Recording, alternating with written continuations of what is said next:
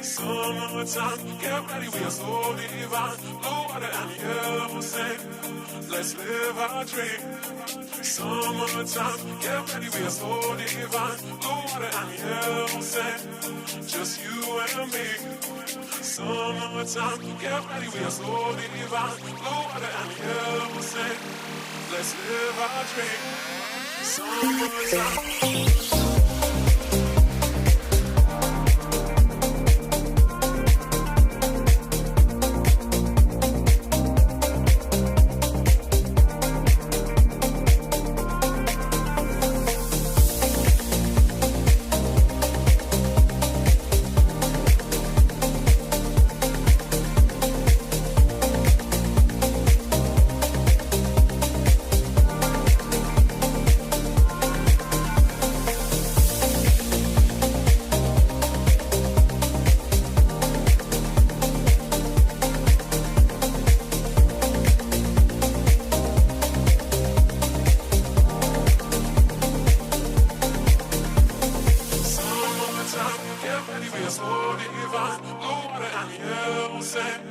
Just you and me.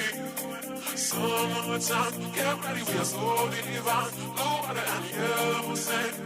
Let's live our dream. Summertime, get ready, we are so divine. Blue water and yellow sand. Just you and me. Summertime, get ready, we are so divine. Blue water and yellow sand. Let's live our dream. Summertime.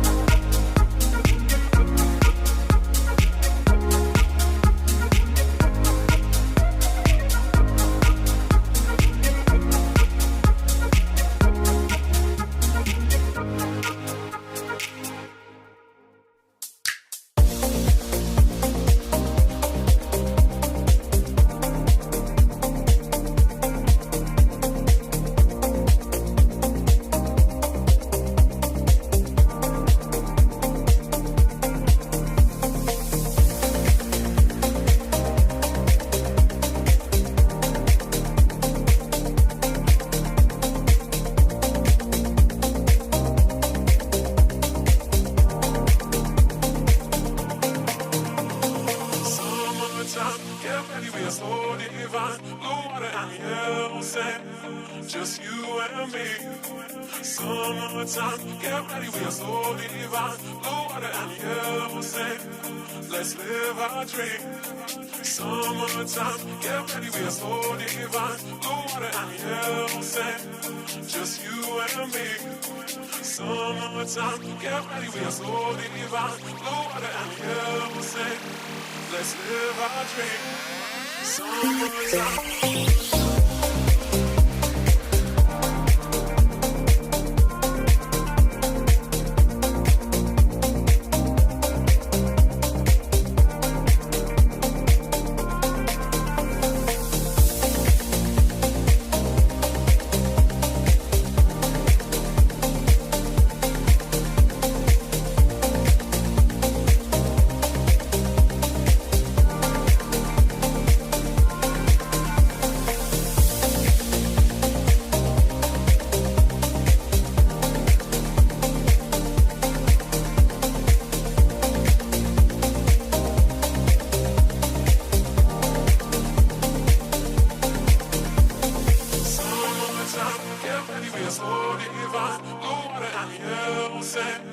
Just you and me.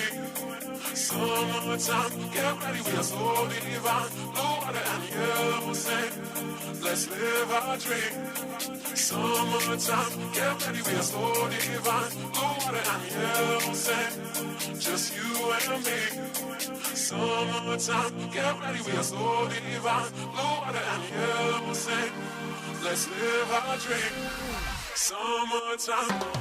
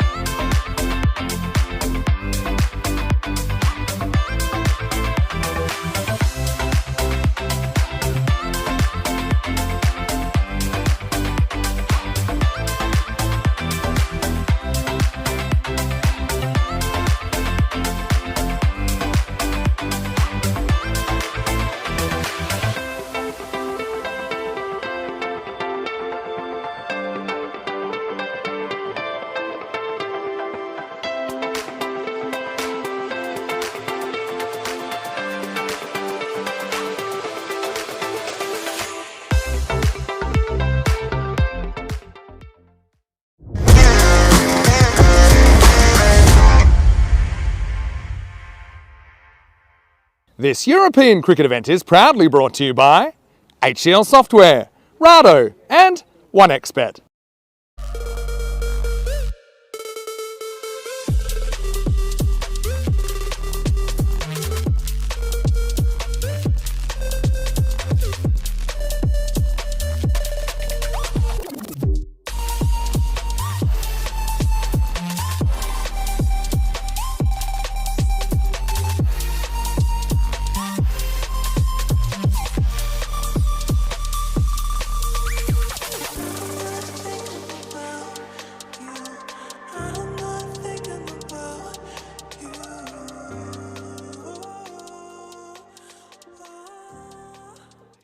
Dobrano, good morning to you wherever you're watching from around the world. Welcome to what we hope will be another huge day in European cricket, but unfortunately we've had a delay to the start of the ECS Challenger Division here in Prague due to some overnight and morning rain. Rain still sticking around.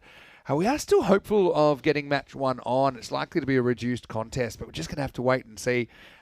The radar is saying we should have maybe around half an hour more of rain, and potentially we still could get match one on the park between the Prague Spartans and the Prague Dominators. So, it's a bit of a shame, obviously, because we've been looking forward to this ECS starting for a while, but that's the way it is. One thing I will say about this field, though, Vinaj, is it will drain very quickly. The pitch kind of sucks it up, and if the rain does stop, I can't imagine we should be able to get on pretty quickly. They're not live shots. I will say that the live shots, we don't have any cameras out at the moment because of the rain, but the pitch is covered, the run-up's covered, and so, yeah, we're certainly bullish that we'll still get match one on with the 5 matches scheduled here on opening day and 5 teams in this Challenger Division. So what we will do while we're waiting, we'll send you to a classic game. Before I do, though, I just want to say good morning to everyone in the chat. I know Kroom's in there. I know Wayne's in there as well. I want to say hello to Sharka as well. Hey, Sharka, and well played over the weekend. She's probably lurking while at school, I imagine. Hello to Dave B, Gollum Mustafa as well. But what we will do is we will take you to a classic match. And this one, we're just going to go back to last year and the European Cricket League, the Champions League of European Cricket. Now, Prague CC, who we'll see in the Premier Division in a few days' time, they qualified from Czechia. And this is a game between them and Wimbledon, the English champions. We're going to go back to Group B, Match 8 on the 1st of March 2024. It was a Peacock Friday, and let's just say it was a memorable day for Czech cricket. So we'll take you back in time now to ECL 24. Hopefully back with some live action here. Keep an eye on the bottom of your screen for any updates and also in the chat. But for now, let's enjoy this ECN Classic.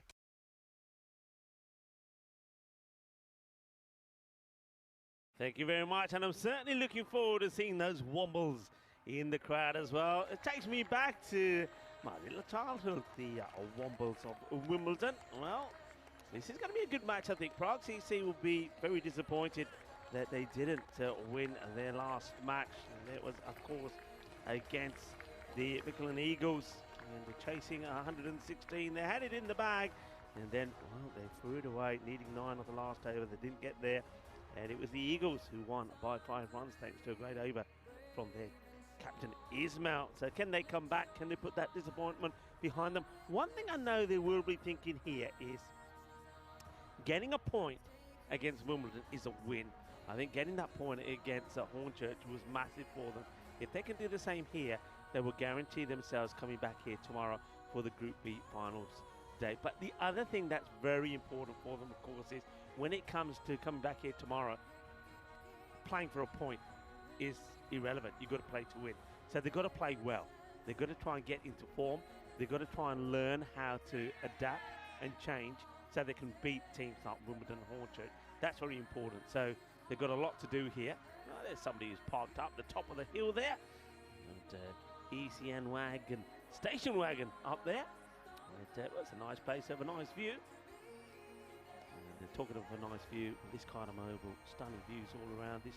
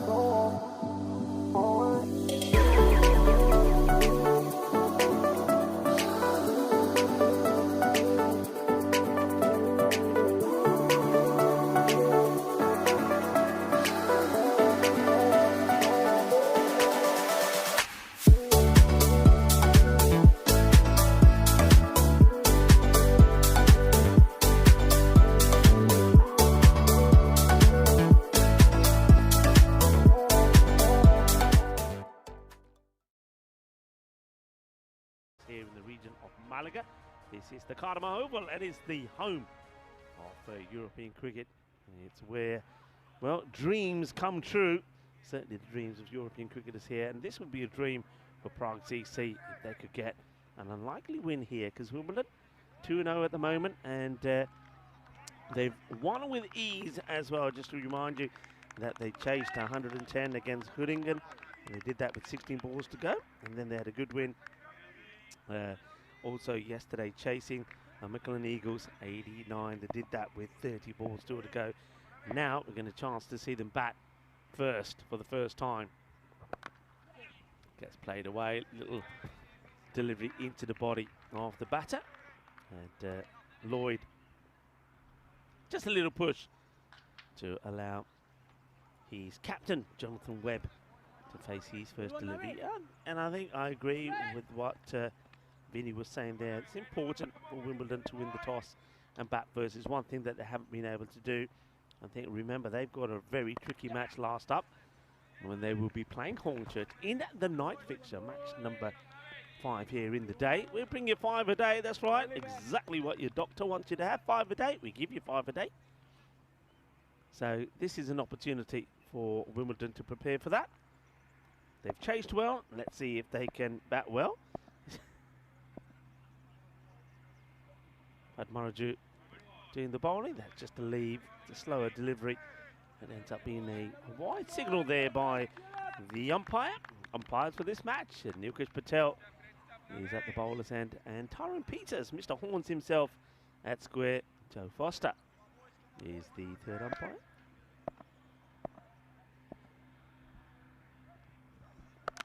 Goes for the big shot, and he nails it. Shaba, Kinna Sona, Shaka Lagya. This will be interesting for me with Wimbledon with the bat, because what we have seen, not just today, I think yesterday as well on several occasions, with this wind, not severely strong at the moment, but continuously blowing, with this wind hitting straight down the ground, has been an issue for several players, just not clear the rope and being caught. I wonder if Wimbledon are going to be able to adapt, and at the moment the answer is yes, though this one's not straight down the ground, it's more over that square leg boundary, but it's 6 more. Well, there's Ansu, and hello to him, of course part of a Grizzly Bear Sports, doing a roaring trade over there, and of course a big shout out to Grizzly Bear Sports. They are the provider of the Grizzly balls. Come on, they say, Wimbledon. Tim Lloyd. A couple of boundaries on the spin here. So Paddy Marju, not the best of starts here.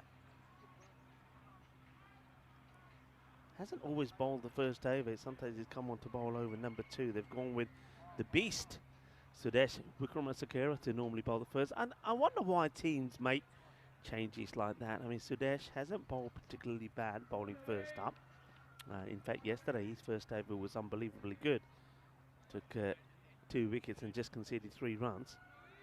So they've made a change, Paddy Maraju, but at the moment not really working in their favour. 15 come off the over, 2 balls still to come. And tries to angle this in. I like that from the bowler. He shows that he is able to adapt. So he comes round the wicket and wants to use that angle, coming wide and darting the ball in. It's a bit on the pads, but because of the length of it, Lloyd not able to whip it away for a boundary, but they'll take the leg byes. Webb now on strike, the captain. Welcome back to everybody around the world tuning in and talking on about around the world. Well, this one, well, that's circling the planet. It's getting smashed into the sky, so Webb gets his first boundary.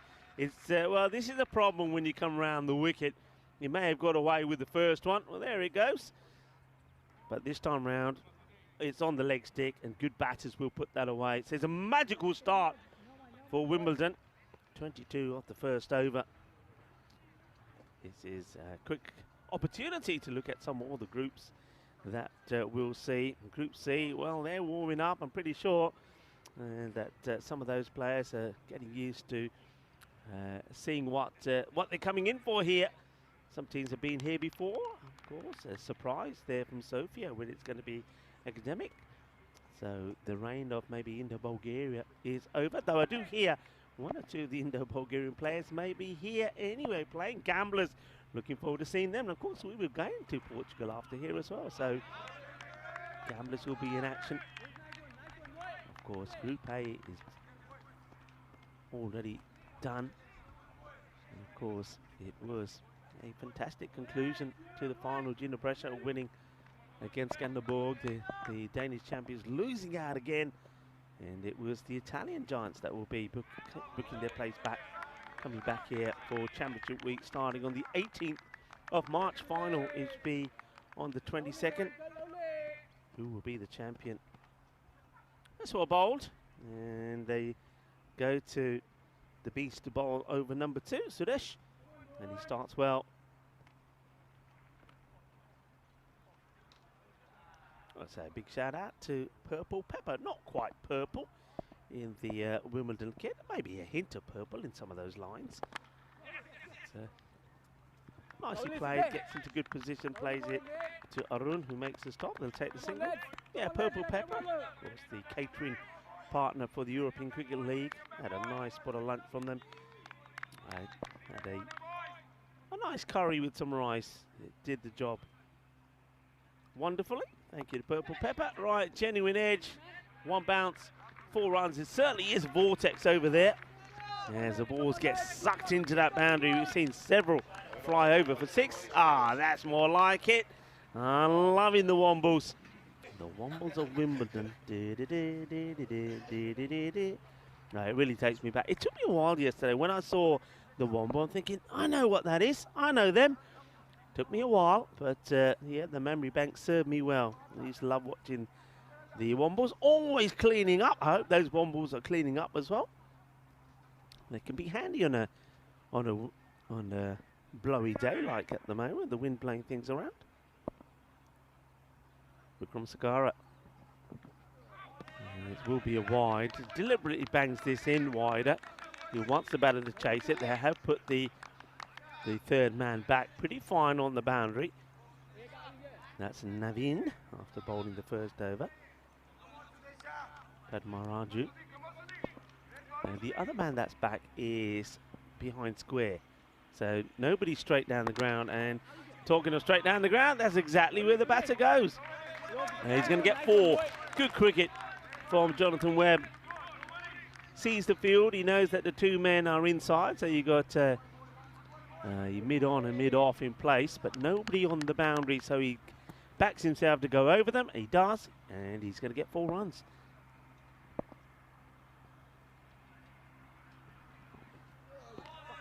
That's better.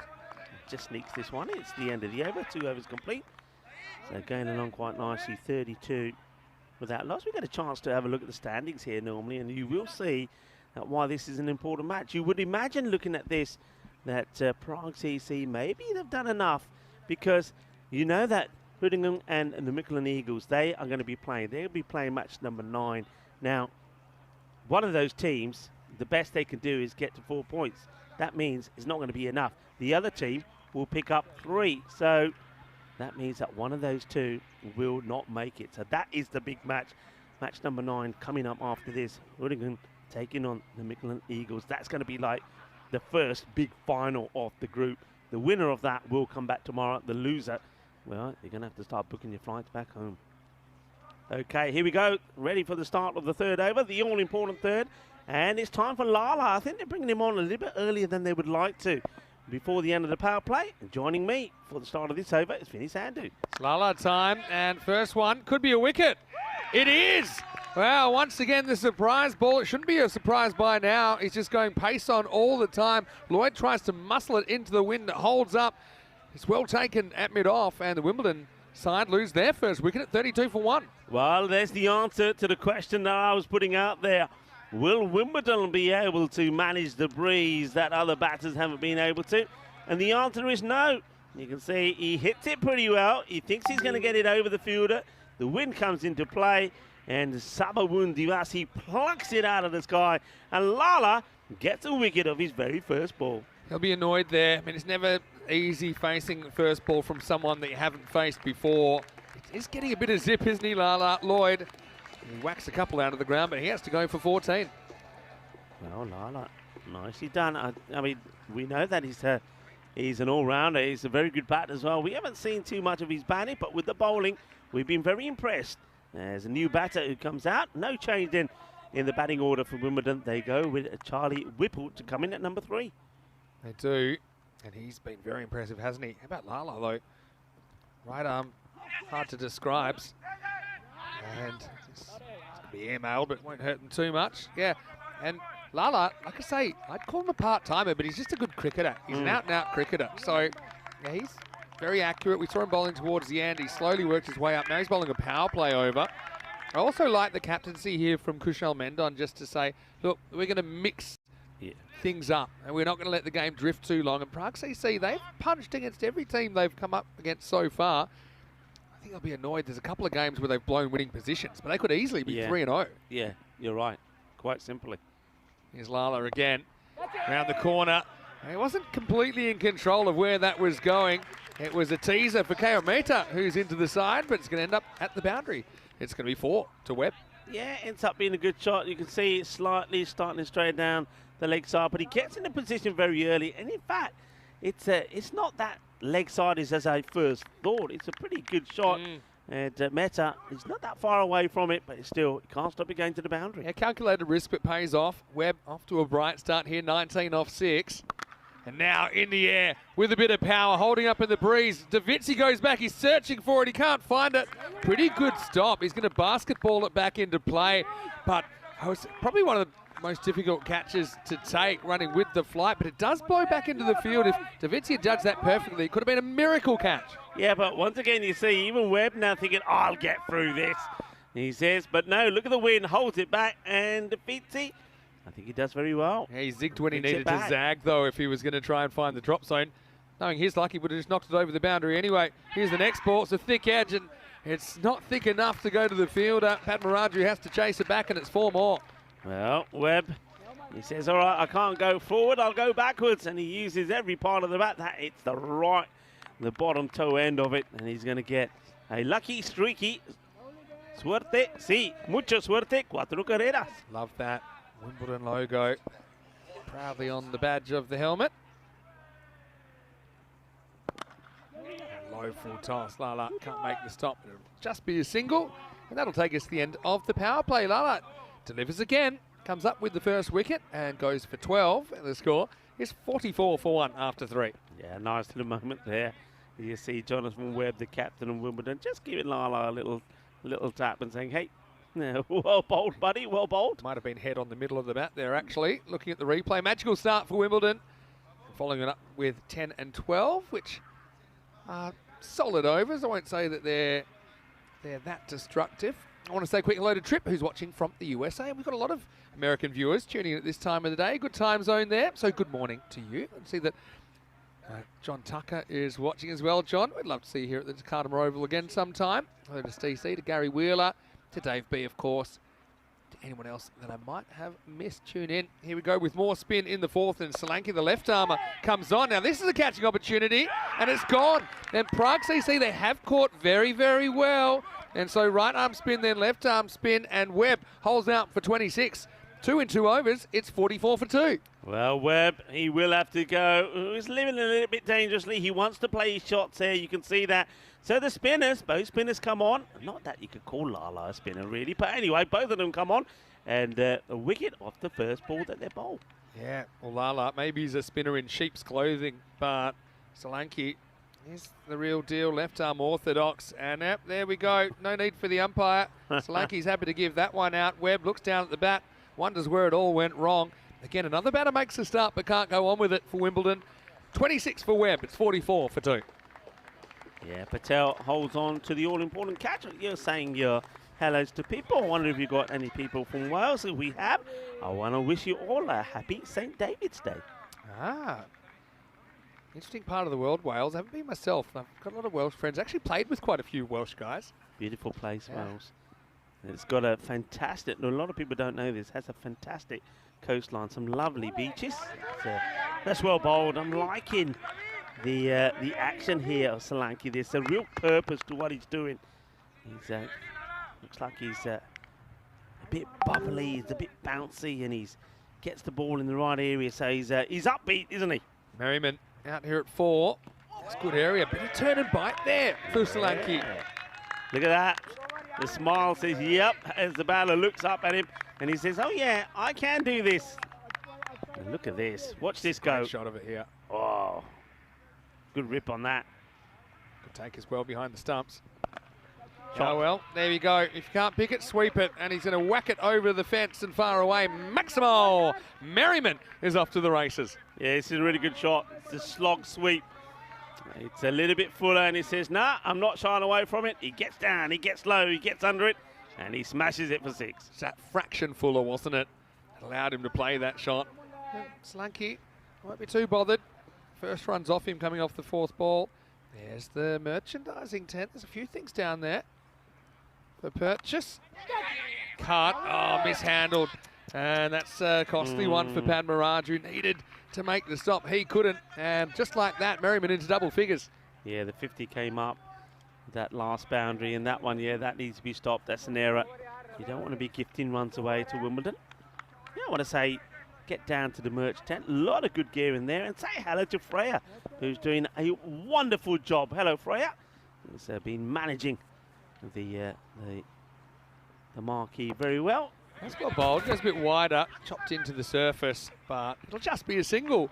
So Solanke probably wins his over as well, you know, 1 for 11, and the score 55 for 2. I'll probably stick with the spin while it's working, kind of winning in this phase of the game, and then they're kicking the can down the road a bit, but you've got guys like Davitsi to come in and bowl at the depth. He bowled pretty well earlier. Spit Patel, he was a bit of licorice all sorts, but I thought he was okay with the ball. But you've got another spin option actually in the side, that's KO Mehta. So he's going to come on. So we've got spin triplets. But I suppose Mehta, don't think he's bowled in the series so far. We'll see if he can hit the ground running here. They'll be bowling to Hamish Merriman. Merriman has made a good start. He's played some nice shots. Oh, well, it might work. Can anyone reach it? That is a big bit of luck for Merriman. Sometimes it's the Gundy ball that gets the worm, Rico, and Merriman was certainly not in control of where this was going to land. Well, that if that got a wicket, then the batter would have been absolutely gutted. You know, it's one of those where your eyes light up. Well, there you go, the $6 million man in action there. That's a bit of Chariots of Fire about that. The scary thing was that wasn't slow motion. No, it was. We showed our age there. I go back to Lee Majors and the $6 million man, and you the Chariots of Fire. Yeah, good point.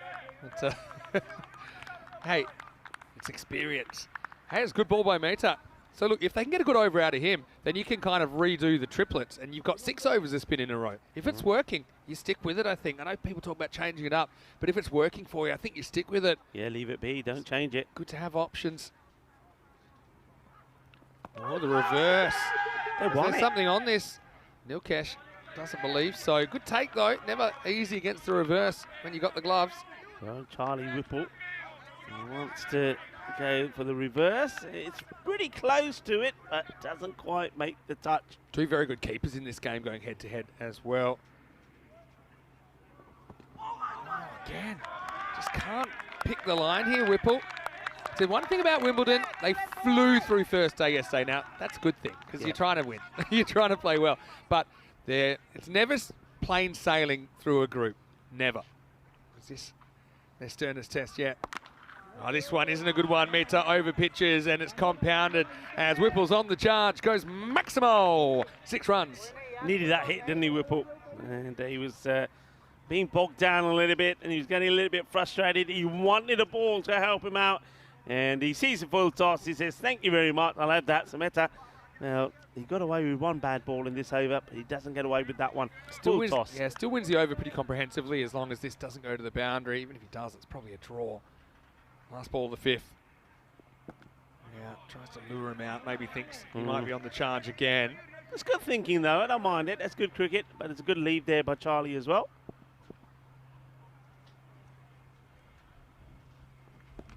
Oh, well, back to the old drawing board as we get to the end of the 5th over. Pretty good one from Kayer.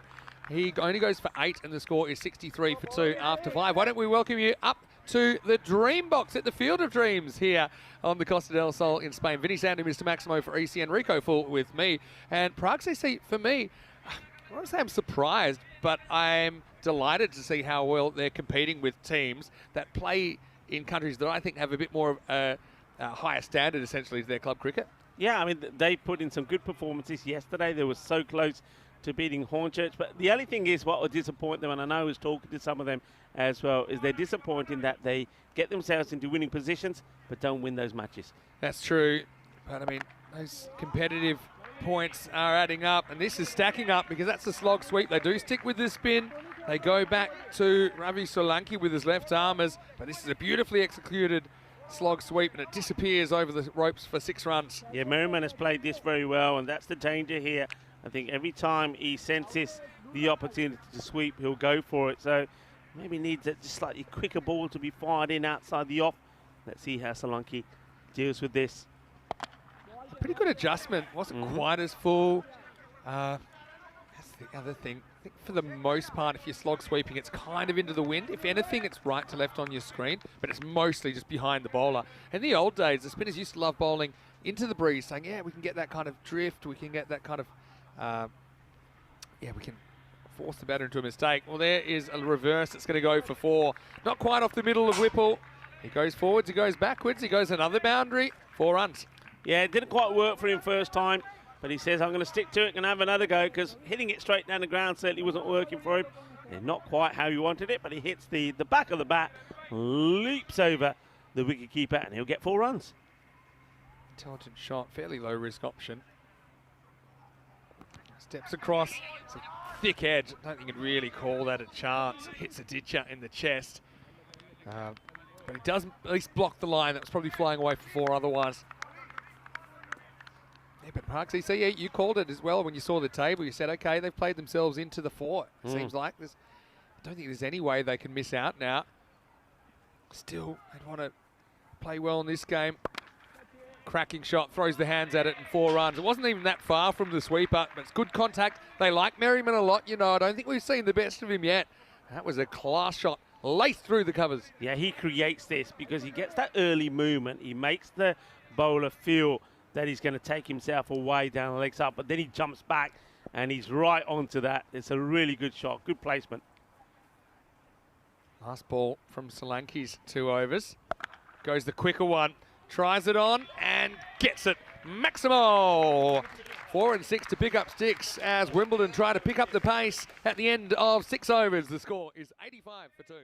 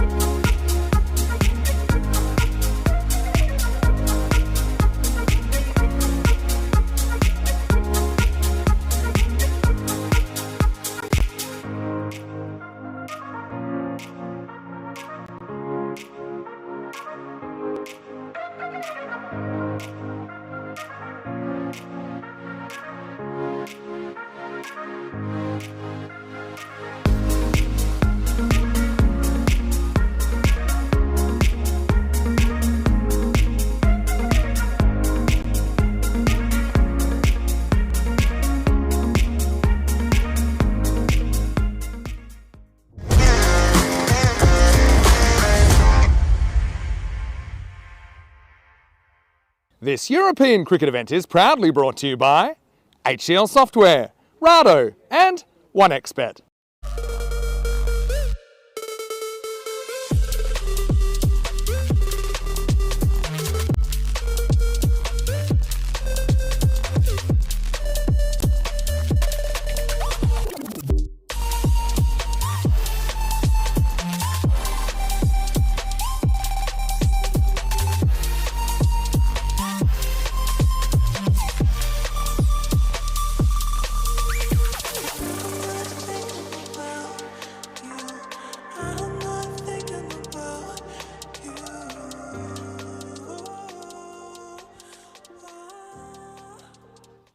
Dobro rano, good morning to you wherever you're watching from around the world. Welcome to another big day in European cricket and some good news that we will get on the park here in match 1 of the European Cricket Series Challenger Division. Vinny Sander here, Mr. Maximo, with you for ECM. Well, not for too much longer. It's just my last day before I head off for a few days off, but I've got Rico Full here with me in the commentary bunker. Well, we needed the bunker this morning, didn't we? Because it was chucking down overnight. It's a big storm last night, actually, in the early evening. Then more rain overnight, more rain this morning. But the good news is the rain's cleared and we're ready for some play between the Prague Spartans and the Praha Dominators. Yeah, looking forward to it very much indeed. Yeah, we did have a bit of a downpour. Started last night, went through the night, but it has stopped now. And I have to say, it's brightened up, and also the pitch looking pretty good. The pitch itself was covered and no issues there. And the ground, and I seem to remember this from last year, it does absorb the rain really well. So no issues there. Welcome to everyone. Dobry den. And let's have a fantastic day of the start of this European Cricket Series in Prague. And, of course, the start of the Challenger Division, Vinny. Yeah, it is. And it's the first time we've ever had the Challenger and the Premier Division here. So you can actually see the two teams there, Spartans and the Dominators, to get us going. And these two teams, they finished in the bottom half last year. Dominators actually finished very bottom of the 11 teams, but I think it'll be a bit more even this time around. And I expect a few close games. And the other thing is, with not so many games being played, every game matters. These teams in the Challenger Division, they'll play 4 matches to push their case, and then someone's going to get the chop on day 3 and finals day Wednesday.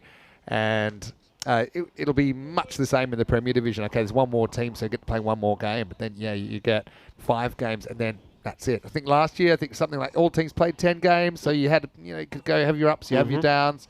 But yeah, really looking forward to it. Good morning, everyone in the chat as well. Great to have you with us. I know that people have been waiting really patiently. Hi, SkyQuest. Nice to see you. Hello to Dave B. Just clarifying, the 50-metre boundaries in ECS, that's correct. It's pretty standard here now. But yeah, 3 over match. So the regulation is pretty simple for this. It's a 1 over power play and obviously 1 over per bowler. So it's about as short a game as you can get. But I'm glad that we get it on. And especially considering the fact that the teams, they only get 4 games as a minimum. And then maybe finals, I suppose, for the teams that go that far. So at least we will see the Spartans Dominators getting going. There we go, 3 overs per side. So it's a 1 over power play where 2 fielders outside the circle are allowed. And then, of course, the second and third, you're allowed the 5 outfielders and 1 over per bowler. So it's a 3 over thrash to get us going in the first ever ECS Czechia Challenger Division match. Yeah, and looking forward to it as well. The Spartans, they finished 7th last year with a 5-5 record and taking on the Praha Dominators. So Praha, as Phil G told me yesterday, is another way of saying Prague. One of many ways, I'm told. But they didn't fare so well last year. They did finish bottom of the standings. Just the 1 win out of the 1-9 record is what they had in the 10 matches that they played. So they're looking to go better this time around. Both teams keen to get out there and looking very sharp as well. Yeah. We're going to see some really nice kits here. I'm loving the outfit actually from the Spartans. They got some really nice colours on those. You'll see those in a moment. I want to say some celebrations in India today. It's a day to commemorate and celebrate the life of the religious figure of Guru Arjan Dev, who sacrificed his life for the Sikh people. So the Sikhs will be celebrating today. This holiday celebrated annually And of course, it'll be celebrated by the reading of the Sikh holy book from cover to cover. So enjoy your celebrations there in India. And quite fittingly, actually, I know that we've had a fair bit of rain here, but the kind of days that we're celebrating are all to do with sort of water. International Waterfall Day today is celebrated. Really? Yeah, it is. Fitting. And also today is World Sea Turtle Day. So it's water is the theme of the day. Go find a sea turtle, throw it in a waterfall. And that's your lot. And that's it. That's your lot. This is a look at what we've got ahead today with the Spartans and Dominators going head-to-head in the first game. We should get back to 10 overs. May have a slight delay depending on how long this takes. But hopefully we'll get back on track. There's a Teletubby Hill in the background. So, yeah, very different weather to yesterday. And yesterday was actually the hottest day easily in Prague for the year. I think got up to 31, 32 degrees. And, these are the two teams going out there with the Spartans electing to bowl. I think they all knew it was going to be a short match when the toss was done. Probably didn't necessarily know how many overs, but, yeah, we do get the minimum here. And it looks like it is going to be Aditya Rayaprolu to open up. Now, we'll say the Spartans, they're a club that have been around for a long time here in Czechia, relatively speaking anyway. And they'll be a little bit irked, I suppose, to be in the Challenger Division. It's based on the performance last year. They weren't in the top 6 last year, and so that's why they find themselves here. Dominators, though, I suppose they won last year's performance. No surprises there in the Challenger Division. But that's the thing. There's a couple of newer clubs that are in the Premier Division that I think it would irk teams like the Spartans, like Vinarati, that we'll see in the second match of the day as well. But, yeah, performances are the only currency, and let's see how it goes. Yeah, DT, you see, just mark it up. It'll be interesting to see how the first few deliveries go here, actually. I mean, they are, even though, as I mentioned a bit earlier, the pitch itself was well covered, there's always going to be some moisture taken onto that from the bowlers' foot marks as they come running in. So you've got to be a little bit careful here. But you can see they, talk about the bowlers' foot marks there, but it looks really dry. Here's the first ball, the battle of bat versus ball. And charges at it is high up in the air. We could start with, we will start with a jalebi catch, a royal duck, and a bit of jalebi delight. Well, if that is anything to go by, we are going to have a cracking series. What a start. And people, as I always say, some things are worth waiting for. Oh, that's unbelievable. I mean, remember the first ball of our ECS 2025 in Prague for a long time. How about this? Just goes back, doesn't trust the two, doesn't want to get the hand in front of the face. And so it is a proper glue job from Sandeep Kumar. And what a way to start. Well, stop the voting. Stop the cricket. It's the HCL Software play of the day, and we've only had to wait one ball. Yeah, the first ball, play of the day. Thank you very much. Sandeep Kumar, देख लो कितना स्वाद आ गया कि नहीं सवेरे मीठा पै गया पर देख लो जलेबियां भी आ गया. Jalebi catch. Absolutely fantastic. What a start. Well, Aditya Rayaprolu probably can't believe it. And I tell you what, the batter Riff, he can't believe it. Royal duck to start this European Cricket Series. Here's the next ball. And that's been played into the dugout onto the offside.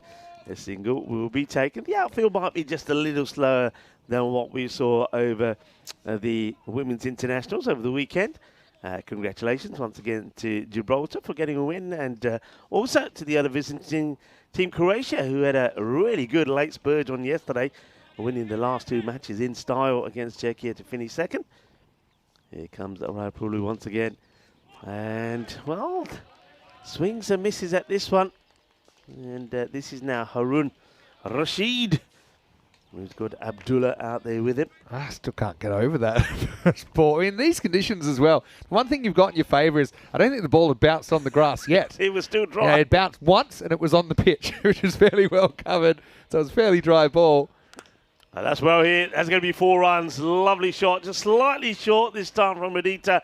And Harun, well, he gets this out of the middle. Lovely jubbly. That is the first 4 of this European Cricket Series, and it's a lovely shot. Yeah, brilliant shot. I suppose the one thing about the Golden Duck and the Royal Duck doesn't really matter in a 3-over match. It's probably more criminal if you score 1 off 3, yeah. You know. Or oh, that's a beauty. Wow. 4, and then he follows it up with a biggie. Bolle, kinna sona. Shaka Lagia. Yeah, Prague Dominators, though, no, they've been in really good form domestically. I mean, they've had to work their way up the ranks. They've come out of the Prague Tigers, who we'll see in the Premier Division. Prague Tigers actually set some records on their first day. That's a down leg sider. That will be called wide.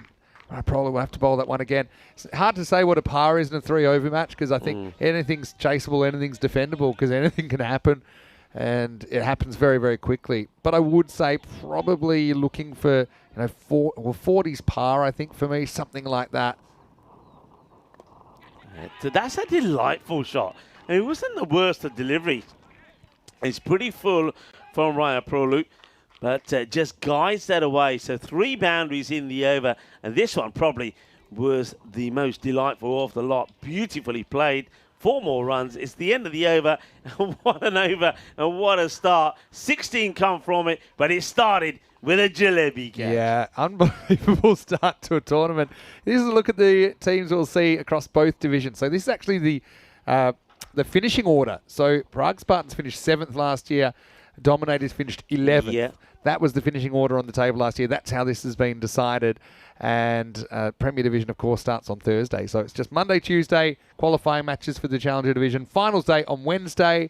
And we'll also get to see Moravian. We'll see Venerati Ostrava in this division as well. So, yeah, stay tuned. Should be quite a ride. And we're only just getting started.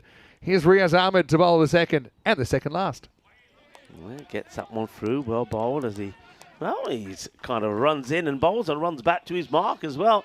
Got to say, Rob Thompson said he was off to bed because he's in New Zealand and it's getting late. But obviously he's had a little bit of a peek and he's still in here. Hey, Rob, glad you could stick around. There's nothing like a jalebi to keep you awake, Rob. Told you we'd get going. Good evening. Or good early morning, I should say. Gets a little bit tucked up with this one. He tries to work that away. So it'll just be I think they'll give it, given that Sampasho bit, who's out there with Wahid, says a little bit of glove on that. Got a bit of the glove on it, I think. Kind of got all tied up. Have a look at it, see. Or maybe very top hit the bat. Yeah, it's a good delivery. It's well bowled. So 17 on the board at the moment. Here comes Ahmed once again. Oh, it just loses his... No, he doesn't lose his one there. I think one of the fielders just says something to him here and he has to stop. And this is what, when we get these kind of games, everyone's like, let's just make everything 3 overs. it's pretty watchable. That's good delivery. That's a good bit of pace. Not a particularly long run up here from Riaz Ahmed. I don't know if this is his normal run up style, but once he gets into his groove, I mean, this one, it's got some wheels on it. That goes through pretty quickly. Got a real kind of whip over as well. It's got a good high arm action. I think obviously just having to deal with the run ups as well, which are not optimal. It's very good slow bowls. Too good actually. It's going to go past the keeper and go for 4 byes. Well, everything's blown over, including the banner at the back. But have a look at this. It's the old double teapot. Rolls the fingers on it, but this second bounce is really tough for Dheeraj. And it sneaks through. Yeah, a couple of things. A clever delivery. There's the old, I would say, sort of kind of the giveaway grunt, but the batter doesn't pick it. It cuts back in, and unfortunately, the keeper, Dheeraj, who's also the captain, not able to make the stop. That's a little bit much fuller. It's going to be a dot ball. I don't think there's any issue with the height. End of the bat, went into the ground, went to the keeper. That's one thing I still think is amazing in cricket compared to a sport like baseball, that the wicket keeper doesn't really know what the guy's going to bowl until he bowls it. Yeah. And so if he knew that was a slow ball before, he would have stepped up, would have got it before the second bounce. We never talk. Yeah, it's true. Well, you don't need to talk too much about this. That's going to go all the way. It's a biggie out of the middle of the bat. Boom! Shaka Lagia que va que genial. Que grandes 6 carreras. Yeah, caught with a hand in the cookie jar right there with the slow ball once again, and he slams it leg side. So he's seen it once. And what do they say? Can't fool me twice. Well, you can, but it's your fault. It's the end of the second over, 27 for 1 after 2. Pretty entertaining so far. Hey, the other thing is, and obviously I'm here today, but I am off. I had a commitment that I'm committed to a long while ago where I'm going to a wedding in Venice tomorrow. So I know that sounds really tough. So I won't be here for the rest of the week. But I'm glad I'm at least here for the start of the European Cricket Series. Shoban's going to come. He's going to cover me this afternoon. You get to meet him. I know you'll be working with him a little bit in Bulgaria. Oh, that was a little edge. It's going to fly away. Couldn't get a jump on this one. Dheeraj behind the stumps. And 4 runs puts him into the 30s. But, of course, Phil and Danny will both be here this week as well. Danny will be doing most of this division. But Dheeraj kind of threw the hand in hope, but couldn't quite make up the ground. Yeah, it did go quickly, didn't it? This is Sandeep Kumar. He's already had some jalebis this morning. And now he's going to have some more joy. Well, Sandeep Kumar is having a fantastic start to this European Cricket Series after taking the incredible jalebi catch of the very first ball of the tournament. He's now knocked the stumps over, chucking their foot this style as Abdullah Al Mahmood will have to depart for 6 of his 5th delivery. And the stumps are going for a walk. Down they go. And that's the end of Abdullah. Yeah, good comeback. And Sandeep, early player of the tournament vibes from him. I mean, even the 4 was off the edge. Don't you start that? When did you say that? Where were we? Chaitanya Sharma, and I was right. You were right. By the way, I was right. That was in Madrid. Madrid United. You were Madrid CC, right. sorry. It's played out into the offside and will just be a single. Probably not a lot of time to chit-chat with the chat when the 3-over game. But I'll say quick hello to Pete. He's watching from Leeds. Nice to see you. Joining the chat for the first time. And a few people saying they feel sorry for me. And SkyQuest saying that. Having to go to Venice. It's a hard life. It's a tough one. You know what? I've been to Venice, and I think you remember it as well. Yeah. I think we were there at the same time. It was during COVID lockdown. And we couldn't go anywhere. Yeah, so I've actually been there, but I've never been to the canals. So when I say to people, I've been to Venice, they say, I bet you had a great time. Well, actually, no. Yeah. We could only go from one place to another in our sort of crew bus. And we had to have all sorts of paperwork if we did get stopped. And from the ground, it was straight into the... And that was the days when we got to the hotel, we couldn't even sit around the lobby. Yeah, exactly. We had to go straight to our rooms. Here we go. I'm sorry about the score not being up, but I can tell you I got 32 for 2 after 4. I think that was a single, wasn't it? So this could be the last 4. So we're going 33 plus this. Here we go. And they're not going to get anything off that one. It's another dot, and that will be the end of the innings. 3 overs, I remember. Great over. In the end, there's 6 off it. 4 wicket, 1 dot, 1 dot. So only 6 off that last over. They go from 27 to only 33. Again, apologies. I think a few things being knocked around by the weather and a few other issues. But, yeah, I've got 33 for 2 off the 3 overs. For me, it's half a dozen under par, called the par around about 40. But, the Spartans, they still have to go out there. They're batting for the first time in the series. Still got to get these 33. Will be a tricky little chase, I think. It will be. I don't want to talk too much because I know the highlights will start soon. And we've only got 1 ball to wait to see the highlight of the day already. What a start it was. It was just quite incredible. Here we go. Show the one. The start of the day, the very first ball, Sandeep Kumar. How do you like that? What a catch. What a start. Yeah, it was just ridiculous from Sandeep. And they would come back and bowl a very important 3rd over as well. This is some good hitting there. I suppose we saw that through the first over and a bit. Interesting. Yeah, Rashid with 21 not out, bats through the innings. Faces only 10 balls, 2 4s, 2 6s was productive. Al Mahmood with 1 4. That was it actually. He nicked it before the ultimate revenge from Kumar. Castles a leg stump next ball. Hasham came out, just faced the 2 rocks. But yeah, what a great finish from Sandeep Kumar.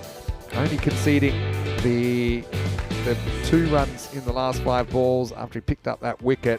Remember, there was the 4 byes in there as well. I suppose you look at even the second over, Riaz Ahmed, there were 11, but only 7 were off the bat. So I think all things considered, Spartans pretty happy where they're at. But again, these 34 runs, they're not going to make themselves. It's a tricky chase, and it's definitely a little chase because it's only a 3-over chase. Only a 3-over chase. Harun did hit 21 off the 10 balls that he faced. But you're absolutely right. Sandeep Kumar, fantastic over from him, that over number 3. And we'll have a quick look at the 3 overs that did bowl. Kumar certainly will be the highlight, just the 6 runs. And Riaz Ahmed, yeah, you've got to feel for him. Technically only the 7. Well, it is only the 7 off his over, but there was those 4 byes as well. which quite easily could have resulted in a wicket as well. Just that first over from Medita, a little bit expensive, but he does take a wicket. Very first ball. First over's huge, isn't it, in the response? If you can keep it kind of very, very low, then suddenly you're right back in the game. But if it's a magical first over, it's pretty much time to stick a fork in it. We will take a quick break, and then we will be back with the second 3 overs here in match 1. Great to be on the park. Vinny Sander here, Mr. Maximo, with Rico full. 34 required for the Spartans to get off to a winning start. Or can the Dominators dominate match 1 with an impressive defence? We'll see you shortly after the break, live from Prague. You're watching the ECS Czechia Challenger Division.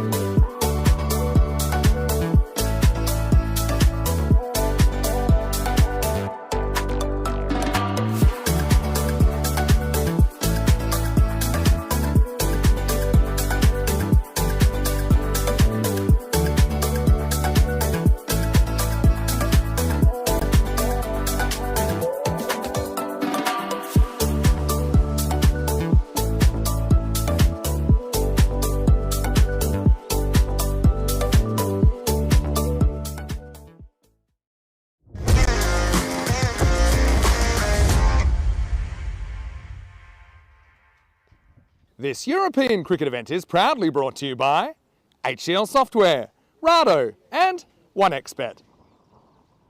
Hello viewers and welcome back to, well, a rather cloudy Czechia today. It's very different to the very warm and hot and sunny day that we had yesterday. Of course, as you may have gathered and you may have heard by now, we did have some rain overnight and this morning. But the good news is it has seemed to stop for the moment, and that means that this match number 1 of this European cricket series, and of course we've got 3 days of Challenger Division for us first, is on the way, and it is a 3-over-a-side match, and we have seen the Dominators been out there and had a bat, but they've only managed to get 33 on the board, and we feel that's a little bit light, and the Spartans will be looking to knock those off pretty quickly. 1 over power play and 1 over per bowler, the 3 bowlers that may be used, but it has to be a new bowler to bowl everyone. Welcome to everyone, wherever you're tuning in from around the world. Great to have you with us. 2 umpires out there, umpire Wahid and umpire Shobit. Now, while we did start the day with a Royal Duck, and it was an absolutely incredible one-handed catch. What will happen at the start of this innings? Here's the first.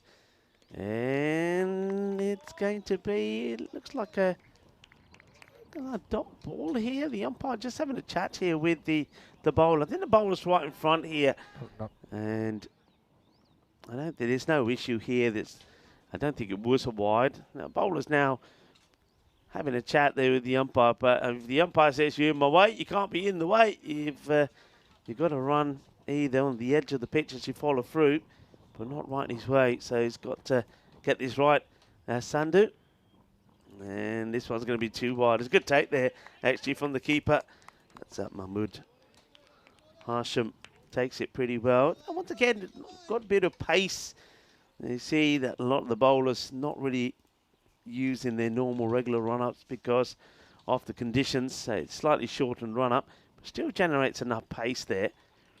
Just issues in getting the areas in the right ear, in the ball in the right area. This one is going to struggle to get to the boundary. It does slow up, and that again is a result of the outfield being just well, a couple of things really. Number one is that the boundary rope has gone out several meters. It's now 50 meters, what is standard, of course, for our format. And also, with the rain, the outfield is just maybe not quite as quick and lightning fast as it has been the last few days. Rika Full here. Vinny Sandhu joins me back in the very safe and dry commentary bunker. Yeah, I told you. You had your reservations about the bunker at the beginning, but I think that we're pretty satisfied with with our life choices. Anyway, awkward little chase this time. Go for a wide, so that'll help a little bit as it's Kasi Balakrishnan who's out there along with Sandeep Kumar. Well, why wouldn't you send Sandeep Kumar out there? He's having some sort of a game here. You couldn't even say he's a 3-over cricket specialist based on what we've seen. He's having a bit of a field day. He's having an excellent start. All right, here comes Sandhu once again. And it doesn't quite get it out of the middle, and it doesn't quite carry. So Balakrishnan gives kind of half a shot. It's a good effort here from the fielder. I just think the fielder may be a little bit slow to react, and that's why wasn't able to get himself in a better position. He didn't realise how badly it was mishit. Does get there in the end, but he backed off and then had to change his momentum to going forward. So not easy to do in these conditions. It's going to be another wide. Just can't get there. Can't get this right, can Aryan Sandhu. Too many extras. They've still got 3 balls to go in the over, and with 6 on the board already. I think he's just seems to be put off by, after being running in front of the umpire. Umpire has a word, and he just can't get it right after that. And there he goes again. It's again, now he's looking at the pitch and all sorts. I just think this is all in his mind, because we've just seen, of course, when the Spartans were out there was no issues. So he just can't get into a rhythm, into a good routine, if you like, following through, and he's looking at the pitch and all sorts. He might try around the wicket. Yeah, he is going to try around the wicket here, see if that works better for him. And it is slightly better. He gets this one outside the off. It's a swing. Swing and a miss. And, dot ball, valuable dot ball. It's 27 required in 14 deliveries. So still got to go at just under that 12 and over to get there. Yeah, kind of a stalemate so far. It's up in the air. And it's going to be, well, just plucked. And they will come back for a couple. So let me tell you about a very famous 3-over match. So yeah, very, very, very famous 3-over match. Kind of in these sort of conditions between Vinarati and Prague Barbarians a couple of years ago.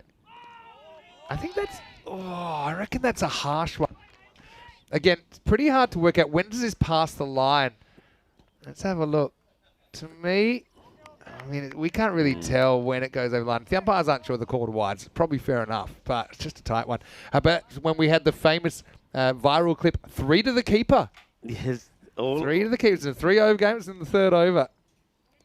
Oh, that's a great take, Vinny. That is, you'll be proud of this one. Have a look at this. One-handed grab. This ball just was, have a look at this. Again, that's probably, assume that when he swings at it, I still think it's probably technically not a wide, but it's so hard for the umpire to judge. It's difficult, these Great ones from this angle. I mean, this might give us a good idea of it, but again, when does that ball? Would you say the whole ball's out of the whole line? I don't think so. You know, that's the thing. But anyway, ball a bit straighter. That's better. And the umpire agrees. That'll be the end of the 1st over. Dare I say it, we're on golden ball watch here. That's 11 off the over. 11 without loss. Remember, 33 was the target in the 1st half. 60 matches is where we start here. 60 matches without a golden ball. I'll give you a little nugget of information. We've had 3 golden balls in the European Cricket Series at this ground. All 3 have involved United, who we'll see in the 2nd half of the week. They're in the Premier Division. And I'll tell you something.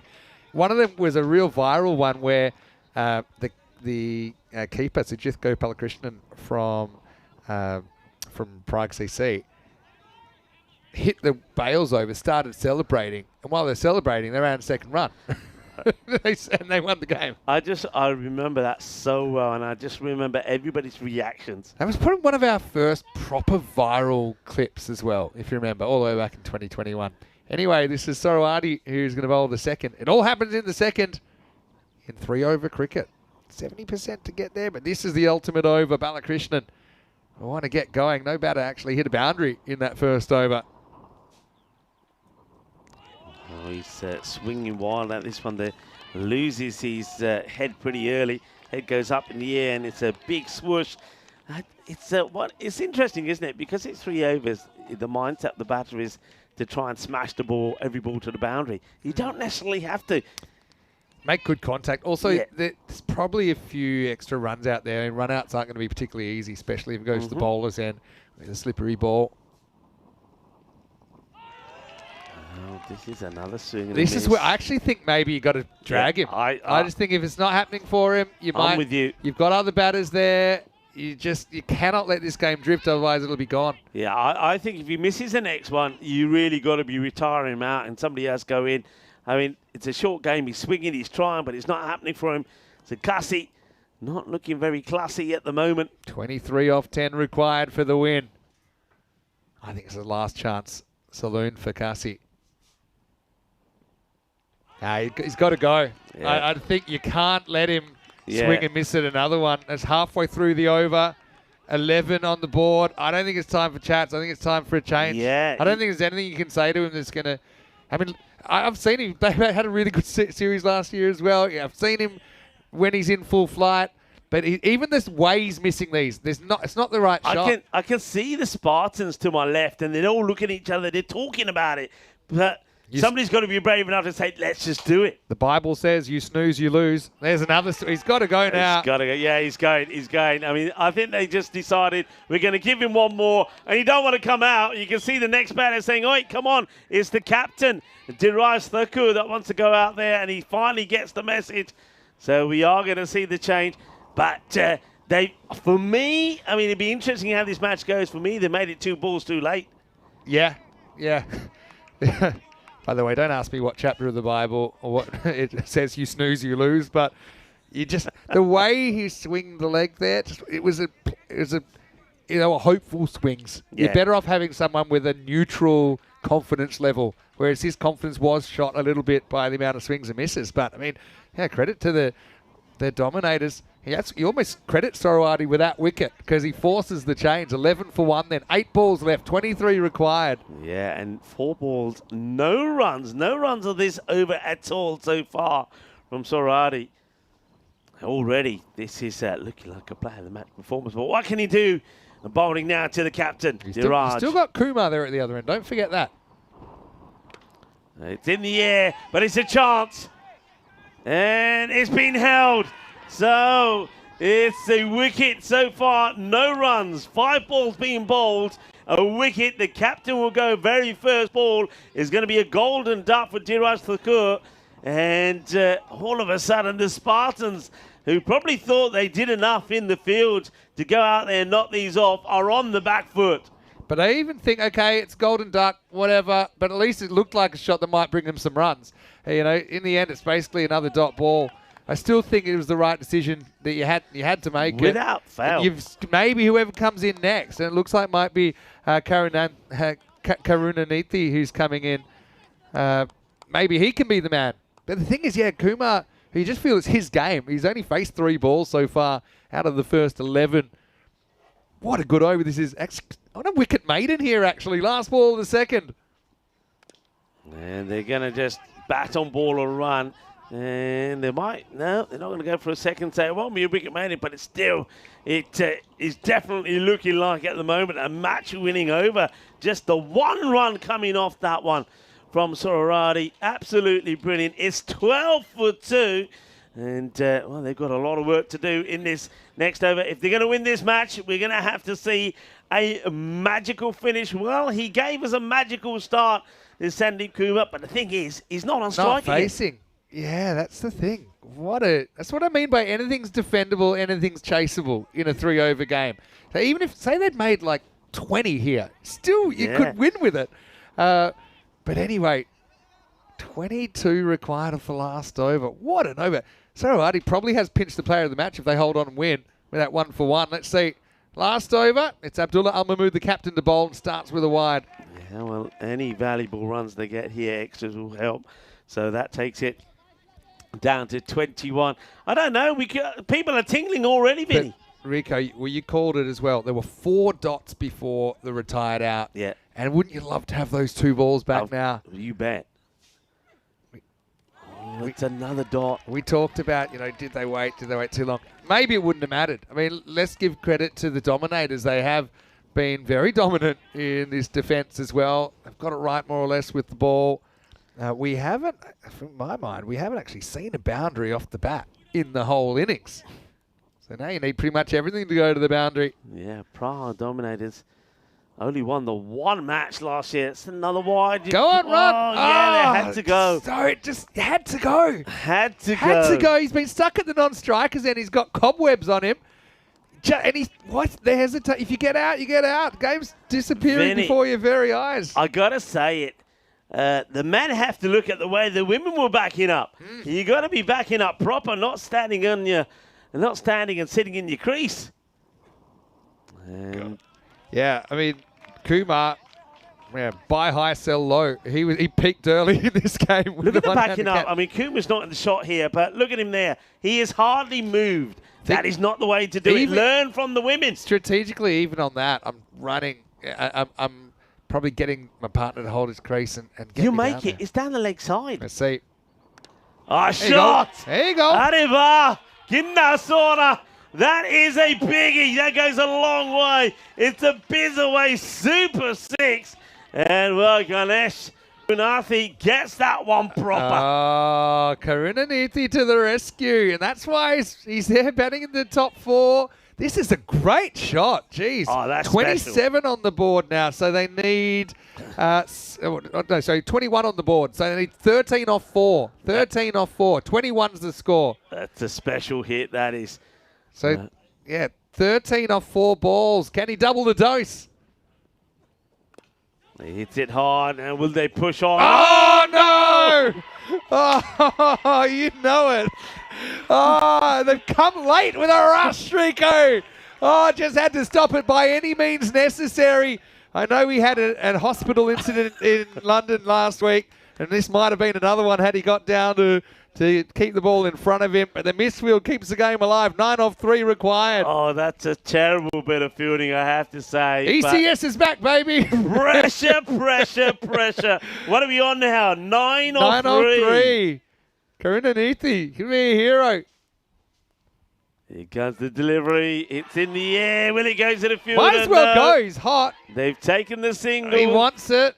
And that's all it will be. I think I would have gone. You know, I just think he's the man. He's had they were never going to throw to the keeper's end. I don't know if they would have crossed. What do you reckon? No, they would have crossed if they'd gone straight away because he's been winning this battle with Abdullah Al Mahmood. And now Kumar's going to have to face him, who's kind of not the set batter anymore. 8 of 2. I got a tingle. Here's the other thing. You have to score this ball to keep the game alive. Yes. So even it doesn't matter what happens, it goes to keep. You've got to run.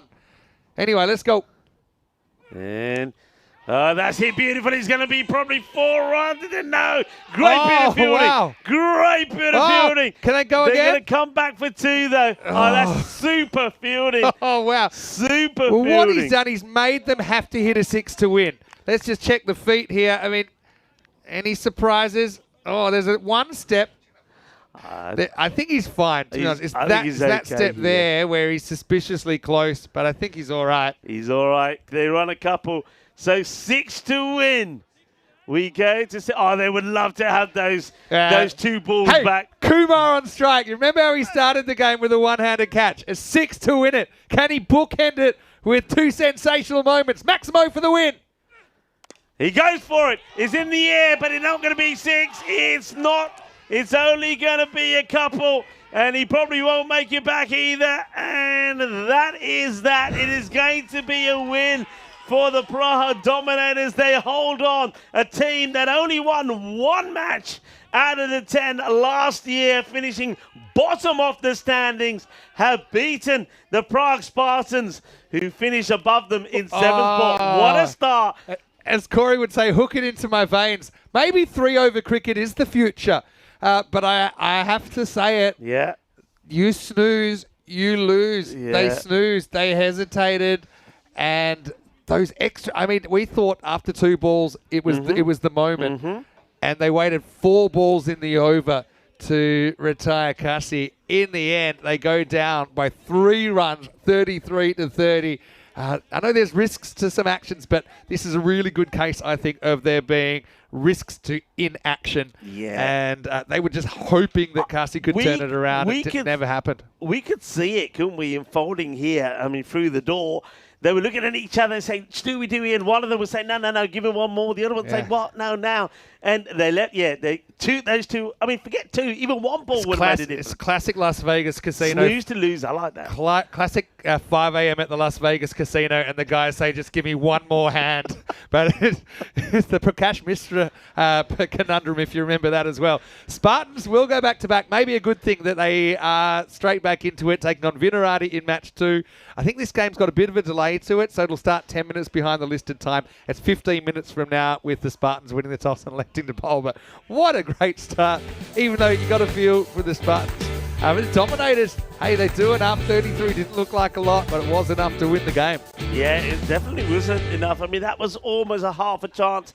It doesn't get taken. Even that first over, actually, from Oriana, I know he struggled with the wides, but he didn't, like you said, he didn't get hit for the boundary. There was the retired out, but for us, it happened a little bit too late. 2 balls too late. Captain came in, pointed his first one straight to the fielder. He would go first ball, and what a great over. I mean, you've got to say that Rehan Sarati's probably got to be the player of the match, hasn't he? Probably in the end he is. Yeah, I mean, Sandeep had the chance to win it, so if he'd done it, if he'd gotten a little bit more, but I mean, really, they saved quite a few runs. There was that 1 misfield that cost them, looked like it could cost them a lot, but even that stop down the ground, it could have been 4, it was 2 instead. It meant that, you know, the 4 wasn't an option last ball for Spartans, had to go the Maximo, but Look, like I said, for the Spartans, they'll be hurt by that, but at least they get back out there straight away. They'll take on Vinarati, and they'll be hoping to push for their first win. Yeah, so it's last year's 11th, beating last year's 7th here in match 1 by the margin of 3 runs. That's right, that's what you saw. And now we're going to see last year's 7th, the Spartans, in action again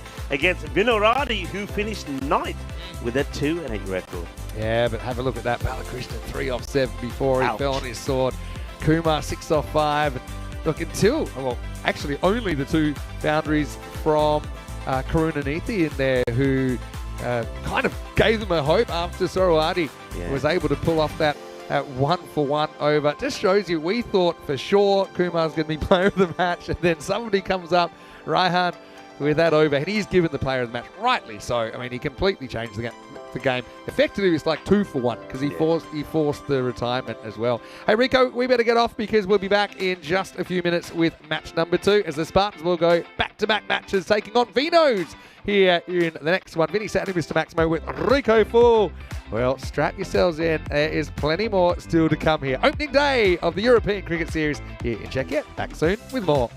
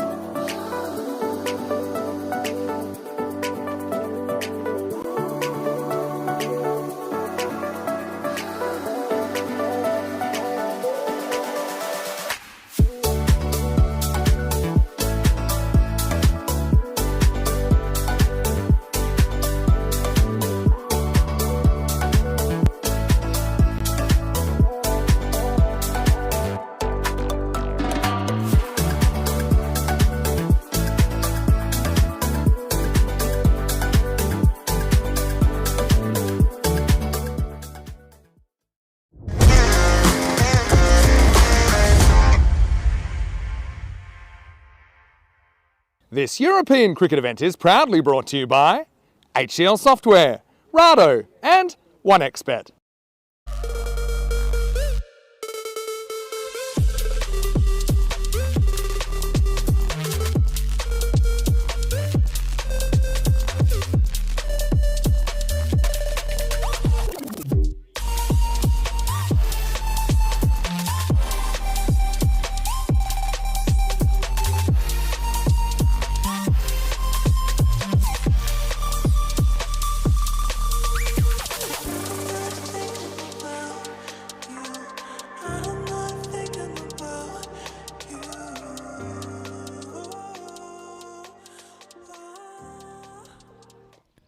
Hello and welcome back. Great to have you with us as we roll into match 2 after a very entertaining match 1 in this European Cricket Series Challenger Division for the first time in Prague with the 2-division structure. And so far it's delivered with a real thriller.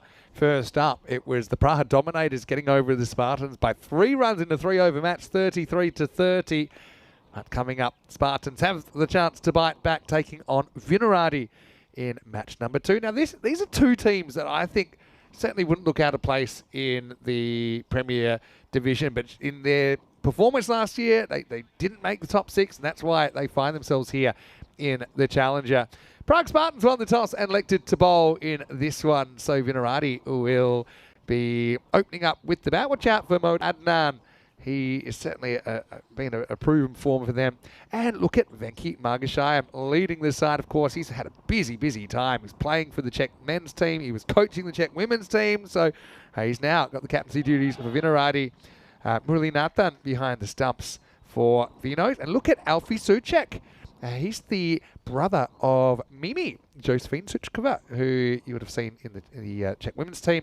Also, he's a guy I think you need to watch out for. I think he's going to play a lot of international cricket for Czechia. But Praveen Sharma and Naveen Kumar listed to open up. Not too much between these 2 teams, and I think that's about right. I think it's a game that could go either way. And the good news is I think we have gone back to the full 10-over format. So look, I think this is a game I've been looking forward to when I saw the fixtures a while ago. Just knowing these 2 teams, they have quite a healthy rivalry. They've both been around for quite a while. And we'll get to see them vie for early points. And I think with the Spartans is, if they were to lose this one, they're 0-2. And that's not a place that anyone would want to be. With the format as it is, you get 4 matches and then you potentially get cut if you're in bottom spot. Obviously, from 3rd or 4th, you make the finals. If you're 1st or 2, you make the finals, and you get the double chance. So, plenty to look forward to here. Yeah, Venki will be pretty important, I think, with his off-spin bowling.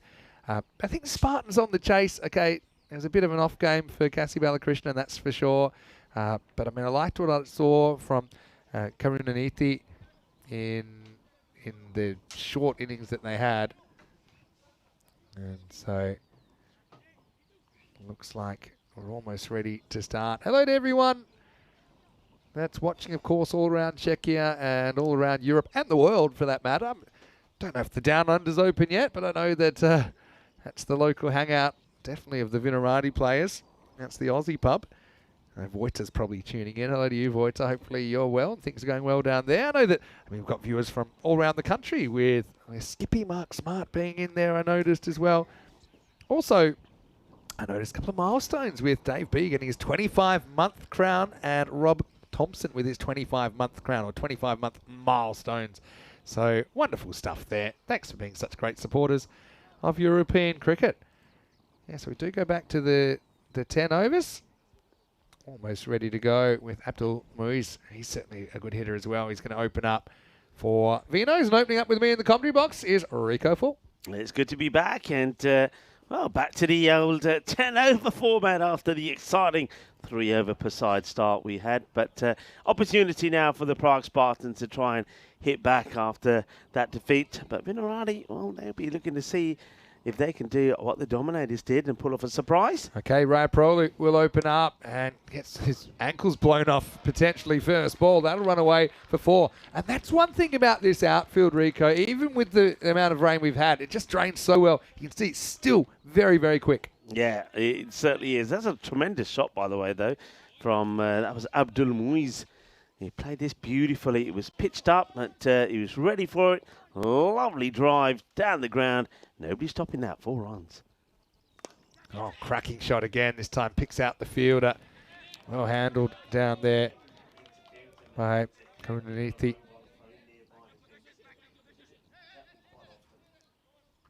It's not mine. I know mine's not here.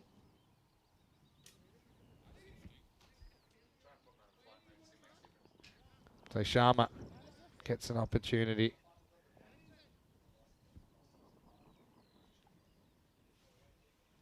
Where probably typically is pitching up here. Does again, gets hit straight. And, oh, what a catch. Brilliant catch down there. We've seen some good ones. Guess who? It's Sandeep Kumar. Well, this time, it's not quite the first ball, but it is the first over. And Raya Prolu will be happy with his work because he's got the wicket. Sharma got first ball. It's 5 for 1. Well, Sandeep Kumar, he just gets there, gets across. He had a lot of work to do here. I mean, they made a bit of a change to the field, just made him a bit straighter, but still, a lot of work to do. He comes across, holds onto the catch, and Praveen Sharma, it's his turn now to go very first ball. So things are looking up here for the Prague Spartans. As well, Praveen hits it well enough. He thinks he's going to get a boundary, but Sandeep Kumar is there to take the catch, and Aditya Raya Prolu has to once again thank Sandeep for another wicket. In the end, okay, it's golden duck. You're not happy, but at least you know you've left plenty of runway for the rest of your batters. This one jumps up a bit. New batter is Muhammad Adnan for Vinuradi. You can see Raya Prolu getting a bit of life out of this pitch. It's got a little bit of up and down, and that one was more up. That's a good areas. After being a little bit too full to start off with, he's gone a little bit shorter. That's a great delivery. And Muhammad Adnan just gets cut in half by this one. Good bit of pace, good carry through to the keeper, the captain, Diraj. Let's have a look at this. Great delivery. Comes in. Look at the shape on that ball. Beautifully bowled. Yeah, very nicely done. We've seen a bit of wind going left to right. Probably still is. Look at that flag in the background, the in-swing breeze. Ditch enjoying it. Last ball, the over coming up. Edged and gone. It's a double strike for Aditya. It's another duck. Adnan goes without scoring. And what a start for the Spartans. We talk about fighting back and fighting back quickly. That's what they're doing. And Vino's in early trouble, 5 for 2 after 1 over. Yeah, great comeback. Like I said, he went a little bit too full with his first ball. It was handsomely struck down the ground for the boundary, but now he's changed his line. And look at that. He's absolutely pumped up. Good catch, taking smiles on the face this time for the captain, Diraj Thakur, who holds on to the catch. And Adnan is going to go without scoring. Well, you normally say when we've had a little bit of the wet stuff, it's a good day for ducks. It certainly is a good day for the ducks. Not our ducks, though. They are still missing. And we have put, One day. hashtag. Hashtag save Derek. Yeah, save Derek. Still trending. Hey, let's have a look at the Challenger Division where we will see the Czechia men's national team. This is the middle part of our ECC window and starts on the 7th of October. Czechia will play a 4-day group along with Malta, Cyprus, Bulgaria, Croatia and Slovenia before, if they qualify either as top of the group or the playoff winner on day 4, they will get to stay for finals day on the 15th. And in the middle, you'll have group 2. So that's how that's going to work this year. As Muiz is going to get a single, we'll get to have a look at Nilesh Kumar Tiwari. Yeah, Riaz Ahmed bowled a very good over in the last match. Watch out for his slower delivery. It's normally the grunt gives it away, but it's pretty effective. And just needs the wicketkeeper to be alert to it as well. I agree with you though, Vinny. I think sometimes when you've got bowlers who've got that slow ball, they need to give the keeper some sort of indication, something that the batter doesn't really know what's going on, but the wicketkeeper can pick it up. Whether it's just a fake tie of a shoelace or just an arm up in the air, but something to know that it's coming so the wicketkeeper can adjust. Taking on the quick single. Good running there. Yeah, Between the I mean, wickets. going back to my under-12s, it was when I tapped my thigh, like, come on, everybody. And that's how they knew, okay, the it's slips coming. came up a couple of metres, the keeper came up. Yeah, it's just something that I'm a bit surprised hasn't come into cricket. Maybe it is, and we just don't know it. I think it is there. It's like you say, some teams do use it, others don't. Oh, that's a lovely shot. Beautiful strike. Just have a look at this, and that's Abdul again, and he gets a swivel on this proper. Oh, what's going on? Is that few pheasants in there? That's lunch. Well, look at them go. Well, the Grizzly, don't mess with the Grizzly. First of all, the shot is an absolute cracker from Abdul. He gets the factor in that. And then, well, he disturbs some of the local sort of natural life out there. They're getting a wriggle Look on. at them go. They're running. They're getting out of the way of the Grizzly. Good shot. Beautifully played. Still time to come back here, Vinarati as well, especially with Moose looking pretty good. Same here as again. This time the fielder will make the stop. Nicely done. So just a single on this occasion. Yeah, Riaz Ahmed's a fun bowler to watch as well. You can see, you mentioned he's got quite a tall action. Almost like a slingy action from height. So he's going to come back over the wicket. We all know that this is a far from done deal. Spartans, who were kind of well ahead in that first game before letting it slip.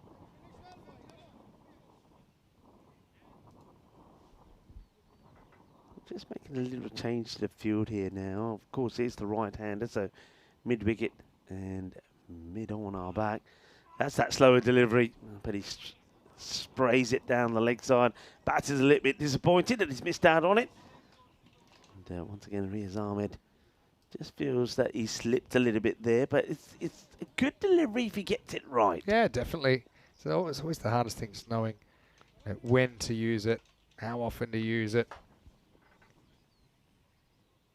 Riaz, it's hit up in the air, catching opportunity, and it goes down. Well, two gathered, one for the catch, one for the rebound, and it belts straight into the grass, and Nilesh gets super lucky, dropped on one.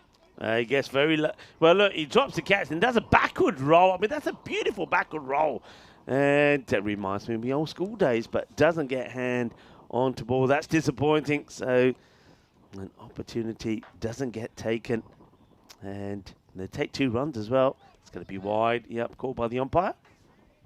Yeah, it will be. But yeah, glad that we are able to get on the park. I know it wasn't looking great this morning, but got to say it's well done by all the. I think the officials handled the situation very well. All the players that helped out, everyone here at the ground, so that we could get our ECS on. That one is stopped at cover. Lucky it was, otherwise it was heading to the boundary. Good work there by Jinu Panelet. Good to see him back as well. Still in the Goldilocks zone, aren't we? After 2 overs, VCC have just fallen behind. It's 17 for 2 after 2. Yeah, just chances there being created as well. But some lovely shots. Certainly liking the look of Abdul Muiz. He looks very good on his legs. There's a good left-handers are always very strong on anything that's loose down the leg side. He's got a good technique. Liking the look of him already pretty early. And don't forget, he did play that beautiful drive along the ground as well. So he's certainly one that they want to see back pretty early. The Spartans, Finarati, I've got to deal with the next bowler. Let's quick look at the teams that we're going to see in the Challenger Division. Then the tables, and well, we're not going to see too much more of Nilesh Kumar Tiwari. He was a little bit fortunate, wasn't he, to get away with one that he skied up in the air earlier.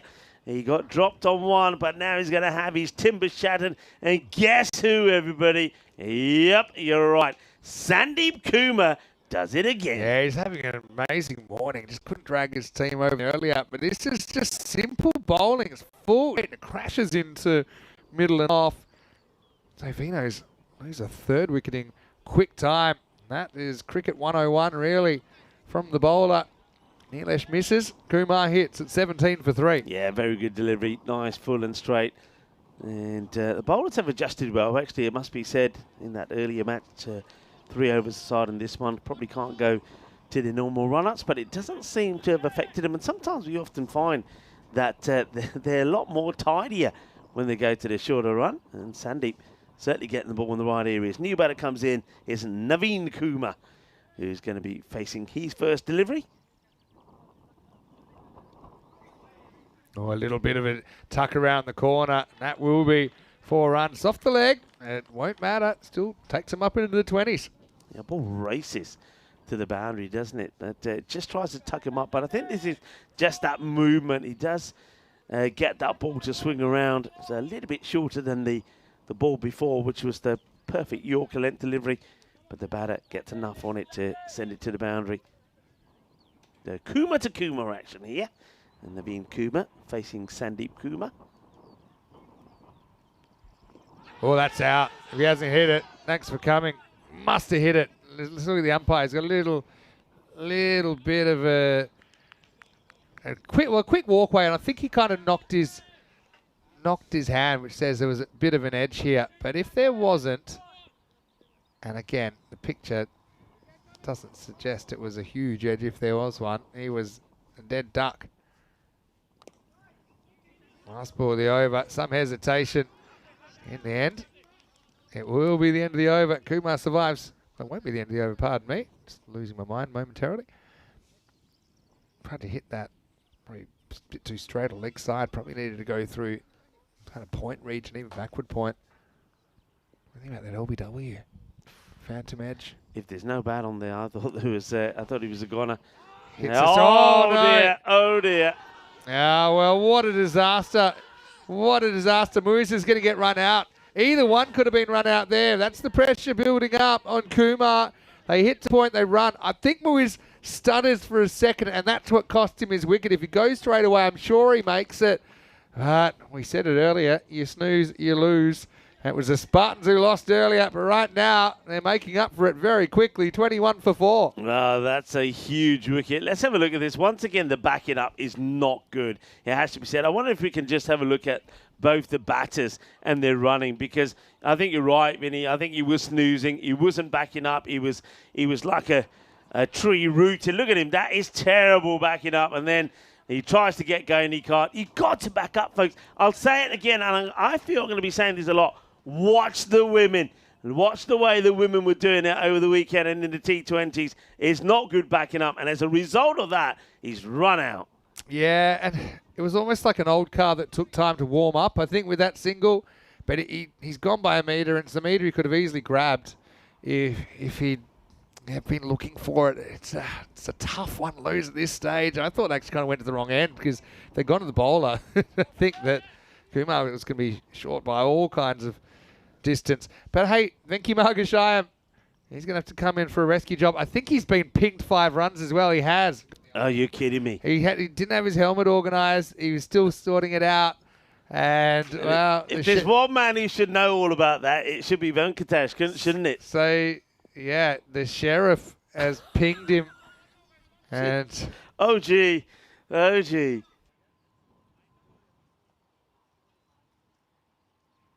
Anyway, so Venki on -5 will make it to -4, and he'll retain the strike. Even Kumar scored more than him, basically. He's on nothing. It's the end of the third over, 22 for 4. And, yeah, 5 penalty runs awarded to the fielding team. Batted too slow to face up, wasn't ready to go in 60 seconds. You know, anytime you get to the middle and you're still carrying your helmet, it's a bit of a red flag for me. Just the wicket's tumbling too quickly for Venki to get organised. Yeah, that's not a good look there for Venkatesh. Now remember, he's there with the women as well, wasn't he? The Czechia women.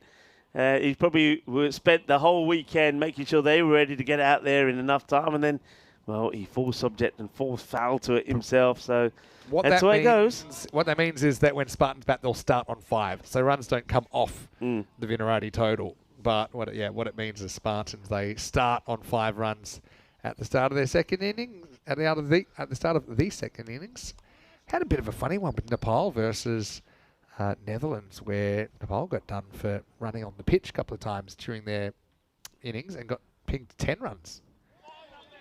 That's straight over the tram line, so good umpiring there. But I actually looked at it. Yeah. Here's trying to give you the real behind the scenes chat.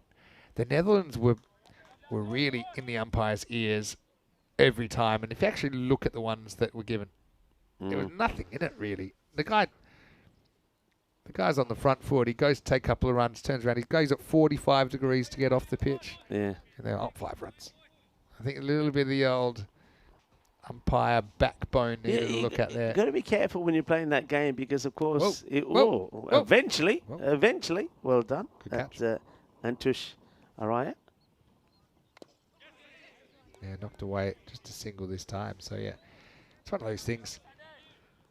Oh, obviously, the rule's there for a reason, not running on the pitch. But you got to then be able to look back. And when someone looks at it that doesn't know any of the context or anything, and you look at what you pinged him for, you're like, well, what's the guy meant to do? Yeah. The guy not allowed, the guys have to, does he have to walk like a crab for the first 2 meters and then, what's going on there? Anyway, Kumar yet to score. Now he will score his first run on the leg side. Yeah, putting the squeeze on here. That wicket, the one off the left hand out really will hurt because he was looking so good. He was just timing the ball sweet. He was looking dangerous, but he knows it's his own mistake. It's his own error, and he'll look back and watch the way he was backing up, and that's what really did let him down. That's just worked away nicely by Venkatesh. He's trying to get into the pluses. Good running as well. We'll come back and make 2. So Venki knows he's got to put a good innings in here, but the other thing is he can't take too much time to recover as well because at the moment, the way things are going, looks like they're going to be scoring around about the 80s, and you just feel that that's not going to be enough here on this surface. Down the leg side, it's going to be a wide ball. Good take there, once again by the captain, Diraj Thakur. He's a good player, Diraj. Always enjoy seeing some of these characters. And, we got Big D in Austria. Austrian coach, actually. Nice little work away. In fact, that could run away. It will. 4 runs. Nice shot by Venki. Oh, he's back in the black. That's good news. Vinarati hoping to build a winning total here. Yeah, that's a nice shot. He just kind of clips this off his pads and then allows this silky, smooth and quick outfield to do the rest. It's a lovely shot. Nicely played. And it's 4 runs as soon as it gets past the fielder. Yeah, so have a look. There's the Big D. Look on the back of his shirt. Diraj just has just gone with the D. I love the D. Yeah, likes the D. It's not the big as the D's that you could have on the back of your shirt. But it's for a single letter, it is pretty big. Yeah, Big D from Austria did that on his shirt when he was playing for Austria as well. Just had Big D on it. I want to find out more about Wayne's, in brackets, hashtag George Hanco supporter. Oh, I don't know what that is all about. Have I missed something there? Wayne can explain himself. Of course, Wayne's had a bit of a love-hate relationship with Hornchurch. With some of the antics earlier in the year. But I'm glad we got back there. And, there were obviously a few opinions flying around, but I think it was a big success being over there for a couple of weeks. And nice to see big crowds there, even though Hornchurch went out in straight sets on finals day, finishing 4th. But I'll give you another one. George Hankins actually scored 650s in consecutive innings. Yeah. Then, how's this? He had an innings where he came out to bat at number 6 to give someone else hit, but didn't face a ball, which ruined his streak. But then he scored 2 more 50s. Okay. So kind of unofficially, that's 8 50s in a row, which beats Nisar's record, who scored 6. But officially, because he did bat, he scored 6 consecutive. But still, what a great consistent performance. Yeah, excellent. He's top player, we know that. All right, so some changes being made in the field here. Let's talk about this field a little bit before the bowler bowls here. This is Faiz Ahmed coming on to bowl, so they're very strong on that. It looks like they obviously feel that they want to strengthen the area where the batter will be playing in the point and backward point area. No third back, so they've got like a backward point, a cover, mid off. It's chipped up and could be run out, and it's not a good throw. Not a good throw. Should have been out this. Should have been run out. Venki started his Croatia tour with a kamikaze run. He ran himself out first ball. And here's the other thing with Venki. Somehow he managed to make a worse start with the bat this time than in the T20s, because let me tell you, he started with 3 golden ducks in the T20s. There might have been a bit of bat on There's that. bat on that. I think there was. Keeper did pretty well to cover a bit of it. But dear, this would have been an amazing catch, but with the deflection. See, there's the deflection. It's actually brilliant reflexes, just doesn't stick. That would have been a wonderful job. I suppose technically it goes down as a drop catch. Evenki started with a golden omelette. So, you know, the 3 ducks on the row, the omelette. Golden omelette's pretty rare. I don't know what the umpires are talking about here. Something. Oh, it's tape on the finger. Might be something to do with some tape he's got on the... Well, there's a fair bit of tape there. I love he's pointing at the ground as if... But, I don't know what that's... Is that his... It's his bowling hand. It is the bowling hand. Yeah, Okay, fair play, yeah. Oh. Good. Well, maybe I thought it's maybe not his bowling hand. No, is it? but I think maybe he had someone on his bowling Oh, right, hand. okay. Well, I don't know. I'm not seeing him that well. Anyway, Shane faces up. Yeah, he sweeps pretty well. Awkward one, but well handled down there on the boundary. Just a single. Yeah, mind you, having said that, it might not be in his bowling hand, but it is white, so I think that's why. And because the reason people would say, well, why? What's the big deal? But, you know, both your hands, sometimes your action get all thrown around, so to speak. Faiz Ahmed slides this one through, but a nice little back dab from Kumar. It will go all the way. I think that's 4 runs for mine.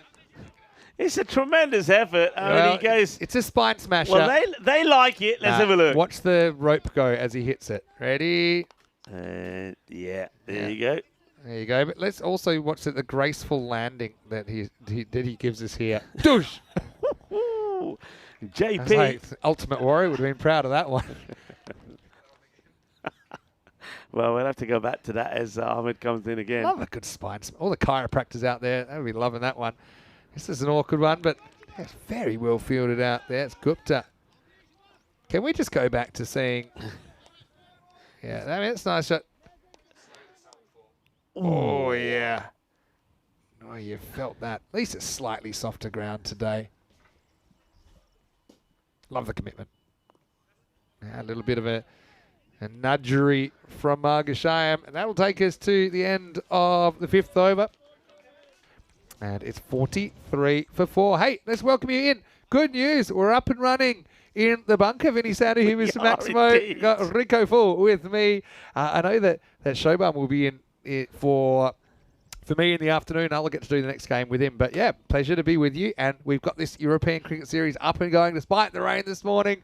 But we're really enjoying it so far. And what a thriller in the first game. Just 3 runs between the Dominators and the Spartans. What a start. You always know when you're going to get a good tournament from the very first game, the very first ball. Yeah. That one-handed catch and from Sandeep Kumar, and it just got better, and he's got better as well, hasn't he? Yeah, and the Challenger division in ECS cricket was kind of trialled in Portugal, and it was a huge success. I mean, you're getting theoretically closer games. A lot of the mismatches will just disappear. Now, we'll say that these are 2 teams right here that wouldn't look out of place, and they've actually had plenty of wins against the teams that are in the Premier Division. Yeah. But based on last year's performance, this is where they are. And Venki cops one to the back of the leg. Probably wasn't too thrilled about it. But based on what we saw in Portugal, it's a real success. It just creates a few more competitive games proportionally, and gives some of the other teams a chance to shine. Pretty solid drive actually, but well stopped. Arya coming back to bowl here in the 6th.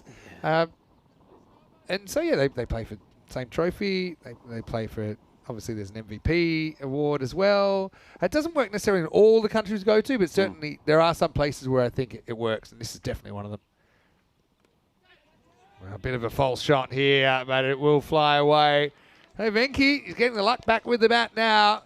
He will get the 4 runs. 3rd was up in the circle. Yeah, it's there's nobody back there. We've seen that from in the field. They're reluctant to put a boundary rider in that 3rd.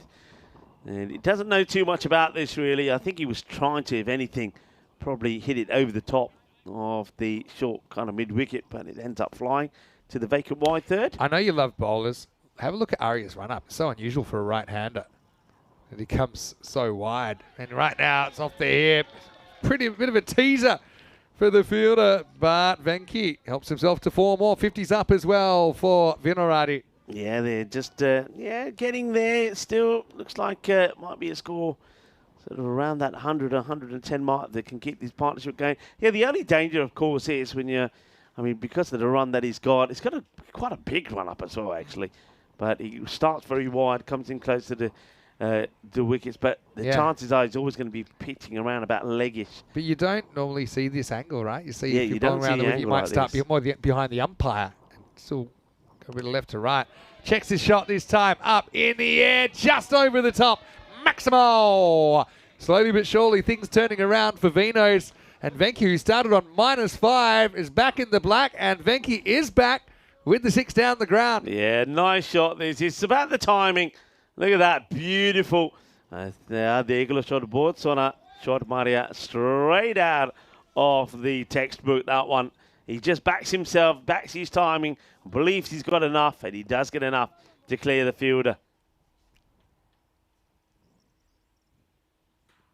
Now, lets this one go harmlessly down the leg side. Aria's got to be careful, though, with that approach he's got. He's straight in front of the umpire there. I know we saw that be an issue in the internationals even, sometimes with LBWs and these kind of things. Look at where he finishes up. The umpire's having to move around. The umpire shouldn't have to move their head to get a look at what's happening. The umpire's job is to try and stand as still as possible. So, Aria, not convinced about this around the wicket approach. It's something which most of the time you'll hear me say I'm not a fan of it unless you've mastered the act of imitating a left-arm bowler. And as I say that, he is now going to come over the wicket. Right. So let's see how I want to see where he starts. Does he still start behind the umpire, starting the other side of the wicket? It's pretty standard from this side. Yeah. Push and run this time from Venki, moves to 27. Yeah, that's good. Good cricket. It's a good, decent delivery. It's pretty short, but it's at the batter, so he hasn't really got too much room to manoeuvre. And they'll take the single. It's good response here from Kuma. Kuma, I think he needs to play a few shots here. Full toss. Solid contact there. Field's well set on the leg side, though. So Kumar will retain the strike. And after 6 overs, Vinos are 62 for 4. Yeah, it's good fielding there once again from Riaz Ahmed. He's been very good on that leg side field. So in the 60s here. Still got 4 overs to go. Expected score, probably around about that 110 mark, I would say here. But a couple of big overs could help. But Navin Kumar, 8 of 9. There's certainly... when you come into the end of the innings, there's got to be batters out there that probably can go a little bit quicker. Maybe someone like Faizan or Balan can get things going. So they'll keep an eye on him. If he doesn't get a few boundaries away pretty soon, they might be thinking about making a change. All right, time for the next over, and it will be Sandeep to come back. He's been a real threat with the ball this morning, going at the stumps. Kumar does what he has to do, gets out the way. Venki, I think, based on this, should probably be batting above Kumar, but it's only one game, I suppose. They know their lineup. Well bowled. Kumar's got that length right. Doesn't matter then if it's on the stumps or even out here. It's not an easy ball to contend with. Yeah, I'm also looking forward to seeing Alfie Soucek. I think that he's got a lot of supporters in the chat. He's a guy he's only recently turned 17 years of age. Glance, and that'll be 4 inside half of the bat. Venki into the 30s. Game turning. Well, he puts that in the shed. He's looking good, isn't he? Anything that's on the legs, he's played so well. I've got to say, I like his technique. He's a very balanced batter, isn't he? He's always, you can see he's springy on his feet. That's the word. He's got a bit of spring about him. He's waiting for the bowler to come in, and he's not trying to, as we've seen already from some of the shots he's played, he's not trying to muscle the ball to the boundary. You don't have to on a ground like this. You can caress it and find the gaps and still get your boundaries. So he's looking good. Here is Venki, 31 of 16. And he's also been prepared to play with a straight bat and and keep out a dangerous ball. I think he knows it's a bit of a slippery slope if he was to get out now. So he's been quite intelligent, I think. The way he's respected, in a way, good ball. Still try to hit him hard, but maybe hit him on the ground, hit him with a straight bat, even if it means that he won't get a run off it. See if Kumar's got another gear. This is one that keeps a bit low. It's the old Kumar to Kumar battle with the bowler Sandeep Kumar to Naveen Kumar. Yeah, that one probably doesn't come up as high as what the batter Kumar was expecting there. He misses out on it. Another dot ball, so they will be keeping an eye on Naveen Kumar. I think we've already learnt today that if a batter is not going well, make the change and make it early. It's tougher with 4 down, though. I suppose the longer you go, the less it matters, the wickets. Well bowled. I think his length's been excellent. And Kumar squeezes it away. And the other thing with the strike rate is sometimes you've got to factor in how well someone has been bowled to. So, you know, if you keep getting those and you're 9 off 11, it's probably not that you're batting badly. It's just they're bowling well to you. Now we're into the home stretch, so to speak, with this one more week to go. Starting with the Challenger Division here, Premier Division starting on Thursday. I'll certainly be an interested spectator when I can sneak away. But I did say I made a promise to the bride and groom that I would keep my ECN live watching to a minimum at the wedding and around the wedding-related activities. One thing I'll be doing in Venice, apparently, I'll be doing a bit of swimming.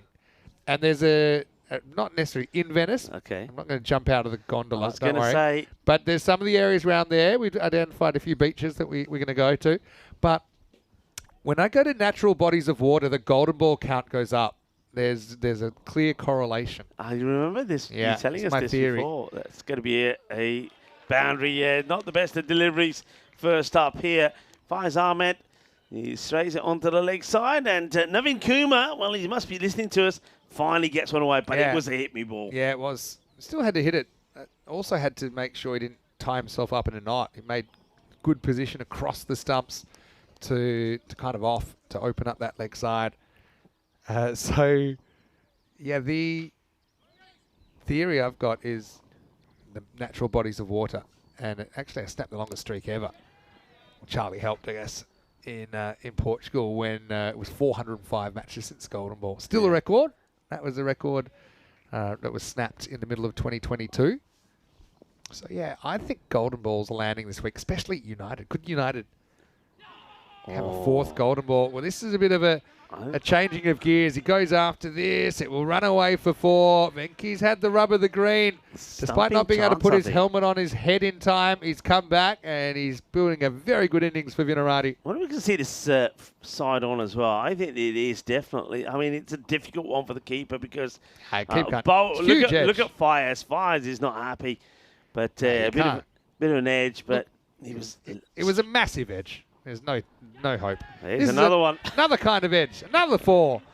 I don't even know what to make of this innings, really, from Venky, but you make your own luck, as they say in the classics, and he moves to 40 now. Yeah, well, Venky, he didn't start well, remember. It took too long to get out there. Wasn't ready, didn't have his helmet put on, and as a result of taking too much time, he got done. 5 penalty runs, so don't forget the opposition will start with 5 on the ball straight away, but he's making amends. He's cashing in. Catching up. Now goes on the slog sweep. Doesn't have the legs, or does it? Does. Wow. Okay, that one got up in the wind. I think the fielder thought it was going to go straight down his throat. He actually went in, had to back. Even if he caught it, I think he was running out of bounds.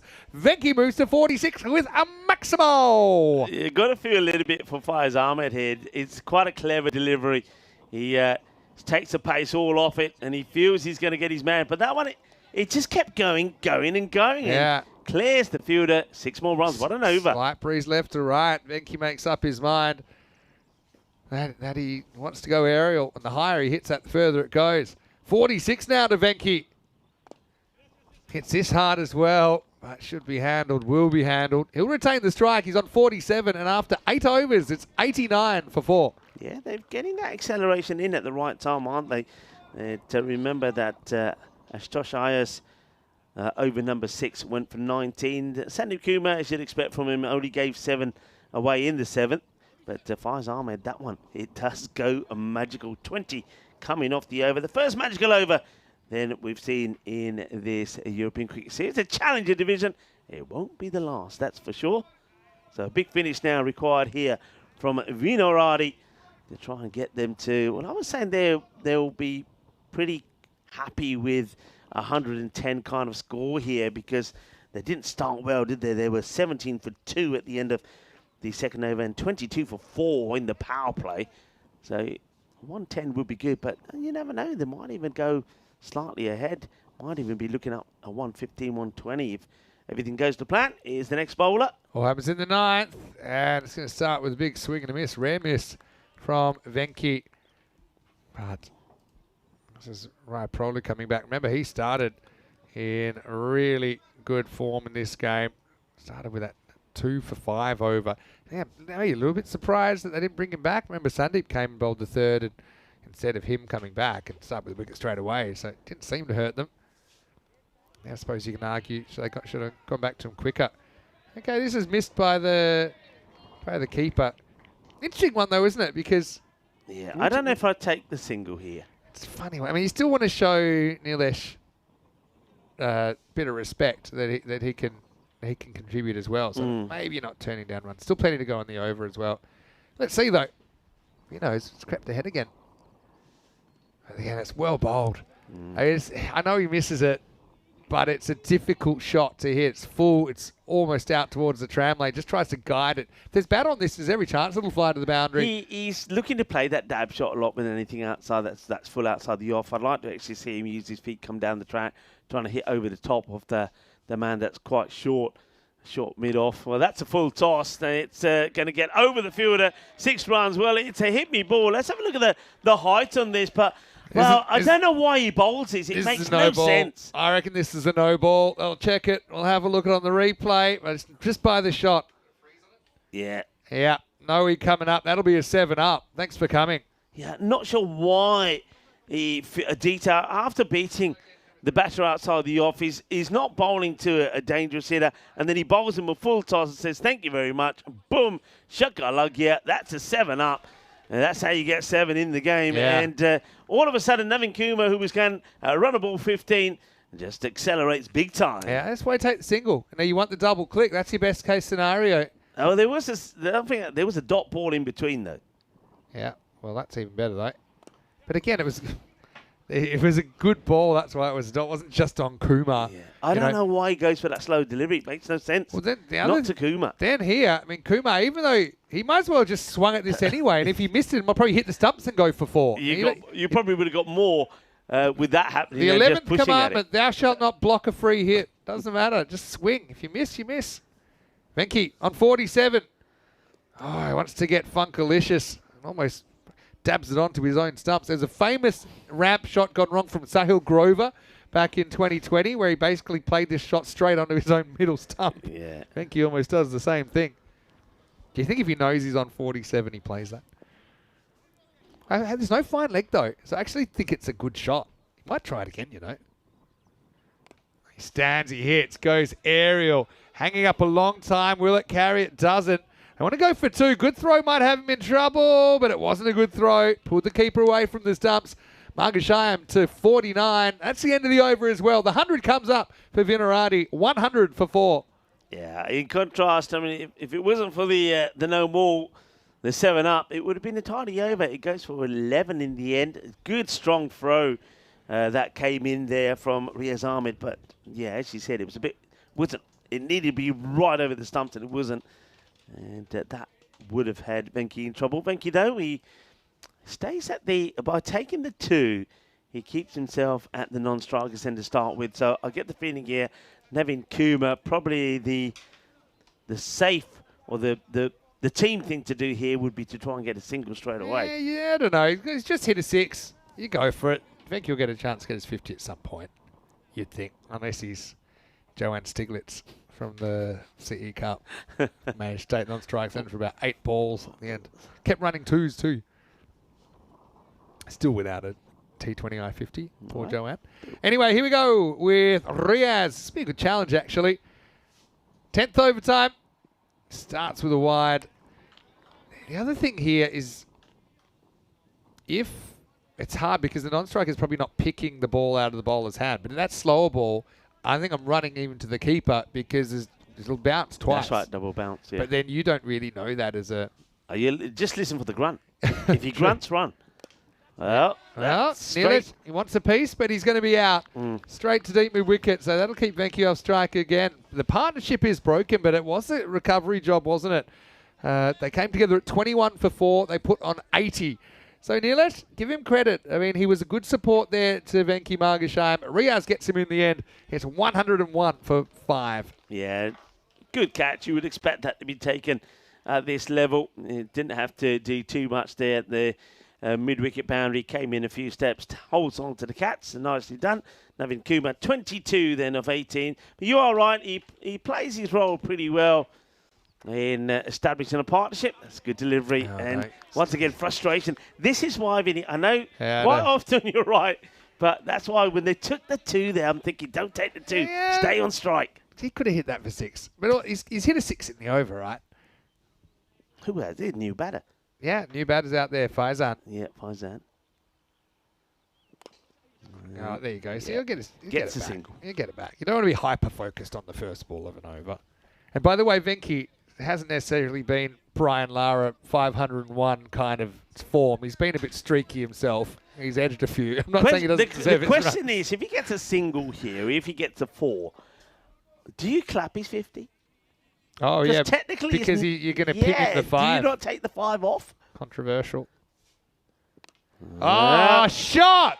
What a shot. It's a no ball as well. It's a fall-down hook slap. It's 55 for Venki Margashayam.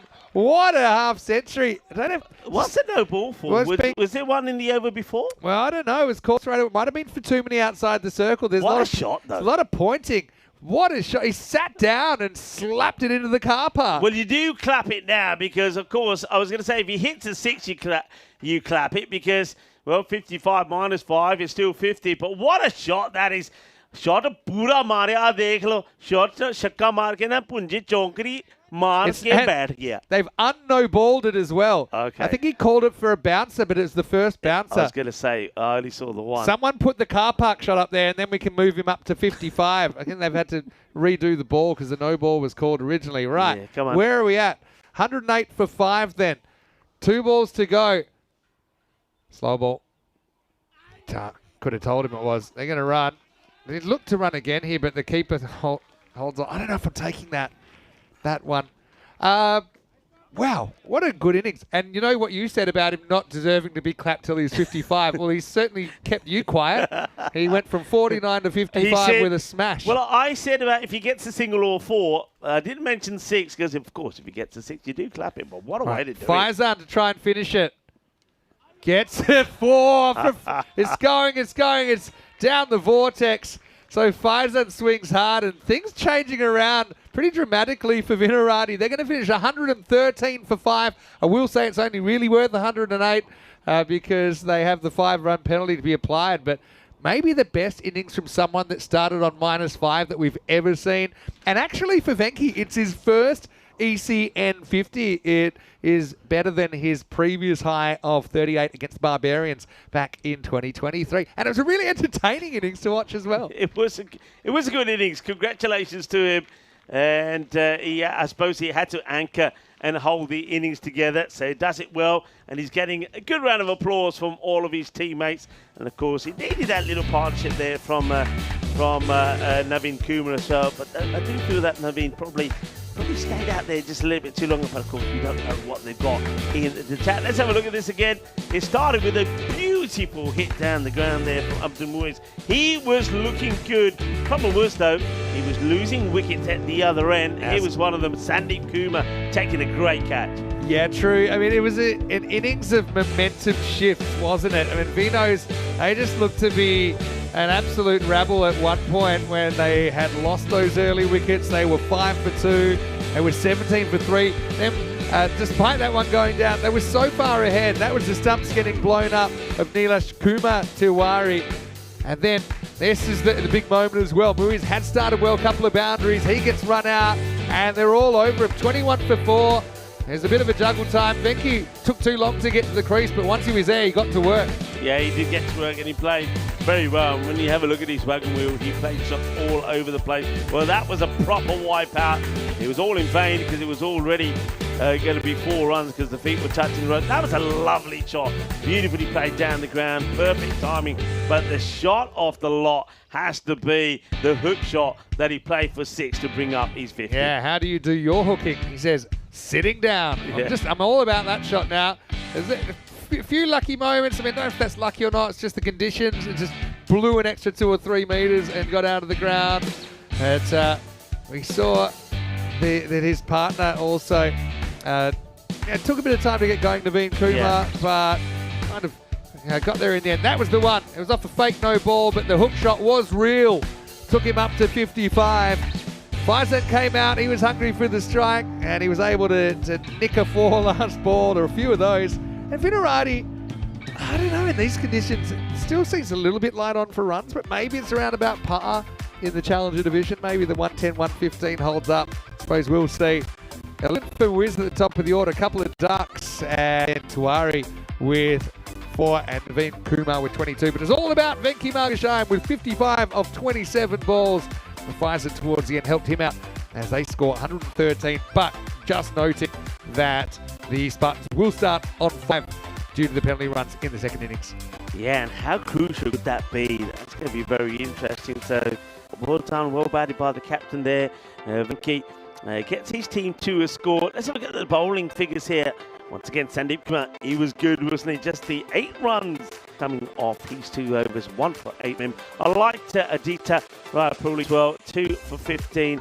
And a little bit of pain though for Araya and Faiz Ahmed there. And I think Riaz Ahmed in the end. Just that Riaz Ahmed, I think that just that one ball when he tried to just bowl that slow delivery. Not quite sure why he did that when he got smashed away. But it's certainly what we're seeing here, that the bowlers are using that deck pretty nicely. 113 then. It's going to be interesting to see how the scores today compare to the kind of scores that we've seen on this pitch already. I mean, will there be 130, 120 sort of be about the par?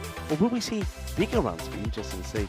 But join us back in about 10 minutes time. Myself, Rika Full, and Vinny Sandy when we return to see how the Prague Spartans go about in the run chase. Remember, they were very disappointed in the first match when they needed to chase 34. Don't panic, it was a 3 over a side match, but they managed to get 30, losing out by just 3 runs. They'll be looking to go back to winning ways themselves and register their first win in this tournament. For Vinarati, a team that finished below them last year, finished 9th in fact, with the Prague Spartans finished in 7th. Would love to get one over them. Wait and see how it goes. Join us back, Rika Full and Mr. Maximo will be back in just under 10 minutes time. Hasta pronto, mi familia.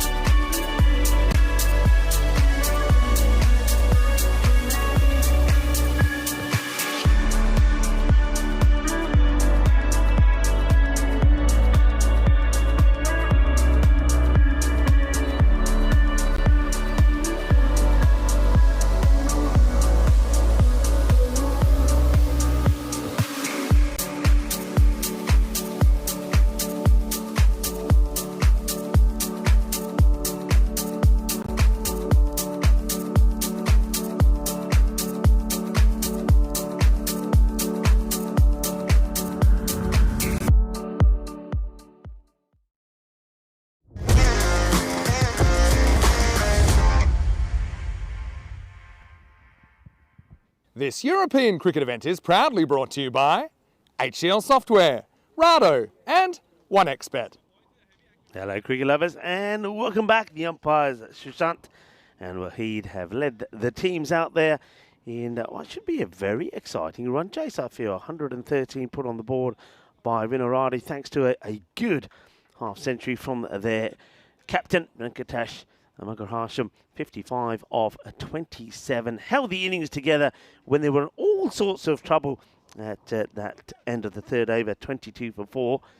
And now he's hoping that the bowlers and the fielding can come good at the right time for Vinaradi, and they can hold on to a victory. International Day of Waterfall is celebrated each year on the 16th of June. To celebrate these magnificent and scenic beauties. Waterfalls are found all around the world and incredibly important to the local communities living around them. Here's the first. And it's a bit over-pitched, and it's going to be played down the ground, and no run. So this is Mohammed Faizan who's doing the bowling.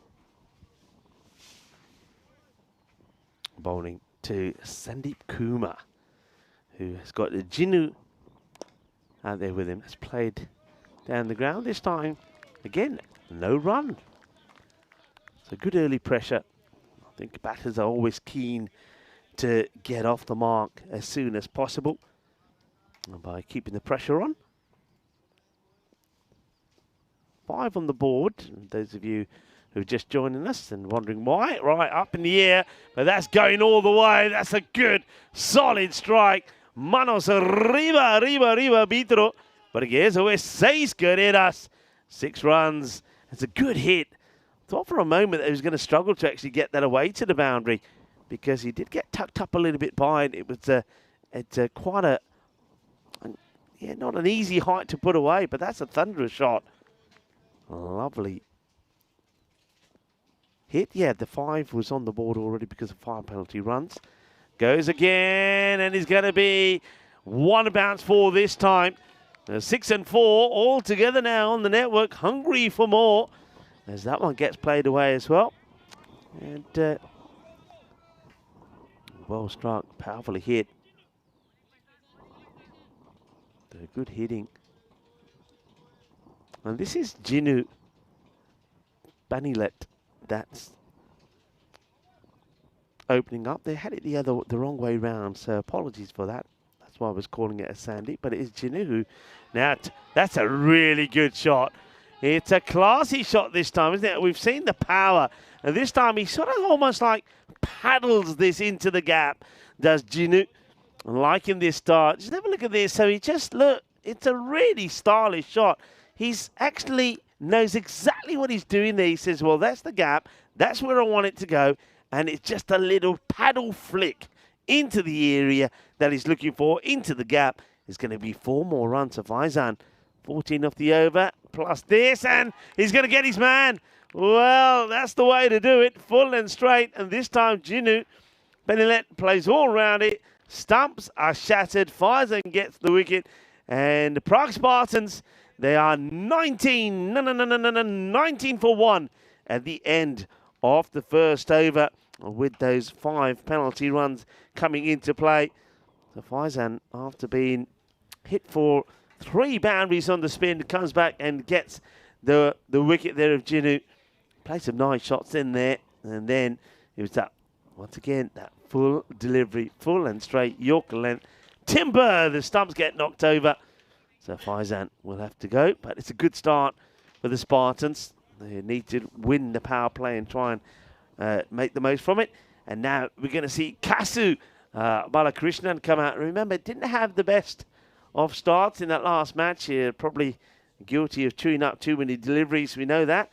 But can he come good in this one? Well, we'll have to wait and see. One man is going to join me back and see how he does go is Mr. Maximo Vinny Sandhu. Yeah, nice to be back. Actually, I'm happy to see him batting 3, and he's not under as much pressure as he was in that 3-over game. It can really snowball on you very quickly in a 3-over game. So he's a guy, he's coming off a reasonable patch of form in ECS cricket. 61 matches since the Golden Ball. And I mentioned we've had 3 Golden Balls in Czechia before, and all of them involved United. I will give you another one, Rico, a teaser for you. Czechia have been involved in another Golden Ball, but it wasn't here in Prague. Do you know where it was? It has to be in Kardamar over then. No, it wasn't. No? You know this. And it, let's say, not necessarily, I didn't actually say men's Golden Ball either. It could be a women's Golden Ball. So if I take you back to a series, let's just say a series where we also saw some one-handed sixes. Okay, gotcha. Yeah, Barcelona. Barcelona, that's right. Spain versus Czechia had a Golden Ball in Barcelona. That's right, yeah, of course. Yeah. So they've been involved kind of directly or indirectly in 4 Golden Balls. Anyway. Taking a bit of time to get this field right, aren't they? I think there was some sort of issue maybe with the footwear of one of the players or something, but that's what caused the hold-up. But anyway, Sadiq is ready to go. 19 on the board, 14 off first over plus the 5 pens. Starts with a wire, but it's good heat from Fajar first up. Vinaradi is an area, it's actually the area pretty much where I live. Technically, I'm not there, but if I lived on the other side of the road, then I would be in Vinaradi. So every time, so I'm just clarifying that because every time I say it and they go, you don't actually live in Vinaradi, you live in Vršovice, which is the village across from it. But if I lived on the other side of the road, I would live in Vinaradi. So it's the road that separates the village, is it? Basically, in the old days, it would have been villages, and but now they're all kind of connected to the metropolitan area, which is pretty common. But Vinaradi is originally the wine growing region. You hear the vino in the title there. They have 3 sides actually in the local competition, and they are called the Rossos, so the red wines, the Biancos. I like it. And now they've even got the Portos. That's the thirds. This looks slower ball, not handled cleanly by Mulinatan behind the stumps, but at least he does make the block. They'll get a bye for that. And the women's side, of course, the Vinaradi Rosés. Yeah. So they're a big club. They've got a good history. They've got a real diverse player group. They're probably the club that have the most kind of nationalities within their team. Okay. So I'm trying to think. If I was to compare them club that you've seen this year, it reminds me a bit of Madrid CC. All right, gotcha. To give you an idea. Balakrishnan faces up. Well, unfortunately, new game. The story's the same as he misses out in the first one. But also, that's a region you really should check out while you're here, because Vinohradska, which is the main street that goes through Vinaradi, it's got so many bars, restaurants, funky things. We always go to a place called Beer Geek. We talk about it quite a lot. Beer Geek? It's a Beer Geek, which is a craft beer place with 32 different types of beer, and they do amazing wings there. So yeah, ask Phil and Danny about Vinaradi. They'll probably have some other tips. And yeah, it's just a similar area that Phil and Danny live as well. So I live right in the middle. Danny's about a 2-minute drive down the road one way, and Phil the other way. So it's I think 2 tram stops between us. So yeah, Vinaradi's a cool area. And I suppose I can get on a tram? Yeah, easy. Tram? So Tram out of the city, it's basically 2 stops on the metro. Yeah. And you're there. So the Green Line, which takes you to museum, it's just 2 more stops. Oh dear. Well, it's just not happening here for Kasi at the moment, is it, for Balakrishnan? At least one thing I like better this time, I know the result so far looks the same, 3 balls, no runs, but he's not swinging wild. The head is not in the air. He is actually trying to play strokes. And is that more concerning that he's still missing? Well, you know as well as me, in Spanish, casi means almost. Yeah, casi. It's been a classic casi innings so far. But anyway, let's see if he can turn it around. He's got the time to do so this time. Good pace, though, here from Fajar Sadiq as well, though. I think he's getting the ball in the right areas. This time now he does go for the hoik. Strike 3. I wonder what the bench is thinking. They've been here before. I suppose this time they're thinking, well, hang on, guys. This time we've got 10 overs, not 3. So maybe we give him a few more deliveries. But, yeah, You can see there, 4 balls, no runs from him. And Sandeep Kumar, also the other batter, hasn't scored yet. So it's 21 for 1. Remember, there was 14 scored there by Penny Lett, and then there was the 5 penalty runs also went on the board and a few extras. That's why they're there. These 2 batters are yet to score. 2 overs completed. Cassie's coming off a couple of pretty solid years now. He's been averaging 25, which is pretty good in the format. He struck at 220 last year.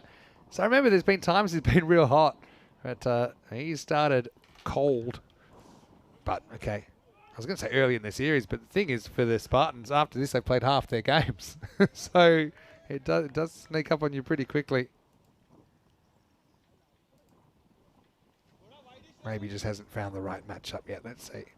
Let's see what we got here now. So a bit of a change. This looks Harry Bolland is going to have a bowl. And just as he gets ready to bowl, looks like the bails somehow have come on. Well, how did the bails come off there? Is that wind? Very interesting. Well, it doesn't look that windy out there. But anyway, they were off. Right, here we go. Bit of spin. And I'm not sure if there's a bit of bat on there. So no wide's been called. So no bat or pad. So wide ball to start. So still, both these batters are looking to get a run to their name.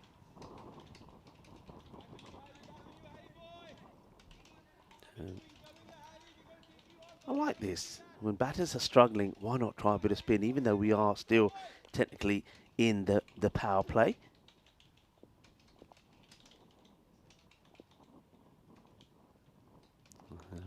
He will get bat on ball, and in comes the throw, but good backing up there from Kumar now. They're looking to come back. Oh, it's going to be a run out here, surely. Oh, how have they missed this? How have they missed this? I cannot believe this. Oh, we're going to have to see this again somehow. Well, Krishnan finally gets off the mark. Here we go. And then, look at this. They decide, let's go again. They have a little bit of a dance between Bolland. Gets the old tackle in as well. And then you think he's gone for all money. It would have been Sandy that would have been out. What a terrible mix-up that is. I mean, this was...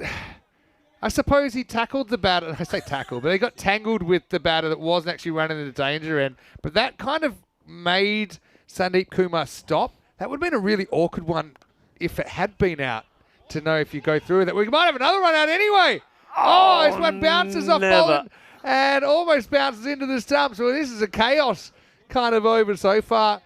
Well, you've heard of Scotty Boland at the G, or this is Harry Boland at the VCG. But what a crazy over so far. A lot to talk about. Well, that one's a lot of bottom hand, and that's out of the ground. Has it gone all the way? I think it has. Maximo Kumar off the mark, not having the same problems. Yeah, but if that had been a run out, you looked at it, actually, Sandeep Kumar stopped because he saw they got in like a tangle. Yeah. But then that would have caused him to be run out. He might have been run out anyway, though, even if he had run. I wonder if the men would have been as nice and sporting as what the women were when we saw something similar happen. Remember that when there was that run out, and in the end it was like, no, we don't want to honour it. I don't think they would have been, you know. But yeah, Sandy should have been out. The idea they were even thinking about her in the first place, I think, was not the best decision. Who cares now, because Kumar is opening the shoulders. Maximo back to back for the big right-hander. Well, he goes down the ground again. It's an interesting field, this.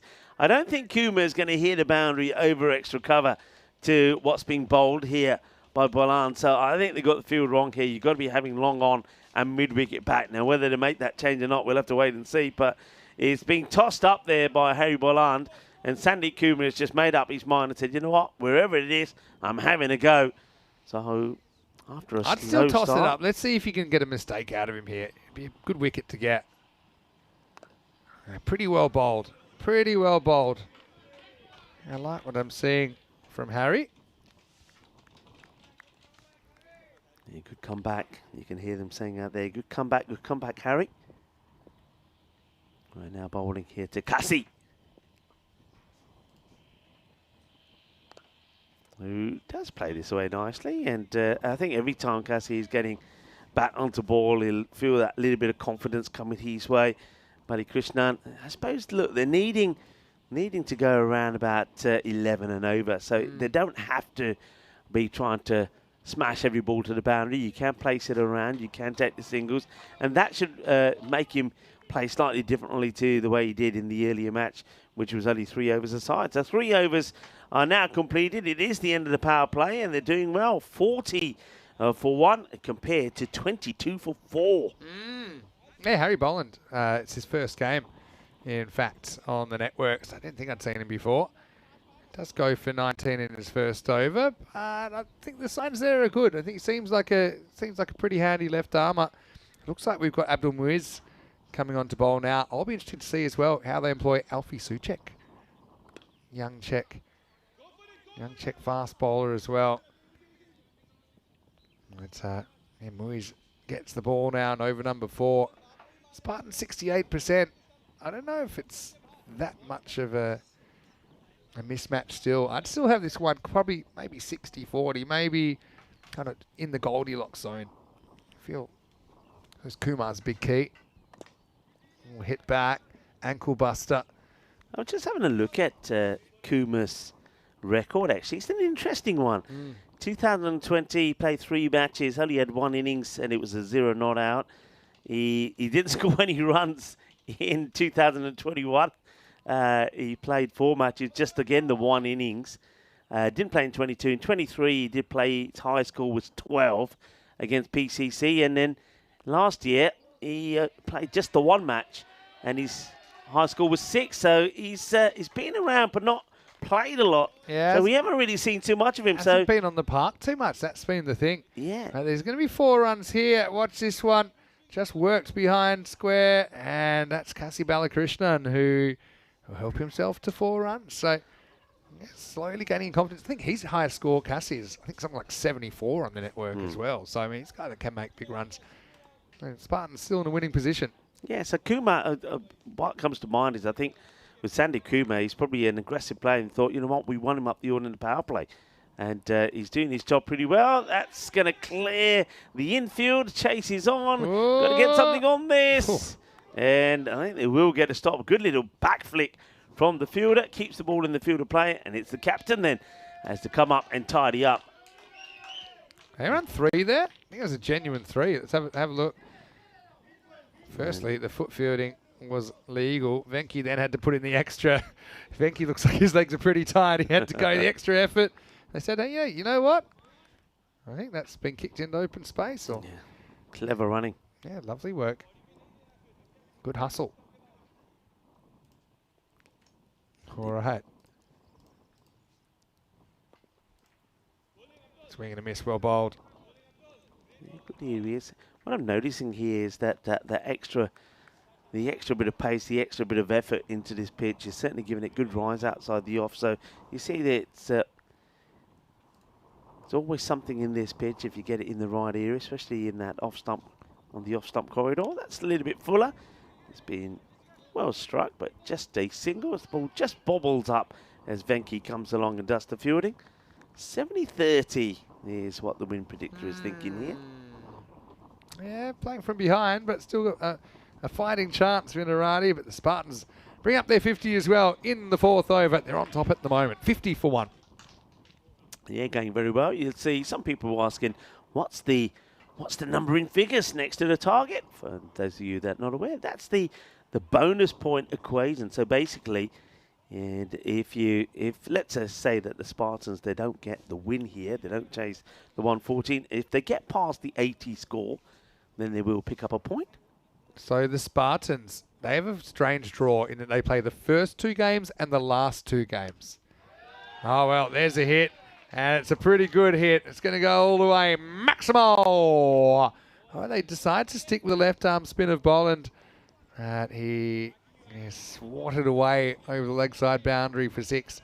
Yeah, so Spartans play the first 2, last 2. So those players know what they have to do. They play Moravian and Ostrava in the matches 9 and 10. Swing and a miss. Good comeback. Boland's bowled better than his figures suggest.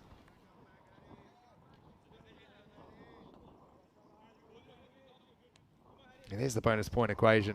So if you can keep your opposition to 70% or less of your total, you get all 4 points.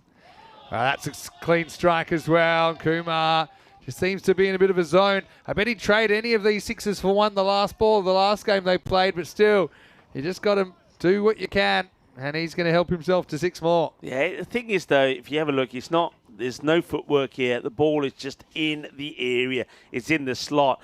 So we saw in the last over that Harry did fire a few quicker ones, through a bit shorter outside the off. I think that's a better option.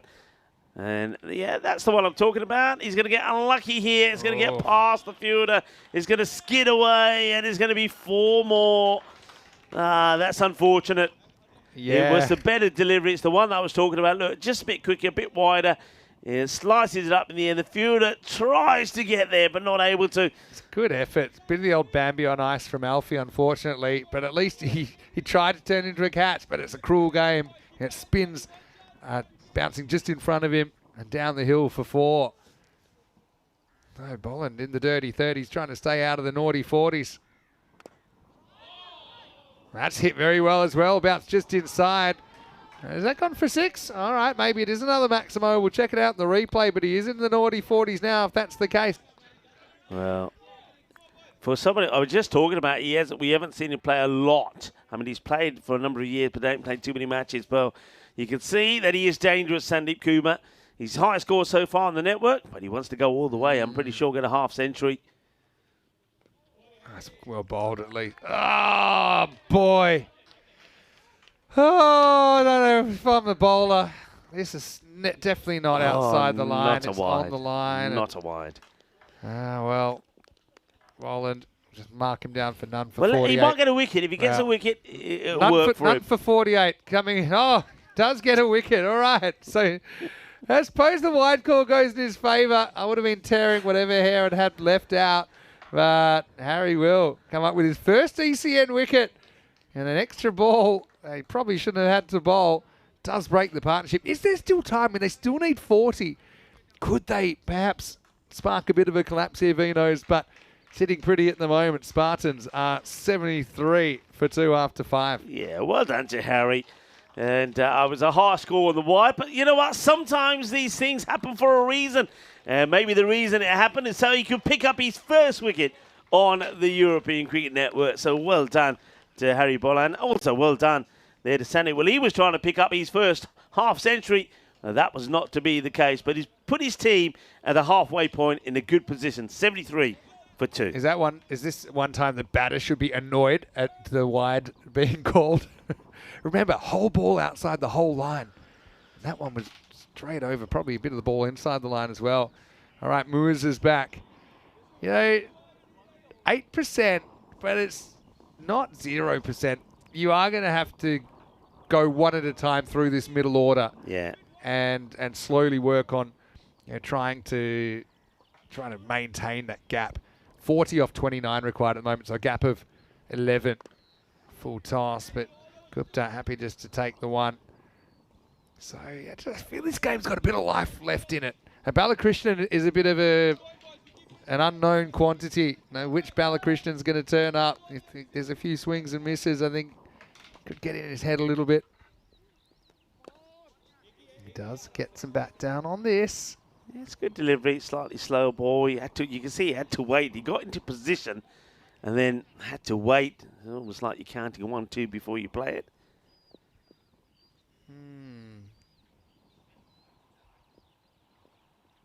Well bowled. Plays with the straight bat.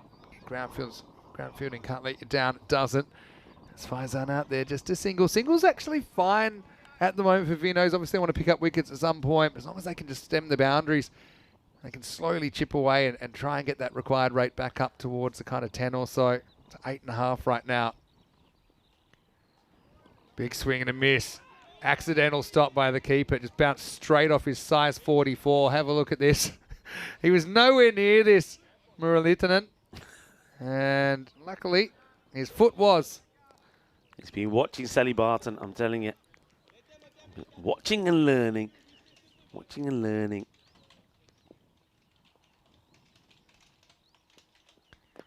Oh, another very good York. It's been a good over from Muiz. Kind of dares him to throw. I love that. Bit of mano a mano here. Just says, yeah, we want to throw? Throw. I got 2 feet out of my crease. Oh, he's not taking the bait. Have a look at this one. Like, yeah. Says, go on, have a go. I ain't flinching. Yeah, have a go. That's one way to get 4. Good over. Just the 4 coming off it. I think you go straight to Fajat Sadiq here. There's no point holding him back. You need wickets. You need also to keep the rate down, put a bit more pressure on. At the moment, they're needing under 10 and over. So, yeah, Fajat, he's first over number 2, went just for 2. So I think you go back to him here. See what they're doing here, who they're going for. Going to go for Nilesh Kumar Tiwari. A big swing and a miss first up. Oh, it's been called a wide. Oh, boy. Oh, have a look at this. How is this called a wide? I mean, come on. We've got to get this right. And we've got to get this right because, all right, I know it worked out well for Bolan when he picked up a wicket. It comes down just knowing the regulations. Oh, arms moved then. Oh, he goes very wide here, the bowler as well. Pretty close to that return crease as well. Have a look at this. Yeah, okay. He's all right. Got to keep an eye on that as well. But look at the arms move. Look. Whoop. All right. Keep them down unless you have to extend them. All right, this is the thick edge. That's going to fly away. So there's 4 runs. Gupta with his first boundary. Bit of a streaky one. Spartans creeping up. yeah, some long grass there. They have snakes here in Czechia. I wonder if there are a few snakes in there. I don't know, Mark. Snake. Well, now I'm wondering. Probably not. Snakes are everywhere, aren't they? You know what I do love about a lot of the fields here in Czechia? The poppies. We drive on the way in here. We go past some areas. On one field we go past, it is just a field of poppies. The poppy flowers. Looks absolutely sensational. All right, in the air, miss hit. Can anyone get there? Venki has to pull the shoot at the last minute. Also, I think he was a bit worried about as Faison was coming into his left, didn't want a collision, so I can understand why he pulls up. I think you go forward diving. I think that's an opportunity, Vinny. Honestly, Would have been a tough one. Yeah, I think he had the other fielder on his mind as well. I got to say it though, you need to know the regulations if you're going to umpire in the European Cricket Series. There's no way this is a wide. Remember, the line belongs to the bowler, and that's comfortably on and inside the line. So you just hate to see it maybe deciding the game. I'm sure he'll get briefed on it. And now he gets forced to go straighter, but it's going to work out fine. Well, once again, a wide call. It's a bit disputable. Will lead to a wicket. And Kasi Balakrishnan is going to go for 14. Nilesh Kumar Tiwari with a wicket. It's 84 for 3. Yeah, 14 or 15. Tiwari gets the wicket. That just didn't sound right off the bat. I mean, it's the right shot to play, but there's no power on it. The fielder says, thank you very much to the batter. A wicket will go down. Yeah, let's see. It's going to be interesting. So we've seen 2 wides in the over. Both of them, we feel, probably weren't wides. Let's see what happens in the extra balls that end up being bowled in there. I mean, if wickets come from it, then I think probably Vinarati are probably thinking, yeah, keep calling the wides because the extra balls are getting us wickets. But this one, yeah, just doesn't get it right. But at least it was better. I think he would be a lot better for his little time out there, Kasi. A new batter will go out there. And it's, Kunanathi, who played some lovely shots in that 3-over-a-side match. He's a good one. Bit surprised he comes down a slot here. It's almost run out first ball. Didn't want to throw there, Boland, because no one was backing up except for the boundary riders. They didn't want to give away an overthrow. Hey, so apparently there are wild snakes in Prague, but are they? Not in Prague, but more on the outskirts, obviously.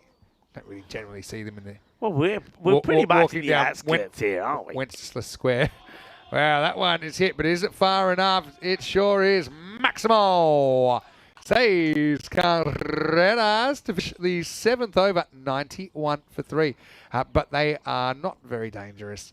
They are not really aggressive, mostly non-venomous, and will keep to themselves. If you see one, are you going to run? I would need to. Look, I know you don't like snakes. You told me this before. No, it depends. If it's like I know with snakes, they don't want to attack you. So if you just walk, they normally run away because they don't like the vibrations. I've held snakes. Have you held some snakes before? Like, you know, when they have I those- have. We've been to safari Yeah. parks and things like that. But yeah, It's a weird thing, isn't it? They're all the stuff moving inside them. yeah. But, yeah, I'm not anti-snake. You know, I'm from Australia and people go, oh, the snakes. I've never seen one. And I'm like, by the beach, there's always watch out for snakes. I've never seen one. Yeah, I've heard all these stories. Yeah. Big spiders. Yeah, but the bigger they are, the more harmless they are normally. Let's have a look at what's coming up. Dominators versus Moravian, with the Dominators winning the toss, selected to bowl in match 3. About 25 minutes away, but Venki Margashayam, well, he can still put his mark on this game. Remember that he came up with a big 50 to even put this score on the board. Now he chips in with a wicket with the first ball that he bowls. The pitch haven't seen him until now. That's a beautiful off spinner. Just came back a little bit off the surface and crashes into off stump. Yeah, it's a big wicket as well, because we know that Ganesh Akruna Nithi can be pretty dangerous. So he's only going to go just for the one this time. Top bowling. And, well, Venkatesh, the captain, gets the wicket straight away. So this game ain't done yet. All right, they're almost there, but they're not quite there. 23 required of 17. And very well bowled. By the way, just going back to those extra deliveries. So the 2 extra balls that were bowled in that last over, 7 runs came from them, including 1 boundary. All right. Bit of a miss here. Deepak Thakur, pretty good guy to come out number 6. Steady hand. Can hit the ball very well as well. It's a awkward little finish here. 22 off 16 when they should do it. They've got 6 wickets in hand, but you just feel that the wickets have been tumbling pretty quickly. They lost 2 wickets in the last over or so. Oh, wow. It's good footwork from Gupta, and he's going to slam it. It was risky. I mean, he could have easily got stumped there, but he backed himself. He had to play away from his body. Wasn't in the pitch. But fortune favours the brave, and he gets 6 runs. It's a very good shot. And the thing is, he comes straight down. Sometimes you see batters go down, leg side as they come down. He's hopped straight down the middle of the track, and he's clobbered it, and he's clobbered it good. Lovely shot. Oh. Well, he really likes it. Doesn't have the ball, and I see the foot in the crease. But let's check it out. He's batting slightly out of his crease. Then what? That's back. Didn't get the ball on? Kind of. Yeah, but you can see the umpire there. Shake of the head says, no, not out. Won't win any beauty contests, that one. All right, thank you here. Sort of guy you'd want the ball in the hand of if you're Vinarati at this stage. Hey, the other thing is that Shoban should be here in time for match 3, and he'll be calling the rest of the day. He's got match 3 with me, then he's doing match 4 and 5 with you, because I'm off this afternoon. I have to get organised. Get yourself sorted. Yeah, get my suit, my non-Maximo suit for the wedding. I did ask if I can wear it. Oh, this one probably is going to be close. Didn't have the ball. Watch. But it would have been amazing if he did, because it just lands in his hand, but it wasn't in his middle of his hand, and then he balls nowhere. See? Yeah, ball is in the air. It chopped into the ground, and that's why I probably didn't take it. Well, if he had the ball, it was out. There's no doubt about that. Funny thing was, he didn't have to probably rush. If he'd taken the ball cleanly, because he rushes the take. See? Zoom, he's already there. But it probably had time, if he'd taken it, to maybe take a fraction longer and he'd still be out, because he's out by a lot. I think the batter here, the batter's reaction, because the batter doesn't probably see. In fact, he's still out. He's He's saying, hey, are you watching that? That's exactly the sort of thing that would get given out on a Sunday anywhere, and that's how fights start. because there's no... I don't know how you claim that in the first place. Anyway. All right. Although normally the batting team's umpiring, so they're not giving anything out, in my experience. Anyway, that'll be the end of the 8th over. And we'll go to the 9th. It's 99 for 4. 12 balls remaining. They need 15 to win. Yeah, not a bad over there at all. And from the captain, just gives away the 8, picks up the important wicket, you feel there, of Ganesh as well. So how'd you go here? I can hear. So they've got some good bowlers to come back. Yeah, they have. Vinarati. I'd be considering. Fajar Sadiq went for 1 run. Yep. When he bowled the second over, he'd be my pick, and he bowled with some good zip. I know there's risks with pace on the ball, but I think it's the time to take risks. All right, and so almost ready for the 9th over, and I think they will go with Fajar, and I think it makes perfect sense. So, biggest over of the game so far. 15 required to win. The Spartans, surely they couldn't bottle it in the last 2 again. Let's find out. Otherwise, it's going to be a pretty miserable rest of the day for them. Here we go with the 9th. Called wide. Even this one, honestly. Fajar doesn't like it. Fajar does not like it. I'd love to see it. I mean, is it? For me, it's not a wide. It's half line, half outside. Okay, it's not as bad as some of the ones that have been called, but give that line to the bowler. They're meant to have it. Even if they nick it, they're meant to have it. Vinny, it'd be interesting to know your thought on this, because I must admit, it sometimes frustrates me a lot. I mean, when I'm talking about this, I'm not picking on the umpires at all, as that one gets blasted away by Gupta, because it's not an easy job, and I know that when you're standing out there, you've got to make a quick call early, but it happens a lot. What's the answer to it? I think with ones like one we just saw, the umpire has a slightly different perspective. We're watching from a long way back. So that one I can kind of understand. Yeah. Balls there's some of the balls are outside the line.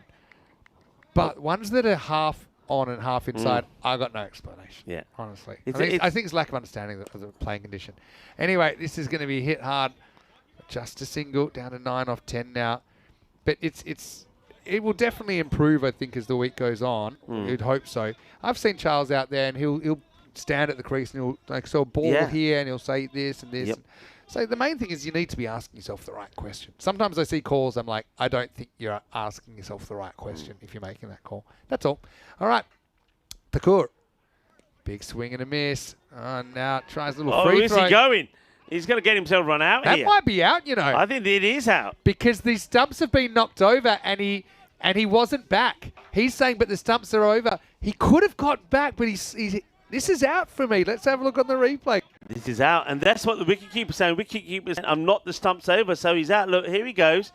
And here comes the ball. And now, look, stumps go over, and he's out. Gone. He's out. Everything's removed. And that's, again, just a bit of a lack of understanding of the conditions, because he's going to run himself out for duck. So this is going to be a pair. This is a pair, for him. I mean, I don't know why he's running here. There's no need. He's knocked the stumps down. And that's the thing. Remember, with these stumps, the way these stumps are with the base, if the bows are off, then what you do, if you got the ball and you knock the whole stumps over, it is out. And that is going to be given out. So I don't know why. I don't know. Are they trying to say the stumps hadn't hit the ground, but they've been completely removed? That's got to be out. How's that not out? That has to be out. What's going on here? Oh, that's a big error. That is an error. Well, that is out. It's a bit of natural justice. There is karma. And but... Because the thing is, at the moment, there's none of those 3 stumps touching the ground anymore. Yeah. It's the same, as long as that results in the stumps being knocked. But anyway, we've got more drama. It'll be 105 for 5. Well, I wasn't wrong. It was a pair. Then for Dhiraj Thakur, he got a first ball golden duck in the very first match, and he'll get a 3-ball duck in this one. So... well, let's keep an eye on him. And the only thing I've got to do, I've got to scribble out the run out and put bold in there. So it will be for Jar. That picks up the wicket, and that means that Riaz Ahmed comes out here. So this match is far from over yet. They're still needing a 9 of 8 deliveries. All right. Yeah, I think it's coming to the refs is that the stumps hadn't fully been knocked over, as in the stumps hadn't hit the ground. So, well, they were on the ground. Yeah, as in the actual wooden bits hadn't hit the ground. So that I can understand as well, because the regulation says you have to knock them over. But in my sense, the process of knocking them over would count. Do you know what I mean? Yeah. Because, anyway, it's a bit wide. Wow, what drama we've had. But, I mean, that's probably an interpretation thing. That one is a wide. Misses the whole line. Yeah, that's a right call. That's good. I think the umpires will get better with it. It's just, sometimes these things do happen. I mean, the regulation just says the stumps have to be knocked over or fully removed. In my mind, once they're completely off the ground, they're removed. But it's in the eye of the beholder, I guess. All right, low full toss. Will just be 1. can they take this to the last over? Now, does Venki bowl it? Do you go with... It'd be brave to go with spin, but I don't see why you wouldn't. He still had 1 for 7. He's been the best of the options are left. Yeah, this is a big delivery for me. Gupta on strike. If he hits the boundary, they win the match here. But let's say if it's a dot ball and he stays off strike, it's going to be a very interesting final over. Walks at him. Oh, it's going to be a top edge. Keeper takes his glove off. That means he doesn't think he's going to catch it. In fact, he won't even field in the end. Alfie will do the work. So they'll get 2. We will go to the last. 5 runs required. Oh, the more things change, the more they stay the same. With the Spartans with a nail-biter of a chase. 109 for 5 after 9 overs. Penalty runs. Shall we talk about those in this match? But maybe the penalty runs inspired him to bat better. So I always just think, like, it happened so early. But yeah, it's a good point. Thank you with the time penalty. He's not going to bowl himself here. I think I would have. I think he's going back to Pfizer and took 1 for 14. I don't know.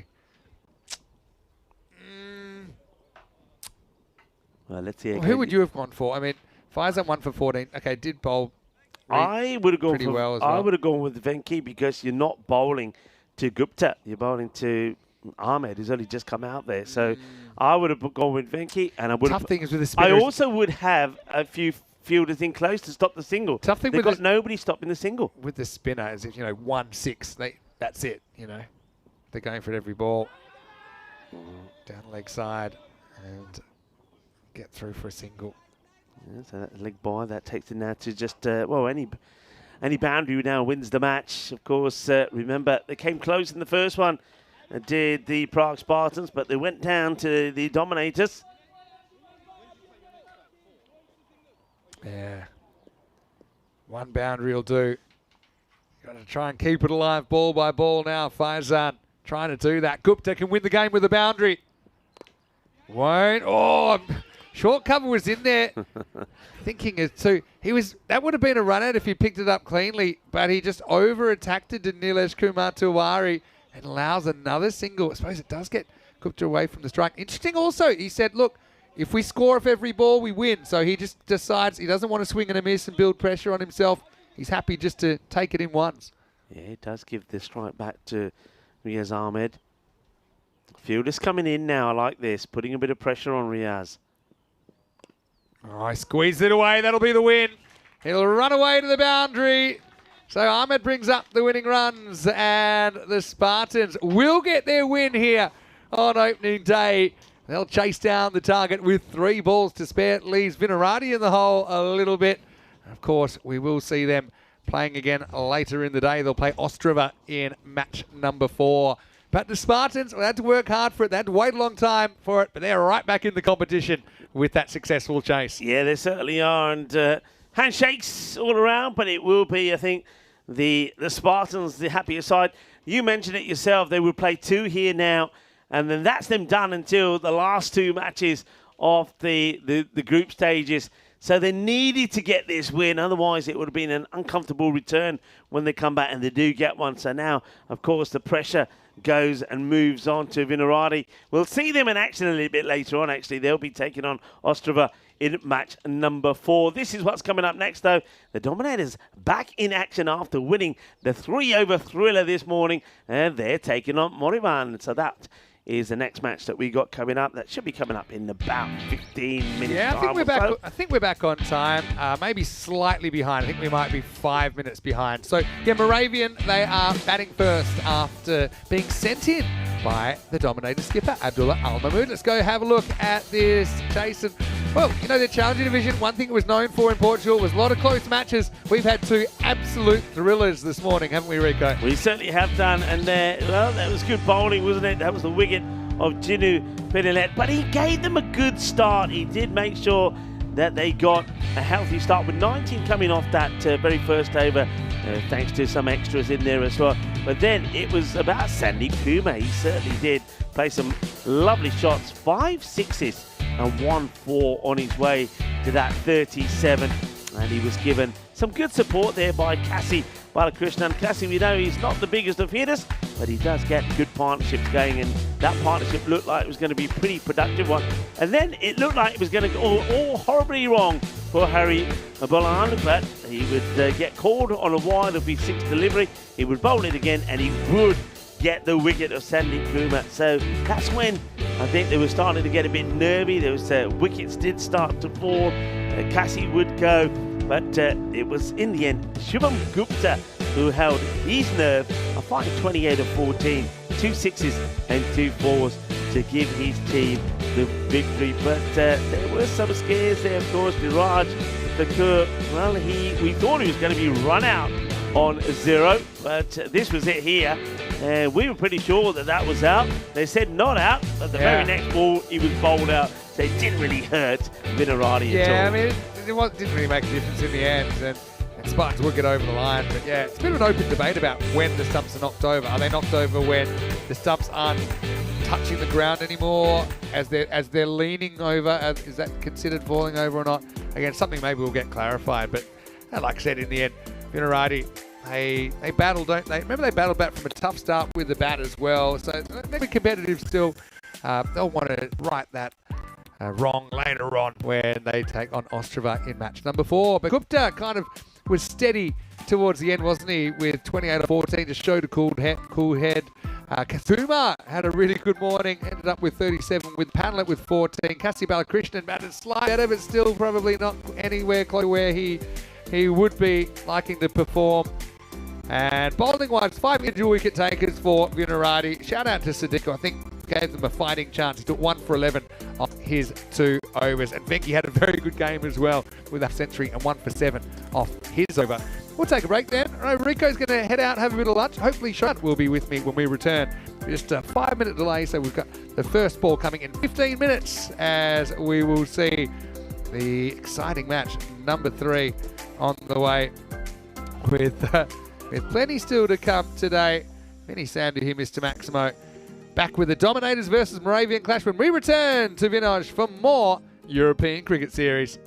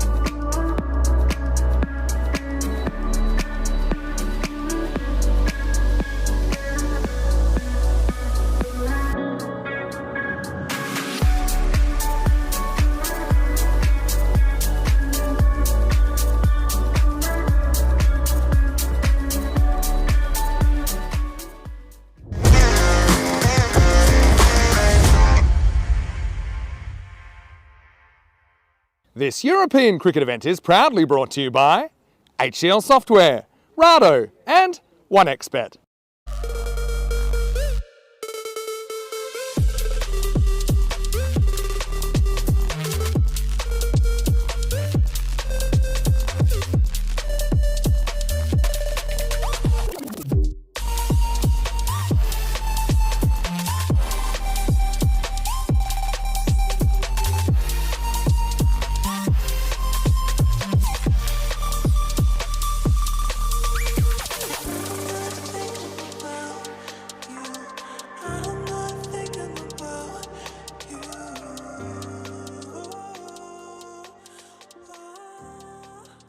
Hello and welcome back. Great to have you with us as we roll into match number 3, the first day of the ECS Challenger Division here in Czechia. So a bit blustery, but at least the rain has cleared and we will move into the next game. Praha Dominators are back to take on Moravian in this one. Let's see what happens at the coin toss. The Sheriff has the coin and has the 2 captains.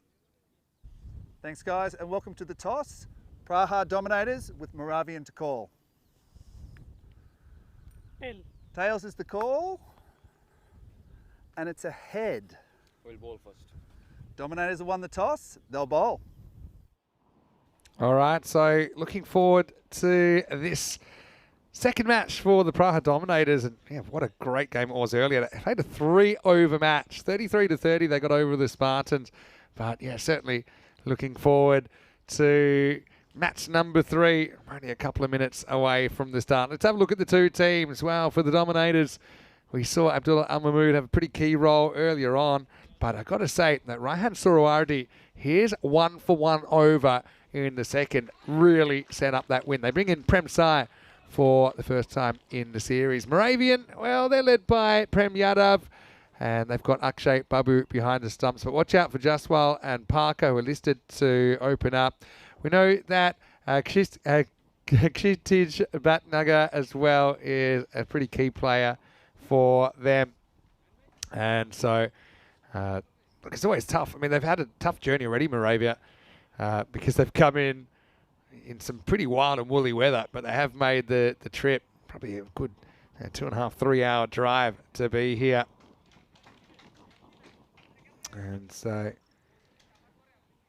Dominators will be on the chase. And Moravian, well, given favouritism here. Dominators, don't forget, they did finish bottom of the table last year. Moravian, they had a better time of it, although obviously they were towards the bottom as well. And that's why they're in this position where they're in the Challenger Division. But yeah, I think it's up for grabs, put it that way. And for Dominators, this will be their last game of opening day. Welcome back to all of our viewers on Fancode, as well as all of those that are watching on our YouTube channel, ECN European Cricket Network.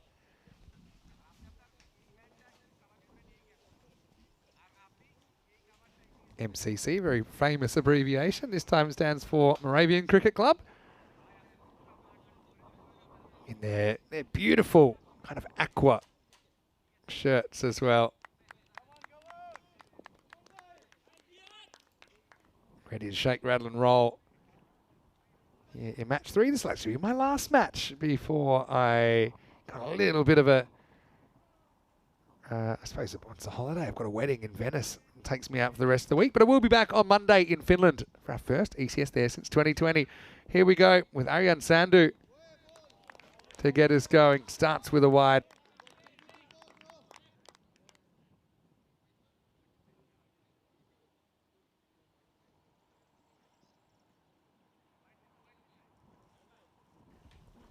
Big swing and a miss first up. But plenty to play for here. Raven like to get off to a good start. Well, that swinger here, but you can see Abhishek Parker just kind of drops his bat on it. Won't get a run just yet. Moravian today, with their schedule, they will play in this game. They'll play Ostrava in the kind of battle of the outer towners in match number 5 later on. Tries to force this one. like a standing pull shot. Doesn't beat the infield. They do get through for a run though. Still Tenerife doing the fielding.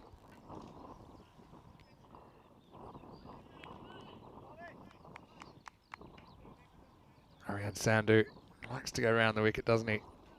Trying to get that angle across the right-hander.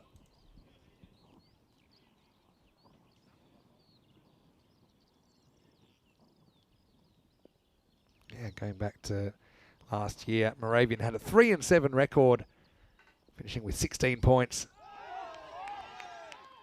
out of their 10 games. Not far away. He's just falling off the shot slightly. That went very close to knocking out the off stump.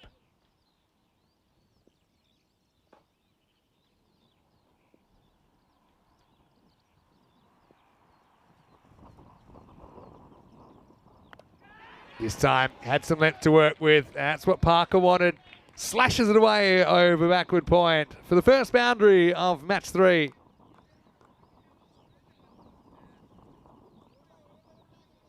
Had a bit of a stand and deliver job here, wasn't it? But yeah, not the greatest length from Sandhu.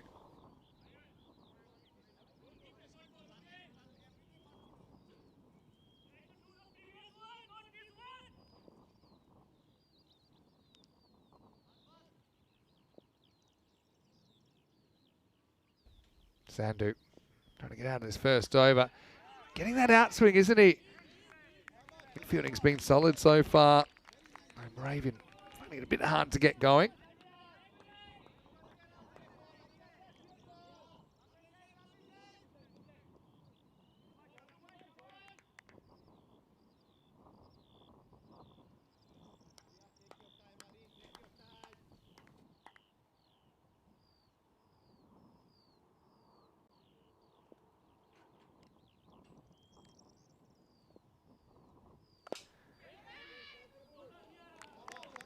Once again, stopped in the infield. So Sandhu does a good job in the first over. But just one bad ball that got hit.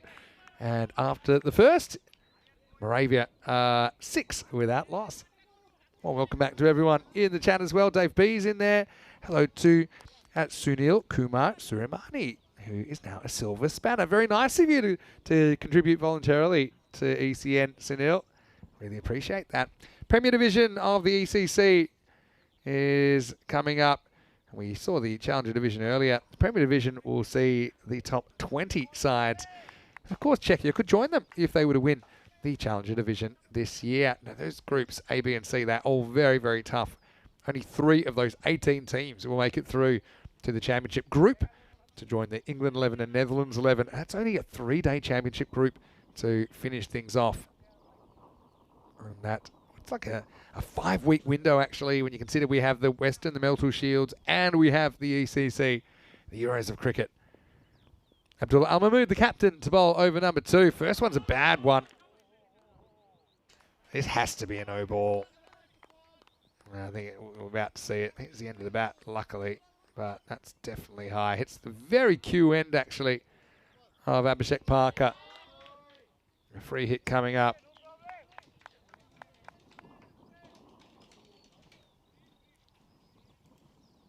So a real chance for Abhishek to get going. He had some good performances last year in the ECS. 317 runs, including 3 half-centuries. And now he takes the free hit, puts it up in the air. Should challenge the boundary. We'll get 2 now on the slip. And yeah, 2 teams that are pretty antsy to get going. You can understand that as well. It's been a long time coming.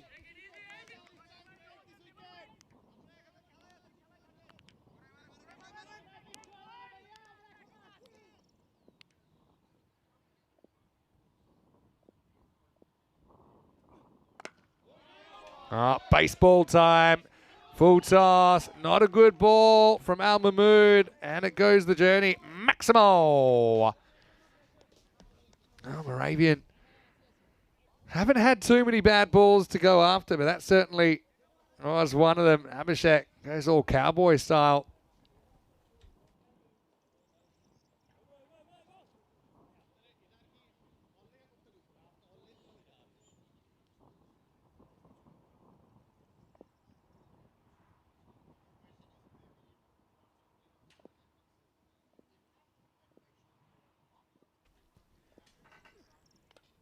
Oh, that one gets him in the top of the box.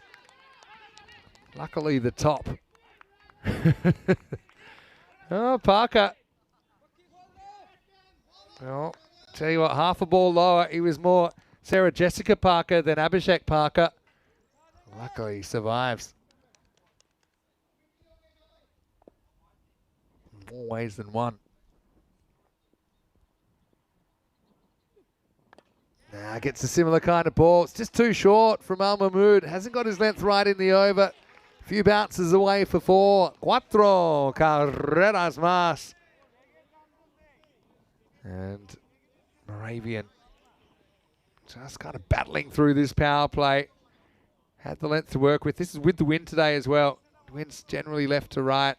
Bit of a cloudy day, bit of a heavier day. Of course, yesterday was so warm. Hottest day of the year so far.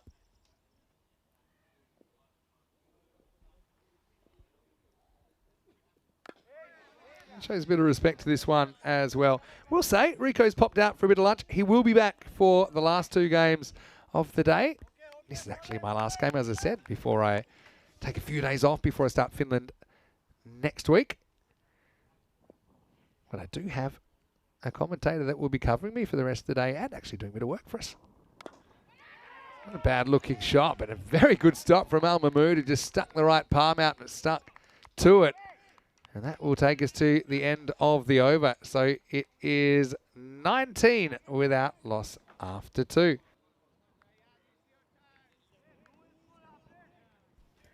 Pretty sound to hear Mr. Maximo. And yeah, a bit more than a guest because we were able to do a whole day of the T20s last week. It's a warm ECN welcome once again to Shoban Ganak here in the commentary bunker. Welcome back, Shobi.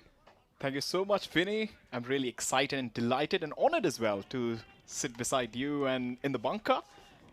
Doing first time ECS Czechia T10 Challenges 2025. And what a day to arrive. Yeah, well, we had a bit of a delayed start due to the rain, but we had a 3-over game. Bet you never called a 3-over game. 3-over game to start the day. Very close one. The Dominators won by 3 runs against the Spartans, but the Spartans turned the tables with a win against Vinarati in match 2.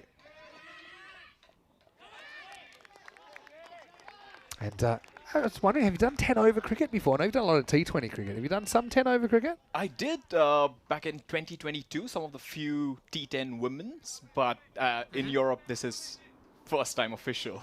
ECS is different gravy, so I think you're going to enjoy it. This is Sorowati. He took 1 for 1 in the 3-over game when he bowled this over earlier.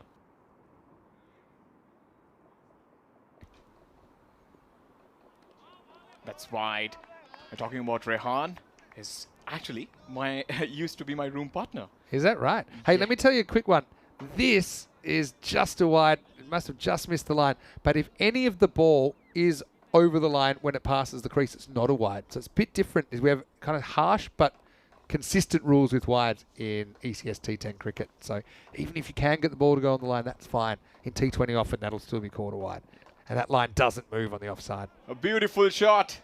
Just helping the ball on its way. That will race across the fence for 4. Parker is really looking ominous out there. Yeah, I mean, he's a guy I mentioned last year. He's averaged 45 with a strike rate over 200, including 350s. And he's a guy that they would be hoping for to take them further in the tournament. I mean, what we're seeing here, we're seeing the teams that finished 7th to 11th in the ECS last year. Now, it's been broken up into 2 divisions. So the top 6 have gone into the Premier Division. The next 5 have gone into this division. So you will expect that all teams should find a bit more success than they did last year. That's up in the air. Big appeal from the bowler there. Fielder, and he drops it. The wicket keeper was nestling under it. It was his catch. Man with big gloves, with big hands, they say, and he drops a sinner. And I think he's a bit worried. He called him off it, but he barely touches it. He's worried he's going to get cleaned up by his fielder, I think. And then he blames the sun, despite it being a cloudy day. But I do also understand the white ball in the white clouds can be hard to pick up. But that's a real lucky moment for Moravian. It's just a brilliant day for Rehan. Whatever he's touching is turning to goal. In the previous match, 1 over, 1 wicket. Beautiful shot, caress through the covers for a single. But brilliant bowling in the first match. He took that 1 wicket. He's bowling with a lot of control. Actually, I've played him as well. He's playing Division 2 for Dominators. He's a decent bowler, not not someone who will push you back, but he's always asking that question. Yeah, I was going to say, you've actually played some European Cricket Series cricket, so I don't need to lecture you too much. You obviously played it. You played more games than I have. But, yes, Sarahadi finding it a bit more of a challenge here in match 3. He's bowling wide. He's not able to control that swing. He's bowling seam up. Maybe time for him to go a little bit cross seam. But beautiful weather. That's the T10 formats. This is it. So 50-metre boundaries from the centre of the field. 10 overs for innings. They're all bowled from the one end. 3 over power play. You're on the clock, so you need to finish the 9th over before the clock runs out. The clock's adjusted along the way. New batters have to be there, ready to play within 60 seconds. We had one of those. That's up in the air. There's a chance, fielder. Yeah, we'll be able to stop it.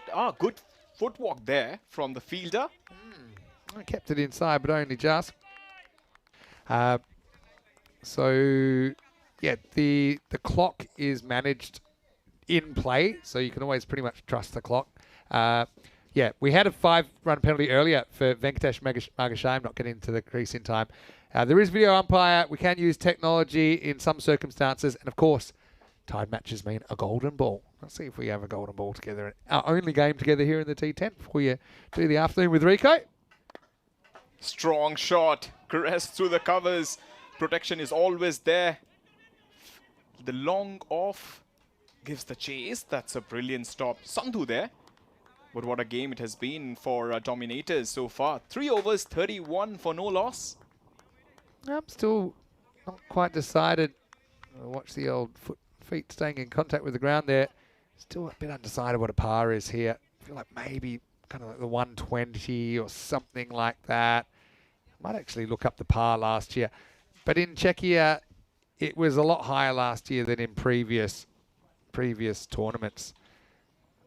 But love this tournament with the kind of, you just introduced that there's Premier Division and Challengers. So it just brings more competition, more, clear route to the format for the promotion. And also there's high-stake matches. So you don't have those red rubbers. The middle table games are pretty nice. Yeah, last year every team played 10 matches. And then, of course, we had the finals. And the whole thing ran over 2 weeks. Well, now you've got 2 divisions, and what that means is these teams only play 4 matches and then they're into the finals. In the Premier Division, they'll play 5 matches and they're straight into the finals. You're just playing each other team once. The par last year was actually 121. So I think that might hold true, around about the 120 par for me. Right now, Moravian 31 after 3. Here's Ahmed. It's flicked away delicately. That will race across to the boundary. Parker is having a ball out there. His 5th boundary so far. Yeah, and you're right. He's swiped a couple of hairy moments early, but he's looking reasonably good. Just looking at Moravian last year, they only had 3 wins, but one of them was over the Dominators.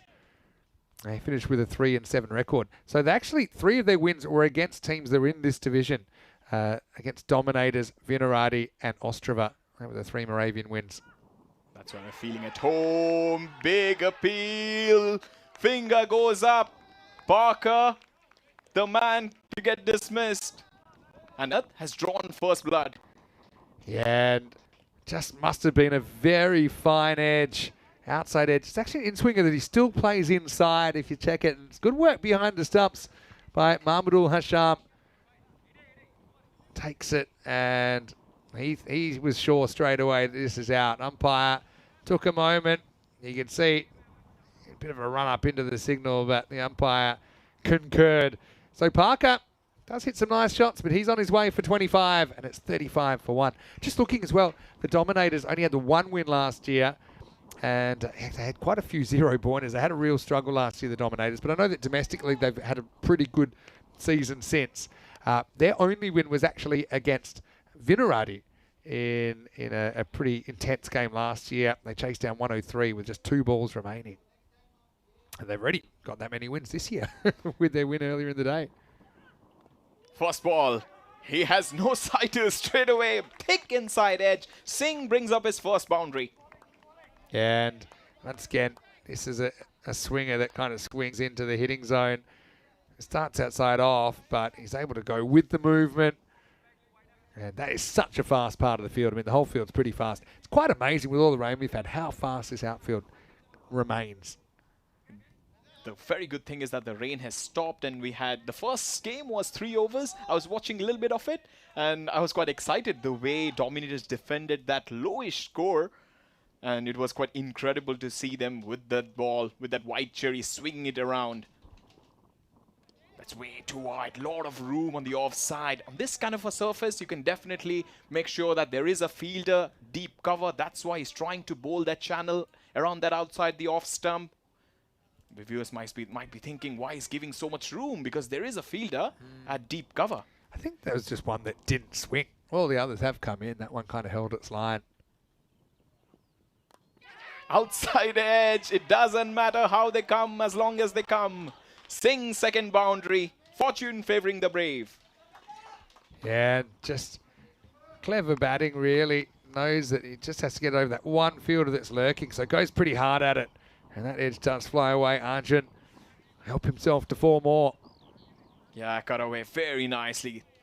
Yeah, that thickish edge. He's just trying to carve that ball outside the off stump every single time. Very good stance. Has a strong bat hold as well. Just making a good little batter here. Singh not wasting any time. Ahmed has to be careful here. He started the over pretty nicely. Now he's giving a lot of runs. Take his inside edge again. But this team has done wonders in the domestic competition. That's the Dominators. They were playing the Division 3. They were the winners of that 3 Czech Premier League, and then now they're playing in the 2nd division, playing against the big boys. But they beat Spartans. What a confidence builder that was. Yeah, definitely. That's coming back in again. No room to play that cut shot there. Cramping. It was interesting. Probably would have been easy to hit that leg side and go with it. There were more gaps over there. Didn't want to take the risk. End of the 4th over. It's 44 for 1. Hey, so tell us what you've been up to. I think it was a week ago or so that we commentated. How's your week been? It's been actually pretty nice. I was locked in to watch that WTC final, and also I was sorry, Vinny. No, it's okay. Well, luckily I didn't get to see a lot of it. I just kept up to date with number updates. But yeah, it was a brilliant game though. Yeah. And also did watch a lot of T10 cricket on ECN, where Gibraltar were crowned the champions, and also and also the Austrian men and women doing the double. They did the double. You're exactly right. Yeah. Just went and heisted the trophies back across the border. And also went for a little swimming to a park, like it's a water park that we have in Prague. I think I might know that one. I can't remember what it's called. Is it right on the river? Is that no, it's called Aqua Dream. Ooh, sounds great. Not timing it well, chance. No, he does well there. That sounds great. Yeah. What are you about? What's that? How are you doing? Oh yeah, I'm well. I've been busy, obviously. Been pretty busy with the cricket. But it's been a busy few days, because also with the whole crew here, you're also trying to show them a bit of Prague. Now I'm based here, and not just me. I mean, Danny, Phil, Charles, and Joe. So what's that? There's 5 of us in the crew that are based here. So we kind of take on the role to be the tour guides as well, for those that have still got the energy at the end of the day. That's again slotted away on the onside. So I just mentioned in the chat as well, Shobi, you'll be with me for this game, then you'll be with Rico for the remainder of the day, because I'm actually off to a wedding in Venice. Actually, by this time tomorrow I'll be in Venice, so that'll be interesting.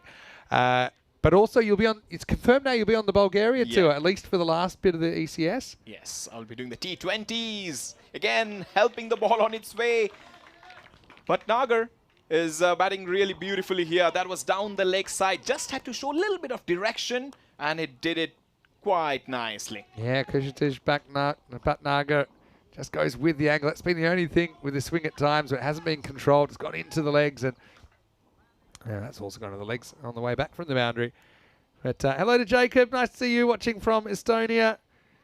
A few people think that looks a bit like an RCB jersey, the Dominators. If you really squint, maybe.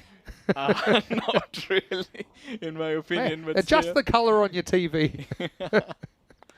Oh, he has stonged it. That's gone miles into that old town square. Brilliant shot from Bhatnagar. Well, good time to do some fielding. Warm up when you just pull up in the car. That is the car park. That can get pretty muddy when it's wet. Luckily, it wasn't too much rain we had. But what a good shot. As Kush goes bang. Takes that off stump. Horns it over the leg side. I think everyone knew that was 6 straight away. Yeah. Just a few comments as well about the Dominators improving.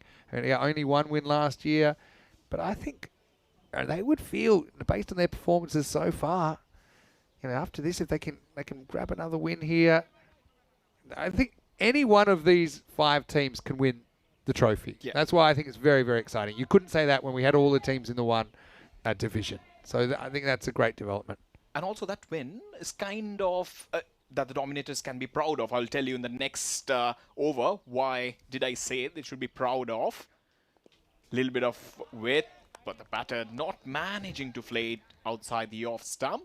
Into the over then, so 56 for 1. And, well, it gives me great pleasure to welcome Shoban Ganayak back into the commentary box. Vinny Sandy here as well, of course. And, yeah, great to have you back. I know we're planning to have you back in Bulgaria as well. So I've asked all of our community to make you feel welcome. And I hope you feel very comfortable here in the commentary bunker. I see some changes. I see this European cricket Exactly. flag stronger together. We got the banner up. We got the camera up. So we get to see a little bit more of you. And, yeah, if you have any questions for Shoban, please put them in the chat, and I'm sure you'll try and answer them as the day goes on. I know Rico's really looking forward to working with you. You just met Rico, right? Yes, So you had a little chat Good with him? man. Yeah. Well, it was his lunch date because he's having his lunch That's right now, I think. spooned. No man's land, couple of runs. Ooh. A little bit of misfield. Still, the batters were slightly on their heels. And yeah, I was talking about the Dominators' improvement. Their heart and soul, that's one man who has taken forward this team is missing. The captain, Himmel. Yes. Without him winning is actually a proud moment. He's a certain batter. He can bowl off spin. He's really a good batter who averages pretty... Oh, that's beautiful shot. That's deliberately played and controlled to perfection. Brilliant. Yeah, really starting to get a move on here, aren't they? Moravian, unlucky didn't get more than the 4 for it, actually. Bhatnagar's come in, and he's come in swinging. Yeah, I think you speak to those in the know here in Czech cricket, and they say, yeah, Dominators are a team on the rise. Had their origins in the Tigers organisation, and they've just been very, very successful in the last 12 months. I'll be hoping to carry that on here. And they celebrate pretty nicely as well after winning the games. That's Yorked. A shot of delivery, you want Ahmed to bowl at the death as well. That kind of delivery is pretty hard to place and beaten by the pace as well. Yeah, it's an interesting thing, the 3-over cricket that we had earlier. You start thinking, hey, maybe all our games should be 3 overs if it's like that. I like the 10 though. Back to the 10. You don't want to eat chocolates every day. Knocked him over, lock, stock and barrel. Ahmed gets his revenge after getting hit for that 6. He comes back in grand style. Second wicket lost for MCC. They're 61 for 2. Yeah, it's a good piece of bowling, just using that little bit of movement coming in from outside the off stump. Goes quite wide of the crease, but you can see it go. Batter lost his head, lost his shape, loses his stumps as well. And so that is the second wicket down after Bhatnagar looked to be upping the ante. He's out for 21, and the score is 61 for 2. Well bowled by Shamim Ahmed. I just noticed in the chat, Rudraj Magari, I should say, has come in, of course, from United, saying congratulations, Shoban. Great to have you. Well done and proud of you. So, yeah, Rudraj, obviously, from the Czech national team and United. And you'd know quite a lot of these players, obviously, from just being part of the cricket scene here. Yeah, Ruturaj also scored runs in that T20 competition, and he will be looking forward to bat on this kind of a surface. Ruturaj also, I can't remember if it was last year or maybe the year before, but it's MVP of the series here. And actually, I think it was 2023. Tell me if I'm wrong, Ruturaj. But yeah, that kind of propelled him into national team calculations, and I know it's something he's always working on, improving his game, and obviously to succeed at the international level, it's next level of cricket up. Ramamurthy is in. That's cut away. Straight to point. No chance for a run there. Yeah, talking about Ruturaj Magare, big name in Czech cricket. This is one difference in the European Cricket Series is we do have third umpire for line decisions. So that's actually pretty close. We just get to the bat down in time. But yeah, you've been talking about the dominators. Let's talk a little bit about the Moravians. They were finishing 8th position. They won 3 games, lost 7. But the games that they lost were actually not very much, not big margins. So they'll take a lot of heart out of it. But still, with this kind of performance, 6 over 61 for 2, it's just coming to the end. Ram Murthy is the new batter. Then Pawan Jaiswal is actually a pretty, his no mark with the bat. Prem Prakash Yadav, very good bowler. Seam up. Manish, Akash Babu can also swing his bat. I'll give you a stat on Moravian. They're 3-1 against the teams that are in their division this year. So they must feel like one of the favourites just based on that alone. A lot of teams are their favourites. A little bit of extra bounce. Keeper was slightly surprised there. But Moravians. Yeah, they beat the Dominators, they beat Vinarati, and they beat Ostrava. The only team they lost to were Spartans out of the teams that are in their division this year. Talking about Pawan Jaiswal, he scored that 39 from 15. Vinny was talking about that win against Dominators. That was he played a decisive role against the VCC. So this team looks really good on paper and also on the field as they will try to get across.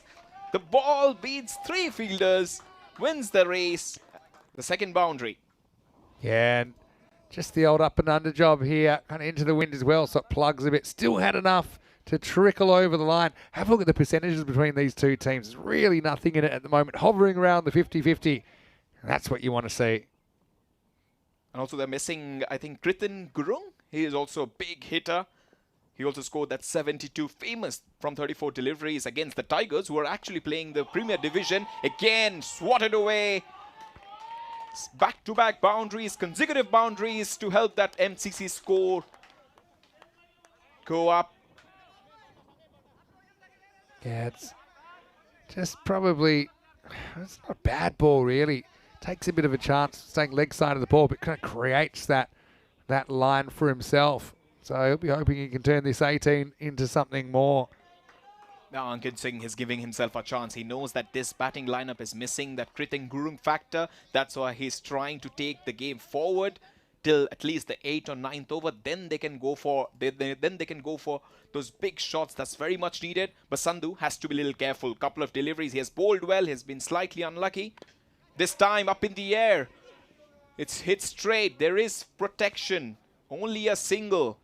Sometimes these low full tosses can also play in favor of you. If you see this delivery. True. That's very true. It always creates a wicket. Yeah, it's one thing I love every time I come back for another European Cricket Series somewhere, there's plenty of new players I haven't seen before. Arjun is certainly one of those. He's made a strong start. Again, another swing and a miss. And on your Sandhu, you can do a lot of things as well. Hey, he bowls a bit quicker than I'm bowling these days. You were a fast bowler? Or I actually bowled, I was an opening bowler until I was about 17 or 18 when I switched to wicket keeping. I obviously can't really do both at a senior level if you're serious about it. So I switched to keeping. That was probably more my talent.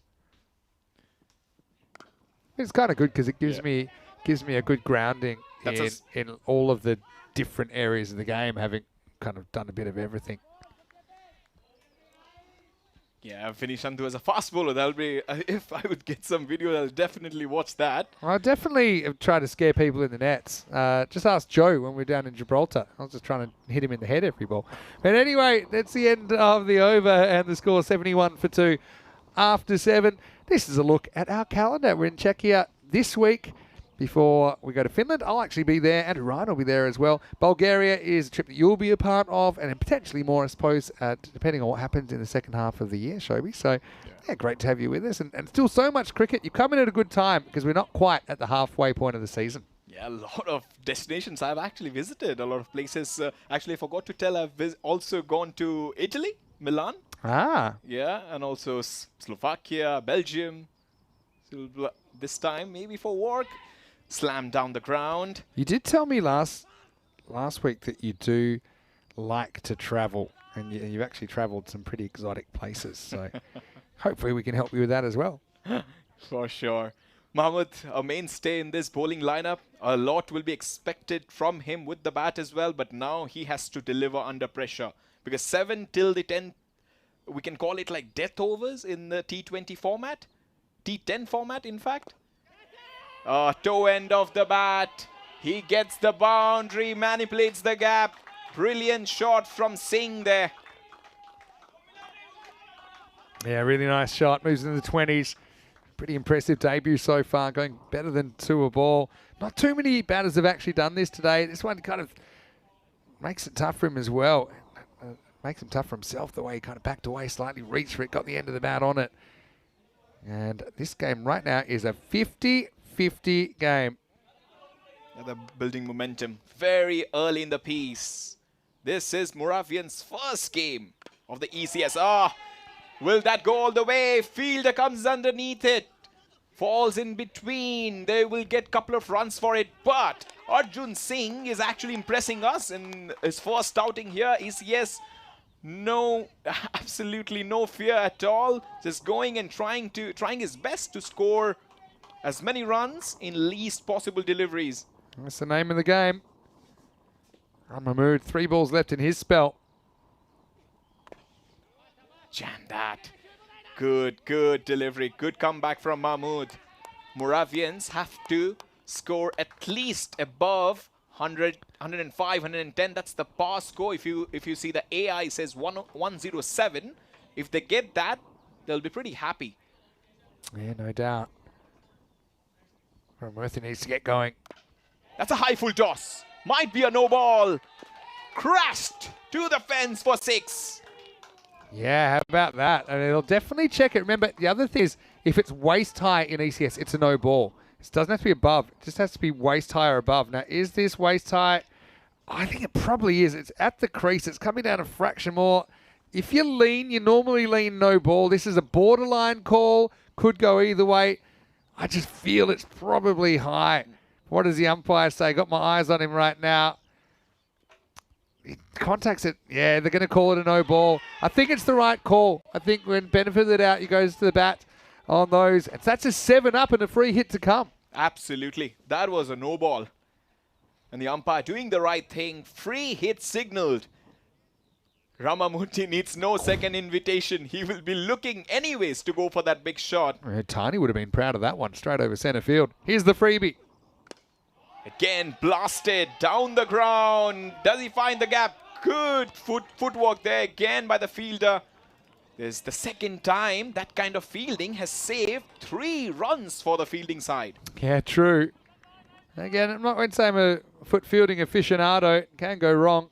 Thing is, even if you field with your foot, you still got to pick it up at some point. So you could just kind of go with the hand straight away, but maybe he wasn't confident of doing that. Ramamurthy has lit his innings up in this over. Last ball of the over. Final delivery. He has stoned it down the ground for 6.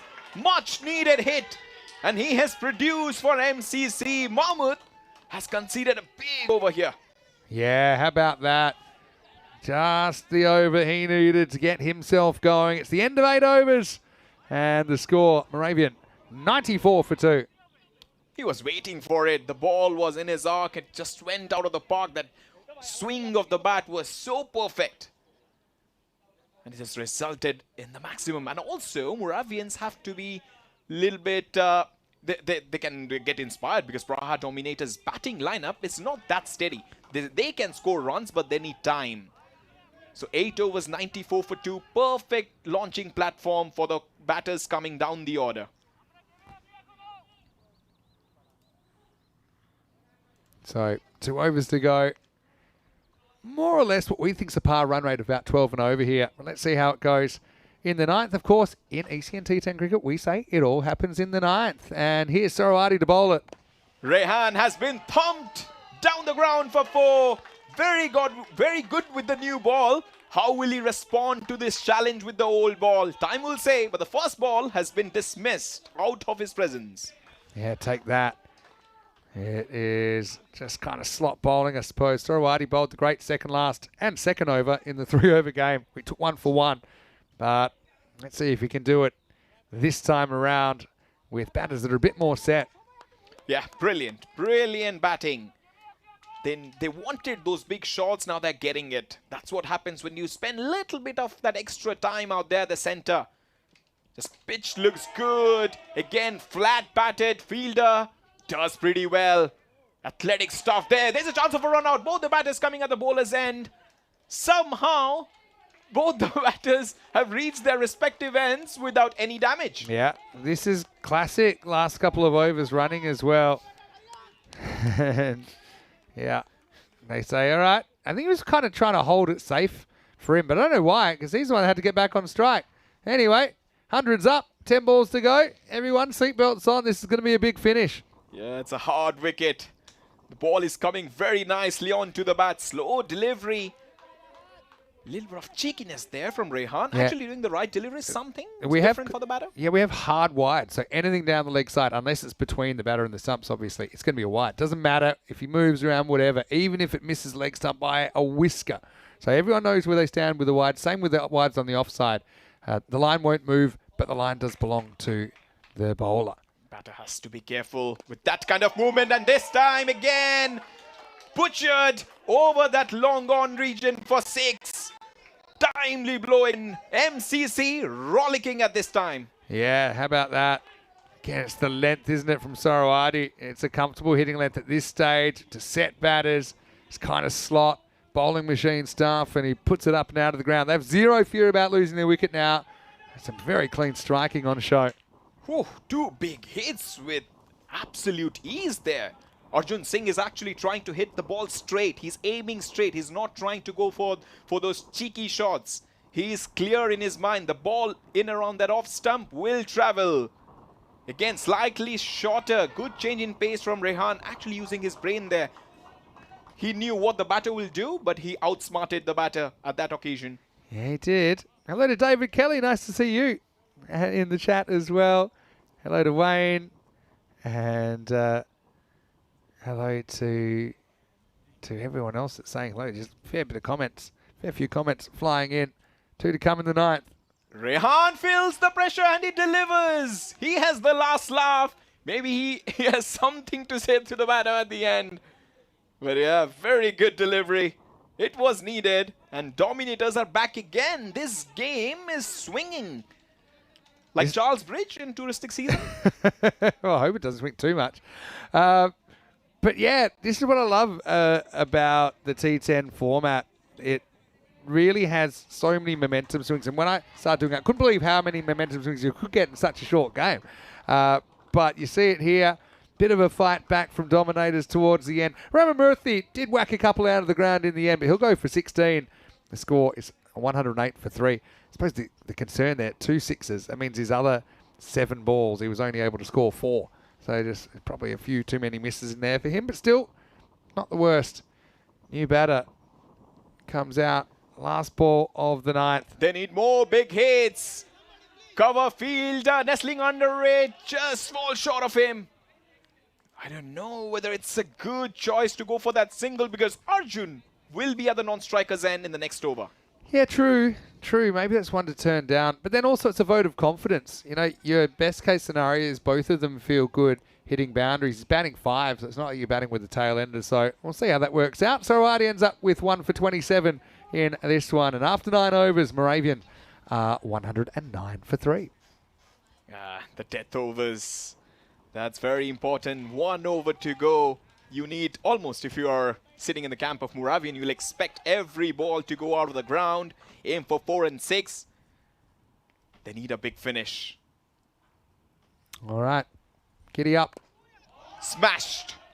No chance for the fielder at long off. 4 more. Yeah, that's a very, very solid strike. There's the Teletubby Hill in the background. Yeah, I know you'll probably speak a bit more about this as today goes on, but Moravia, of course, it's a whole region in the east of the country. Major city, of course, is Brno. And I know this team would play a lot of cricket down there. That was down the leg side. Batter could have done little, might be feeling unlucky there. There was only one fielder down there. Little bit of bat, he could have got a boundary. And the thing with Moravia as well, I know it's the heart of the Czech winemaking region as well. And I've got to admit, I had a very nice dinner last night in town. I did try some wine from the region. It was excellent. Arjun Singh lines up. Arjun Singh goes long, strong for 6. This is a proper statement and a real belter of a shot. Yeah, and this is, again is the length, isn't it? Length, length, length. You don't want to give him something to get under. And now Arjun might be eyeing off a 50 on debut here. Right now, 45 off 18 balls. Still 3 to go in the innings. This is box office stuff. Arjun Singh again waiting for the ball. It was in his arc. He didn't bother to hit that anywhere. Again, that stop edge. He has clothed it. He hasn't timed it. Fielder takes a very good catch under pressure. Again, the game is back in the hands of dominators. But this innings, definitely Arjun Singh would be proud of. He came at a situation was slightly trouble for MCC. He has done a pretty nice job by rotating the strike. But when the shot was needed, he produced it. Yeah, and so it won't be a 50 on debut, but still a very impressive start for Arjun. He'll go for 45, and I think, when you get someone in the side for the first time, and I would have played from a fair bit, but first time in the European Cricket Series, you want him to do well. You want him to find that confidence in front of the cameras. He's certainly done that. Nice catch by Huck to pull it down. New batter, Jaswal. He's got 2 to face. Pawan Jaswal calmly takes a single. Rehan has a sigh at the stumps. He's getting pretty excited there. Deep square leg inside the circle. Now, this is proper last over chaos that we're seeing. But anyway, they're up to 121 now. I think it's going to be a pretty even chase. Anybody's game for me at the moment. Raven favoured a bit more by the supercomputer. Here's the last ball, though. Final delivery. He missed out there. It was high full toss. And Babu trying to play it on the onside has missed it. They're still waiting, inquiring about the no ball. It's not it. It's not easy to claim a no ball when you've been hit in the pad. So it's the end of the 10th over. 122 for 4, Moravian. And I think that they'll feel that's defendable, but I also think the Dominators will feel it's chaseable. I think that's how you know that it's a pretty good game here at halftime. Well, Shobi, well done. You've survived the first innings. It's tempo, isn't it? There's a lot going on. Why don't we go back and have a look at some of the highlights of this first 10 overs. Remember, it was the Dominators that sent Moravians into bat.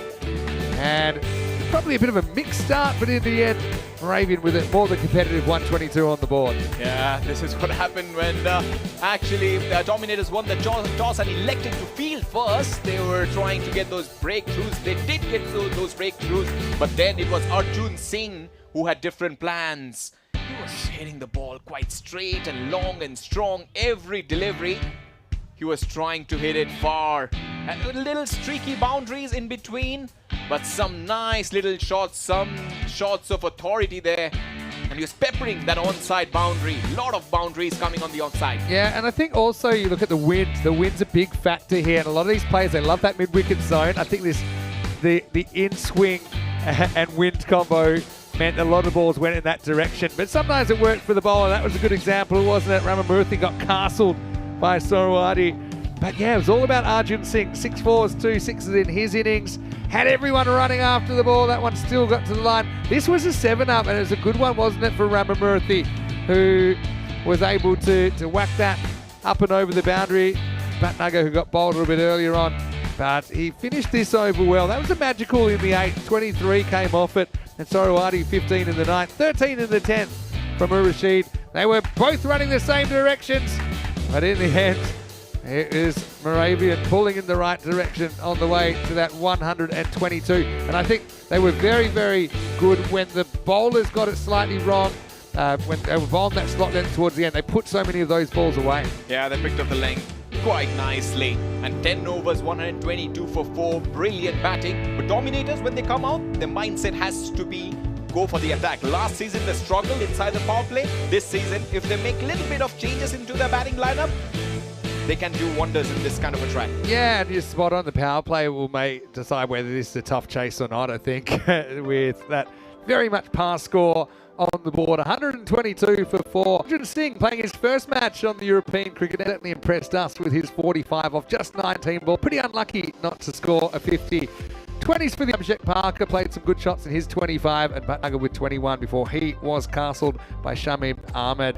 Ramamurthy took a while to get going, did hit 2 sixes though in his 16. Just 9 extras, not too bad, I think. To the 5 wide, 2 no balls in there.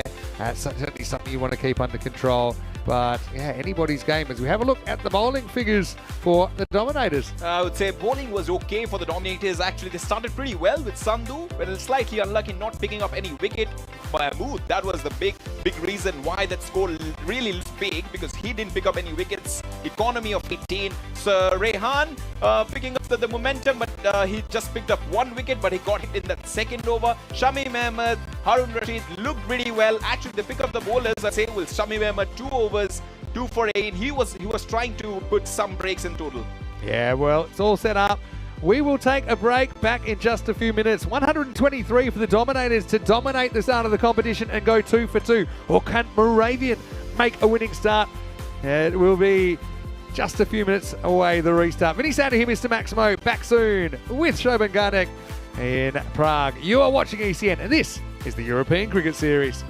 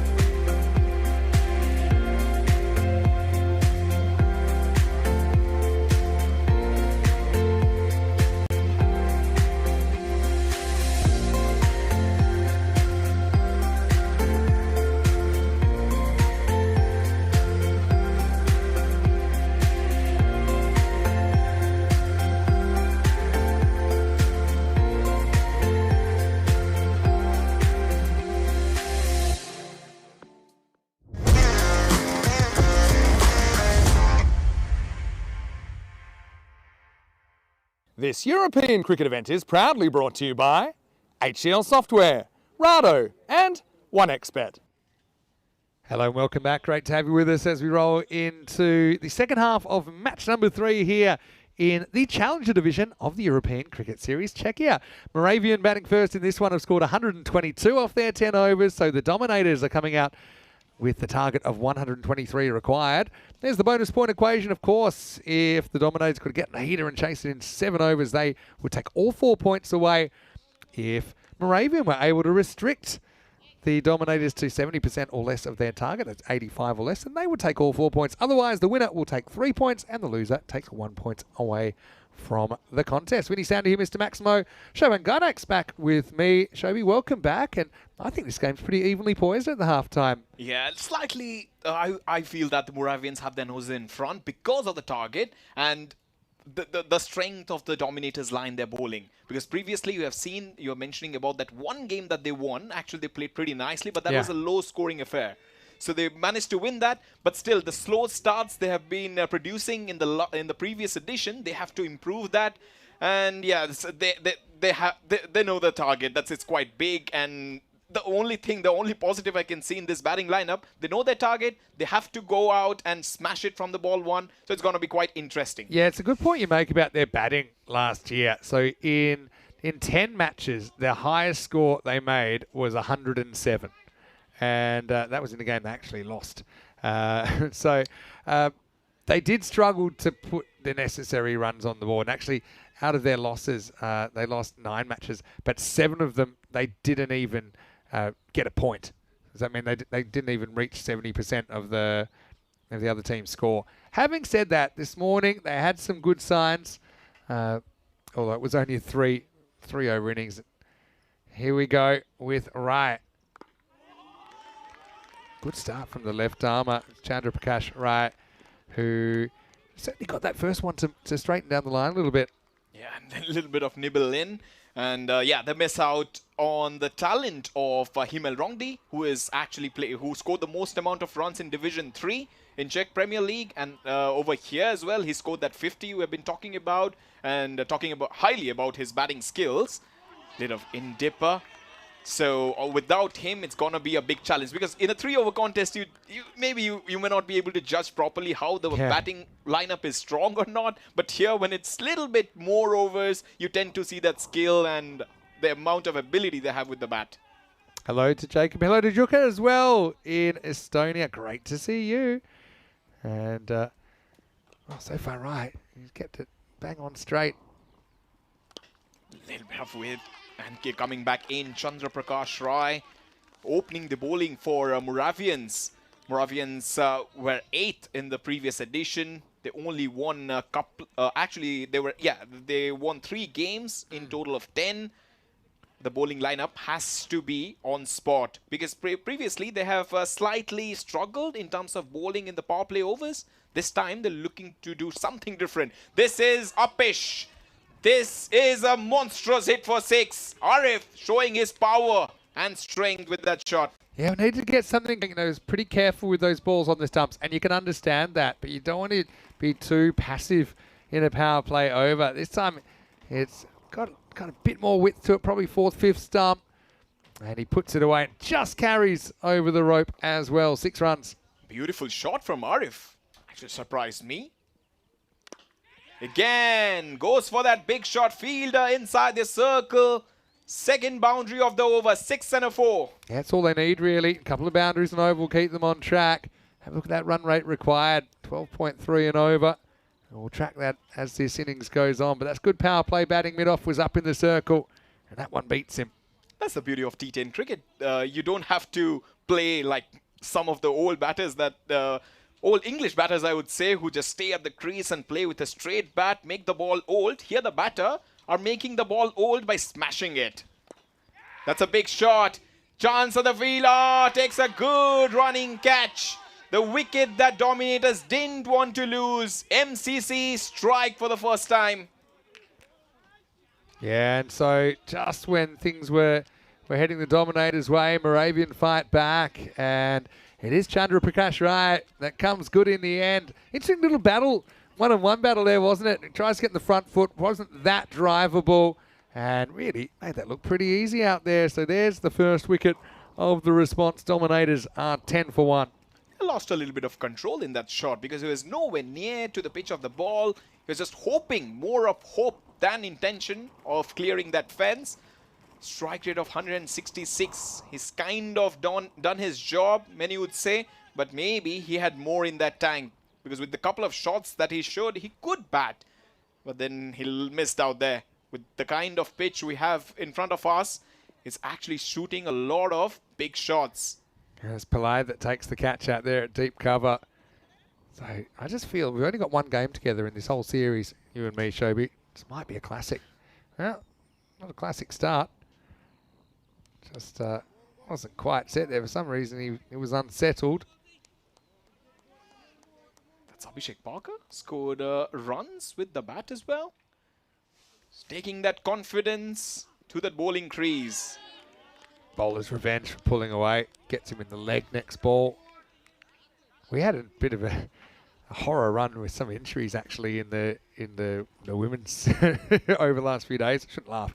63 matches since the golden ball, by the way, and of course golden ball will split teams if there's a tie. We've had 3 golden balls in the European Cricket Series, 2 in 21 and 1 in 23 here in Czechia.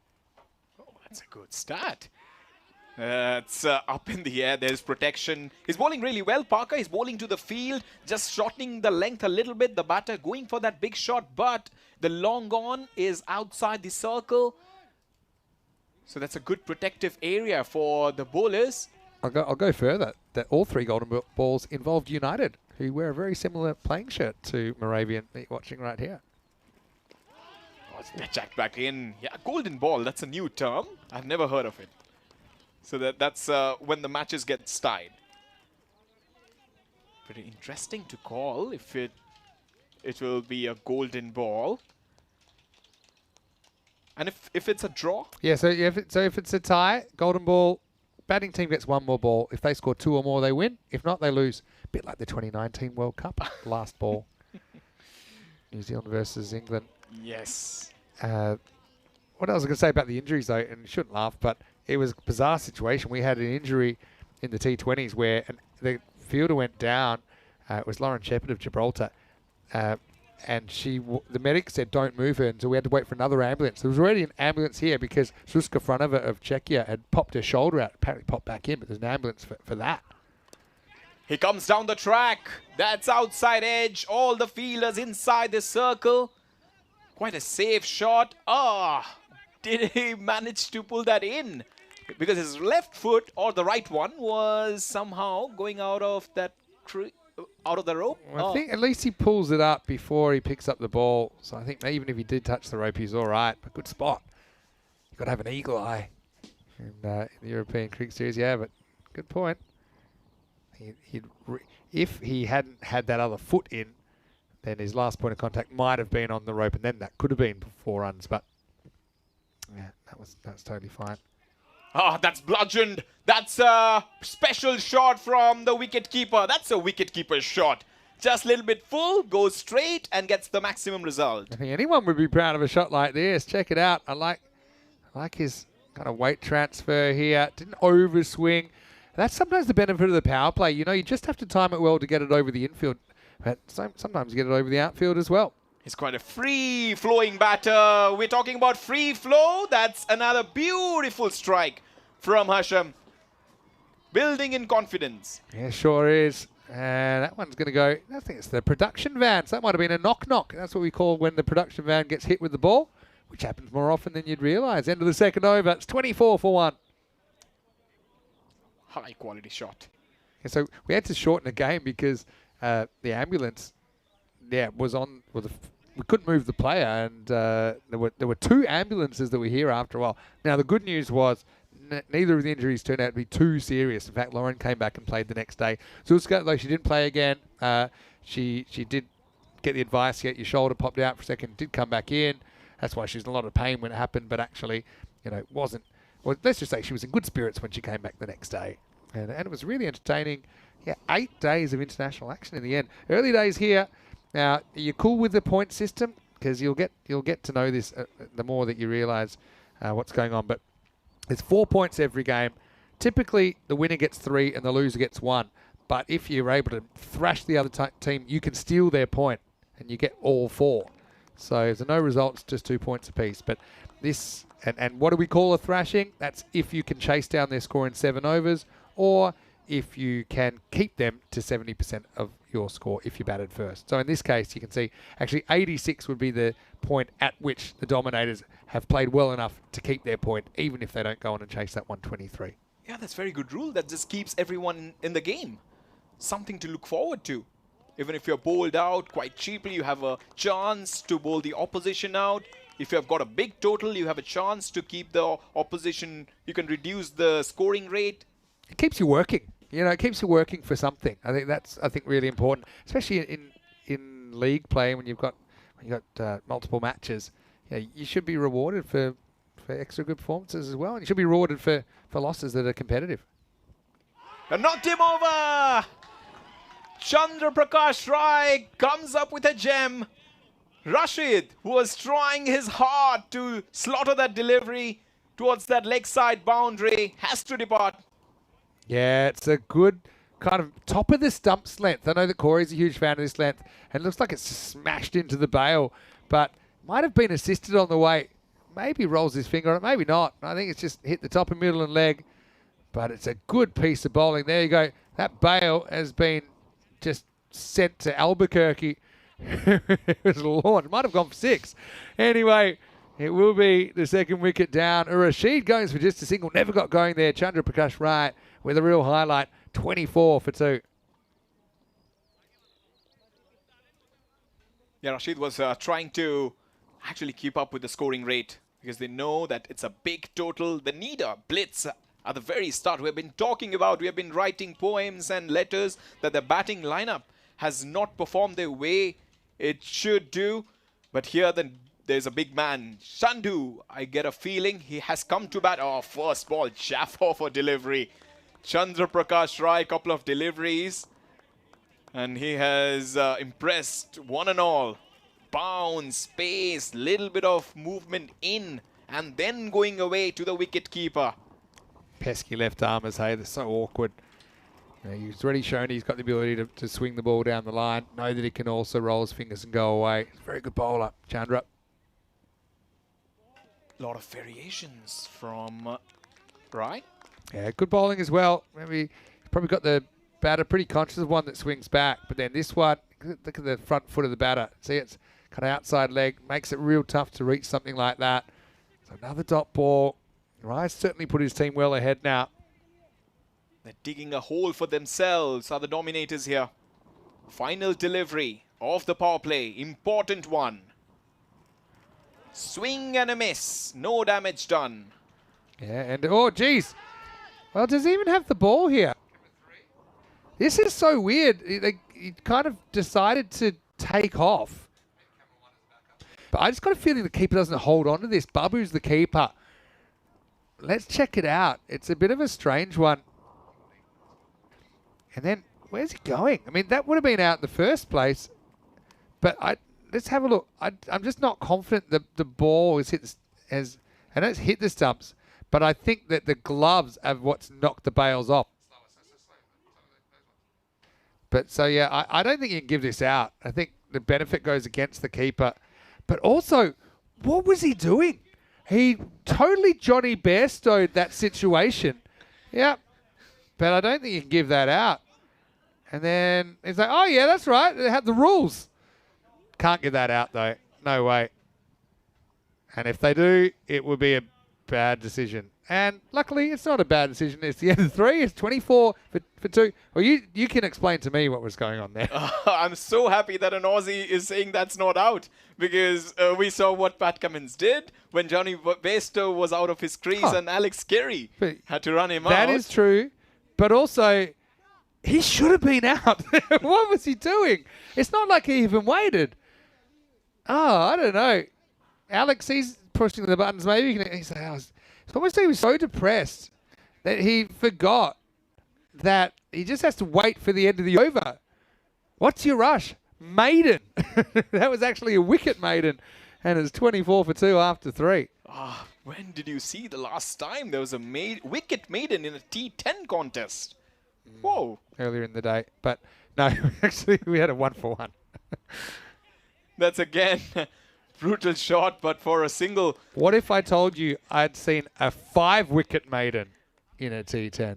Whoa. It's actually our first ever 5-wicket haul. It was a 5-wicket maiden, Dish Benerka in Switzerland on a very batter-friendly pitch. Back foot drive. 5 wickets in 6 deliveries in Switzerland. Maybe the batters were looking at those high Alps and just engaging themselves with the outside view. Pretty much that. That's short and wide. Faster. Varsney is actually the new bowler, leg spinner. I like the look of him a lot. He's brisk. He's getting the ball to overspin a lot on the way through. Oh, that's a nice again. It's good shape. Just misses the mark. But yeah, well, he did take 6 wickets in last year's series. Only played 5 matches. We know with the travel from Moravian, they can't always play all the games. So he played kind of one batch of matches. Best of 3 for 20 against the Barbarians. But Manish has control. That's most important. When you see a leg spinner, yes, they have got variations. But if you have control, that is just classy for you, because every single time you can bowl a lot of deliveries. So as a coach, I would say first is the control, then the variation. Fuller 1. Leggies are so tough though, because especially if you can't really pick them. And even if you can pick them, you still got to play them.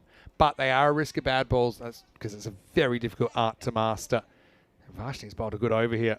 Especially on this kind of a surface in AstroTurf, it just makes doubly difficult, because you're a leg spinner, you won't get that purchase of the wicket. Every delivery, the batter is trying to hit it. So no chance of guile and spin and drop and dip.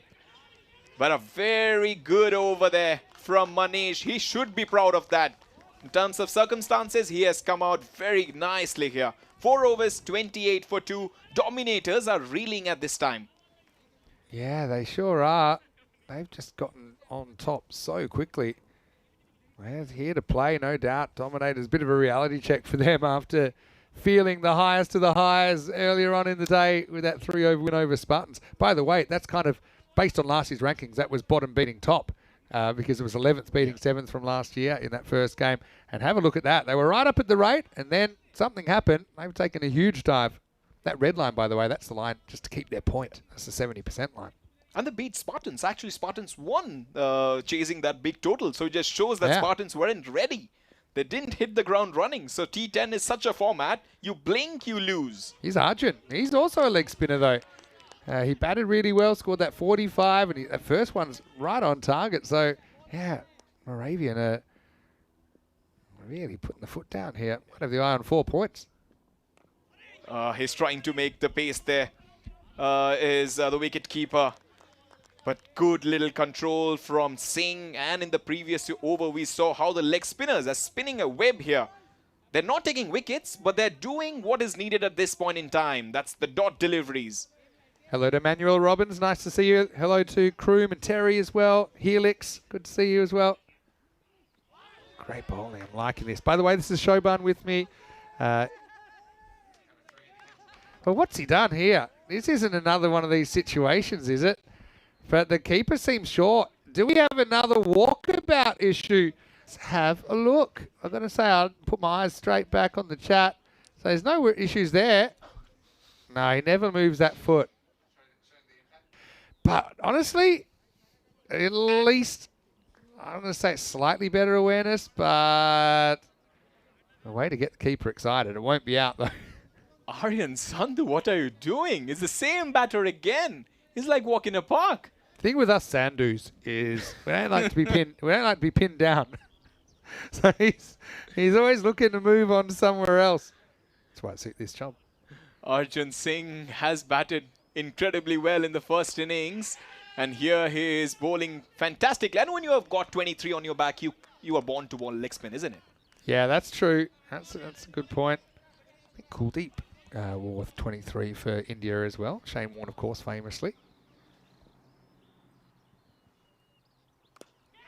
Oh, he just hangs back. That's a brilliant shot. What power there. That's a much more like Klaassen kind of a shot in the back on the back foot and hitting that delivery towards that long on fence. This is a classic shot that he played it knowing he wasn't quite sure if he was going to get it in the middle of the bat or not. Luckily he did, and it travels. And the next time he's going to go again, and that one is going to go as well. Maximal as Hasham changes the feel of the chase with back-to-back sixes. Again, decent over. I mean, that was a challenge kind of ball. But Hasham was up for the challenge. He's 27, and after 5 overs, the Dominators 42 for 2. Yeah, back-to-back sixes, just disturbing those beautiful figures of Arjun Singh. 12 runs he conceded, or else he had just conceded 2 runs in the fourth delivery. That's the tour of Czechia. Yeah, and it's been a great tour so far. We're over the halfway point now. We're into the last week. So we have 3 days of the Challenger Division, 4 days of the Premier Division. You know what I like as well? It means there's 2 finals days as well. So you get double the fun with that as well. 2 trophies. Back to Vashni. Bunted. Vashni's again, he is also trying to push it through. Maybe he's trying to just bowl darts here. Manish is much more of a top spin and then the drop. And he's not giving in that batter's arc, which Arjun did. Arjun is much more classical. He tosses the ball up. Manish is in a T10 version mode. Oh, lofted. Man, first attempt, second. Oh, he loses it. Oh, now you get an overthrow. Oh, no, he's fallen over. Go on, you still get there. Oh, I love it. ECS, he's almost run out anyway. Oh, boy. You ever commentated anything like this? No way. No way. I was looking somewhere else. Drop. And then my favourite bit's actually knocks his bat out, and then he falls over and he gives up. He says, well, hold on. Maybe we can get there anyway. Ooh. Oh, slammed. Oh, he gets that nasty finger there, but still he manages to get the boundary. Much needed for Dominators. And Sandhu at the other end, it feels like he's got skates there. That's a fingernail snapper, that one. I hope he didn't touch it because that screamed to the boundary. Hasham, he does look like the kind of guy that could still win them the game with this rate required at about 16. Big shot, huge shot. That's again another powerful one to the boundary. I think they might have hit the rope. I was just out of my field division, but would see it on the replay. It has been called 6. See if we can get the bounce here. It's gone. Oh, maybe it didn't. It's just 4.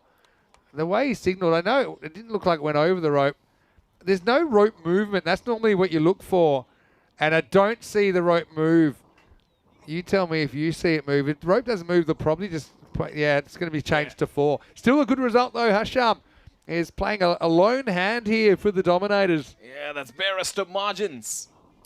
Ball falling slightly short of that white ropes. Will he go again? Oh. That's brilliant bit of bowling, pushing the ball down the leg side. Wow. And the leg spinner has done the trick. Has he? I mean, does he have the ball? It's a great bit of keep. It's out.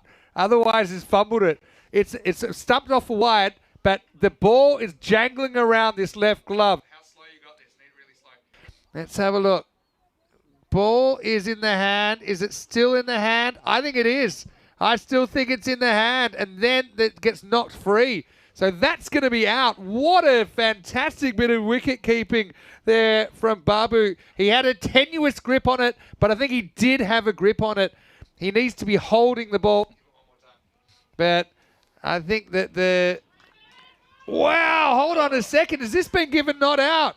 Let's have a look. Let's freeze it. See, my thing is the ball being held? I think it still is being held, in my opinion. But if they feel he's not holding, he's actually in. Yes. Gee whiz! All right. Yeah, I know. I just assumed he was out. Great work then from Hasham. That's a huge moment in the chase. Oh well. Lucky I wasn't third umpire. I was sending him packing. That's the keeper in me. I called it early. But it was an amazing bit of keeping because it was super quick. Everyone's going to tell me to settle down in the chat now as well, and I'm just waiting for those comments to roll in. But to make that position, it wasn't the cleanest bit of work. You just need to be holding the ball if your hand hit the stumps, doesn't it? You don't have to be holding it very hard. He's lightning quick behind the stumps, the wicket keeper. And Vinny, you being a wicket keeper, you are being impressed. So he must have done something wrong or something right there. Quick hands. I also like his excitement level. Anyway, it's the end of 6 overs, 56 for 2. Hate to say it, but Aryan 4 off 9. He's on my watch list, and I think he's been trying to get off for a while, one way or another. I think they might have to make a strategic change here with just 4 overs remaining and 67 required. Yeah, so it's not enough for your hand to be touching the ball if your hand's touching the stumps. The laws actually have to be holding it. So I was so focused on, is he holding it still? Because he was losing his grip, but I still think he had some grip when he breaks the stumps. But as it was, he was in. And that's the one thing I wasn't looking at when we were looking at the replay. But a game-changing knock so far from Mahmudul Hasham, the wicket keeper, 38 from 16. He's single-handedly taking this game forward. By the way, it's Bhatnagar who's keeping because Babu, the regular keeper, isn't on the field due to an injury that he picked up. So that's great work from the backup as well. Captain is getting ready to come to bat after if they lose a wicket there. This fast Yorker. And Sandhu again trying to hit that, trying to play it on the offside, losing his shape completely. Maybe they have got their batting lineup wrong there. Because Sandhu, I don't know how big hitter he is. Overstepping. Bit of a crime in any form of the game. Free hit then coming up. Oh, Pillai is desperate to get rid of that white cherry. No ball. Mahmudul Hasham has the bat and he's scoring big for his side. Might be a game changer here. This delivery. Oh, he goes big. Timing. Is it good enough? Yes, it is. One more 6 added to that score. Dominators are still breathing. Yeah, and it's a very good catch actually from Parker, although it's over the boundary. Hasham's had a couple of close calls. Leans back on this, gets enough on the full toss. Very assured hands, though, I think. Parker. There's good array of shots as well. Oh, again, strong one, protection. But he has shown definitely the batting order, the openers, how to bat on this kind of a surface. He's doing it by his own, 45. The score is 65, so he's almost scored 80% of the runs for his side. Yeah, lone hand. All right, here's my man, Sandhu. Finally, his misery finishes as Sandhu will head back to the hut. Pillai with his first wicket of the match. Yeah, well, a few people were calling for Sandhu to be rotated out. Well, I think he will be now. Had some interesting moments while he was out there, but now he will be gone. 4 off 11. Again, full straight. Actually, probably full toss more than anything. I think it hits the stumps on the 4, albeit at the base. But that's an innings that have really hurt his side's chances. No other way to say it. He's out for 4 off 11. Pillai with a wicket. It's 65 for 3. Maybe I shouldn't say this, but both the sides should have celebrated for this wicket. Dominators were trying to, give Sandhu the break. It's true. Yeah, I think you're right. But always fell over in the follow-through as well, did Pillai. Yeah, trying to get on with it. But it's nothing but fresh air.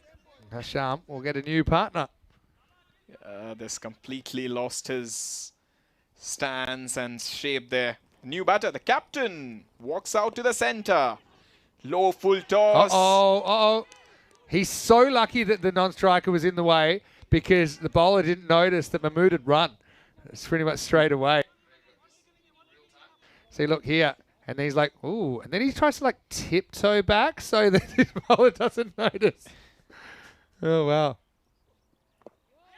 Squeezes it away. He will get a single. And he's doing a good thing there. He needs to keep the batter who is in form on strike. Hasham needs to face the last delivery and the maximum deliveries that's going to come up. One thing I notice in these, when you have shorter tournaments, I notice it when we go to Cardiff, we have 3-day groups, 4-day groups, is there's real intensity to every game. Sometimes when we have teams playing 10, 12, 14 games, the fatigue factor comes in. But you can see, right now, these teams have been waiting all year for this opportunity. They've been waiting 12 months to get out there in the European Cricket Series again. You can just feel the nerves are on edge. Hasham on 45. Well, we're hoping to bring up his 50 and maybe get his team close. A chance for him. That'll be his first one. Yes, he does! Powerful strike. Brings up his 50 in some style, is Hasham. A 50 to savor for the right-hander. Yeah, second catch for Parker that doesn't count. And Hasham, a 19-ball half-ton, brings up the end of the over as well. 72 for 3. 51 off 18 required. And Hasham, it's a nice innings from him. And he's got a little bit of a message for his teammates, maybe all the spectators out there as well. Yeah, I really like it. The shot was pretty nice and no exaggerated celebration, so it feels he's still hungry. He still wants to finish this match for his side. And his first ECN 50, he's been playing all the way since 2022, but he's only played 8 matches. This is his 9th, and you can see his previous high score was only 20. So what a breakout innings for him. He's really come on. Vinarati take on Ostrava in the next game. We'll come back to that in a second. Starts with a wide here in over number 8. And Vinarati hoping to come back from their loss against the Spartans in the second match of the day. Mug showing in good form there. Ostrava, their first chance. They'll go back-to-back to finish the day here on day 1. Looking forward to that. Yeah, he has to rotate the strike. That's a good little thing for Mahmood, the skipper. Give the strike back. This is box office stuff. You have 17 deliveries, 49 runs. You have the best batter against one of the bowlers who was impressed with the ball. That's Arjun Singh facing up to Hasham. Hasham strikes it. Half-hearted. That's the game changer. That's a body blow. The wicket that Dominators didn't want to lose. Maybe, I shouldn't say, but the match must have slipped from the Dominator's hand after that wicket. Yeah, for sure. That's a big moment in the game. 51, the highest individual score. But just didn't quite get all of it. Didn't get it in the middle. And he knew it straight away. He was in trouble. And they've caught well on and off the field, Moravian. And that feels like a bit of a backbreaker. End of a good knock. But 51 for Hasham. And he's done 74 for 4. That's a typical leg spinner's dismissal. Short, little wide, and he got that wicket. It happens many a times. That was there to hit. He couldn't manage to clear the fence. The batter who was watching the ball so closely, it was almost watching a football. Wide. He's showing his guile as a bowler. But that shot, he must be kicking himself because that was there to hit. Yeah. Well, it's all right. It was a bit of a hero in the first game. Can he pull something out here? That's a wide again. And talking about Rehan, actually Rehan scored the winning runs when they won their first game in ECS 2024 against Vinarati. Yeah, of course. It was the last over 3, I think, with 2 balls to spare.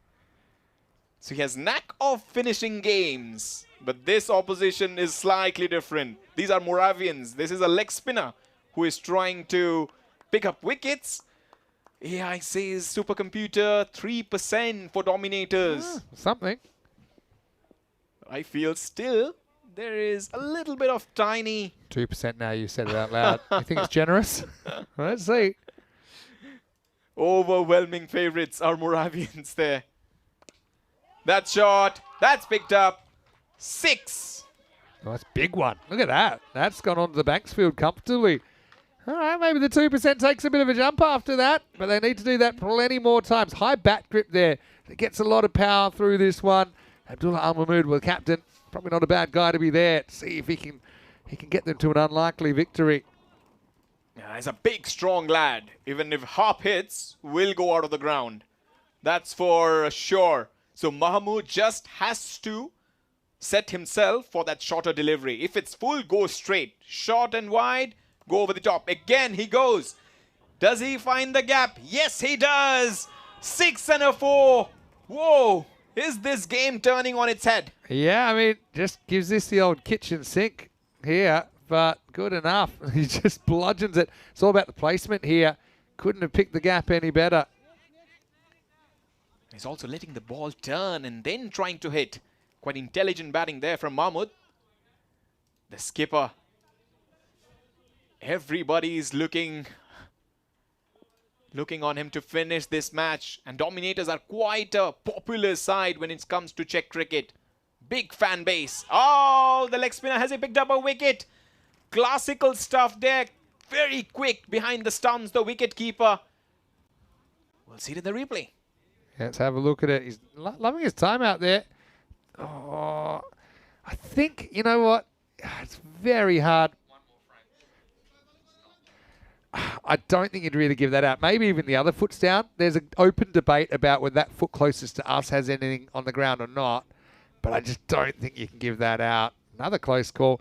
Yeah, poor Kushi really deserves a stumping, doesn't he? But he still doesn't have one.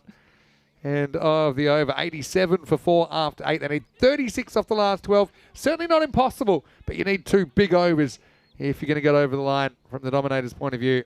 Yeah, especially when you have 6 batters out there. 2 overs, 36. You need to target this one. The penultimate one, just target. Maybe try to score around 20. Last over, 16 runs. The pressure will definitely be on the bowling side. Just take the game to the knife edge. That's what you need at this point. Dominators can do it. They have the potential. Rehan. Not a good choice of shot there. He could have easily put that away towards the leg side. He's quite an exciting character. When he has this bat in his hand, he wants to play every shot in the book. So he needs to control his mind here. Rehan flashes hard for 4. Boundary, desperate boundary for Dominators. Yeah, keeping the dream alive. 32 required. Pretty good shot. I mean, doesn't overswing. Just get solid bat on it. It's the kind of vortex down there, I say, because the ball just gets sucked into it down the hill. Sarawati was a hero. Last year he was a hero earlier on with the ball. Obviously was 1 for 1. Parker, it's the kind of guy you'd want the ball in his hand, though, if you're Moravian at this stage. Can they pull off a big night here, Dominators? They've grown to 7%. Can they continue to grow? More boundaries needed. Rehan will be sweating on something that's full. That's knocked him over. Unfortunate dismissal. Parker, out of nowhere, has picked up his first wicket. Well, he hasn't walked, but he's going to have to. This has hit the very base of off stump, and it actually ends up past the boundary. It wasn't to be, was it? 4 and out. Again, he's backs away, comes in front of the stumps. It's a wild swing, really, but you can see knocks the bail off. He was watching the ball fly to the boundary, was feeling pretty good about it, but the picture tells the story. So he will be out with 9 balls to go. Dominators 91 for 5. His eyes must have lit up when he saw that full toss coming near him. He must have thought, I'm going to put it to the grandstand, but just swinging for the heels and just messing it up, really. Because there was a delivery with his kind of potential with the bat, should have deposited somewhere near the mid-wicket region. Wrapped on the pads, sliding down. Pressure back again on Dominators. Yeah, pressure coming, pressure coming. Just would be a miracle from here, but hey, Al Mahmood gets the strike back. 31 off 8. Okay, go back to back 6s here. 19. Doable. But it's going to be tough. This has to go. Yeah, the target is stiff and thick. Another perfect length from Parker. He's holding on to his horses. As you mentioned, he's bowling that fuller delivery. Previously, he picked up a wicket. Again, bowling similar kind of a stuff, not in line with the stumps. If this would have been in line with the stumps, he might have picked up another wicket here. Yeah, it's perfect bowling, though, really. This stage, Parker gets it forward. Really not much you can do with that. Maybe you can French cut it for 4. It's probably your best bet. 26.57. If you are Dominators fan, look somewhere else for sure. That's upish. Has it got the legs? Yes, it does. Beautiful from Mahmood. Much needed. 6 from the Dominators bat. Brilliant finish to the over. Yeah, well, it gives them a fighting chance. Still think Al Mahmood's got to have to face almost all of them. He won't face the first one in the last. 98 for 5 after 9. Just a bit short of that Yorker length, and it gets cracked away over the rope. Well, 24 off this over will give us a golden ball. It's just tough. You've got the new batter on strike, or newish batter on strike. That's the only thing with Vatupali out there. But yeah, it's been a really exciting game. I know we probably won't have too much time for sentimentality, but I've really enjoyed calling this game with you, Shobi. And I probably won't see you again in person, although we'll be in touch and look forward to more of this action in Bulgaria. Absolutely. It's been pleasure. Absolute pleasure to first able to see you physically and then trying to commentate. I've heard a lot of good things about you and experienced why people rate you so highly. Oh, I've got to find a way to run. Might as well run. They can't. Yeah, I mean, they needed to find a way to get him to the other end, even if it cost him a wicket. So it's one of those ones. It's tough because it went straight back to the bowler, and even here, I mean, it's a tough one. Then I might have been running, trying to get him to hold his crease. I don't know. Yeah, slow balls. Hopes are fading. Slow balls, wide Yorkers. Thrashed towards the offside. And I'm definitely going to take some tips from you about your designer clothes because I've been heavily impressed. You look fantastic as well. Don't you worry about that. Hey, 4 sixes. Do you believe it could happen? I've seen 3 sixes out of 3 to win a game. Will we see 4? Maximo or bust now for Dominators. Not quite. He will get a boundary, but a boundary that wouldn't hurt so much for the bowling side. I mean, yeah, it'd be possible if there's a no ball or something, but with that, I must have just got a real scratch on it, and it bounces near the creases. You see the balls just jump, and that one did. It took a bit of a deflection as well. But hey, credit to Moravian. They've played a pretty good game, and they've closed things out with the ball. And need to share this story with you, Vinny. Actually, I was in the stands when Carlos Brathwaite hit 4 sixes. Ooh. Yeah, Eden Gardens, 2016. Toe end of the bat. He hasn't gone the distance. Lot of area to cover for the fielder. Running from point, takes it at the third. Brilliant catch. Yeah, that's a sealer really now. Pillai's bowled well. Good catch as well. Arjun Singh, what a good first game he's played. Moravian, they've really put down a bit of a marker in their first performance. Dominators look destined to finish the first day 1-1. But yeah, it's a fascinating series for sure.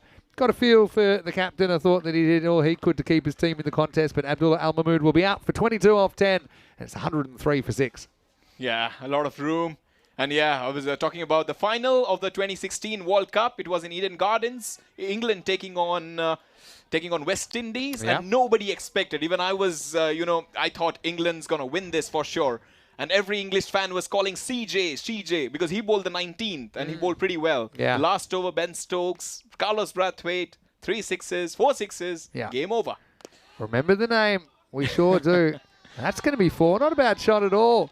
But they're kind of heartbreak runs, aren't they? Dominator's going to get close, but not close enough. Yeah, it's an iconic moment. I still think my favourite hit I've ever seen from Brathwaite was when he smashed his helmet. Have you seen that one recently in the Cayman Islands T10? He got out. It was a bad decision, and he smashed it. Anyway, last ball coming up. That tail back in umpire. Yes. Just a little bit. This is what I mean. Over the line should be not a wide. Is this over the line?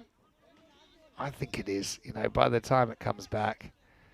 At least get some of the line. I know it bounces on the crease. Oh, well, we'll have one more ball. They won't mind that. Maybe I'm just getting hungry. So, last ball coming up. Dominators need 15. Well, I've seen a 20-run ball once, but not at this stage. Here we go. Last ball coming up. It's going to be a brilliant win. And again, slogged it towards the onside. Moravians have come out victorious in this match number 3 of the Czechia T10s. They have defended the highest total so far in this tournament. That's 123, and a comprehensive win by 13 runs. Yeah, and it was a very entertaining game. And you feel the emotion, you feel the tension out there, which is kind of what you want in a European cricket series. And they've come a long way to be here. These guys would have been up crack of dawn this morning.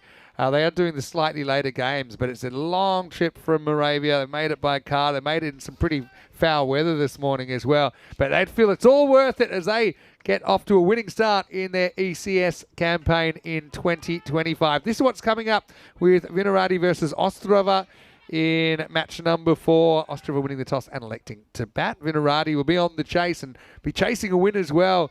They've brought Ravikant Kumar into their side. He's listed to open. I think Venki has to bat higher after the way he batted earlier today. It'll make absolute sense. But Ostrava, yeah, watch out for them as well, led by Abhijit Vincent. They'll be hoping to make an early impression. They play back-to-back, by the way. And I'll leave you and Rico to do those games, Shobi. But first, let's have a look at the highlights of the chase. 123 to win. It was just a bridge too far, wasn't it? And actually, you go back and Chandra Prakash Rai, his spell became critically important when you realise how close the game got in the end. Yeah, he bowled pretty well. Inside the power play, he picked up that first wicket. And after that, there's a little bit of blip when it comes to batting of dominators. But this man changed the course of the game while he was at the crease. He was smashing it all around. He was picking the gaps. He was running those singles, doubles hard. And he was a single force. There was no one really putting their hand up and wanted to go for that. Oh, that's the magic moment of the day. That was crazy. He just suddenly just forgot where he could be and where he couldn't be. But hey, we've all been there, I suppose. But look, this one went down. This was a chaos ball as well. The overthrow, tripped over, got nervous, got unnervous, almost got hit with the ball coming back in as well. That's proper ECS, baby. We're back with the T10 in Czechia at the domestic level, and always entertains. But yeah, Hasham really put his team in with a chance. Just didn't have enough support in the first part of the innings.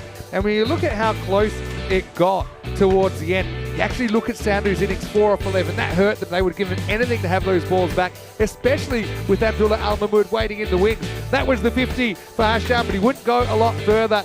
He'd be out for 51, well caught by Jaswal in the deep. And then Al Mahmood, who spent too much time on the bench, I think, in retrospect. He tried to get them across the line, but just wasn't quite able to in the end. He tried. He just gave it every bit of it. Rehan bowling. But the very good thing about Moravians is that a lot of boxes ticked. Last year, they struggled, only winning a couple of games in the first 7 matches. Here, they've played first game and they've won it. They're explosive top order. They're balancing all-rounder contributions as well. And they've built the momentum early by winning this game by 13 runs. Yeah, and so thoroughly deserved. Already it's a topsy-turvy kind of challenger division. You know, I don't think we'll see anyone. I'd be highly surprised if we saw anyone win all the games, and I'd also be highly surprised if we saw everyone lose all the games. I just feel like you can throw a blanket over these teams. Dominators in the end, they are able to get 1 win in game 1, but here in match 3, they go down a margin of 13 runs. With Hasham really impressing. I'd love to see him at the top of the order. I think he looks well suited to it. Give him that whole play to do his thing. And I think a bit of a tackle error with Sandhu batting 4 ahead of Al Mahmood. Finishes 4 off 11. Al Mahmood 22 off. Couldn't quite get them across the line.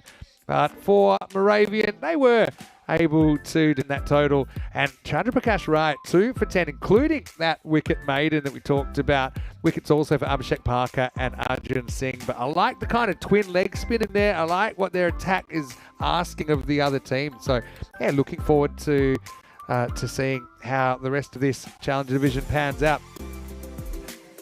Well, look, while we're here, I might as well say a quick hello, but also goodbye. I'm going to give you a bit of an intro to match 4, but as far as the box goes, I'm going to leave you here. I'm going to give you the window side now as well, okay, so you can handle the window side. We've got Rico in here as well, who will be back. We don't have too long to go because we're back in about 10 minutes.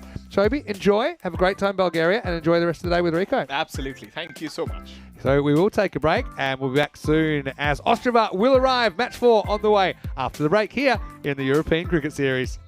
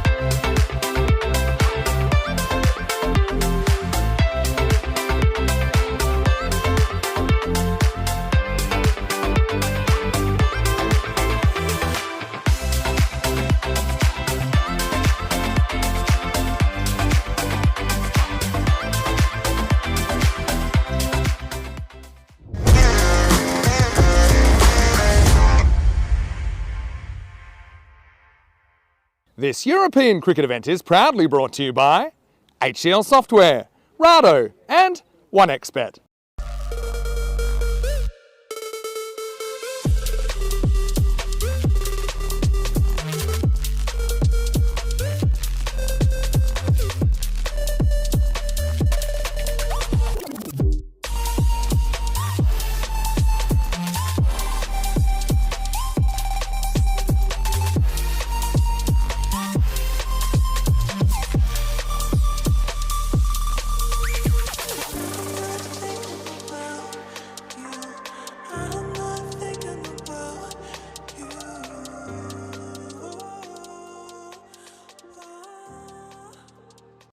Hello and welcome back. Great to have you with us as we roll into match number 4 now on opening day of the European Cricket Series. The rain did kind of hold us back for a little while this morning, but we are in full swing now. And it's great to welcome another team to the European Cricket Series, or should I say welcome them back to the European Cricket Series, because Ostrava have come a long way to be here, but they are here and they are going to take on Vinarati in match number 4. Let's see what happens at the coin toss with the Sheriff Charles Croucher and the 2 captains. Thanks guys. Welcome to the toss with Vinarati and Ostrava to call. Tails. Tails is the call. And it is a tail. We're gonna bat. Ostrava have won the toss. They'll bat. Confident move from Ostrava to bat first after winning the toss here in match 4, and so Vinarati will be on the chase. Ostrava are a really interesting team. They're very, very enthusiastic. I think they've got a really good dynamic in their side. That's something that I noticed last year. But they don't have too long to get into it, of course, just the 2 days of cricket for them, and then potentially 3rd day if they can make it into the final. So just the 4 matches to make an impression. For Vinos, I know they were bitterly disappointed not to win their first game of the tournament in match 2, where they went down to the Spartans. But Venkatesh Margashayam played an outstanding knock despite being a little bit late to the crease. You know what they say, better late than never. He scored 55, his first ECN 50, picked up a wicket as well. But for Vinos, they don't want to fall into the 0-2 hole. I think they are better for the run, but Ostrava, they would be very, very hungry for a win first up. Well, I have got to say that although this series is only getting started, I do have to step aside, but I will leave you with Rico Full and of course Shoban Ganaik for the rest of the day, and I'm sure they will do an outstanding job. Guys, have a great call. I'll be watching, I'll be listening, but right now it's time for the start of match number 4 with the news from the toss that Ostrava are batting first after winning it. Thank you very much to Vinny Sandhu. So it's nice to see Ostrava for the very first time. We did, of course, see them last year. They finished 10th in the group stages, 10th out of 11th with a 2-8 record. So they'll be looking to, well, maybe looking to do what the Dominators have done this time round, and that's to come out there and be strong and give their opponents a bit of a hard time here, Vinarati. But you did hear Vinny say that Vinarati there will be slightly disappointed that they didn't get more out of their match. They played the Prague Spartans, remember, put 113 on the board, did give away 5 penalty runs. That could have been crucial in the end because the Spartans did win by 5 wickets with 3 balls to go, thanks to mainly Sandeep Kumar, who was in very good form, a fine 37 and 1 for 8. For Venki himself was in good form. The captain, he's got a new player coming in here. Ravikant Kumar is in the side. And Ostrava, their captain, Abhijit Vincent, will be hoping that his guys are up to the task, getting ready to go here. And yeah, it is great for me to be spending my first time in the bunker with Shubi. Shubi, it's great to be with you, and I'm looking forward for a great call. What do you think of these statistics then? So at the moment, you can see that Vinarati, 61% to 39% to go on to win this one. Thank you so much, Rico, for that wonderful introduction. I'm really happy and delighted to share the bunker, the bin, the comm box with you. Looking colourful. Looking colourful. Well, I saw the forecast this morning. It was a little bit cloudy. By the time we left, it was raining. Of course, you know all about that from your journey here as well. But I thought, have to bring a little bit of colour. And I thought I'd bring a bit of the Czechia colours with me as well, as you do get ready to go and get ready for the start of this one. And it looks like it's going to be Mohammed Faizan to start with the ball. And he's hoping to get his team off to a good start. So Vinarati, after going down in their earlier match, looking to bounce back here. Still, the conditions remain overcast, slight breeze blowing. I don't think it's going to cause that many issues for the players. The sun is trying to break out, though, on an overcast day here. The umpires are ready to give the signal to the scorers to say, let's play. Waiting, of course, for our official timekeeper, Rado, to give them the thumbs up. So here we go. Let's play the start of match number 4 this European Cricket Series. And that's a nice pitched-up delivery. And the two batters, well, they kind of dance each other off the middle of the wicket as they get in each other's way, but they will take a single. Yeah, drama and excitement straight away. Nitil Meal was the match winner for Vinoradi last year, and he's opening the batting for Ostrava. Yeah, I was having a look at the stats there, and he's listed as one of the key players, but he's moved alliances, hasn't he? Yes, changing colours so quick. Nitin Meal actually played for Prague Tigers as well in Division 3. He has got a bit of experience of playing at this level. There's the left-hander now, Venugopal, who gets his way, and this one is going to beat everybody to the boundary. Probably not quite where he was looking for this to go. It's a pretty good delivery from Faizan. The batter's a bit late on it, but he gets a bit lucky. A bit of the inside edge you see there in between the two fielders. Going to be 4 runs. In T10, it doesn't matter how they come, as long as they come. Streaky little boundary from Venugopal Rao. He will take it. He will grab it with both hands. Faizan is clearly unlucky here. Yeah, that's the first boundary in this one. I say a good afternoon to everybody in the chat. And Stephen Kelk is in there. I see KG as well as John Hesham. Dave as well. A very good afternoon to you, wherever you're following from. Good comeback, though, from Mohamed Faizan after he strayed slightly on the leg side of the previous delivery, didn't it, Shubu? But this time comes back with a good seed outside the off. Yeah, Faizan looks like a solid bowler. Good arm, good strength in the shoulders, and he's just pitching. He's bowling that hard length. That's nagging length to the left-hander, which causes a lot of trouble. And he's asking a lot of questions here, right there at the center, early in the piece. Faizan coming in again. And, yeah, it's got a good purpose about his action and running in hard, but now the running has to be done by the fielders, trying to chase down the Grizzly before he gets to the boundary. Iba, but couldn't get there. 4 more runs as that Grizzly almost disappears into those poppy flowers there on the edge of the boundary. Yeah, I was looking towards New York and it went towards Tokyo. It's a lucky boundary again, but Venugopal Rao, his intentions are clear. That is to hit boundaries inside the power play overs. Yeah, you got to have a good start here. I think power play here, most teams would ideally like to be in between that sort of 40 to 50 score. You've got to go hard in the power play. So Faizan 2 boundaries off the over so far, and it's a nice comeback. This time giving no width at all to Venugopal, who ends up just somehow not knowing too much about it though. But blocking this, that one cuts him right in half. Important for Vinoradi to start well because they were in the 9th position in the last tournament. They won only a couple of games, even got beaten by the bottom of the table team that was Dominators. So important for them just to get that first breakthrough and get that confidence going on. Yeah, confidence is the key thing, isn't it? We see that a lot. This one's a little bit shorter. And I think this is going to get an edge on this. Wicketkeeper looked like, for me, actually giving us buys, so nothing on this at all. Be worthwhile looking at it again. Looked to me like the keeper started to go the wrong way. Let's have a look here. Yeah, we just saw the sign of the keeper trying to look to see where that ball was. Couldn't quite see it. Was kind of blinded, which suggests to me that he starts in the wrong position. And then he sees the ball gets past him and goes all the way to the boundary. That's going to be 4 buys. 13 come off that first over. So must be a little bit nervous because he's played for Spartans for a whole life. And he's representing Vinoradi Cricket Club, trying to impress everybody when you are coming up and you're wearing your new jersey. You want to show your teammates how good you are. Yeah, and let's have a look at what's going to be happening in the Euros of cricket. They're at the Cardamom Oval. And we got, it's split into 3 categories, really. The Premier Division will start with those group stages. And then you got the Challenger Division coming in.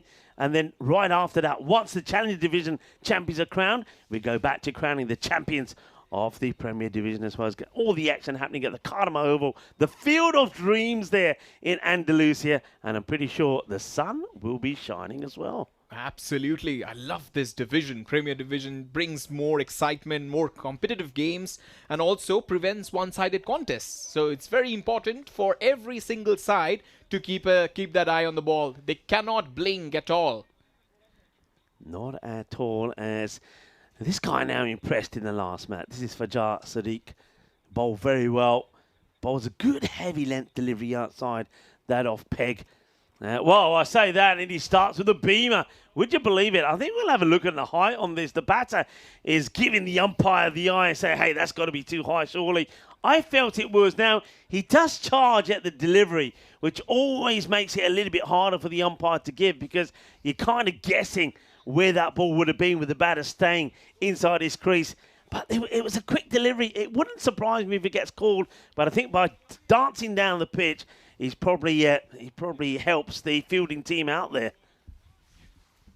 A wild start there from Sadiq. It hasn't been called, so he gets away with that, I feel.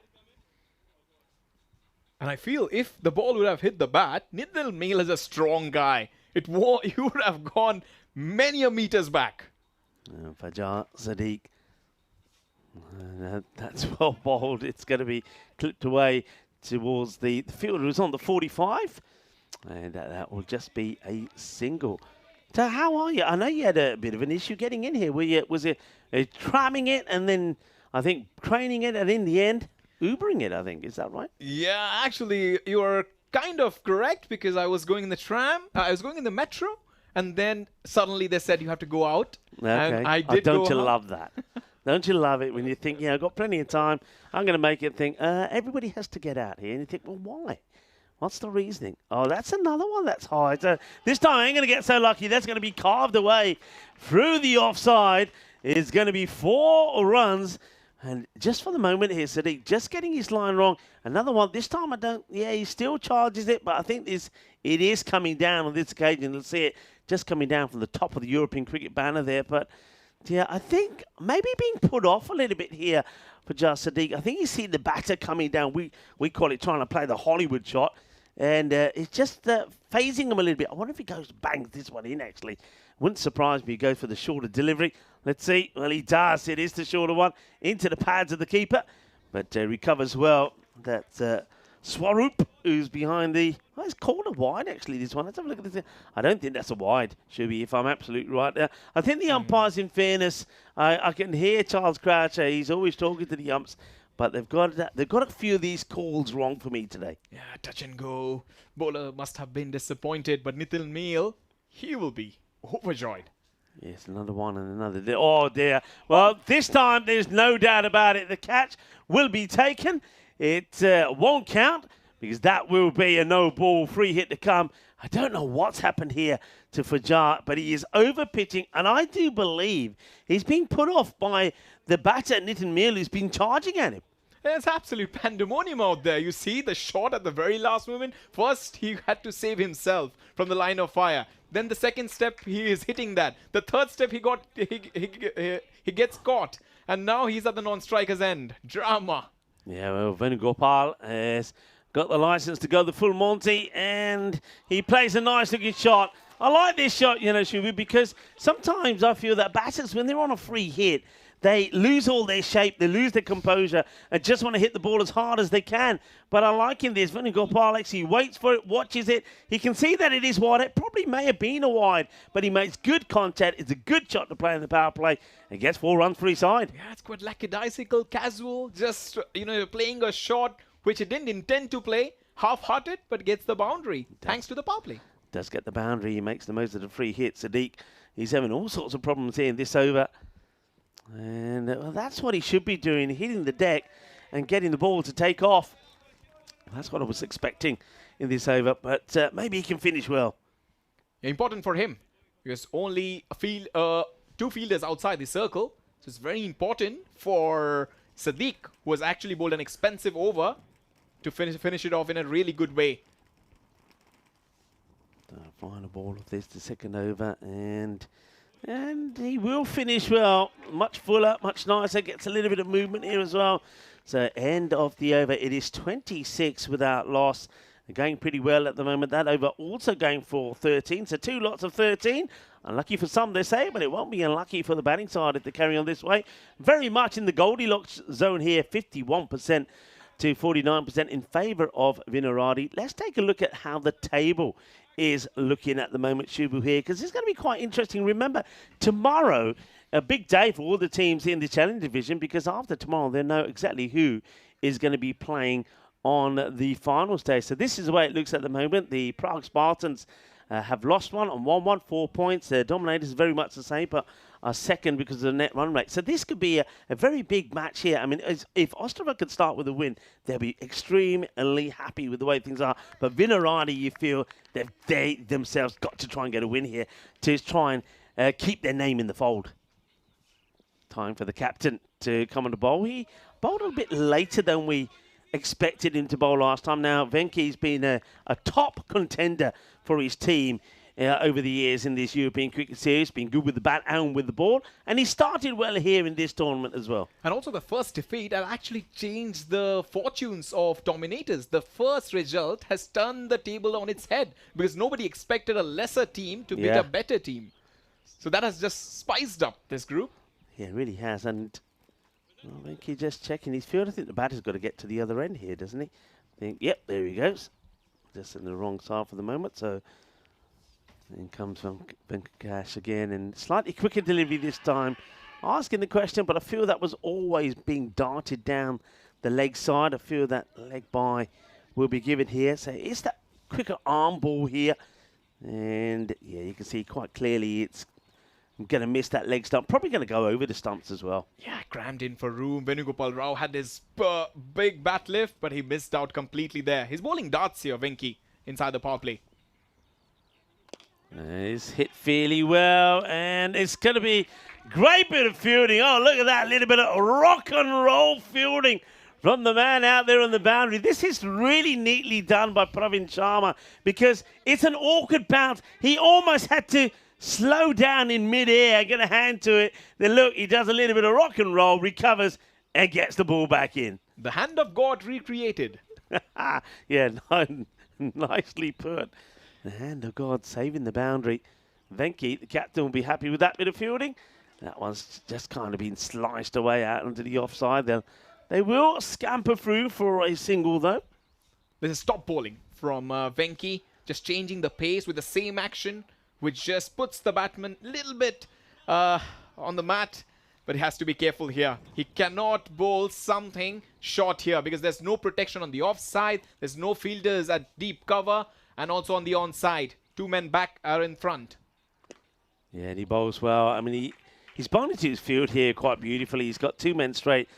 Should we actually say there's nobody that's on the offside boundary or on the leg side boundary. So he's basically saying, I'm going to bowl it straight. If they're going to hit me, they're going to hit me straight. And that's where I've got my fielders. Well, this typical percentage cricket here from Venky. That one is a little bit short, but wasn't able to capitalise on that was Venugopal. Will take a single. It's the end of a very good over from the captain, Venky. Nicely bowled. And just going to go for, in the end, just the 6 runs come off that one.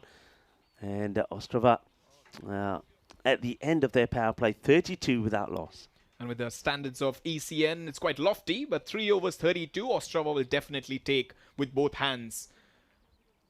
Vinaradi Cricket Club have to be careful here because their batting is slightly short. You see there's big names missing out there.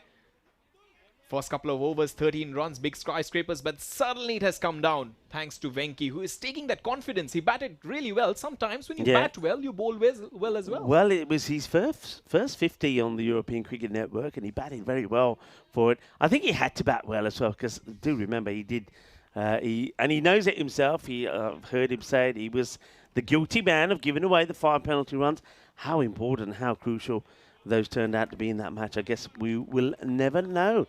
As new bowler set to come in now to Venugopal, who really does need to get going here. 15 off 12.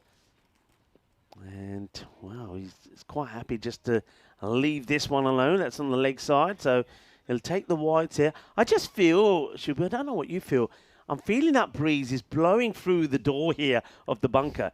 this wind really suits the left-handers. Yeah. So if he gets going, he can really be onto something here. The wind is blowing, if you're looking at a clock right now, from 1 o'clock through to about 7, but he's hitting in the wrong direction. He's actually hitting it into the wind. That's not going to help him.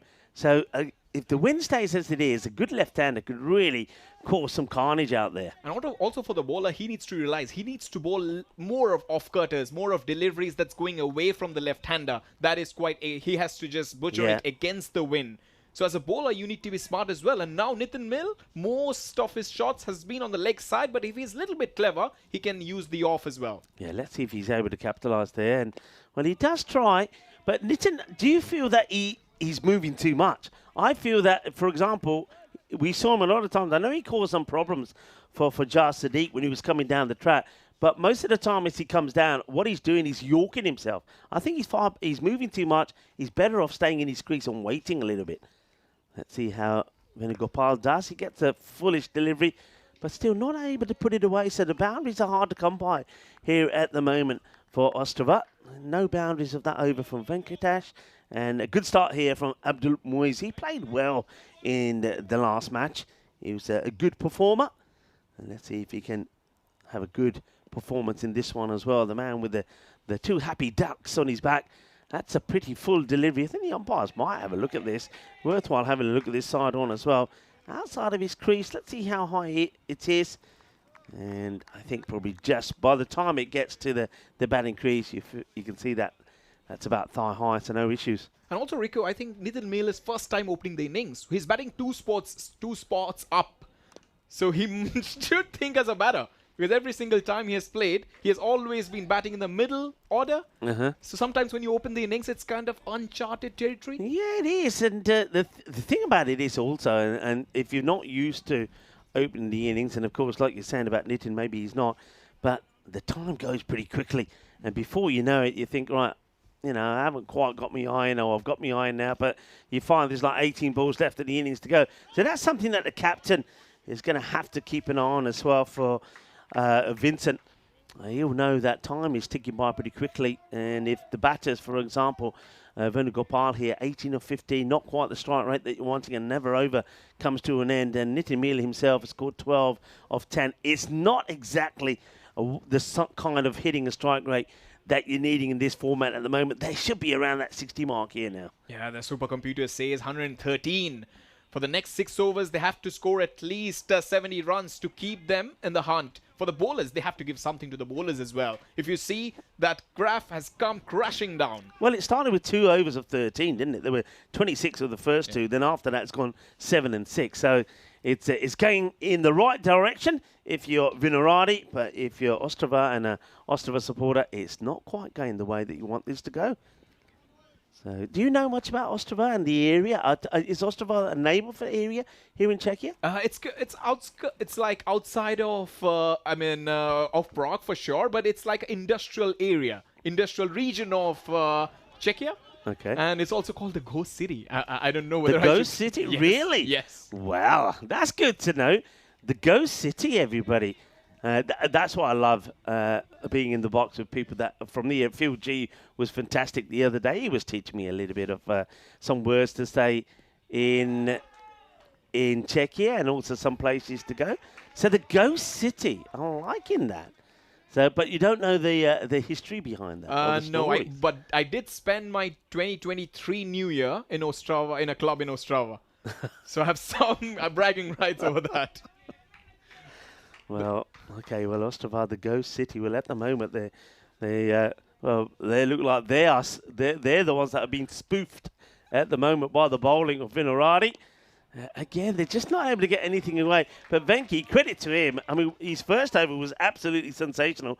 Only gave away just a handful of runs. And what about this so far? They just can't get back onto ball, can they? So just 6. Off his spell, 3 balls, 2 to go. The other thing that he does, he bowls pretty quickly. That's a bit fuller. It's a bit more of a meaty shot, but it's not going to get past the fielder. Nicely dealt with out there by Mohammed Faizan. So just a single. But many of my friends study in Ostrava Technical University. That's a quite reputed one. And they used to say in 1970s and 80s, there's a lot of industrialization. So people were not willing to go there for their livelihood. But now the city is green and clean. It's changed, yeah. Yeah. That's one of the facts, actually, about Czechia. As this one gets played, this might be the two fielders. It will. Finally, they get a boundary. It's a nice shot from Nitin Mil. He hits it nice and straight. And though there are two fielders on the boundary, long on, long off, well, he's threaded the needle pretty well. That's 4 runs, beautifully played. A little wink from the right-hander showing, why didn't you pick me in your playing 11? Some statement there. And also Venki, one of the senior members, he also must have felt that the sound of the bat, because he's bowling at this point in time. Well, let's see, can they get another one? They could do, I mean, if they get to the 50 around about the halfway point, they'll be happy with it. That one gets stroked away. It's just going to be a single.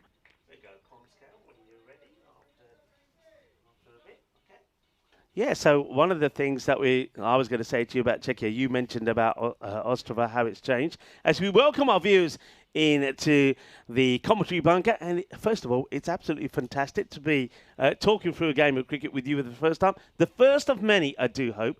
But the point I was going to make, and we can see it where we are here, Czechia, 34% of the country surrounded by greenery and forest. You can certainly see that and feel it and smell it when you're here, can't you? It's nice and fresh, and it's beautiful to see. Yeah, absolutely. And everybody who's watching must get the inspiration from Rico to travel to Ostrava and experience the cuisine and also the travel. Yeah, look, you know me, I'm a bit like Vinny. We do like to sample the cuisine, and maybe you can give us a few tips of what that cuisine could be. Good delivery and frustration there from the batter, Nitin Mil, who just can't get going. I mean, he's got a boundary, but now he doesn't want to go back into his shell. He wants to keep going, but he plays that far too early, doesn't he? And Nitin Mil making the pitch spicier than a Czech goulash. I think you must have heard the name goulash. I've heard the name and I've tasted the goulash. You know what I also tried? Phil G told me about the sweets, the round sweets. Is it a kopulaf or something like that? And I said, I have to go and try one, and I did. They were delicious. You know what I mean? The round things which are like a donut, but filled with jam and all sorts of things. Oh, they were Phil, if you're tuning in, thank you for that, because it was wonderful. I had that with, I didn't have the pop drink that we were talking about, but I certainly had it with a nice coffee. It was very nice indeed. But there's so many things to do and see here. That's the beauty, I think, of Czech Republic. I mean, even yesterday, because I went back slightly earlier yesterday.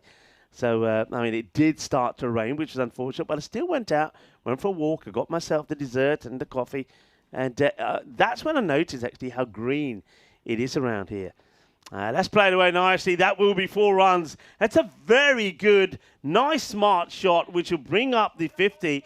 And Venugopal, well, maybe he and Nitin Mil will start to go here. But that's nicely played. Look, he waits for it and plays it really late. The timing and the placement of that was so key, because there are 2 fielders there, but he gets it dead bang in the middle of them both. Yeah, he waited for that delivery, quite intelligently played from Venugopal. He's rising in confidence. His strike rate is once again up over 100. We are talking about T10.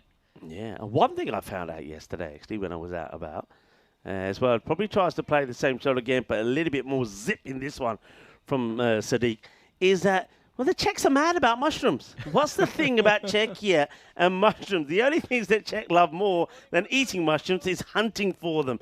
It might sound unbelievable, but the average Czech family actually picks around 17.6 pounds. That's 8 kilos of mushrooms every year.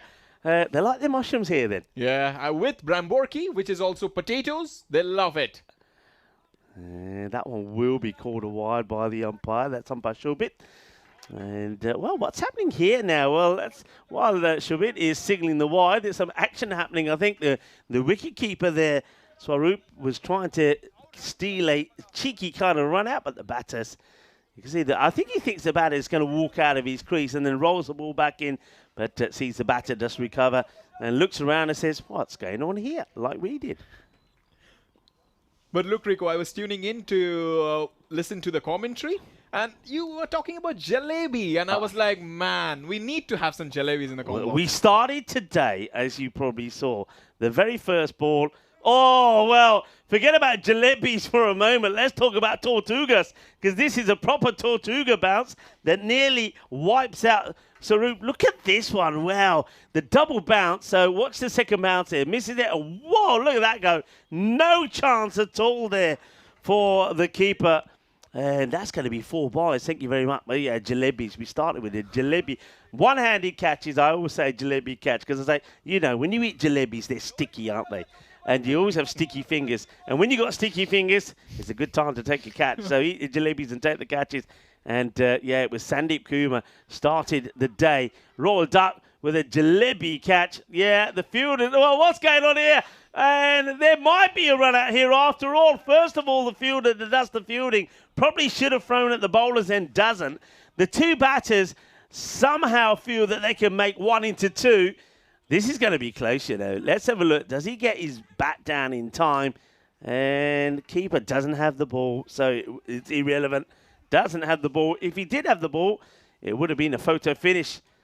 Yeah, Swarup was a little overexcited, I feel, because he couldn't control himself. And that was quite an easy run out there. But he's still appealing. He's a naughty boy, isn't he? He's a naughty boy. No jalebia for you. Jalebia nahi teno deniya. Ida nahi khelida hunda. As Swarup says, how's that? Even though he knows he never had the ball there at all.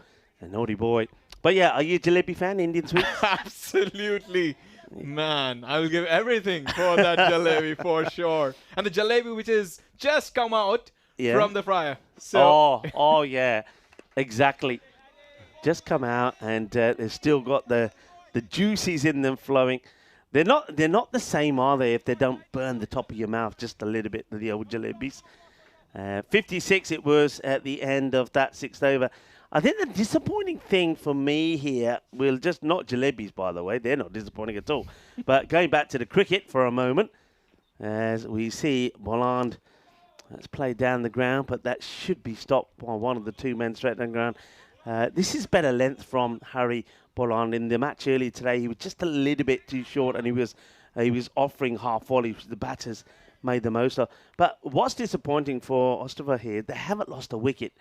And that suggests to me this one probably will be out, and it will. Well, I just said they haven't lost a wicket, they have now.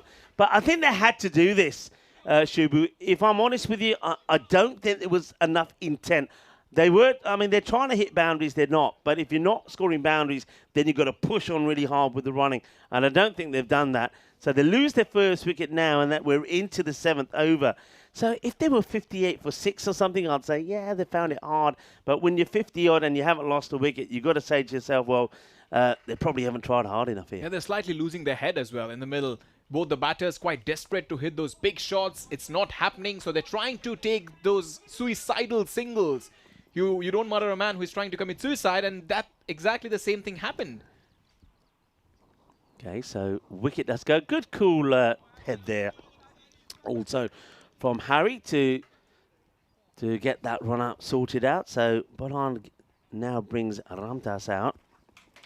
Now, Balaji Ramdas is also he's a player that has turned heads out in the past. High up in the air, should be gone, will be gone. No mistakes at all. So Ramdas, well, I said he has turned some heads. Well, he's not going to turn too many here.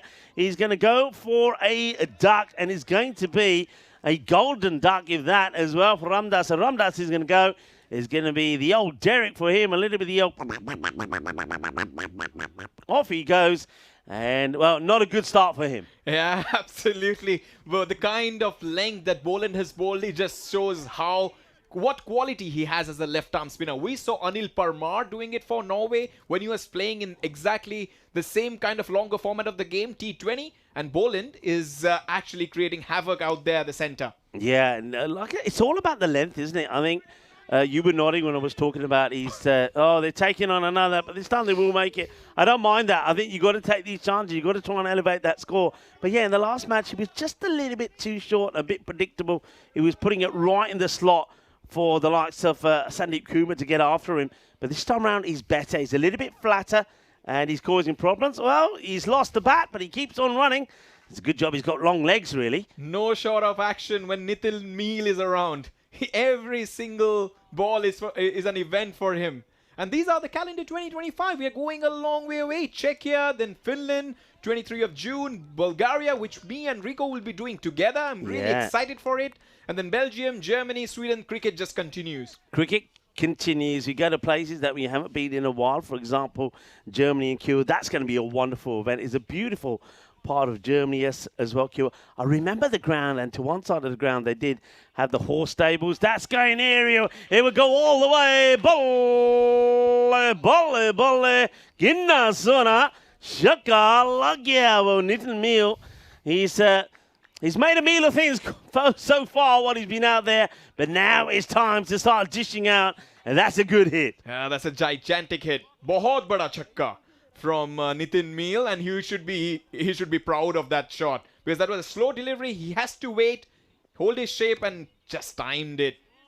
Yeah, well struck, well hit. This is what the doctors ordered. They need to get that score elevated. I feel that they probably feel, look, if they can get to, it's saying expected score about 1-on-1 at the moment. If they can, let's say they get another big over and take it to the 110 to 115, I think they feel that they bowl well and feel well against Vinarati that have had their struggles with the bat. They could probably defend. That's hit hard, but there is a fielder in the way who deals with it very well. That's Harry Bolan after bowling a very good over that only went for 5. And he picked up 2 wickets in it. He does a good, sound job in the field as well. Yeah, you have to be very good in the field, quite agile, and filling at the deep. Sometimes you are under pressure because you also have to look behind you. There's a rope, wide little one. If you cross that, you get maximum result. So you have to be careful. And that's going to be a chase for the fielder who, well, he gets a bit lucky here. Not quite the cleanest bit of fielding, but fortunate for him, he makes contact and the ball doesn't go over the rope as he knees it away from him and tidies up and keeps it to 1. So things going very much the way of Vinarati, who, after going down in their first match earlier today against the Spartans, are hungry for a win themselves. Oh, that's another wild swing. More work to be done by the man who's there at a very fine third.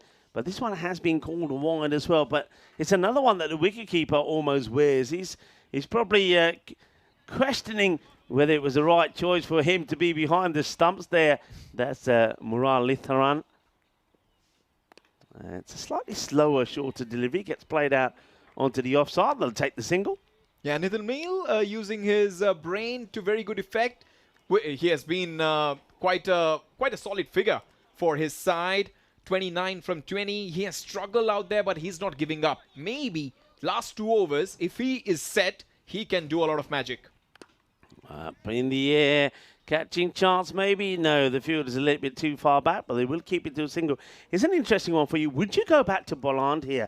I mean, sometimes a spinner gets away with a nice tidy over, and I think as a captain you think, maybe I just take that. Because if you go back to him, he could go for a lot, and you think, I should have just stuck to the 1 over. It's going to be interesting. Harry Bolland, his first over, did go for just 5, picked up a wicket. He will get a second. Be interesting to see how this goes. What are your thoughts? It's slightly risky because when you have got big batters with long levers, even a good delivery can go out of the ground. So it's like a 50-50 decision. It's just the captain's call. But they have gone with Boland. It's going to be a big over. He does start well. This could be out. You know it is. And it's a good shout. It's full. It's straight. It's going to be knocking the timber over. And it's going to be leg before wicket. Vincent will go. And he tries to give himself a little bit of room and whip this away on the leg side. But he's hit right in front. And I think when we look at this again, Shubu, I don't think there's any doubt about it. I think he's plumb here. Yeah, the bowler's art. And the batter's grace. Ooh, well now then, maybe let's rewind a bit. I think this could be close, maybe not plumb. That's exactly what I said. I think this is probably going to go on and perhaps miss the leg stump because of the angle of the ball. Shubu, what are you thinking? Yeah, for the first moment, I thought it's pitched outside the leg stump. But suddenly, maybe umpire's call hitting the leg stump. Yeah, I just, looking at the action, I know we looking at the action, I do actually think that ball was probably going to just miss the leg stump. But I can see why the umpire's given it. Certainly didn't seem to be too many complaints there from the batter. But Boland gets the wicket. As we might have a little short delay here. As looks like that bat is broken. So Nitin Meal said, right, I've had enough of this one. Burn it. Give me another. And there will be another bat going out there. It gives us a chance to talk a little bit more. So tell me a little bit about your own cricketing career. Where did you play? Where did you learn? How did you get into the game? So actually, I was born in Odisha. That's eastern part of India, Bhubaneswar, the sports capital of India as well. Hockey is quite famous. So like every Indian kid, just holding the bat and playing gully cricket. Yeah.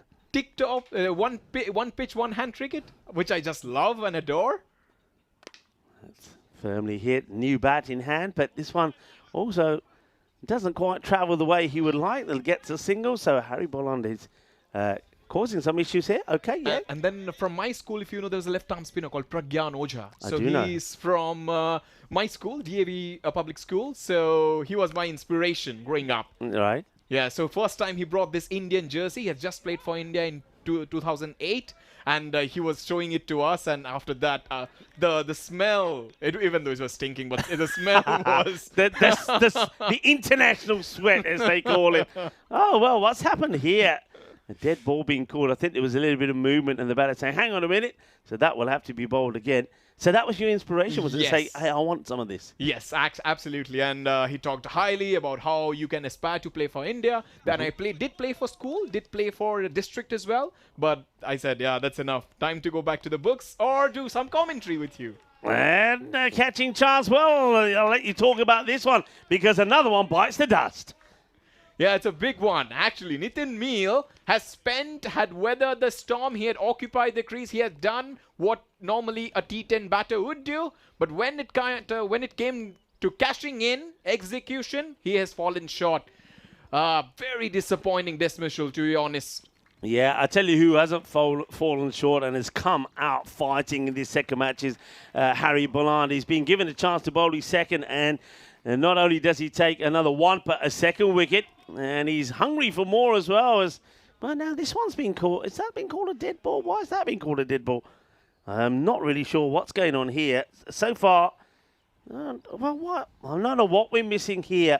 I don't think that was the over. I don't know where the umpire's going. I think there's a little bit of confusion here. I think the umpires probably thought it might have been the over, but the ball will have to be bowled again. I just think there's a little bit of miscommunication out there. The good thing is that no harm done because the ball wasn't a wicket and it wasn't a boundary, it wasn't a run. This one will count. Gets played away. It will just be a single. So that's Riaz. Kuniel will get off the mark and he'll have to go right back to the other end to go. Oh, actually, no, they're taking on a cheeky second. It's pretty good running, actually. Good alertness. And that will mean that Anil Kumar will be on strike. Well, here we go. We'll see it again. So, yeah, it's a good decision made there. Say, look, let's go again. They will. But having said that, what a good over. What a good spell, actually, from Harry Bolland. He picked up, in the end, 3 wickets for just 10 runs. Well bowled. Yeah, class was written all over it. Poland 3 overs, as Rico was mentioning. And we're speaking highly about his control with the ball and that late release, just doing the batters. And he's also the pick of the bowlers. 2, 3 for 10. Other bowlers have struggled, but for luckily, Faizan has been economical, and also with Venki. He'll just hold on to his horses. 2 overs for 12. You'll take any day of the week. Yeah, well, Pinky's getting everybody excited in the chat. Hello, Pinky. And hello to David. Hello to Paul Kemping as well. Hello to Nirmal Patera. And nice to have you all in the chat. And another one. I think they're making a retirement out of here, are they? Let's have a look at this. No, he's gone. As well, I was looking at the chat, and so, of course, there's the catch taken. Top half of the keeper is not in the shot. Here we go. It's done and dusted. Another one bites the dust as Mohammed Faizan comes in, and the very first ball of his second over, he gets the wicket of Anil Kumar. Well, she doesn't look too impressed with the team's performance so far. Maybe she's the coach. Maybe she's the manager. Well, she's going to have to get the big stick out in the moment. And that's hit straight down the ground. It's only going to be a single. So you told us a little bit about the school, your cricketing. So what were you, bat, ball, all-rounder, I reckon? I started as a leg spinner. Okay. I used to bowl in the middle overs. Then I thought I had some kind of batting talent in me. So in Czechia, they've mostly seen my batting talent. Well, they haven't seen you spinning? No, not really, because whenever they give me the ball, I concede 20. Oh, I see. I bet that's not in T10 either, is it? No, not really. It's mostly talking about T20. No. But I did play some of the games for PCC, and everybody was going around 20s. The captain Arun asked me, "Would you like to bowl?" I said, "No, I don't want to bowl." And Saba bowled for me. Yeah. And another dot ball. This innings not going anywhere. I mean, it's going to finish in the grady 80s, isn't it? And Ostrava, if they're gonna start with a win in this 2025 series, they're going to have to really defend well. Another good delivery, just good areas really from Mohamed Faizan. Keeping it simple and keeping it straight. And he comes again. That one is over the top. This one will probably find his way to the boundary. Long, hard chase, but they're not going to get there. Kafi courses Githi, but Joka Lagia, 4 more. 84. Can they get another boundary here and at least take it to around a 90s chase? Well, let's wait and see. But that's a good strike there from Riaz. Yeah, some relief for the batting side. They were not able to put anything on that bat, but little outside edge, and the last delivery coming up. Here we go, last ball. Of course, myself and Shubu will talk a little bit more about his cricketing skills later. And, well, how about that? Kinda Sona. He should have been coming higher up the order. That's a big, solid strike. He doubles his score with 1 hit. And they will get into the 90s. And never mind the grady 80s. Never mind about that fielding either, by the way. And we won't mention Nitin Mills' fielding. But they will get to 90, so the score will be 90, and that means that 91 will be the chase. Yeah, that's a terrific shot. Actually, a high-quality shot, going in the back foot and then hitting it over extra cover for 6. That just shows how much power you have, how much skill you have. And you did mention they have a bazooka. They didn't use it at all. Well, look, this is what I was coming back to. Remember, they were without loss in the first 6 overs. They lost the first wicket, the start of the 7th. And the problem with that is if you don't have a lot of runs on the board, you don't know what's to come. And we knew what was to come there with that hit. I mean, they've got good hitters that can hit the ball hard, hit the ball to the boundary. And maybe someone like Riaz Kunil had to come out earlier. But I think it's a difficult call to make as we have a look at their first part of the innings. You can see there, not too many boundaries. That was one or few. They struggled to get the momentum going. And I think this is where the captain's got to make that difficult call and say, you know what? Look, we're going to make a change here, especially when it's your first match, because you might as well give other guys a hit out there, and that helps you set a batting order for the next one. Yeah, middle of the innings, they were really stuck. Nitin Meal and Venugopal Rao actually wasted a lot of deliveries. Somehow they managed to find some of the gaps in between, but it was too far away from them. That big shot every time the bowlers bowl in the right channel. Venki was able to put on the brakes by some classical bowling of off spin, and this man, whatever he touched turns to goal. He picked up 3 wickets, crucial ones for 10 runs. I think he bowled so well, I think he showed a lot of character, did Harry Boland there. He's the first match. He got a bit of treatment, but he came back, he tweaked his action, he tweaked his line, and he was rewarded with some really good wickets. That one was a little bit fortunate, I do believe, but hey, that's the way it goes sometimes.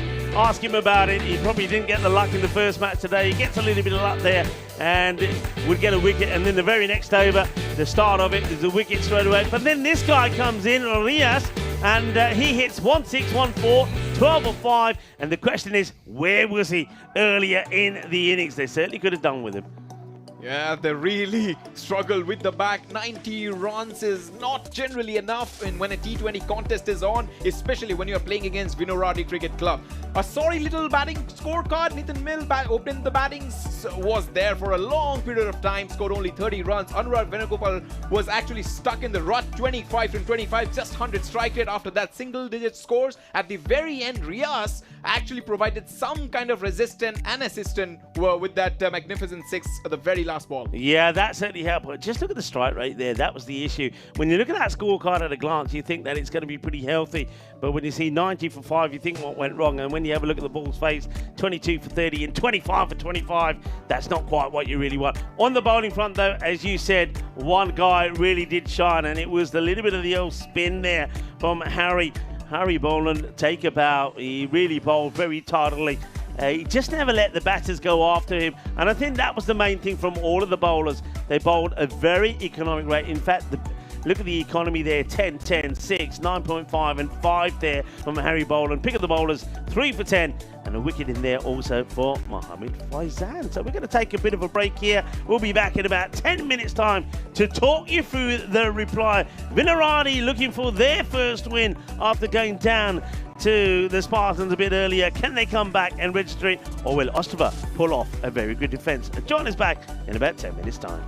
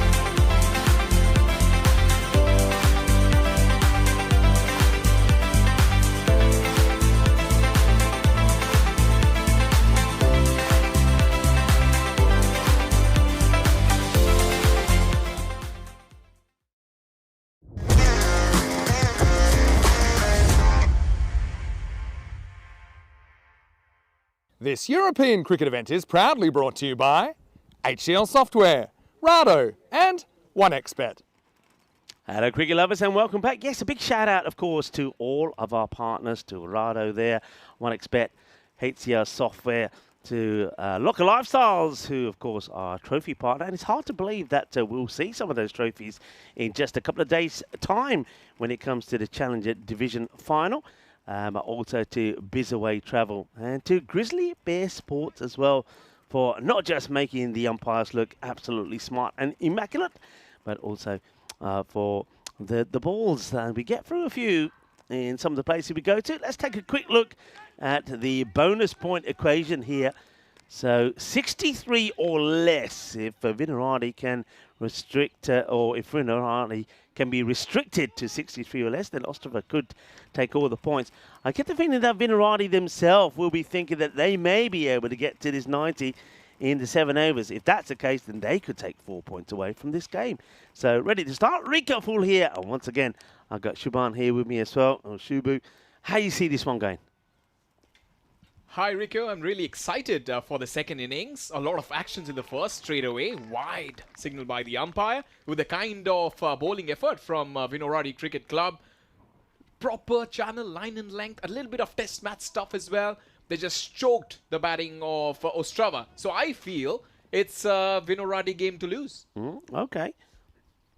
Here's the bowler here. This is Anil Kumar. And, oh, that's very wide. It's a tremendous stop, actually, from the keeper. That's Arun Ronal. And look how far he had to go to get a hand onto this. In fact, he's almost taken it away from the short third. The batters do well to also double up. So that's going to be 2 wides. Ravikant Kumar now ends up at the non-strikers end. This is Swaroop Murit Nathan, who was the wicketkeeper batter. And he's going to get another wide here. But you can see coming down the track, I just think getting a little bit excited here. Do you get the feeling that Vinarati, from the intent being shown here by this shot, that they're already thinking of trying to get this score in 7 overs and get the 4 points? Yeah, they want to come all guns blazing. And they're also trying to make a statement here because they have playing against a lower ranked side, which is Ostrava Cricket Club. Yeah. But normally, even the opener, Swaroop, his intent is always aggression. So he's normally an aggressive person. If you talk to him as well, he'll be like all over you. Well, gets a little bit of inside edge on this. A little bit slow to go himself with the striker. Doesn't really commit to the run straight away, but then has to go because Swaroop was there and saying, "Chala bhai, chala, kidhar ja rahi hai? Jaldi kar," and he does get there. And gone. And it was only a matter of time. He was getting closer and closer to the money. I reckon this is too quick for Ravikant Kumar. Maybe he was keen to get back to the striking end, but he plays this so late. The ball, I think, has already gone onto the stumps before he played it. Here we go. Jagade Bhatte. Down go the stumps. And, Ravikant can't believe it. And he's going to have to make his way back without putting a score on the board. An ordinary and ugly shot to play as an opener. When you're going to bat, you have to have at least the conviction as an opener. And the kind of shot that he played, it just felt like he took it too easy. And straight away, he doesn't have any sighters at all. Just a lackadaisical shot. Look at the position he is in. Yeah. It's not a good... Thing is, he's coming around the wicket. So if you've got a bowler that's coming around the wicket, you know it's going to be coming into your pads. So to actually move away and show all your pegs, it's not a good one. A new batter comes in, and that's actually, again, a tremendous take. This is where I think right-handers that are coming around the wicket, this is what they're trying to do, get this ball to go right across the right-hander. You can see that Praveen Sharma certainly dancing around on his feet to try and get himself going. Swings and misses at the first one. Plays this one out nicely and will take a single. But Rico, I'm really excited that cricket is back in this beautiful city of Prague and is just buzzing with ECS cricket. And as I said, from cobblestones to cover drives. Yeah, I know about those cobblestones because when we were here last year, we did actually take a bat and ball into the square where the astronomical clockis, and we played a bit of cricket. We got the locals involved. Maybe we can find that for you for tomorrow, maybe, and put it on the stream at some point. But it was absolutely brilliant. And what was great, of course, is this one's going to be wide. You get people visiting the Czech Republic and Prague from so many places around the world. So it was fantastic. We had people from America, people from the likes of a lot of the Scandinavian countries there, from the UK, and everybody just got involved and played a bit of cricket. But yeah, the cobbled square wasn't the ideal surface, but it was fun. Yeah, the ball must have zigzagged because after pitching. Oh, it did zigzag a fair bit, that's for sure. That is not going to zigzag. That's going to go straight and long, and a long way. That's going to be 6 runs. It's a full pitched up delivery, and it's a fine way to get the first boundary of the innings. Beautifully hit. That is sweet out of the middle. Sweeter than a bowl of rasmalai. 6 runs. That's bludgeoned down the ground from Swaroop. It was a high full toss. The ball he was expecting to come, and he just hit it miles. Talking about astronomical clock, that ball would have definitely hit it for sure. So first over, done and dusted, 14 from 1. This is an inspiring start from Swaroop. He's actually showing the rest of the batters at the dugout that how to play this kind of situation, and it's not so difficult to play those big shots. And the golden ball, 63 matches. 63 matches now. As we see another ball. We see a lot of this. I mean, we'll see this one more time, Alex, if we can. But I mean, bowlers, if you want to come around the wicket, fine. You should never be. Look, he's running right across here. Look at the umpire trying to look here. Umpires have to be firm here and turn around and say to the bowlers, you can come around the wicket, but don't go running in front of me. You can't be doing this. Look, there he is again. And umpire Shobit has to turn around and say, oh, yaar, idda nahi kar sakta, tu na sheesha da nahi baniya. I can't see through you. Yeah, I like to see umpires be firmer about this. You know, I would. Because I don't think it's right. And I'm sure that the Sheriff, Charles Croucher, is probably on the walkie-talkie and saying to Shobit, you've got to have a word with Vincent. Vincent, well, does try. So the whistle word said, well done to the umpiring team there for sorting that one out. I think that would have been the third umpire, and also Charles Croucher just saying to Shobit, okay, he's doing that too much. And look at the old Magnum look over there from the square leg umpire. Got the Magnum moustache and shades on, looking very cool. Look at the business there. Magnum PI. That's played nicely. Should just, well, a bit of foot fielding there, just a single. It's the man who's got the Nelson on his back.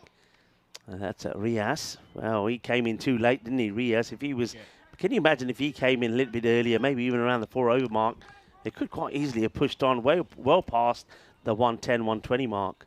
But still, I think Ostrava definitely have to be a little careful here. Well, I don't know about this. I think this is, look, Captain, I'm going for the catch, but I'm not really interested in making the stop. You've got to make your mind up pretty early here, Shubu. You either are taking the catch or you're stopping the boundary. He doesn't either. Yeah, he was in 2 minds whether to go forward or go back. He was stuck in between, and this is what happens. Yeah, that's not a good look, and that's the last thing you need. Look at the bowler there, Vincent. All right, high in the air. Maybe this is going to be a chance, but there's nobody back there.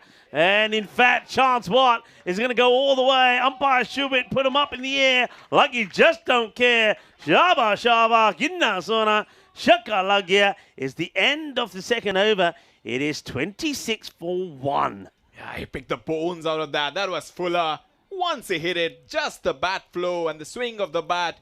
Brilliant bit of timing. The timing is back for the openers when it comes to VCC. They're just racing along 26 for 1. They will be thinking 91. Yeah, if we hit a couple of sixes every over, it can be done. We can go home as well. You're right. It can be done. The only thing that's worth pointing out as we leave you to look at the standings and why this is such an important bat, Vinorati and Ostrava at the bottom at the moment, 4th and 5th, though Ostrava playing the first.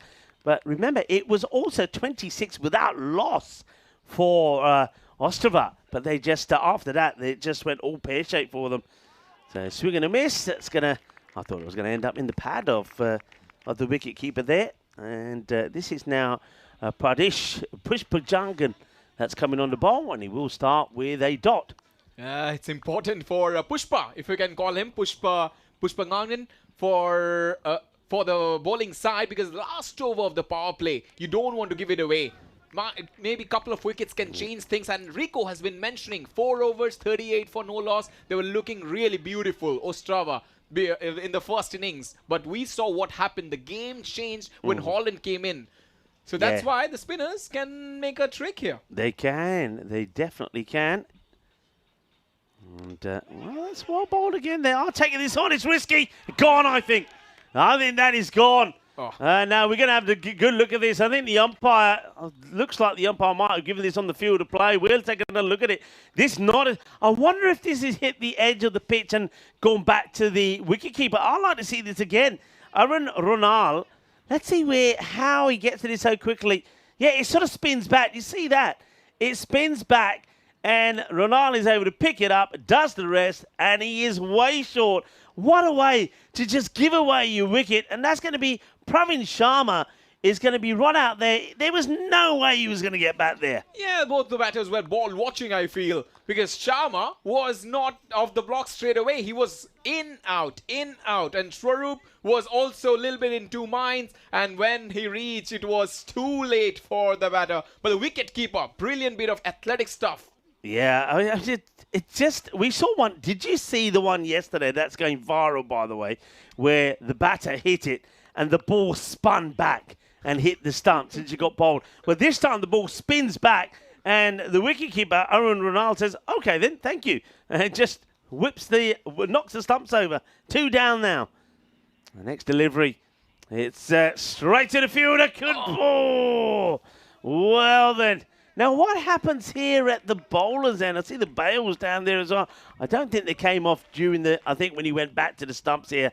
You can see, well, he kicks the stumps, knocks the bails over. He was hoping that maybe it was the Grizzly that knocked the bails over at the end where the action is. But, well, there's no damage done. It's just a dot. What a good over this is so far. Just a 1 run from it.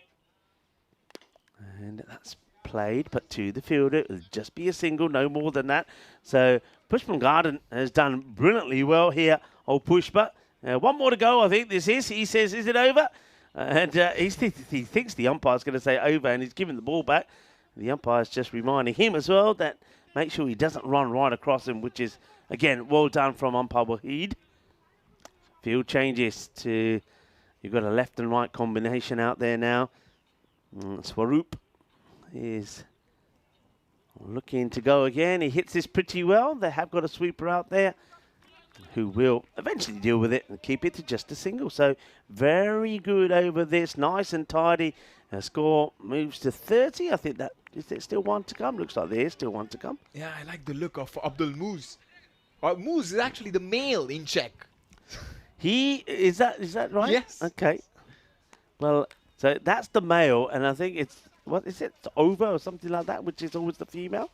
You can correct me on that one in a moment, as that is going to be a swing and a miss. Now, one thing about Abdul Muizer, he looks so good in that last match. He was timing the pants off the ball, and then he just ran himself out.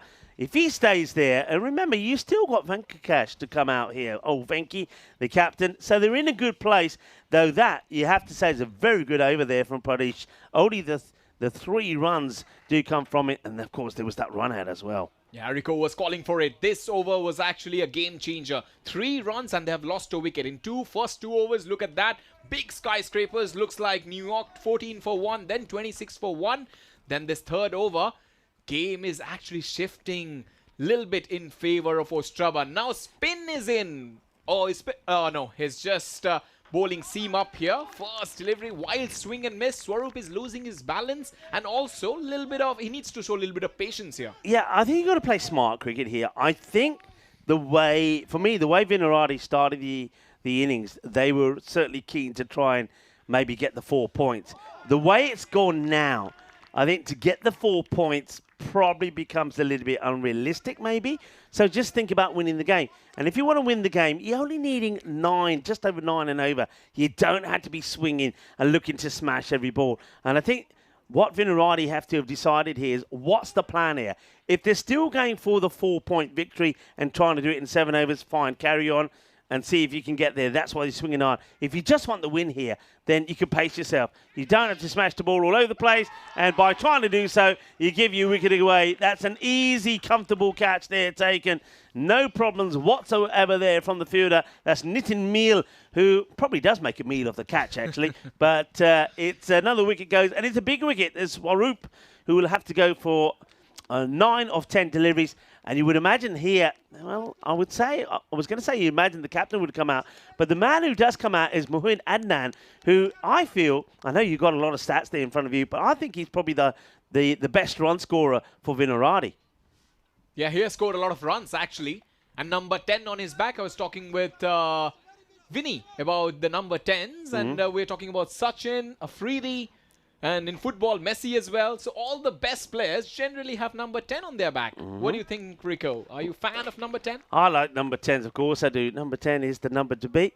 And, well, Mohid Adnan has got number 10 on his back. Let's see how he goes. But, yeah, in the past, he's been a very good, reliable run scorer for Vinaradi. And he flips that away quite nicely on the leg side. Should just be the one run. The two batters contemplate taking the second, but they're not going to do so on this side from this time. Yeah, Rico was asking me about the stats. Actually, Adnan scored that incredible 65 from 30 against the Tigers last year, and also 37 from 15 against MCC. So he has the knack of finishing games and winning matches. It shows he batting at number 5, maybe he's a slightly lower batting order, may not suit the Vinaradi Cricket Club. That's a shot and a half, isn't it?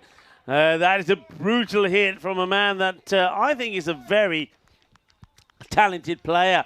Abdul Muiz did find a way to run himself out in the last match, but he played some elegant shots, though not enough for what he would have liked before he got out. But this was the sort of thing he was doing. This guy can do some damage. Yeah, I like the look of him. He's just strong, confident, and trying to hit everything straight. He's looking at the length of that delivery, picking it from the arm of the bowler. He looks in good shape. And you don't bowl there to him. That one may even actually go all the way. Let's see what the umpire feels. I think they're putting them up in the air like they just don't care. Shaba, shaba, kinna sona, bolle, bolle, bolle, shaka lagya. You got two very dangerous batters out there now. And these two, if you don't get them out pretty quickly, could quite easily take the game away from you. Yeah, Anil Kumar, what you doing? This is a track, and look at the batter. He's way over 6 feet, and on this kind of a surface, he doesn't have the pace to push him back. It was a pie, to be honest. He just leant back and just hooked it for 6 over fine leg. Pretty nice shot. Yeah, one thing that Muiz showed, even though it was a brief innings, that anything that was on his legs, anything that was short, he put it away with no issues whatsoever. So 4 overs do come to an end, and we're now starting to see a bit more of a fight back from Vinaradi. 43 for 3 at the end of the 4th. And, well, both these batters are looking now to get going. It's Adnan on strike for this one, the right-hander.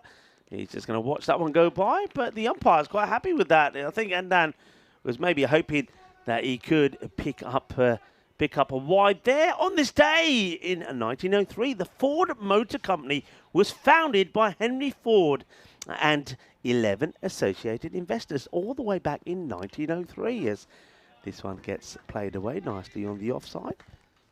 A little bit of history for you. Also, I've mentioned already that today is World Sea Turtle Day, celebrated to raise awareness about the plight of sea turtles. Did you know that every year about 8 tons of plastic are dumped in our oceans, and that is extremely hazardous to sea turtles, and that's why 6 out of the 8 marine turtle species are in severe danger of being extinct. So come on, folks, we can all do a bit to save the sea turtles.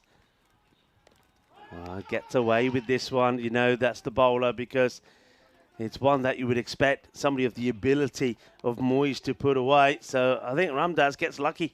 Yeah, Abdul Muiz needs to be a little careful here. After hitting that shot, he was like a turtle. He was maybe just trying to go back to the crease. We have seen in the previous game how the batter was struggling, Sandhu. So he needs to be careful. That's bunted down the ground for another single. A lot of very good stats from Rico there. Nicely played down. Yeah, every so often I like to. I haven't got a question for people today, but I've got some interesting stats which we'll talk about a little bit, maybe. What about a world record opening stand in 1932 between Herbert Sutcliffe, who made 313, and Percy Holmes, who made 224. That's going to be 4 runs. You can see the fielder chasing hard, but never getting close enough to try and stop it. It just kept getting away from him. And it doesn't, look at that, it's just timing. We've seen so many batters trying to hit the leather off the ball. On this outfield, you don't have to do that. And that's a good example of how if you time it and place it, you'll get just as good as a reward. Yeah, the Sutcliffe family would have been happy watching that shot. Back foot straight draw, back foot straight. Well, how about this? It's a bit of a lay-on. In comes a throw, and it's, well, they might even get another here. They thought about it, but you can see that the batter there, Adnan, had overshot the runway by a long way. Yeah, that was in 1932, a world record opening stand. Herbert Sutcliffe, 313. Percy Holmes, 224 not out. And both put on 555 for Yorkshire against Essex, although their record since has been broken. That's a lot of runs. Yeah, for sure. The upcoming events, Czechia, T20Is, ECI, ECS. Then we go to Finland. Then we go to Bulgaria, Belgium, Germany. And Rico has been, raving about the Krefeld. A beautiful ground. You have been there? It's a lovely ground. It really is. I think I started talking about the stables to one side. I remember the hospitality from the Federation. It's absolutely fantastic. And they've got a port there, which is just beautiful. So if there's good weather there, that'll be absolutely brilliant. And, of course, Stockholm in Sweden. That's fantastic as well. Belgium, I will do a bit of Belgium with Phil G. And I know Phil G knows the Belgium ground very well. But it'll be the first time that I will be going to Belgium full stop for cricket. So I certainly am looking forward to that a lot. I've been to Belgium. The only thing I noticed was the mannequin piss. People were coming The mannequin what? Mannequin piss. He was Okay. pissing. As the story goes, he pissed and he shaved Belgium back in the days. I am not sure which year was it. Well, that certainly gives me something to go and investigate when I get there. I think me and Phil G will have fun doing that. It's played away to the fielder, though. Good fielding. Have a look at this fielding once again. We don't see enough of this. Rather than try to stop it, what he does is, he does stop it, but he pushes himself forward to it. Look, that's nicely done. He's saying, look, I'm not going to let the ball go to the boundary. They might get 2, but they're not going to get 4. Yeah. So as he attacks the ball, he's then also in the process of pushing it forward and then tidying up afterwards. And also approaching the ball, staying low. That's also very important. That's nicely played away. And, well, Niraj is easy enough to say, which is the first name of the bowler. So, and it's Radhakrishnan.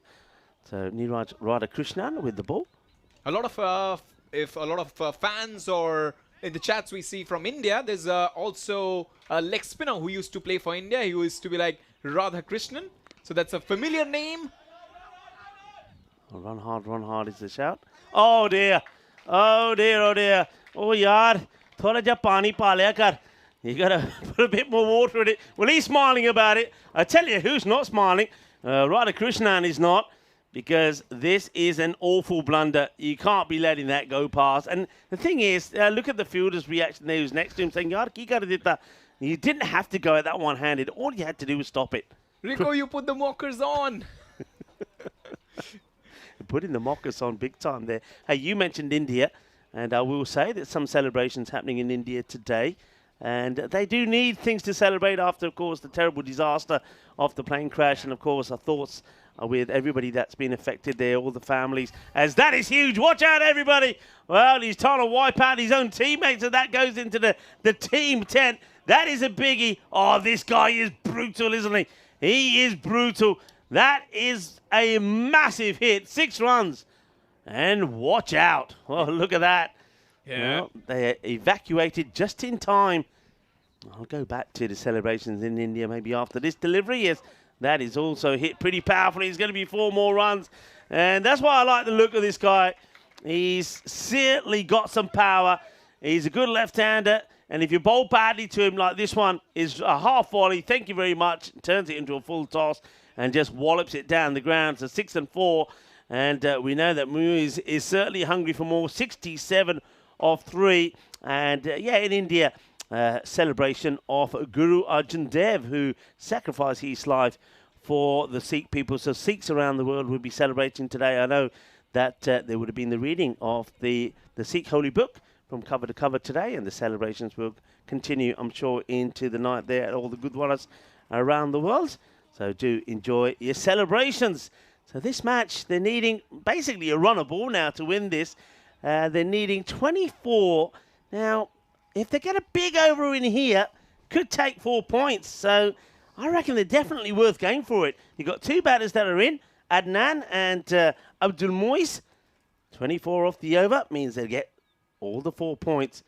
Full toss in the air, could be a wicket, won't be, dropped. They've let themselves down in the field, have Ostrava, and they're being punished for it. Yes, took his eyes off the ball there. Just took it too easy. Adnan, we have been raving about his batting skills. That one, he didn't time it to perfection. There's a lucky reprieve for the captain. Abdul Muiz batting like a maestro here. He's just playing with the field. Oh, well, I think it's going down leg side. It's another one that it's not many that Abdul Muiz has missed. This time he's trying to go for power rather than just all he needed to do here really is just glide it away. A little nudge on the leg side probably would have seen it get past the fielders, but he gets a single. Leg by, gives Adnan the strike. That magic figure, 22 of 4, bottom of your screen. If they manage to do that, they're going to be overjoyed. Very optimistic appeals here, actually, from the bowler Ramdas. He's appealing for ball. They're begging at the moment. They're needing something to go their way, Ostrava. And balls that are missing the stumps by a fair bit. They're still appealing. He's far better off just trying to forget about the appeal and attack to try and get the ball and stop the batters taking the single. They've come far away to play in this ground. The Ostrava cricket team, they need to take something back. Oh, that is big. Well, that's going to come pretty close to us. And, well, nice catch taken by the 12th here. I think that is, who is that? That's Ravi Shankar, I believe, has taken a fantastic catch. Suresh Ravi Shankar, take a bow. This is a really good catch. 6 runs. And Ravi Shankar says, well, I might not be on the field of play, but I can certainly have my highlight of the day. Well, he can't because there's a pole in the way. Oh, Ravi Shankar. Well, we saw it and we loved it. Yeah, Ravi Shankar auditioning for playing 11 the next game, that's for sure. He's not playing, he's the 12th man. 15 of 2. No, that's not going to happen. So there will be a point here in the first match that Ostrava play. They'll get a point against Vinarati, but I don't think they're going to do any more than that. Vinarati is going to come back after going down in their first match against the Prague Spartans with a win. In comes the bowler, Ramdas. And it's going to be too wide on this occasion. It's a genuine leave by Abdul Muiz on this occasion. Muiz has hit well down the ground. We've seen him play brutally on anything that's short on the leg side. Haven't seen him play too many shots on the offside. That's one thing that's going on in this series that we and probably the other teams will want to have a look to see how he plays in that area. But that's not where to be to him. Ramdas gets this wrong. The keeper, Arun Ronal, he's seen too many down the leg side. He's not going to be happy with the line that the bowlers have bowled here. And the number of extras, we might as well touch on that actually. It's not too great. That's going to be 12 extras now, 10 wides and 2 leg byes. It's too many, really. And there's been those errors in the field as well, remember. Just to add to the tally of things that haven't gone right. That's hit beautifully. That has been hit so hard. That has gone like a rocket.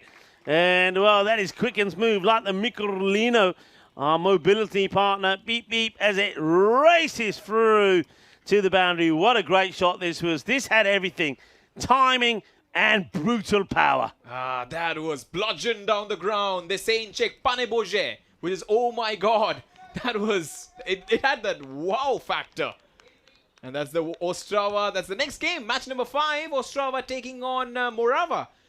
Yeah, well, this is going to be, so Moravian, we saw them get a very good win earlier. They had some good performances. Abhishek Parker was absolutely fantastic. Arjun Singh was the player of the match. He scored a fine 40. And then there was some excellent bowling there from Chandra Prakash Rai. So they are on a high at the moment. I like the way they played as a team. Ostrava, they're going to be a little bit flat. I mean, having gone down in this match, they'll probably have a little bit of time to build up to that match. This one looks like it's not going to go the distance.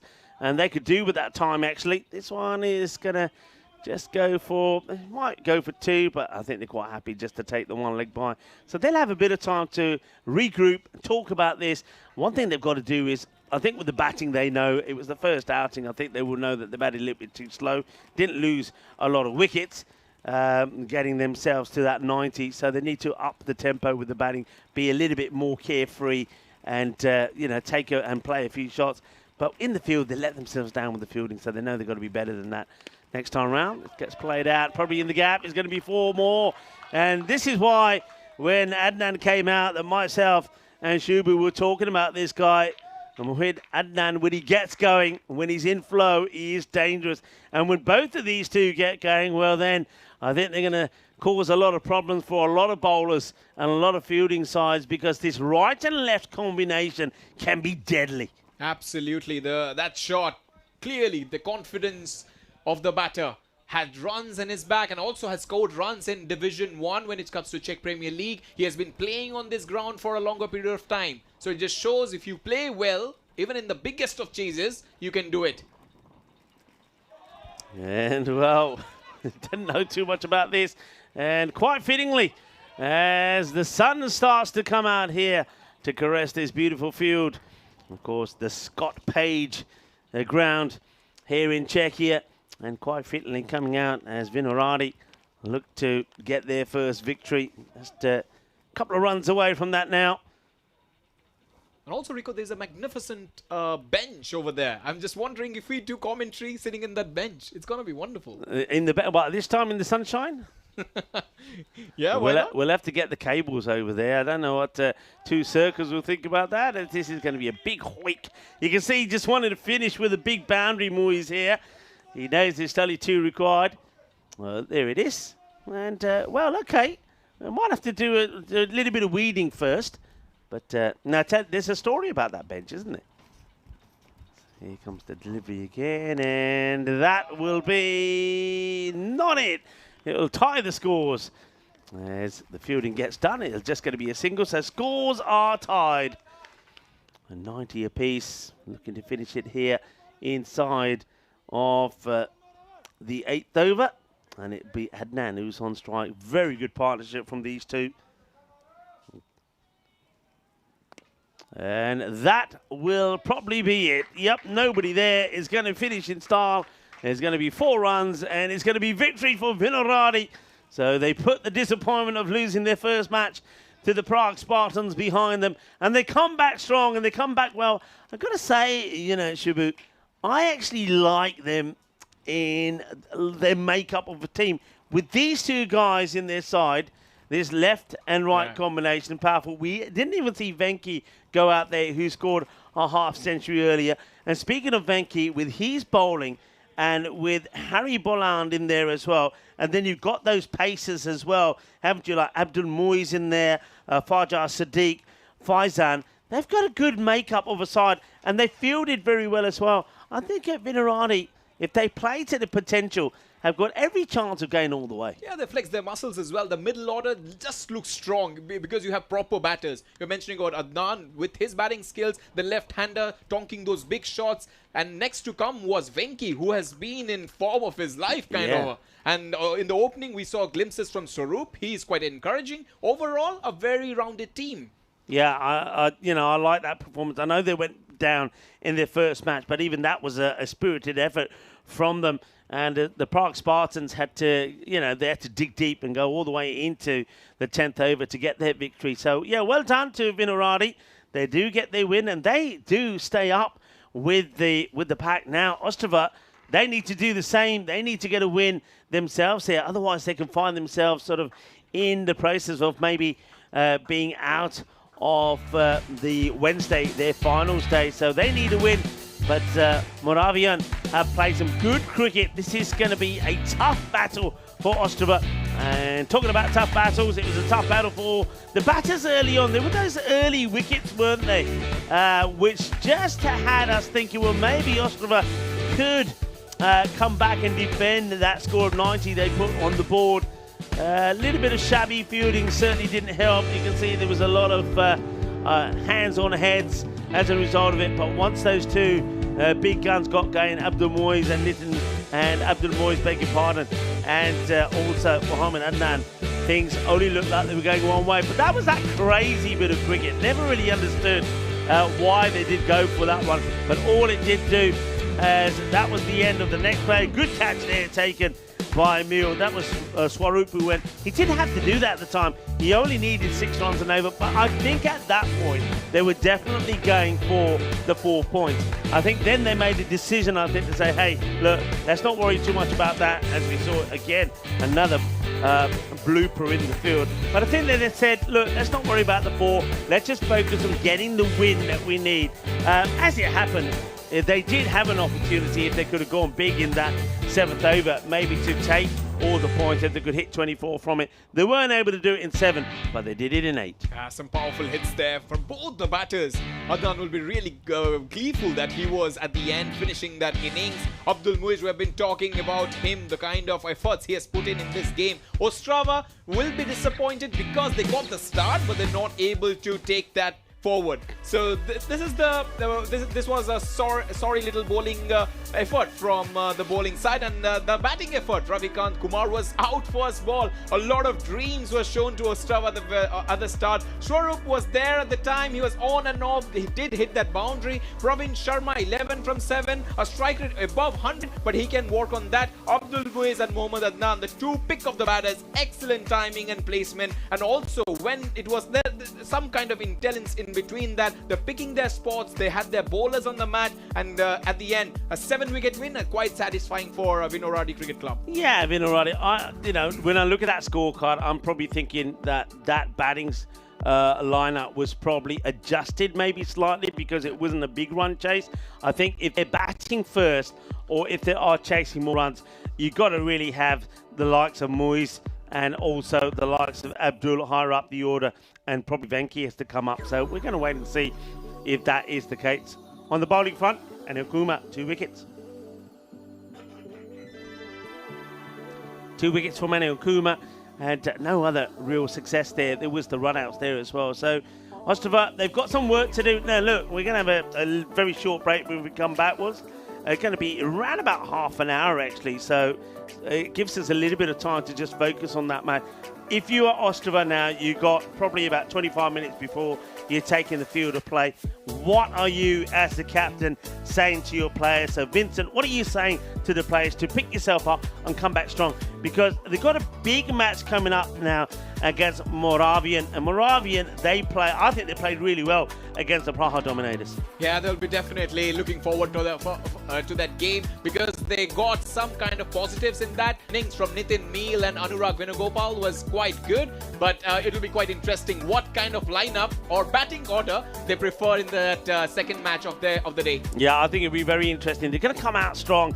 If they lose this match, then I think it's going to be very difficult for them tomorrow to get back into contention to finish in the top 4. Remember, you've got to finish into the top 4, otherwise you're not coming back here on Wednesday, which is the final of the Challenger Division. So we're going to take a bit of a break, and myself and Shubu, well, we've got plenty of things to talk about and catch up on, including some of the things you were telling me about Belgium. We'll have a bit of a chat. Maybe we'll go and have a coffee. We'll chat to some of the players. But we will be right back, of course, for match number 5 of this European Cricket Series in Czechia, the Challenger Division. And we'll like your company as well. And we normally do have some random questions and some talk about where we are and the food scene about where we are. And I'm sure that Shubu will have some nice tips for us as well. So join us back in around about 25 minutes time when we get ready for the next match. And that's when Ostrava taking on Moravian. Está pronto, mi familia.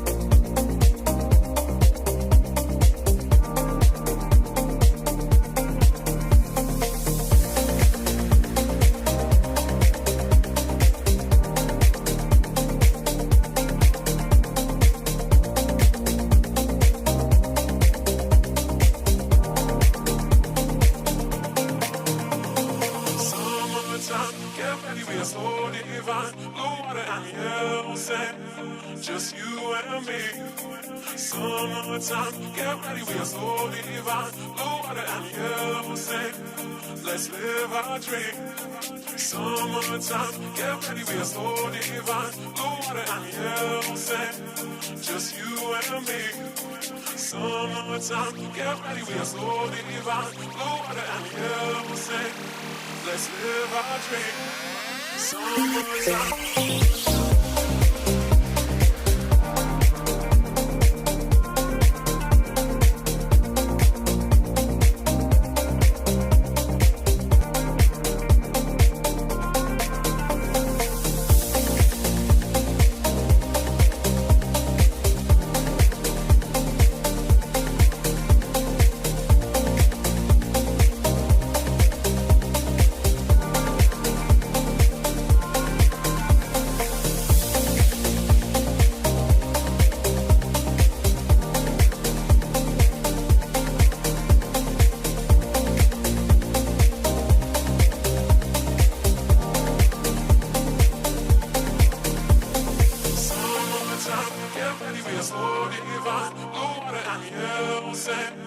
Just you and me.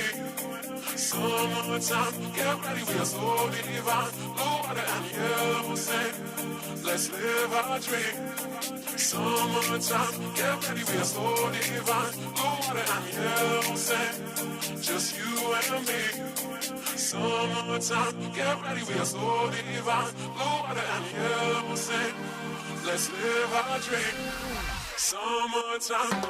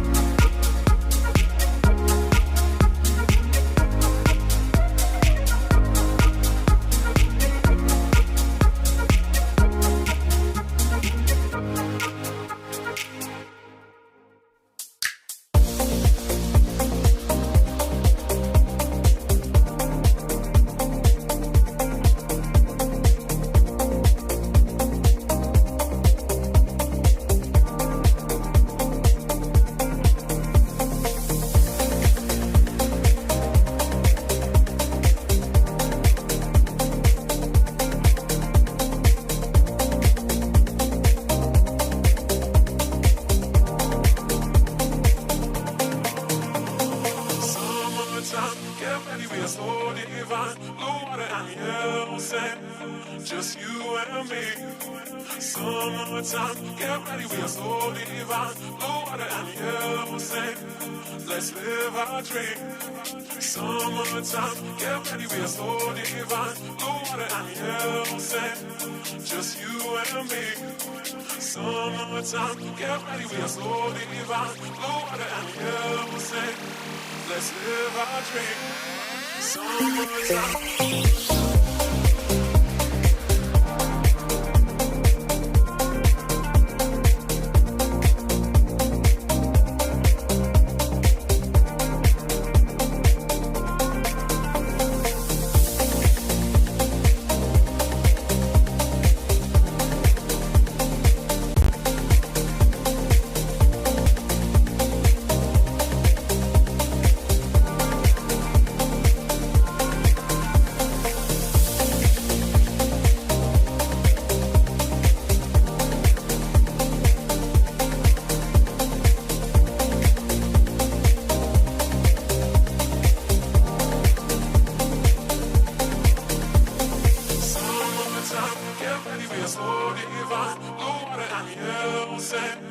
Just you and me.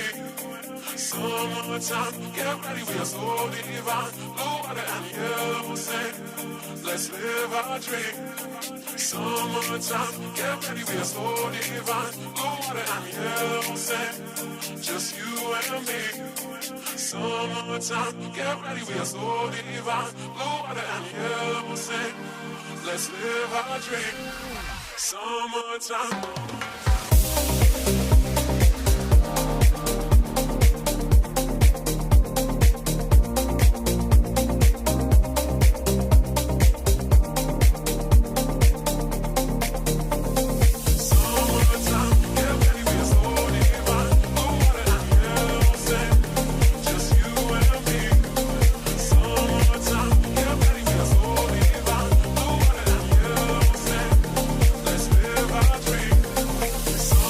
Time.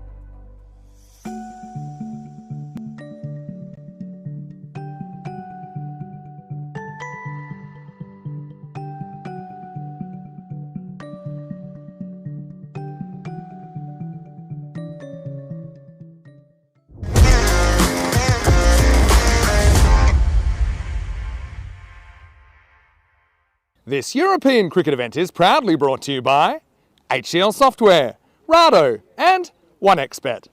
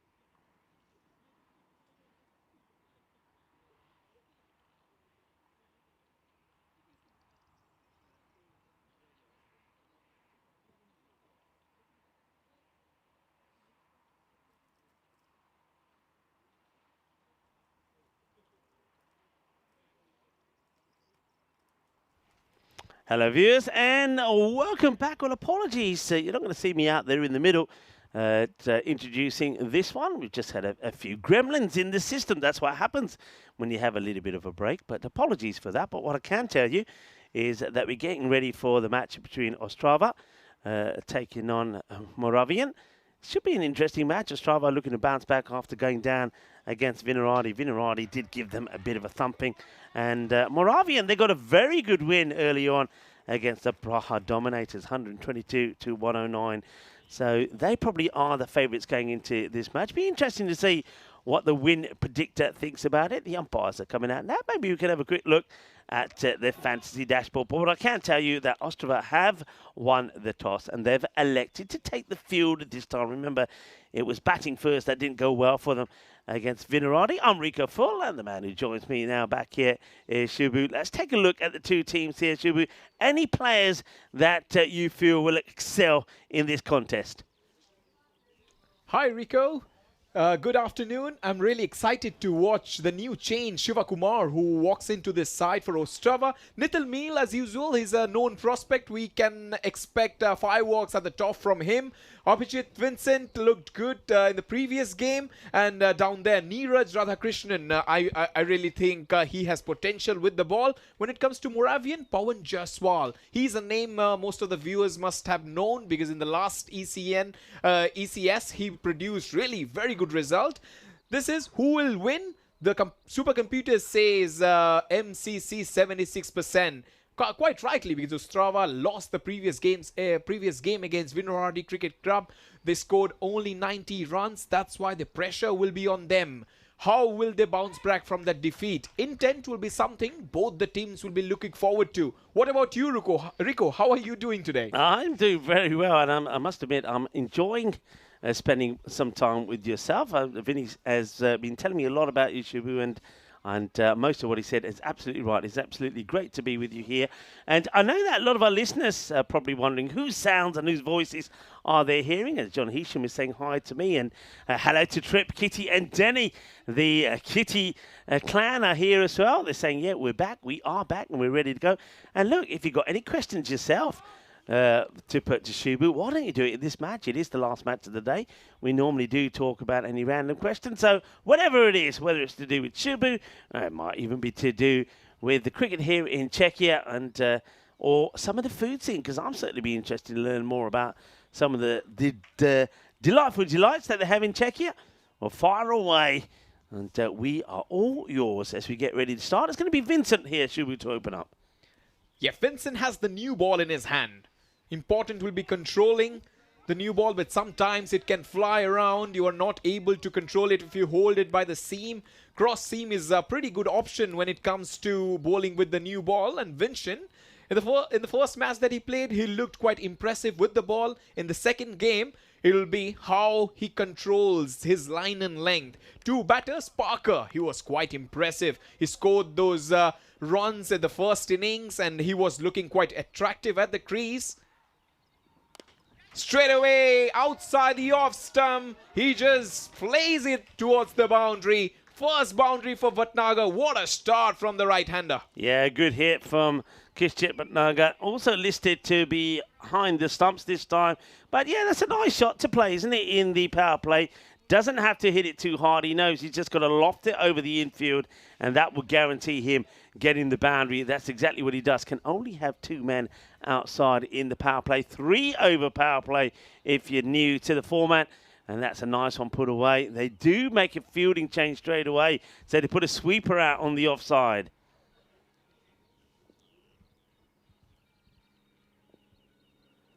Slightly shorter, helping the ball on its way. The fine leg is inside the circle. Back-to-back boundaries. Pressure on Vincent. Yeah, now look, when I was watching Moravian last time, of course, it was yourself and Vinny that was calling them. And I was watching from where our scorers were. One thing I noticed straight away is the noise levels certainly went up when they were playing. Very vocal team. When they were batting, they supported the bat as well. And in the field, they supported each other well as well. They seem like a good team for me. The thing is, though, we've seen this before. Good teams, they seem to be very vibrant and vocal when things are going well. But how will they perform if they get put under a bit of pressure? Pressure telling straight away. Rico was talking about it. Way outside the off stump. Quite a clear decision there. But the bowler was not interested in that decision. Yeah, that's very, very wide. I don't think there is anything on here. I think this is, might have been a ploy to try and put the umpires off from doing the job. But it's not going to work. It's a big wide. It's got to be bowled again. Another one. Another one. This is like a disease here. Team Moravians. Last year, 8th position. They had 3 wins on the board. Lost 7 of them. Pawan Jaswal, been talking about him. He scored that 39 of 15 against the Dominators. Played a decisive role. They're still missing the services of Gurung. There's another big shot. He has tonged it over mid-wicket for 6. Incredible start. It's a good hit, isn't it? And this time, he has to go a little bit straighter. And Bhatnagar is waiting for it and goes boom, shakalagya, beautifully played stroke, elegantly hit, it goes to the area route again. And remember, he's out there with Abhishek Parker, who was very good in that win against the Dominators as well. He scored a fine 25 of 15 and he bowled very well as well. So he's a good all-rounder. And Bhatnagar there, look at the way he's just checking where the fielders are. He uses his bat to point at everybody. That's wide. Definitely a lot of things going inside the bowler's head. T10 and power play are a completely different story. First, till the 3 overs, it's almost a 30% of the first innings. Aggressive openers. You need bowlers who can definitely bowl that nagging line and length. You cannot give a lot of room on the off and the leg side. He's bowling both sides of the wicket. That can be vital in this crucial first 3 overs, Rico. Yeah, it certainly can do. It gets a dot ball in there. As Bhatnagar plays it out on the off. He was happy to take a single there. But you can see Abhishek Parker say, no, wait there. Didn't want to take the risk. Final ball off the over coming up. That's up in the air. Big chance. Keeper. Oh, that was the first slip. He was lost completely there. And a big miss. And what a start. Lot of drama. A lot of drama here. No. 19 off the first. Yeah, you said the keeper. And I'm quite surprised the keeper doesn't go for this. In the end, it's a slip going back. Has no idea where it is. And you'll see 3 men eventually trace and track that ball down. But nobody gets hands to it. They'll take a single. It's a good start. 19 off the first. And Bhatnagar doing all of the early hitting. And Vincent, and not the over that he would have wanted. Let's take a quick look and our tour of Czechia. Of course, today is the start, day one of the European Cricket Series, the Challenger Division. Wednesday the 18th will be the final. And then on Thursday the 19th through to Sunday the 22nd, it's a Premier Division when things come to an end here. And of course, the very next day, it's the start of things and proceedings in Finland. Oh, that missed everybody. Keeper should have stopped that. In fact, that's a brilliant effort down there. We have to have a second look there. Well, let's have a look at this. I mean, my suspicion is that in the process of trying to stop the ball, he's grabbed hold of the rope and touched the ball at the same time. I think if we have a look at this here, yeah, I think it's probably going to have to be 4 here. I think that's contact the rope, and I think he's actually stopped the ball from the other side of the rope. I think that's going to be 4 runs. That shot, and that's played away. It was there to hit. That's what when you talk about aggressive openers, it's not about blind hitting. You have to pick your spots as well. It was slightly shorter. He had his weight on the back foot, but he couldn't capitalize. Yeah, I think that was the one there. The Buttonhunter will be disappointing. He doesn't put away. And the bowler, and this is Push Pagarden, who bowled very well actually in the last match. He got away with that. Oh, this is just timed to perfection. Ah, देख लो बड़ी अच्छा shot मारे बहुत बढ़िया timing field ने कोशिश तो काफी की थी चौका लग गया. And great effort from the fielder. That's Nitin Meal who's trying to stop this, but it was just timed and placed beautifully. Yeah, aesthetic.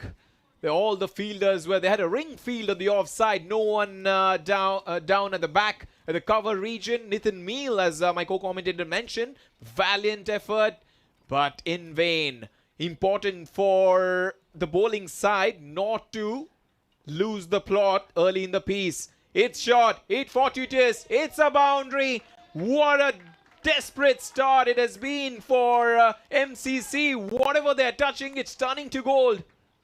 Yeah, and goes wide, angles it in, and that's really unfortunate for the bowler. Push Pagarden. It's an inside edge. It's the old French cut, which goes all the way to the boundary. Nothing seems to be going right at the moment. Garden, in he comes in again to Buttonhunter, who's made a really good start. Slow delivery. Brilliant bit of bowling there. Pace off the ball. The slow balls can sometimes disrupt the timing. When the batters are going all guns blazing, these kind of deliveries definitely helps. He does get movement, doesn't he? Gets that ball to come in a fair bit, actually. And he's trying to get it in the right area. Now he's getting a little bit straighter. He started quite wide from the stumps. Oh, well, a little bit of a foot fielding attempt from the man there on the 45. Does manage to keep it just to the 1, even though he does proceed to kick it away from him for a moment. It is the end of the second over, 32 without loss.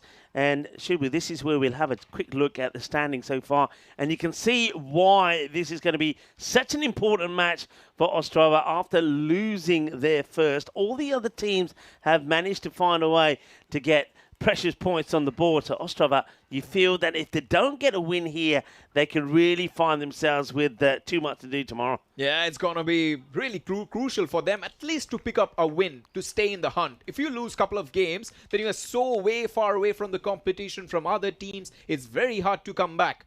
As we can see in the 2 overs, it's been quite a brutal start from the team, which actually won the first game. They put up 124, the highest till now on day 1 of ECS Czechia, and we can say how far they can go. Run rate 14.8, which is quite magical at this stage. Yeah, this is VS Kunial. This is a guy we hope to see a bit more of when it comes to the batting also for Ostrava. I think they left him too late to come out, and when he did come out, he in his brief innings hit a 4 and a 6. Let's see how he goes here. And it's going to be a wide, and the wicketkeeper should have done better here. I know it was not the best of deliveries, but you've got to be taking those. And listen, I'm not sure if I'm a fan of leggings being worn when you're playing cricket, but I get the feeling that in that little break, that Riaz Kunil, I think somebody swapped trousers with him. These ones don't look his size at all, do they? Not sure about that. Well, let's just say Oh, beautiful shot again. Plenty of room to access on the leg side. He just puts it to the fence. Brilliant start. Lovely shot. Well, look, you can see he can't move too freely in those trousers. Look, he's got to be pretty careful. Can they admit things are getting squeezed in there that shouldn't be, and that's why he can't get the ball in the right place. That's going to be smashed away for 6 runs. That's a classy stroke again from Parker. And talking about Parker, he really batted well in that innings that he played on the first match of MCC. And he has been quite an all-rounder for this side, Abhishek Parker. Yeah, but I liked his performance in that first match. He was a key partnership between him and Singh at the beginning. That's another one that's going to stray down the leg side, but this time at least the keeper, and that's Arun Ronald, deals with it better. So they're just got to tidy up here pretty quickly. So what are you? You now can't stop looking at those trousers, can you? Stop it! Stop it! Somebody's played a trick on him, haven't they? Right, swivels on this. It's high in the air. There is a fielder bat there, but they do between them manage to make the stop. Yeah, that ball just got a little bit of big on him. If you just look, he went to the back foot and then he tried to pull it. Yeah, he's just trying to visualize that shot. Listen, that's what's happened. Look, those trousers got 22 on. Those trousers belong to Niraj Radharish Krishnan. So I want to know what Niraj is wearing. When I see Niraj, I want to see what trousers he's got on. They swapped the trousers and nobody's told him. Oh, beaut. That's a beaut. That's a lovely scene. Now, this is where you got to be. Yeah, that's brilliant delivery. Just rising. Oh, that's Caribbean stuff. Well, the batter making it look like Parker made a genuine leave there, but he got beaten all ends up. So good comeback there from Riaz. Yeah, it's a little bit of wake-up call for the batter. Again shot, again pulled, again boundary. Yeah, that's just good timing. Is it solid stroke this time from Abhishek Parker? This time more controlled. The one before where he went the aerial route, it didn't really get the middle of the bat. But look at this. Gets a swivel on this nicely. A little bit of the MJ, bit of the as this one goes beautifully to the boundary. Lovely timing. And there is a fielder out there, but there's no way that Deepak V is going to stop that. So 4 more runs. I was saying to you in the last match that most teams will be aiming to get between the 40 and the 50 in the power play. And that's exactly here what Moravian have done. 45 without loss with a ball to go. And, well, he defended a genuine defensive shot this time. I suppose Abhishek Parker just saying, well, if he feels it's not right, then he will block it out. So 13 come off that over. And the power play is worth 45. I want to take an opportunity to talk about this for a moment. And this is one of the most amazing turnarounds in the game. And was an Edgbaston on this day in 1922, where Hampshire were bowled out for 15 and were 208 behind. They were made to follow on. Second time around, they were once again in trouble, 177 for 6. But with George Brown scoring 175 and the number 10, Walter Levesey, 110, they rallied to make 521 and bowled Warwickshire out for 158, winning by 155 runs. What a turnaround that is. And it was actually rumoured that Freddie Calthorpe, the captain of Warwickshire, was at one point asked by the committee to delay taking the new ball just so he could extend the play a little bit. That sort of backfired a bit, didn't it? It's 1922, isn't it? 1922, that turnaround. They used to travel by ships, if I remember. Oh, that's a gorgeous shot there. Standing tall and hitting that. Stand and deliver. Yeah, these two, they're liking themselves out there at the moment. That's Kisjit. Bhatnagar gets another one away. It's a nice shot, isn't it? He's got a good, you can see there, he's got a good eye. And also, I mean, you see a lot of batters trying to play these shots, but they lose their shape. Doesn't lose his shape, does he? He's not swinging wild. Head stays still. Look at this. That's a great shot of that from 2 circles. Beautifully executed. Yeah, and also he has spent a little bit of more time at the crease. He has already played 13 deliveries, growing in confidence. Just guiding that towards that fielder, short third. and little bit short from Kumar. Kumar is quite lucky. That delivery, if you would have found a little bit of width and a little bit of gap, then it would have gone straight to the boundary because there's nobody there protecting the fence. Everybody inside. Yeah, Annie Kumar probably was the pick of the bowlers in the last match actually against Venerati. Took 2 wickets for 28. Gets away with that, and Nisbat Naga, I like the way he does that. He just holds the bat, and it's like he's holding a wand and counting all the players, checking where they are. And now he knows where they are. He says, there's not one over there. I'll put that away for 4 runs. And easy hitting. I think there might be checking next to your boundary check. Looked like 4 for me, but who knows? He might have got enough on this to send it all the way. Let's have a look here. And where's this one bouncing? Looks like just inside, or does it catch a bit of the rope on the way through? I think it's probably just inside that rope. Looked like 4. The umpire's still undecided. Haven't seen a signal yet. But wasn't the best of deliveries. Let's see what they go with here. That's brilliant, Rico. You have an eye of Arjun there. Look at that. My goodness. 4 runs. 4 carreras. Looking dangerous, isn't he? But Naga here, 32 or 15. There's plenty of room. Oh, he missed out there. Definitely missed out there. As I've been telling you, there's a third, short third, there's point, there's covers, there is the mid-off is back, so that's long off and long on are the only 2 persons at the boundary. That's full toss. There's a chance, just short.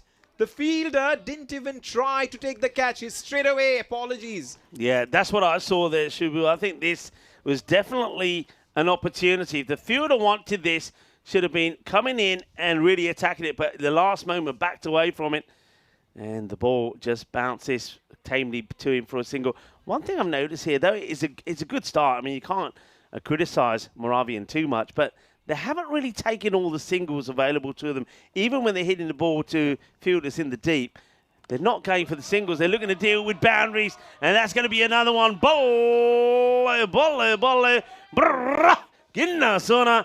Shakalagya, and this time is Abhishek Parker that adds 6 more to his total. That is the end of the 4th over, and the score is 60 without loss. That's a quality shot. Actually, that was kind of a gentle outswinger from Kumar.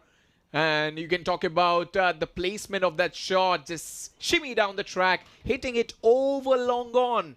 If you are a batter, you know how harder a shot that is to execute. And he did it brilliantly. 4 overs, 60 for no loss, run rate of 15. That just shows how far ahead our MCC at this point in time. This is match number 6 here at ECS Czechia. Yeah, it's muscling the ball to the boundary, and maybe that's why they're not too worried about some of the singles that they're leaving out there. So Paul Kempin in the chat, and like I was saying, hello to everyone else that's there. Now, there might be a few lurkers as well, and so I'm going to do a little lurker shout-out as well. If you are watching and you haven't necessarily sent us through a message and you're not one to do so, why don't you today? We have got Shubu here for the very first time. I'm sure he'll love to hear from you. I like to hear from you as we see another boundary. And these 2 batters, Shubu, at the moment are just taking it in turns to terrorise the bowlers. That's beautiful. Crest away. Helping the ball on its way. This time on the offside. A lot of width and room to play that shot. And he perfected it quite brilliantly. Yeah, you doing that? He likes that. That's his style, isn't it? But Naga just saying, where are you now? It's almost like he's asking the bat, where do you want to go now? Gets tucked up this time. Very optimistic appeal from the bowler. It's going to be far too high and probably is going down the leg side. So, yeah, come on, send us a message. If you've never done so before, don't be shy. Don't be afraid. Do join our community. Do join our family. Send a message in. Let us know just simply who you are and where you're tuning in from. Brilliant start. AI says 87% MCC. And inside the first 5 overs, they have got the game in their hands for sure. Just setting up that platform. That's what you need when you're opening the batting. Your first intention is to go for the big shots. In a T20, it can be a little different. You can play as a floater. You can play that anchor shit role. But here, every ball is an event. You have to go for the big shot straight away. Yeah, you do. And look, they're in such a good position here at the moment. They haven't lost a wicket. So these 2 batters are just going to keep on trying to pile on the pressure. Short down the leg side. The keeper doesn't take it. Wide ball has been called.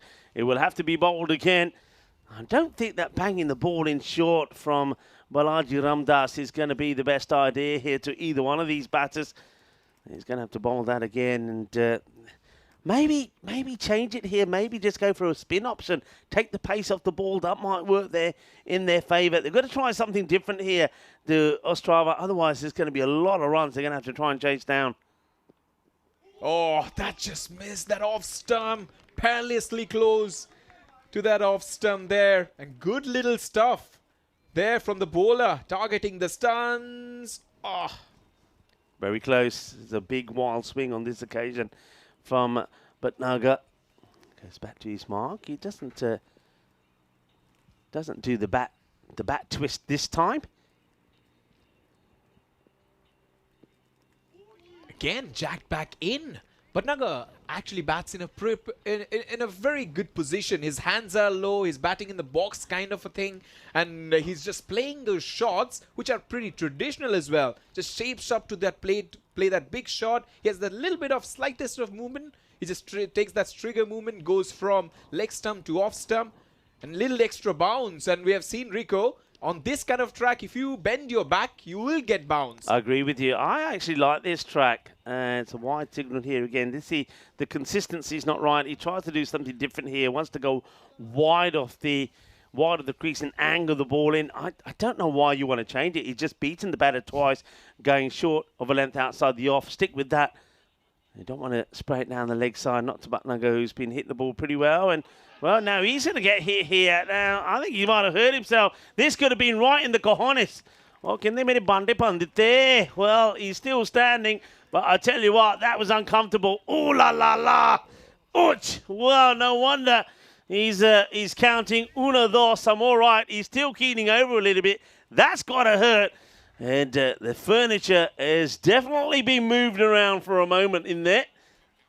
And, well, it's a good moment to say hello to all of our viewers around the world, wherever you're tuning in from. Now, I just put a little shout-out. Rico Full here, and I'm here with Shubu.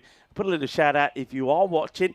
Hello to you. And I know a lot of people in the chat, and it's got a lot of talk on there, a lot of banter. But why don't you get involved? Just send a message on the chat. Let us know who you are and where you're watching from. We'd love to entertain you. And if you've got any random questions, anything to do with myself or Shubu here, who's with me for the first time, I'm really enjoying the experience. But anything about Czechia, do send us a message through. We'd love to hear from you. As we see the batter go down on one knee, hits this pretty well. He's going to be disappointed that he hasn't found the boundary here. So just notice the last 7 balls or so, Shubu, the batters, though they are still crunching the ball pretty well, they haven't been able to find the boundary rope quite as consistently in the first 3 overs. Yeah, the impact has been slightly missing there the last couple of overs, and you have been calling for a spinner. Shiva Kumar has been given the responsibility to bowl the 5th over, because we have seen Holland doing the magic in the previous over.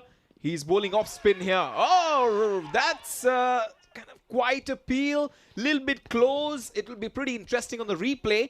Whoa, did it hit the bat or pad first? Let's have a look at this. It's not a bad shout at all. I wonder if... I mean, I think looking at that, it could have caught a bit of the bat. Well, that's got plenty of the bat. That's going to go all the way. That's a big hit. Boom. Shakalagya as, well, Bhatnagar now moves into the 40s. But, yeah, I think the last one, probably, it's similar to that ball, actually, if I'm honest. It's probably going to go on a missed leg. And this time, Bhatnagar says, I'm not going to miss out on this. And here it is again. I think it's probably just perhaps going to go on and maybe miss the leg stick. Or does it get a bit of the bat on the way through? I suppose it's all irrelevant at the moment. But you can see the umpire was pretty quick to move away from it. That was umpire Wahid. And that's well hit. Have got a sweeper out there. It bobbles away, but he gets it cleanly into the hands. Just a single. Yeah, he was waiting for it, Bhatnagar. But that, I think the umpiring decision was quite good because it was off spin. So it's always turning into the batter. So a little bit of turn might have saved the right-hander there. Yeah, it's not the first time we've seen Abhishek Parker just defending one. He's played 2 genuine defensive shots. We saw him do it once in the over. I think it was Fanny Okuma. He's done the same again. And this time he just works this away onto the leg side. I'm a little bit intrigued to see, just wonder why Parker's being so defensive minded. They haven't lost a wicket. It's the end of another over. 77. They're going well, but not as well as they were. Remember, they were 60 without loss after 4, and now 6 overs are completed, 77. And Parker, I think the message that should be going out to him is, look, get on with it, 19 of 10. He's not setting the world alight, and you've got a lot of batters sitting to waiting to go in, including somebody like Singh, and you probably want to get Singh out there and really going. Arjun Singh scored 40-odd runs in the last one. So, yeah, they've got to get going here. You don't want to be defending balls. If you're going to defend balls, you can say you might have to come back and go in the nets. Absolutely. They have batters like Pawan Jaswal. We've been talking how explosive he can be. Yeah. Arjun Singh has been among runs. Manish can bat as well. So has Prem Prakash. Down the leg side, maybe he was waiting for the opportunity there. This time he puts it to the fence and also makes Rico smile a little bit more. Yeah, well, he puts it into the, well, that might be the compost heap there. But, yeah, that's more like it. You don't want to be defending. You just got to attack every ball. You've got batters waiting to come out. And I'm pretty sure that Arjun Singh is not going to be too happy if he's going to be sitting on the bench and he's seeing Abhishek Parker blocking out a few. So Parker's going to go big here. And Bhatnagar at the other end is on 45, looking to bring up a half century. Oh, Parker had an opportunity there. A clear opportunity of hitting that ball over extra cover. Extra cover fielder is inside the circle. So it's 4 runs gone begging there quite clearly. And Kunil, none for 17 with his 22 number pans. Yeah, Riaz. Once more. This time it's short down leg side, and it's a good effort from the wicketkeeper, but he's been put to the test here. Arun Ronald today, hasn't he? In both the matches, he's been diving around to the left, to the left, to the right, to the right. Somebody's going to have to do his laundry for him as payback because he really has been putting in a good shift behind the stumps. The batters change over. Bhatnagar on 45. And he gets a good bit of the bottom hand on this. It bobbles away to the fielder, who does his job well, just keeps it to a single. We haven't seen Bhatnagar on the network before, actually. And he's looking to bring up possibly his first half century on the European Cricket Network. And Abhishek Parker, we have seen him before. He had a very good 2024 season when he scored 317 runs, including 58 against Prague CC. And it's got a good record on the network, 342 runs in total. That 58 was his highest score.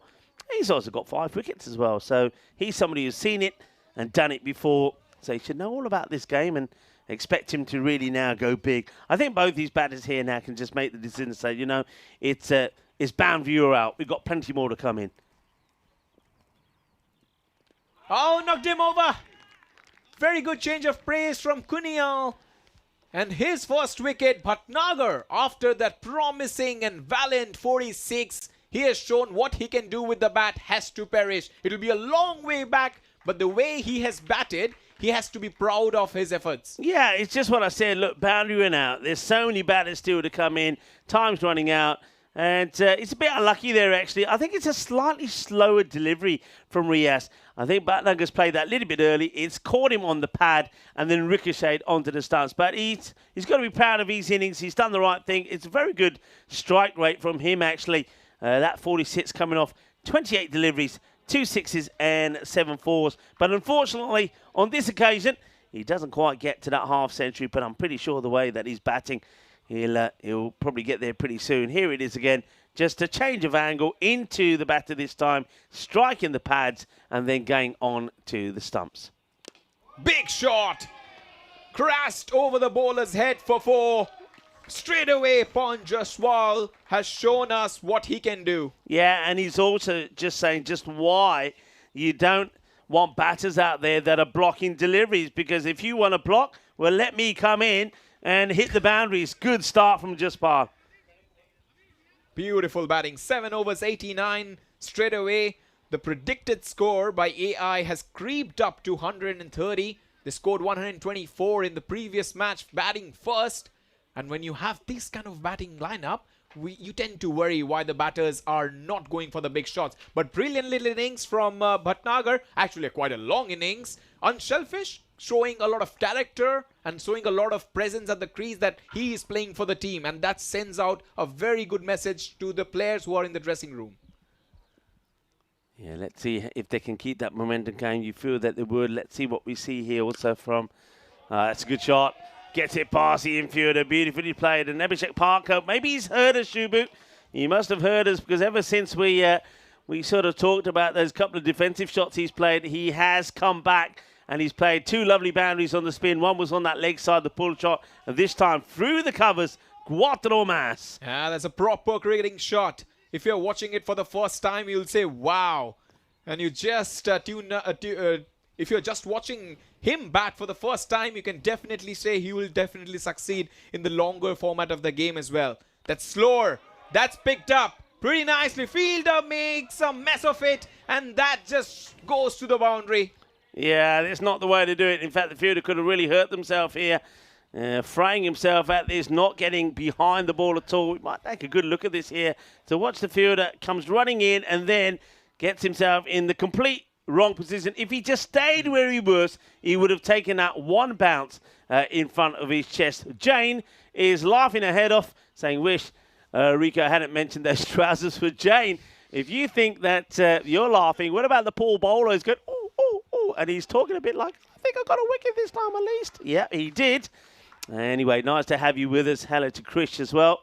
And he's saying there was a commentator's curse there to Bhatnagar. Maybe it was, we were saying that he might get his first 50. Hello to Danny Hudacek. Danny, hope you're well. And, of course, looking forward to seeing you tomorrow. And, that's big shot again, straight down the ground. Brilliant bit of effort there from Nitin Meal. He is not bowling in this tournament, but with his batting and fielding exploits, he has been a handful on the track. Yeah, that's a good shot, actually. It wasn't a bad delivery there at all from Pushpangarden. It was pitched up. It was well struck. A good bit of fielding. That's up in the air. Fielder comes across and takes a magnificent catch. Rolling back the years. Brilliant bit of fielding there. Oh, that was some catch. It was high up in the air. Plenty of things running in his mind. He just had to stay at a pretty nice place to catch that ball. He just said thank you. It's a really good catch, actually, because what you don't see when he's running there, he literally has to do a complete full circle, kind of a 360, to get himself into a position, A, to find the ball and take the catch. So, Pawan Jaswal, who started with a wonderful boundary of his very first ball. Second ball is going to be caught quite brilliantly there. What a good catch this is. It's nothing easy about this at all. The fielder's kept his eye on it all the time, as Vincent, and pulls off a fantastic catch. It's a brilliant catch, because when it's up in the air, you think thousands of times, will I reach? Should I go for that catch? Should I leave it? But then he did that. Might get 2 here. Running between the wickets has been slightly sloppy. Yeah, it's Arjun Singh who's come out. And you're right. I get the feeling, I feel as many as maybe 6 to 10 runs have been left out there. The 100 has come up on the board.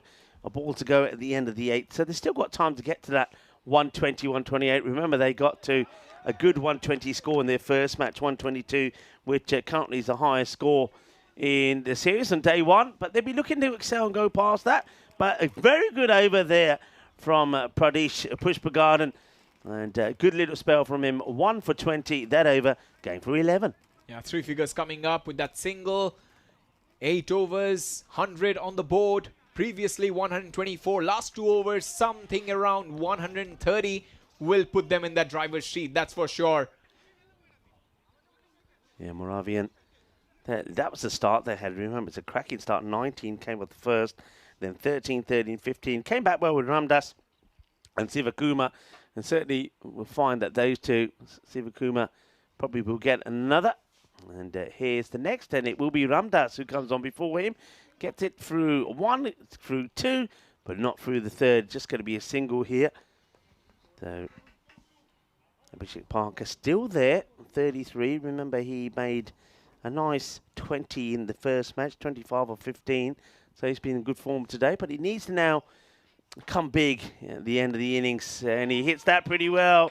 That's going to be a boundary. They have moved. It's an interesting field change there to Parker. They moved the fielder very fine. It's almost like a fine leg on the boundary, which I don't quite understand why he's there and not in that position, because that's where a couple of times that behind square where the ball's gone, if he's going to be clipping off his pads, that's where he's going to go to. So again, he returns back to that very fine sort of 45 fine leg position, leaving that behind square completely unprotected.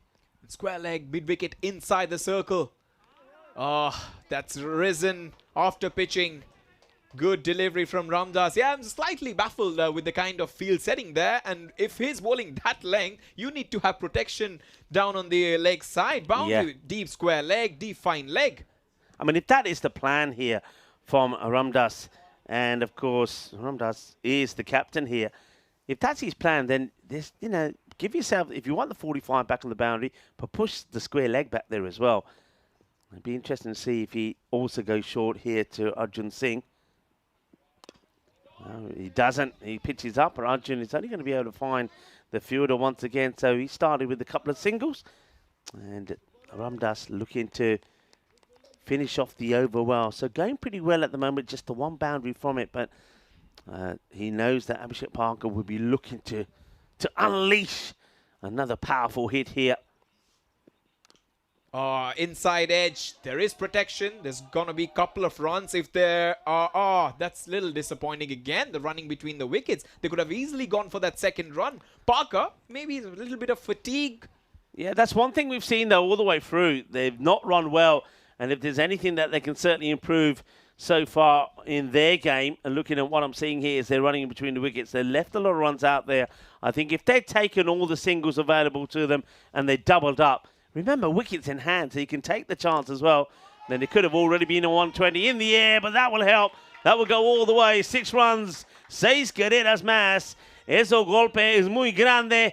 6 carreras y muy dulce también. Más dulce de tarta de chocolate. 6 carreras más.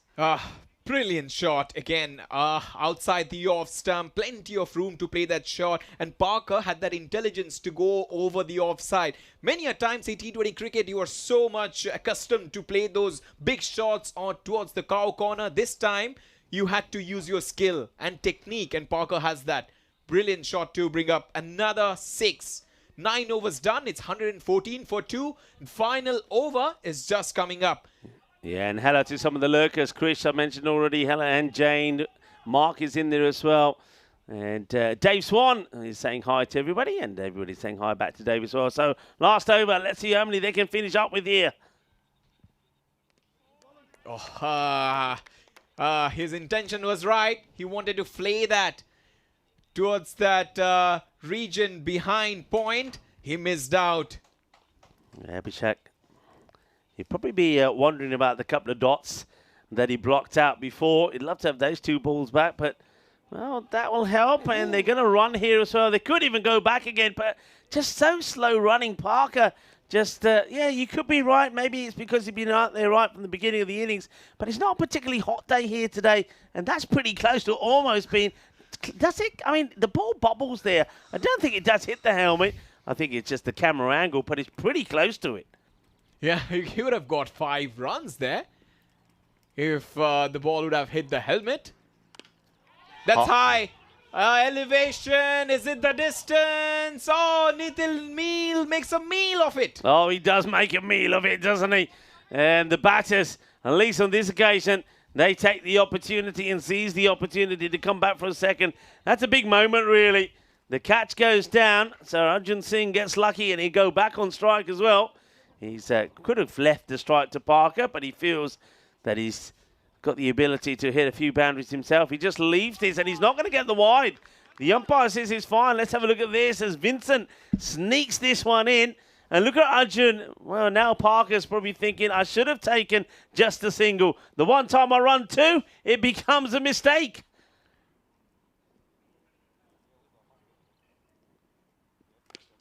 A lovely shot on the onside. He has timed it quite magnificently well. Arjun Singh. He is batting like a Sardar in form. देख लो परोठे खा के आया कह रहे हैं मैं परोठे खाते आलू वाले What a shot. This is right out in the middle. Arriva, Jabardast batting.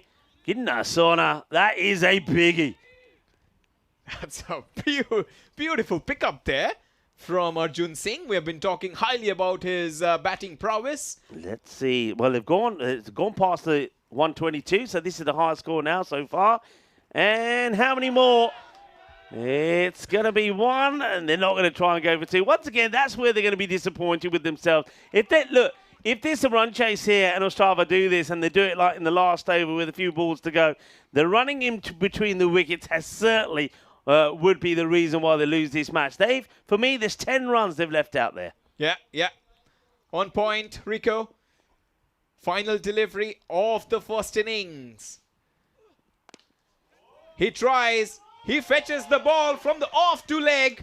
Brilliant finish to that first innings. MCC have registered their highest total on this ground and also in the first day of ECS Czechia.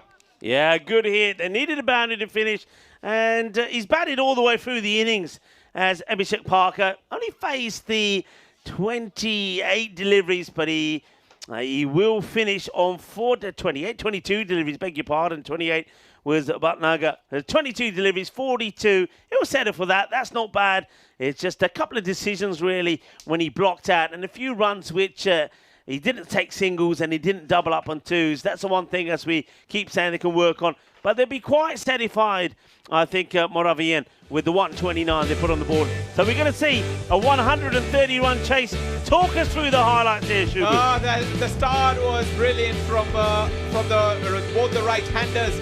They were looking for gaps in the field. They tried many a times to play those big shots, and they pulled out many a times as well. Those pickups on the offside. That was a huge chance from the slip fielder. He was not near the ball, but many a times we saw some good little fielding and some ugly ones as well. That was quite a valiant stop.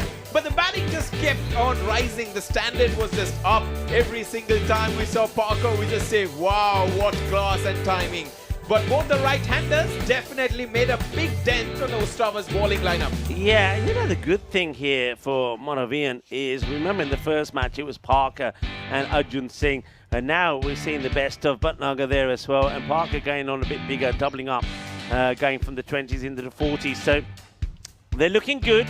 Still got work to do, but you'd expect that, being only a day one of action. That was a great delivery, though, full and straight, and knocking down the timber. That's well bowled, and that was the end of Bhatnagar. He goes for 46 and 28, very close on bringing up his first half century. But there was a lot of that in the field, wasn't it, where players were in two minds. They sort of were teased into thinking they could get the catch and then backed away from it, and then allow the ball to go to the boundary. Yeah, quite unselfish from all the batters who came to the crease. They had this intention that will put the ball outside the ground.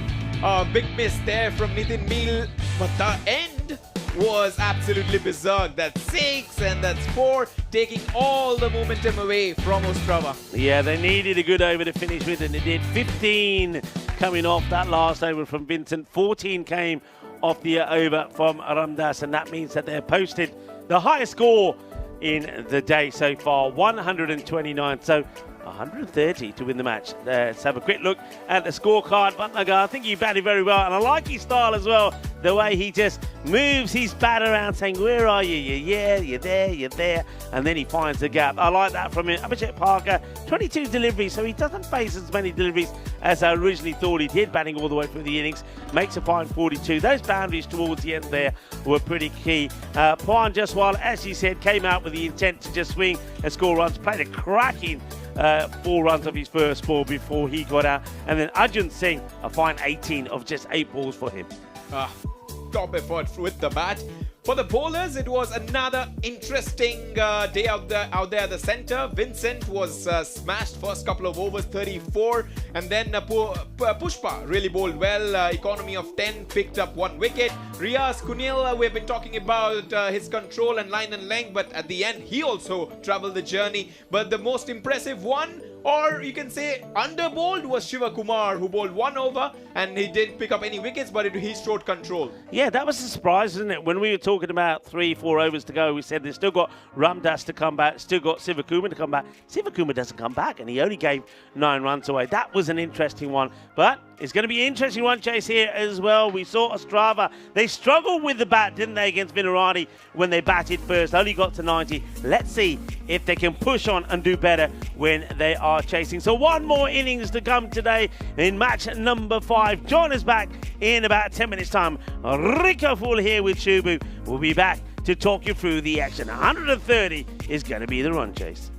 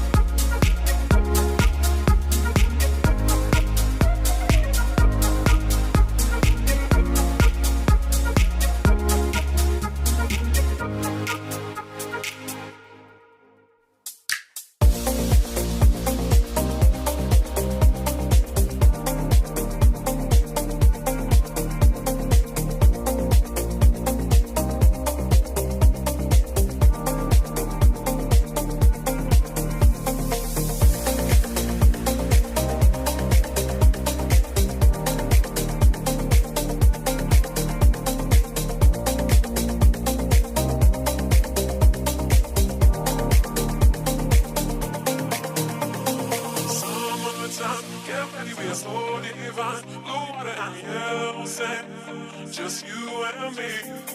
Summertime, get ready, we are so divine. Blue water and yellow sand, let's live our dream.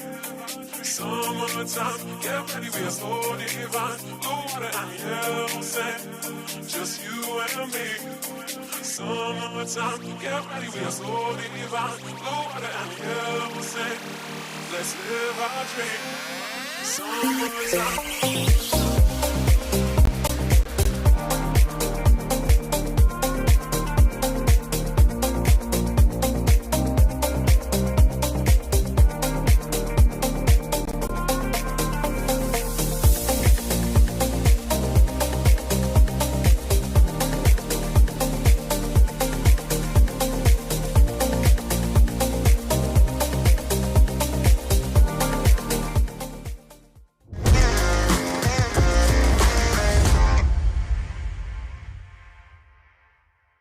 This European cricket event is proudly brought to you by HCL Software, Rado and 1xBet. Hello viewers and welcome back as we get ready for the final innings of today. And remember how the day started, folks, with all that rain, the delays. We managed to get a shortened 3-over side matching to start off with against where the Dominators took on the Prague Spartans. So big big round of applause to all the ground staff and everybody that put a great effort in and making sure that everything was fit for the rest of the day. And I suppose we say thank you to the weather gods as well for making sure that we got no more rain. In fact, we had even a little bit of sunshine in and during that last match. So 90 is the bonus point equation, 90 or less. If you can restrict Ostrava to 90 or less. Now remember, Ostrava only made 90 batting first in their last match when they lost to Vinaradi. So that is a possibility. That would give 4 points to Moravian. But what about Ostrava? Can they push on that? Can they get to 129 in 7 overs? Well, that would be a real turnout for the book. So we are ready to go. The umpires are out there, Shushant and Wahid. And Rado is probably going to give them the thumbs up any moment to bowl the first delivery. Let's see. They're going to go with the Chandra Prakash Rai. Now, this guy bowled superbly well in the win against Prague Dominators. He picked up 2 for 10. And he was well supported there by Pillai as well, who took 2 for 26. So they're going to be the key bowlers, you would think. Chandra Prakash is going to open up with the ball. And once again, just listen out to the volume from the Moravian boys. They make a lot of noise. They get pretty excited as well. And let's get ready to start. I can hear the rumble. Now here's the first delivery. It's chipped up in the air. It doesn't quite go to hand. Could be a run-out chance. Oh, ball was just chipped up there in the air for a moment. They just had that fielder back just slightly. So they have got Rias. Now, liking this, Rias been elevated up the order after coming in far too late, I feel, in their earlier match. Oh, that's a big wild swing. They didn't take a run there either as Nitin Mill. I think Rias wasn't quite ready to take the run, wasn't sure, he was looking behind him. Look at the movement that Chandra Prakash Rai gets here. He really gets good movement here, and you just get the feeling he's a little bit short at the moment, but you just get the feeling if he pushes that ball a little bit fuller, starts it and off, it will come back and maybe take middle or leg. And this time he's still just following the batter, trying to give himself a little bit of room there. There's Nitin. He gets followed somewhat by Rai, so clever bowling. Just get the feeling, though, if you look at what the batter's doing here, he's giving himself room down the leg side. I think the right ball for me from Chandra Prakash is just full Yorker length and just home in onto the off stump. So go even fuller, because I don't think the batter's going to get anywhere near it because he's moving away.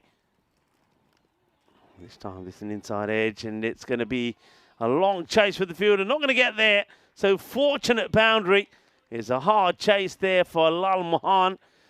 And 4 runs. The first runs and the only runs on the board so far. And that was a little bit lucky as well. So that gets played away. I'm Rika Full, and of course I'm joined once again by Shubu. Shubu, welcome back. And they've got a bit of work to do here, needing to go at around 13 and over. Yeah, it's going to be a stiff, tough chase for the batting side. Ostrava, Nitin Meal once again opening the batting. He did it in the previous game, 29 from 20. I'm looking forward to his skills. Oh, that's an in-dipper. Yeah. And Rico, he was practicing his batting. He was trying to play those pulled shots in front of us. But with the look of things, he's not trying to execute the 22 yards. Yeah, now that's the delivery I was talking about. Getting this ball a little bit wider and getting this one to come in. It's a really good delivery. Good over here so far. Just a 4, a lucky 4 from it. Can Rai finish it well? And, straight over the stumps. And cracking bowling. But Nitin Mill, not really sure why. He's backing away. He's not really going to the ball. And when you've got a bowler who's coming in like that, in left armour, you don't back away to a left armour because you're going to lose his pegs.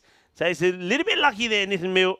But Ostrava, not the start they wanted. Only 4 coming from the first over, meaning they need to go at 14th and over from here on in. A quick recap on the golden ball count. 64 matches since that golden ball. Yeah, it's been a long time coming. Golden ball, we had 3 As Vinny had mentioned earlier in the broadcast, we have 3 in ECS Czechia. Will it be the 4th one? If it happens, it's going to be fantastic for all the viewers watching us on the YouTube channel of European Cricket Network. Taking the single on. That's a good delivery, good start from Abhishek Parker. I mentioned before the start of this match that he certainly did impress me very well. Look at the way this ball comes in. I'm interested to see his action here. I think, is he releasing this ball sort of out of the side of his palm? And just have a look at the way he releases the ball. And he gets so much swing on it. It gets played away. So, yeah, definitely not pushing the ball through with his wrist. It's sort of coming outside on, a bit like you'd expect from a leg spinner. Watch the way this ball is released. And look at the movement he gets. It really does come back into the batter. Yeah, just in an angle. He releases the ball, and that just helps with the wind around, with the conditions overhead. It just pushes that ball for a little bit of movement on and off. In the air, gone. And that's going to be the end of Riaz. And I like the fact that he does get elevated to the top of the order. I think he looked a little bit more explosive than some of the batters in front of him. But he's going to be gone. Safe hands, safe catch taken there by Lal. Lal Mohan holds on to it. And Abhishek Parker, well, I think he's trying to put his name in the hat for player of the match here, Shubu. Yeah, all-round contributions from the right-hand batter and also doing the trick out there. But this man was living dangerously, and finally his misery has come to an end. He was trying to give his 100% out there, but with the amount of skills he has got, that was the result. Yeah, that's going to be the end of Riaz. And catch there taken, chuck their foot there style. And nicely done. The wicket does get taken. Here's the next delivery. Look at this one coming in. The shape he gets on that. It's very good bowling. He's holding his head. And because the batter only just drops the bat on that in time, that's Abhijit Vincent who comes in at number 3. Yeah, big in-swinger again. A lot of air swing, not pitching and then swinging. So the air, the wind, everything helping him. Nitin Meal. Swing and a miss. He's getting frustrated. He's angry within himself because he has set some benchmarks, I'm pretty sure, as he was practicing. So not able to hit those big shots can also sometimes be very frustrating as a batter. Yeah, he's struggling here, is Nitin. Nitin goes big! Humongous hit for 6, breaks the shackles. Yeah, well, this time, I think the difference between this delivery and the ones that he's missed, 2 things. Number 1, watch him. He doesn't go down the leg side. He stands still and he lets the ball come to him. And number 2, the ball doesn't move anywhere near as much as some of the others have. So it holds up nicely for him to clobber it away. Captain Caveman style. Ends the over with a boundary, but they're still way behind where they need to be. 13 for 1 after 2. Much needed when it comes to Nitin Meal's confidence. And that was way outside the off stump, and he just drags it from off to leg. Big man has big demands.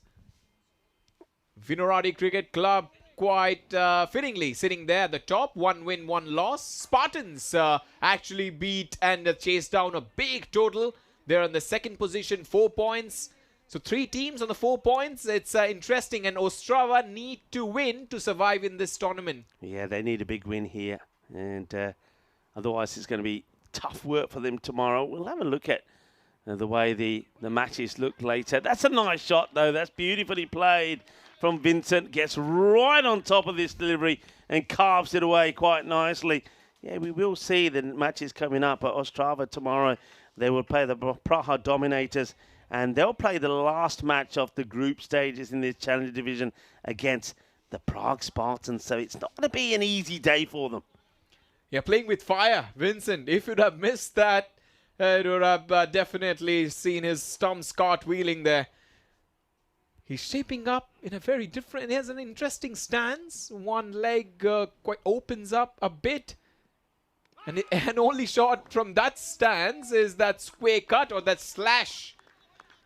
Yeah, Chandra Prakash Rai bowled a very good first over, only the one boundary, which was an inside edge from it. But you can see here, he's putting the extra effort in to get that ball to go just and start a little bit wider. Interesting thing, though, is when he gets the ball starting about leg stump, it swings big. When he starts about off, it doesn't come back as much as he wants. Well bowled again. You see there, so he doesn't get as much movement coming back into the batter when he goes a little bit wider across the right-hand batter. And that's all to do with the momentum of the arm, the way the arm comes around again. But still, it's all about the economy. It's all about putting themselves in a good position here. They've already taken the required rate to over that 15 runs required per over. 2 fielders back, long off and deep cover. That's up in the air. Lucky and streaky boundary. Very much needed to Ostrov's cause. Yes, anything that they can get that goes to the boundary, that will help them. They've got to try and stay in their hunt here. Supersonic over required is what one or two of you saying in the chat. That's what the Trippy clan was saying. Will they get that supersonic over? Well, probably not this one, even though that is the second boundary that comes off it. 8 off the over. 2 fours and 2 dots so far. Chances of this one being a dot are pretty high, I suppose. And it will be a dot. That's well bowled tonight. Full. And now the chances of this being a 4 are also pretty high. Will it be one of those perfect overs where 3 balls have gone to the boundary and 3 have been dots? We're still inside the power play overs. Couple of fielders outside. So it's trying to make the final delivery of the power play. Will it go for that big shot? Oh, Jack's back in. And Rai finishes up an impressive spell. He's definitely impressed us here in the com box. 3 overs, 21 for 1. They're chasing a massive target of 130.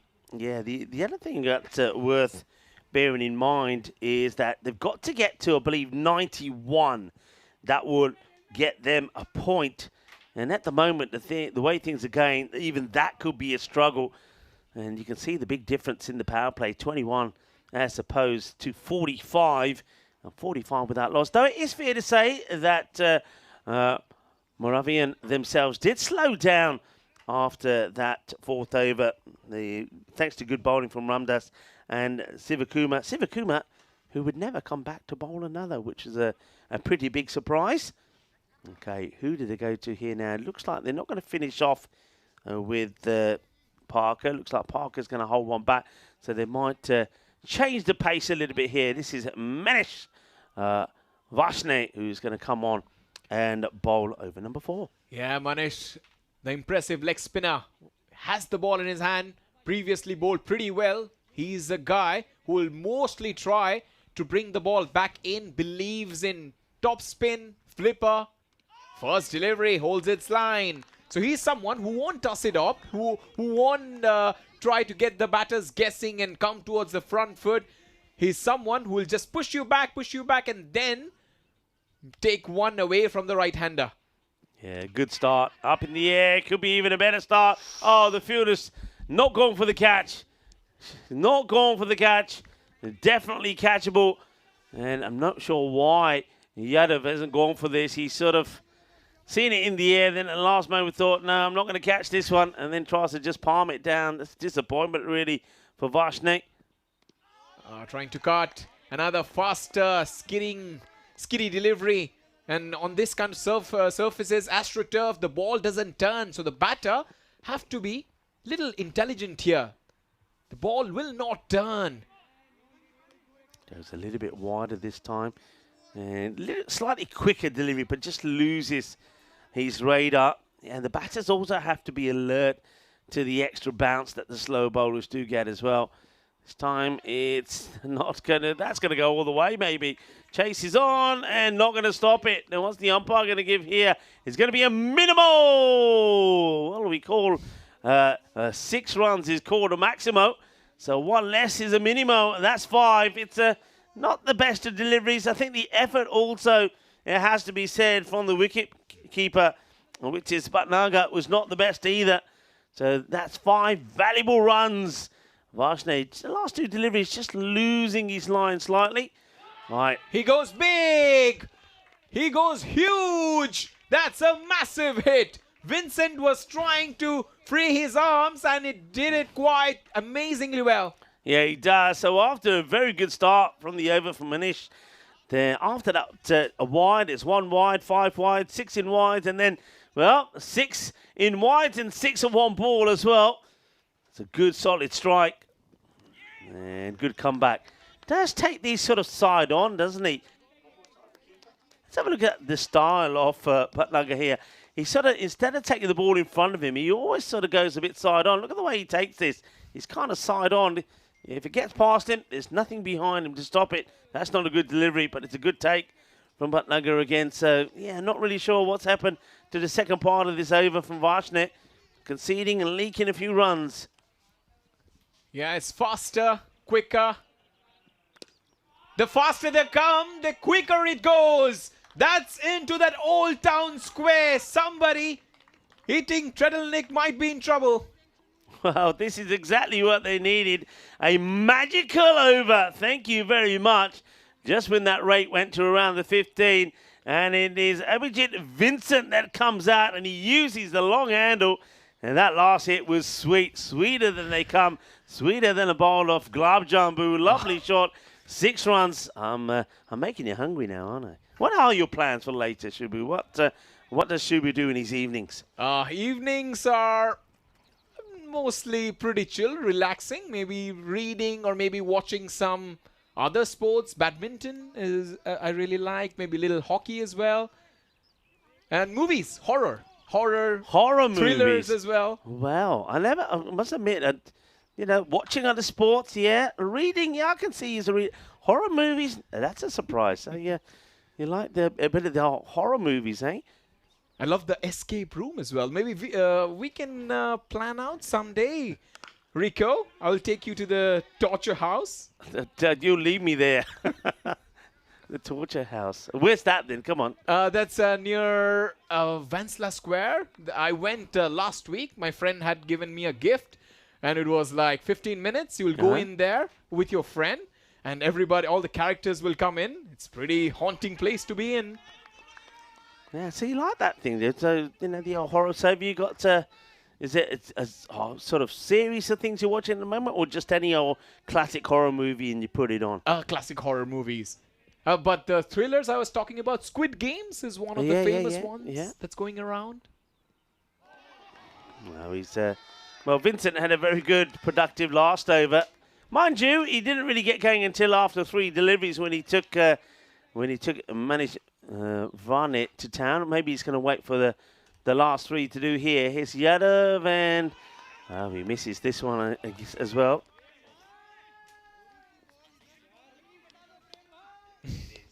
Well, Alex is saying that, talking about horror movies, this innings is a bit of a horror show at the moment, isn't it? It's a little bit of everything in it. Yeah, 42 for 1. Rico, you need to remember, it's they come from the ghost city of Ostrava. Ah, that's true, actually. So ghosts and horror things come together, I suppose. And really, what about Nitin Mir? I mean, we saw him the last match. I mean, all right, he wasn't setting the world alight, 30 of 22. But this is very interesting. 13 of 12. And he dances down. He hits that pretty well, but straight to the fielder. It's just going to be a single. Yeah, Nitin Mir had really a quite interesting journey. He was first playing for Vinoradi, also in the Czech Premier League. Then he switched to Prague Tigers. So he's playing Division 3 for Prague Tigers. Now he's here representing Ostrava. He's been quite a journeyman so far. Yeah, let's talk about journeys. Here's our journey. From here, we'll go to Finland. And that Vinny Sandy, when he comes back for his little break, will be making plans to go there. And the Rhino, Andrew Rhino, or Ryan, will be there as well. Then I will go to Bulgaria. That's where we'll meet again. I know that we got the European Cricket Series, some international action there as well. Belgium on the cards again. Germany, Krefeld to start with. We will go to Kiel a bit later. And then we go back to Sweden. Not to Landskrona this time. Not the blue pitch. We go to Stockholm. And some all kinds of action from European Cricket Internationals, men and women's, to the European Cricket Series. And, of course, some T20 international action as well. So do stay with us as it's time for Arjun Singh to turn his arm over. First ball, good purchase of the wicket. Second ball as well. Throughout this first day, we have seen minimal of movement when it comes to leg spinner. But if someone can turn the ball, it has to be a leg spinner. Yeah, there is that little bit of movement. But what we're seeing also here, it has to be said, and well, that's hit pretty straight. It's well fielded. But batters are not really prepared to use their feet. They're staying in their crease. And because the spinners do get that little bit of extra bounce, they're not able to get the shots away. But what about that last over? Let's talk about Yadav's last over. Only 3 runs came from it. That was after the over before went magical. And this one looks pretty nice. Tidy one as well from Singh. Bit of a misfield, but the batters are not going to capitalise because it's a good bit of alertness from the other fielder, backing up his teammate and just keeping it to 1. And also the choice of shots when you know that the leg spinner is coming up. Your majority of your shots is going through extra cover. That's quite a safe shot, or maybe playing it straight. But here you see, he's trying to bunt it down the ground in an ugly fashion. Nitin Meel actually putting himself into trouble. So choice of shots are so important. Arjun Singh realizing that last delivery was a quicker off spinner. She has both the kind of deception that a spinner needs. Here, this one was a little bit top spin, so he's playing with the field. He's just tightening the screws, and both the batters are falling for it. Yeah, and one thing that I'm seeing happening here is that over also goes just for 3. So after going 20, Manish's over went for 20 over number 4, which literally doubled their score. The next 2 overs have only gone for 6. So 6 overs complete, score on 48. Remember, they need to get to 91 to get a point. So you can start to see then they need to score 43 or 24 deliveries. That's going at over 10 and over just to get a point here. And if they don't get a point here, I really can't see them getting themselves out of the position of being stuck at the bottom of the standings here. So this is very, very important that Ostrava really do go big here. And talking about going big, that is what we're talking about. So finally, Vincent goes back to hitting the ball down the ground. 6 more from him. Can Vincent be the man who can at least try and get Ostrava a point? Yeah, he got plenty of it. He needed every ounce of it. Maybe may not be middle of the bat, but brilliant bit of effort there from Parker. Inside edge again. He gets 4 here. Yeah, well, 6 and 4. Well, somebody needs to be hungry for more, and maybe Vincent is the man. And, yeah, that's a little bit unlucky, actually, is Yadav. Yadav just trying to go a little bit quicker here. His first over, he was literally just flighting the ball up and keeping the pace off it, but he's trying to push it through here. I think he needs to go back to what he was doing in the first. Prem Prakash Yadav only went for 3 in his first. Let's see how he does it. Again, he goes quicker in the air. Oh, yes! What a catch! What a moment! What delight! Jagadipatte! That's absolutely brilliant. I think that's Arjun Singh. That's taken a great catch. Oh, he absolutely loves it. देखिए मैं कह सी ना जब batting भी करता सी ना चंगे छक्के मारे पुराने खा के आया करो.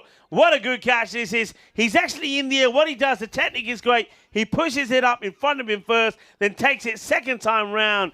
Arjun Singh takes an absolute brilliant catch here. Watch this again. Look, 1 hand and then 2 hands. Superb. Yeah, that was a stinker from Arjun Singh. He has done everything right in this tournament. And another brilliant catch. Vincent was looking good. Has to perish. Oh, just played on the loop. 1, 2. And absolutely magnificent catch. Brilliant reflexes.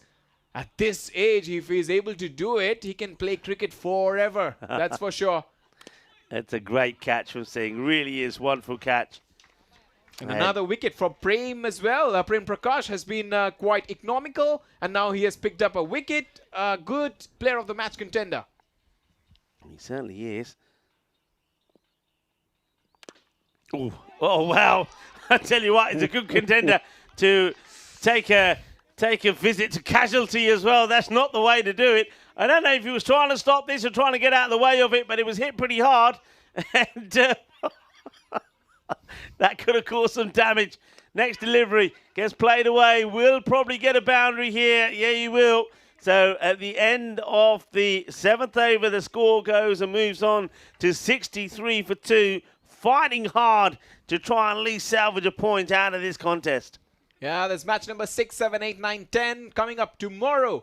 Day 2 of 3. Vinorati Dominators, Vinorati, Moravian, Ostrava Dominators. So Dominators are playing a couple of games tomorrow. They have to be ready for it. Morava facing Spartans. Spartans who won today and lost. They will be also playing a couple of games. Again, once against Ostrava. So Spartans playing 2, Dominators playing 2, Vinorati as well, couple of games. So it's a field day for these sides. Yeah, it is. I mean, the same as today. All teams will be playing a couple of matches.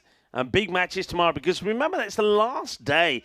Day 2 is the last day of sort of the group stages. After tomorrow, the top 4 then will feature on the Challenger Finals Day on Wednesday. So Finals Day Wednesday.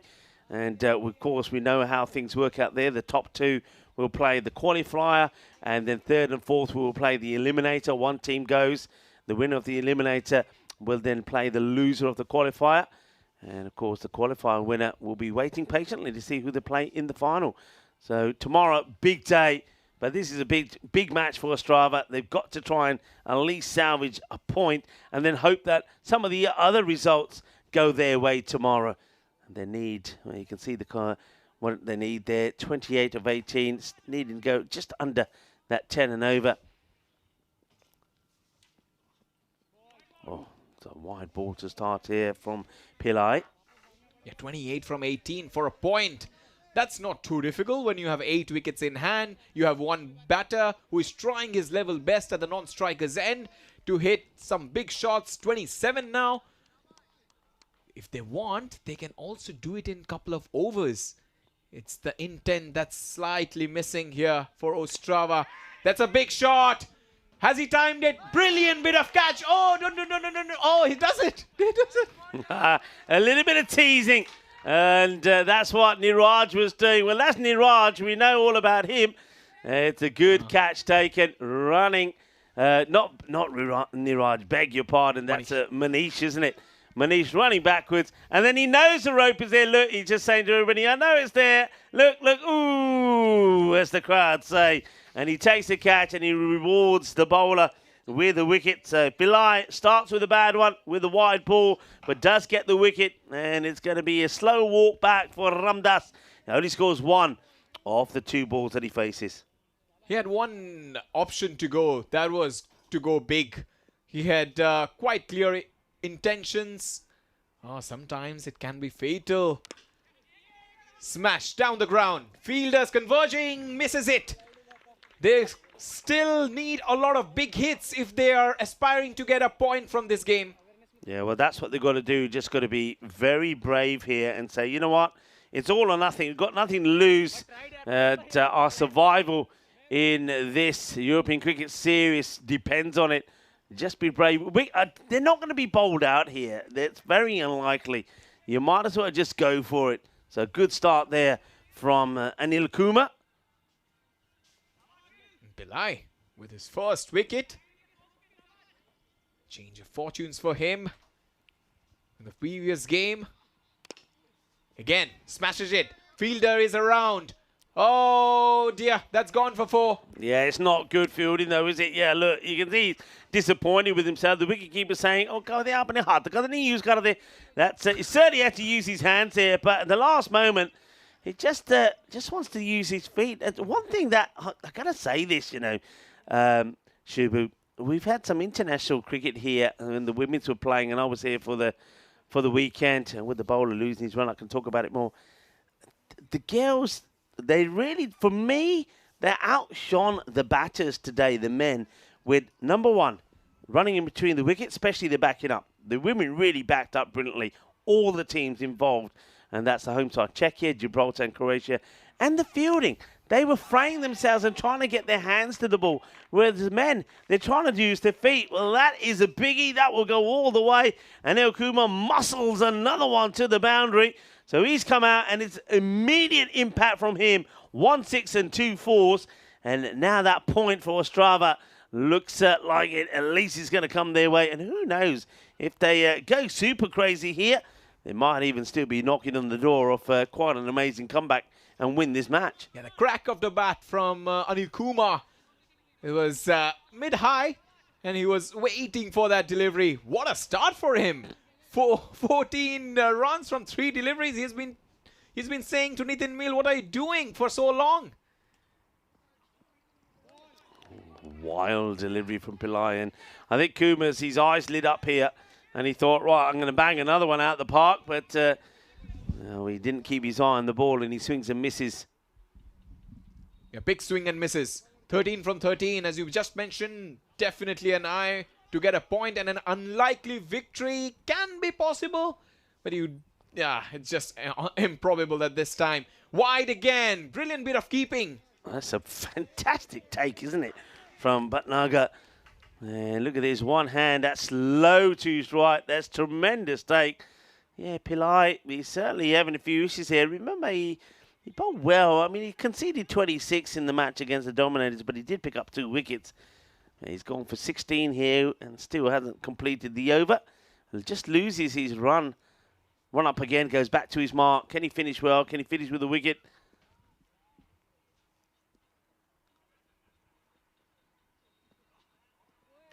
That's wide.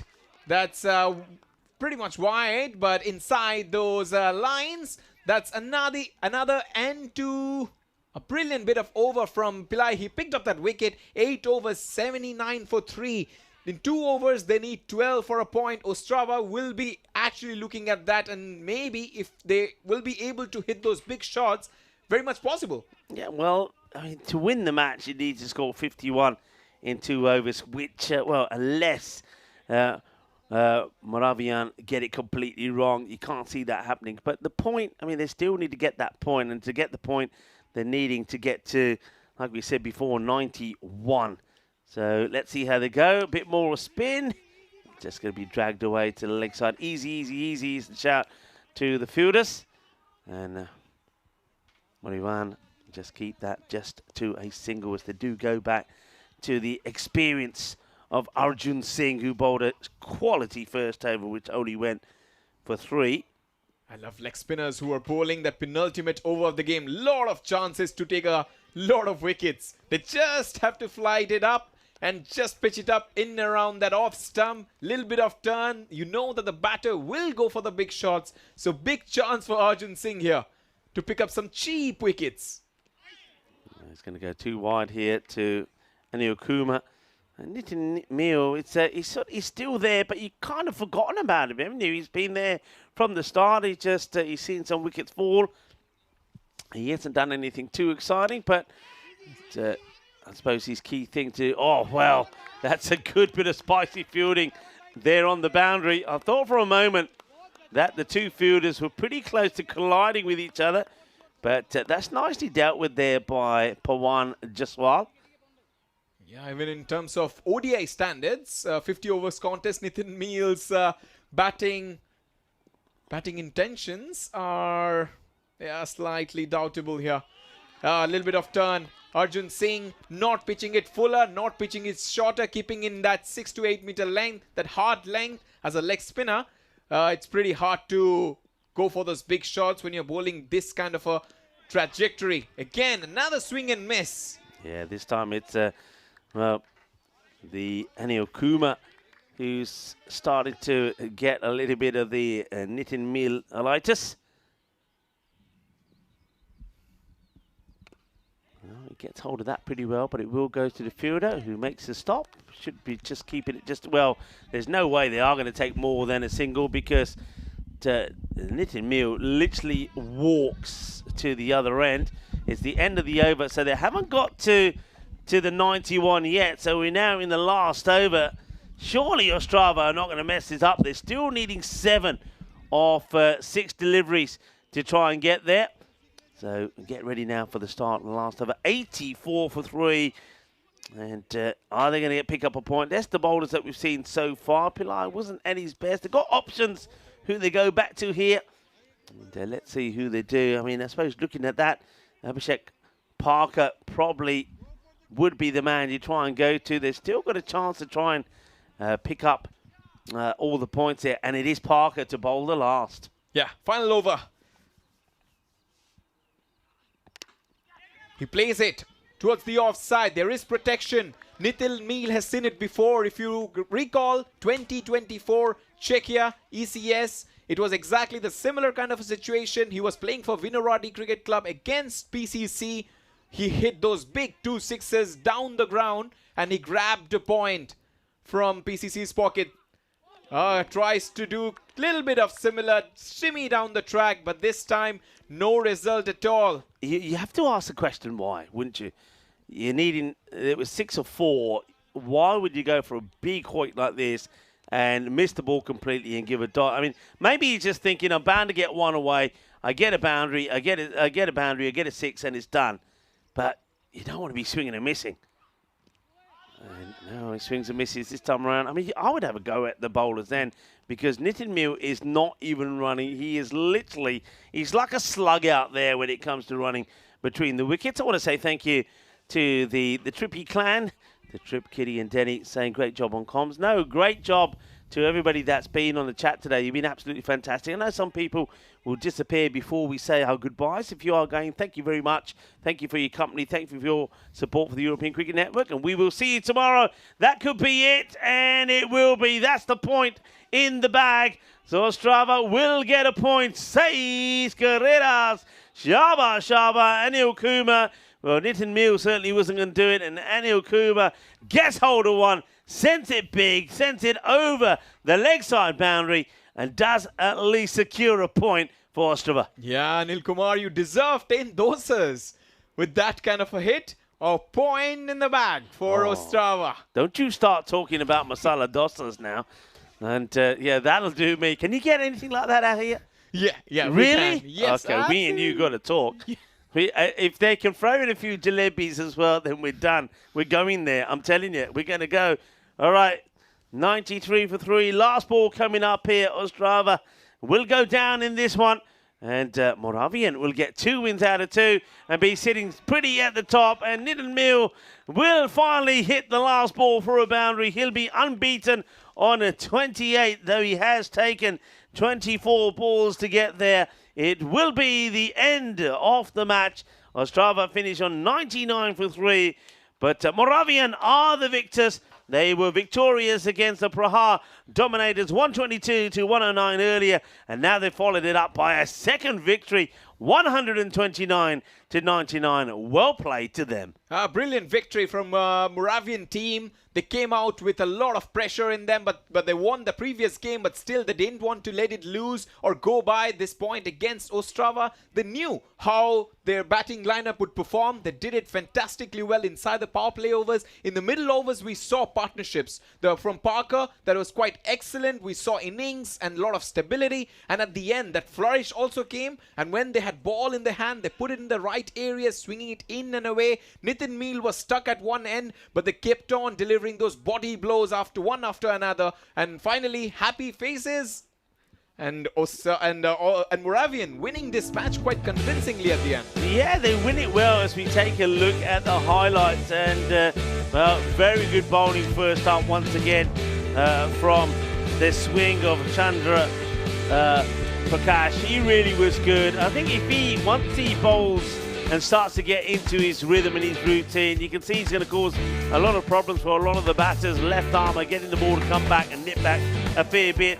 And Abhishek Parker, he also is going to be a top performer with bat and with ball. Right, here's another one. And you can just add to that list Arjun Singh also. I like what Yadav did with the ball. And they're another team. They're very similar, as we saw that sensational catch there from Arjun Singh. He certainly did like it. He's had a good day today, hasn't he, with the bat and in the field. And he bowled pretty well as well. But what I was going to say, they are a bit like Vinorati. They've got 3 very good batters. They've got a mixture, a combination of seam bowlers and slow spin bowlers. And they've got everything you need to, if you do perform well and if you have a good day, to go all the way and get your hands on the trophy. Yeah, it just feels like the Ostrava flight never took off. They're slow and they're down in the crease. They needed big hits, but it didn't come timely. At the end it came, but yeah, but they got that point. They'll be pretty happy with that. But the Moravians will be chuffed and hubbing and puffing and looking forward for tomorrow as well. Moravians are going to be very happy with their day 2 wins out of 2, and they'll finish sitting pretty at the top of the standings. Whereas Ostrava, well, they know that the point they managed to salvage there could be so important. But when it comes to the matches tomorrow, they certainly will be relying on other results going their way. There's the batting performance there. But again, Ostrava, it's the same things that I said before. It's a strike rate, particularly there from Nitin Mill. But you have to say, unlike what we did see there from at least one of the other batters, Vincent, he certainly hit the ball very well, 33 or 20. On the bowling department, I think only for me, Akil Pillai was a little bit disappointing. He went for 16, but all the other bowlers, I don't think you can be too picky about them. I think they did the job they had to do, and they did it well. Yeah, the couple of, a wicket apiece for Abhishek Parmar, and also the leg spinners actually bowled pretty well. Arjun Singh, Manish. And this is the match summary. Moravians batting first, 129 for 2 on this kind of a surface was always going to be enough. Brilliant innings from Bhatnagar, 46 from 28. Abhishek Parker showed why he's rated highly in Czech cricket, 42 not out, just carrying his bat through. Arjun Singh with that cameo of 18 not out. Wickets for Pratish and Riyash. While Ostrava came to chase, they're always going to fall short with that kind of indecision in terms of batting positions, and a lot of things was happening. Abhijit Vincent took a lot of time. When he was set he got out. Nitin Neal was always there. He batted and just dug a hole for himself. Anil Kumar, those big hits actually helped Ostrava to achieve at least 1 point. A wicket apiece for Prem, Abhishek and Akil Pillai. Moravian beat Ostrava by 30 runs. Yeah, and congratulations to them. And, well, it comes to the end of our day. I've certainly had a wonderful day. Started it off, of course, when we were all looking a little bit gloomy, the same way as the weather was. But fortunately, the weather did stop. Everybody put a great shift in getting everything ready and getting everything ship-shape. We managed to get a 3-over-a-side contest in. And what a great match that was between the Spartans and the Dominators. The Spartans winning that one. But then after that, no more issues. And in fact, it's quite fitting that we end the day with glorious sunshine. I know that the forecast for the rest of our time here does look pretty good, so I'm happy about that, but not as happy as Moravians are at the moment. What a good win for them. They're looking a good side. Vinaradi, I know they did lose their earlier match, but the way that they came back, they look pretty good as well.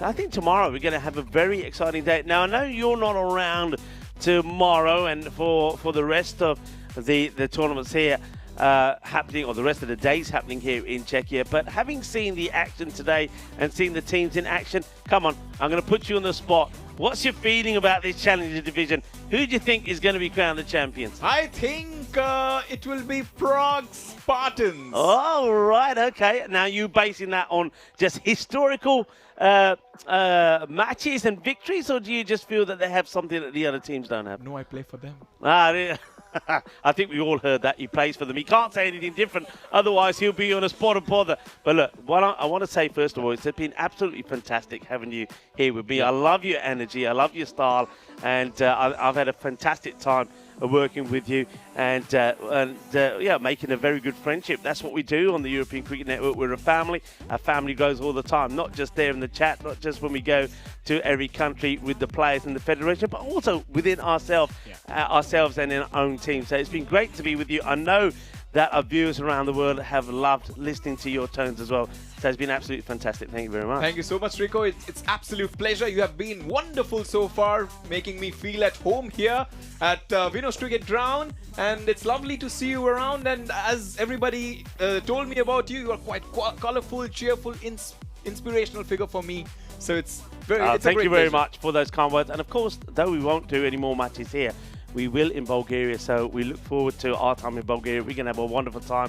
We get very well looked after there, of course, by the Federation. And it is, as most of the places we visit in Europe, it's a very beautiful country. I don't know if you've ever been before, but you're going to absolutely love it. Now, it'll be my first time, and I'm expecting big things from it. Firstly, cricket. Second, if Rico and me are around, cuisine will definitely be at the top priority list. Yeah, we'll talk about those masala dosas just a little bit later and those jalebis off here. But first of all, let's just talk about and give our thanks to everybody and say our goodbyes. I've got to say thank you to the Federation here. They've done a brilliant job. When we came here this morning, I know that you were having your own issues because of the weather getting to the ground, but when we came here this morning, it looked very gloomy, and we were looking at each other thinking, man, are we going to get any cricket on today? But the weather gods were kind to us. The ground staff did a fantastic job, and we got the cricket going, and we're glad we did, because what a way we started. Don't forget, well, we're talking about masala dosas and jalebis. We actually did start with a jalebi catch from Sandeep. I'm pretty sure that we're going to see that and a lot more in the highlights coming up. But before we go to those highlights, I want to say a big thank you to all the teams for the way that you played. Big thank you to Two Circles for capturing all of the action, and also to the umpires. Look, it's not an easy job, we know that. We can be quite critical of some of those decisions, but when you think of the number of balls that they've got to watch and the number of decisions that they've got to make, sometimes we've got to give them a little bit of slack as well. So well done to the umpires and to Charles Croucher.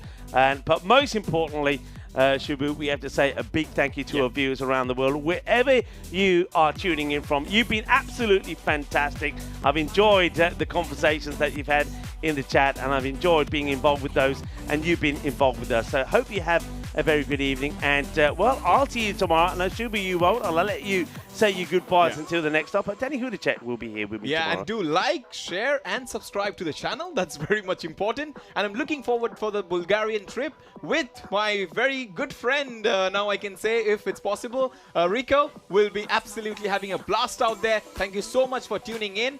And yeah, many congratulations to all the teams that they won today. On that note, be good, be kind, be safe, be happy. Shukriya. Thank you for watching.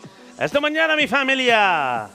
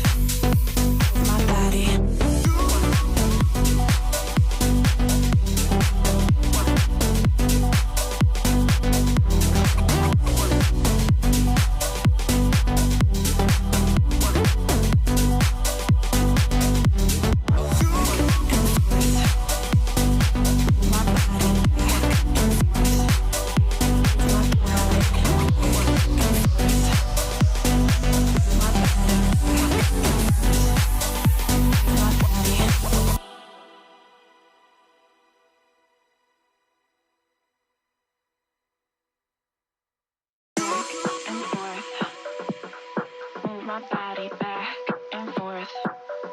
Move my body.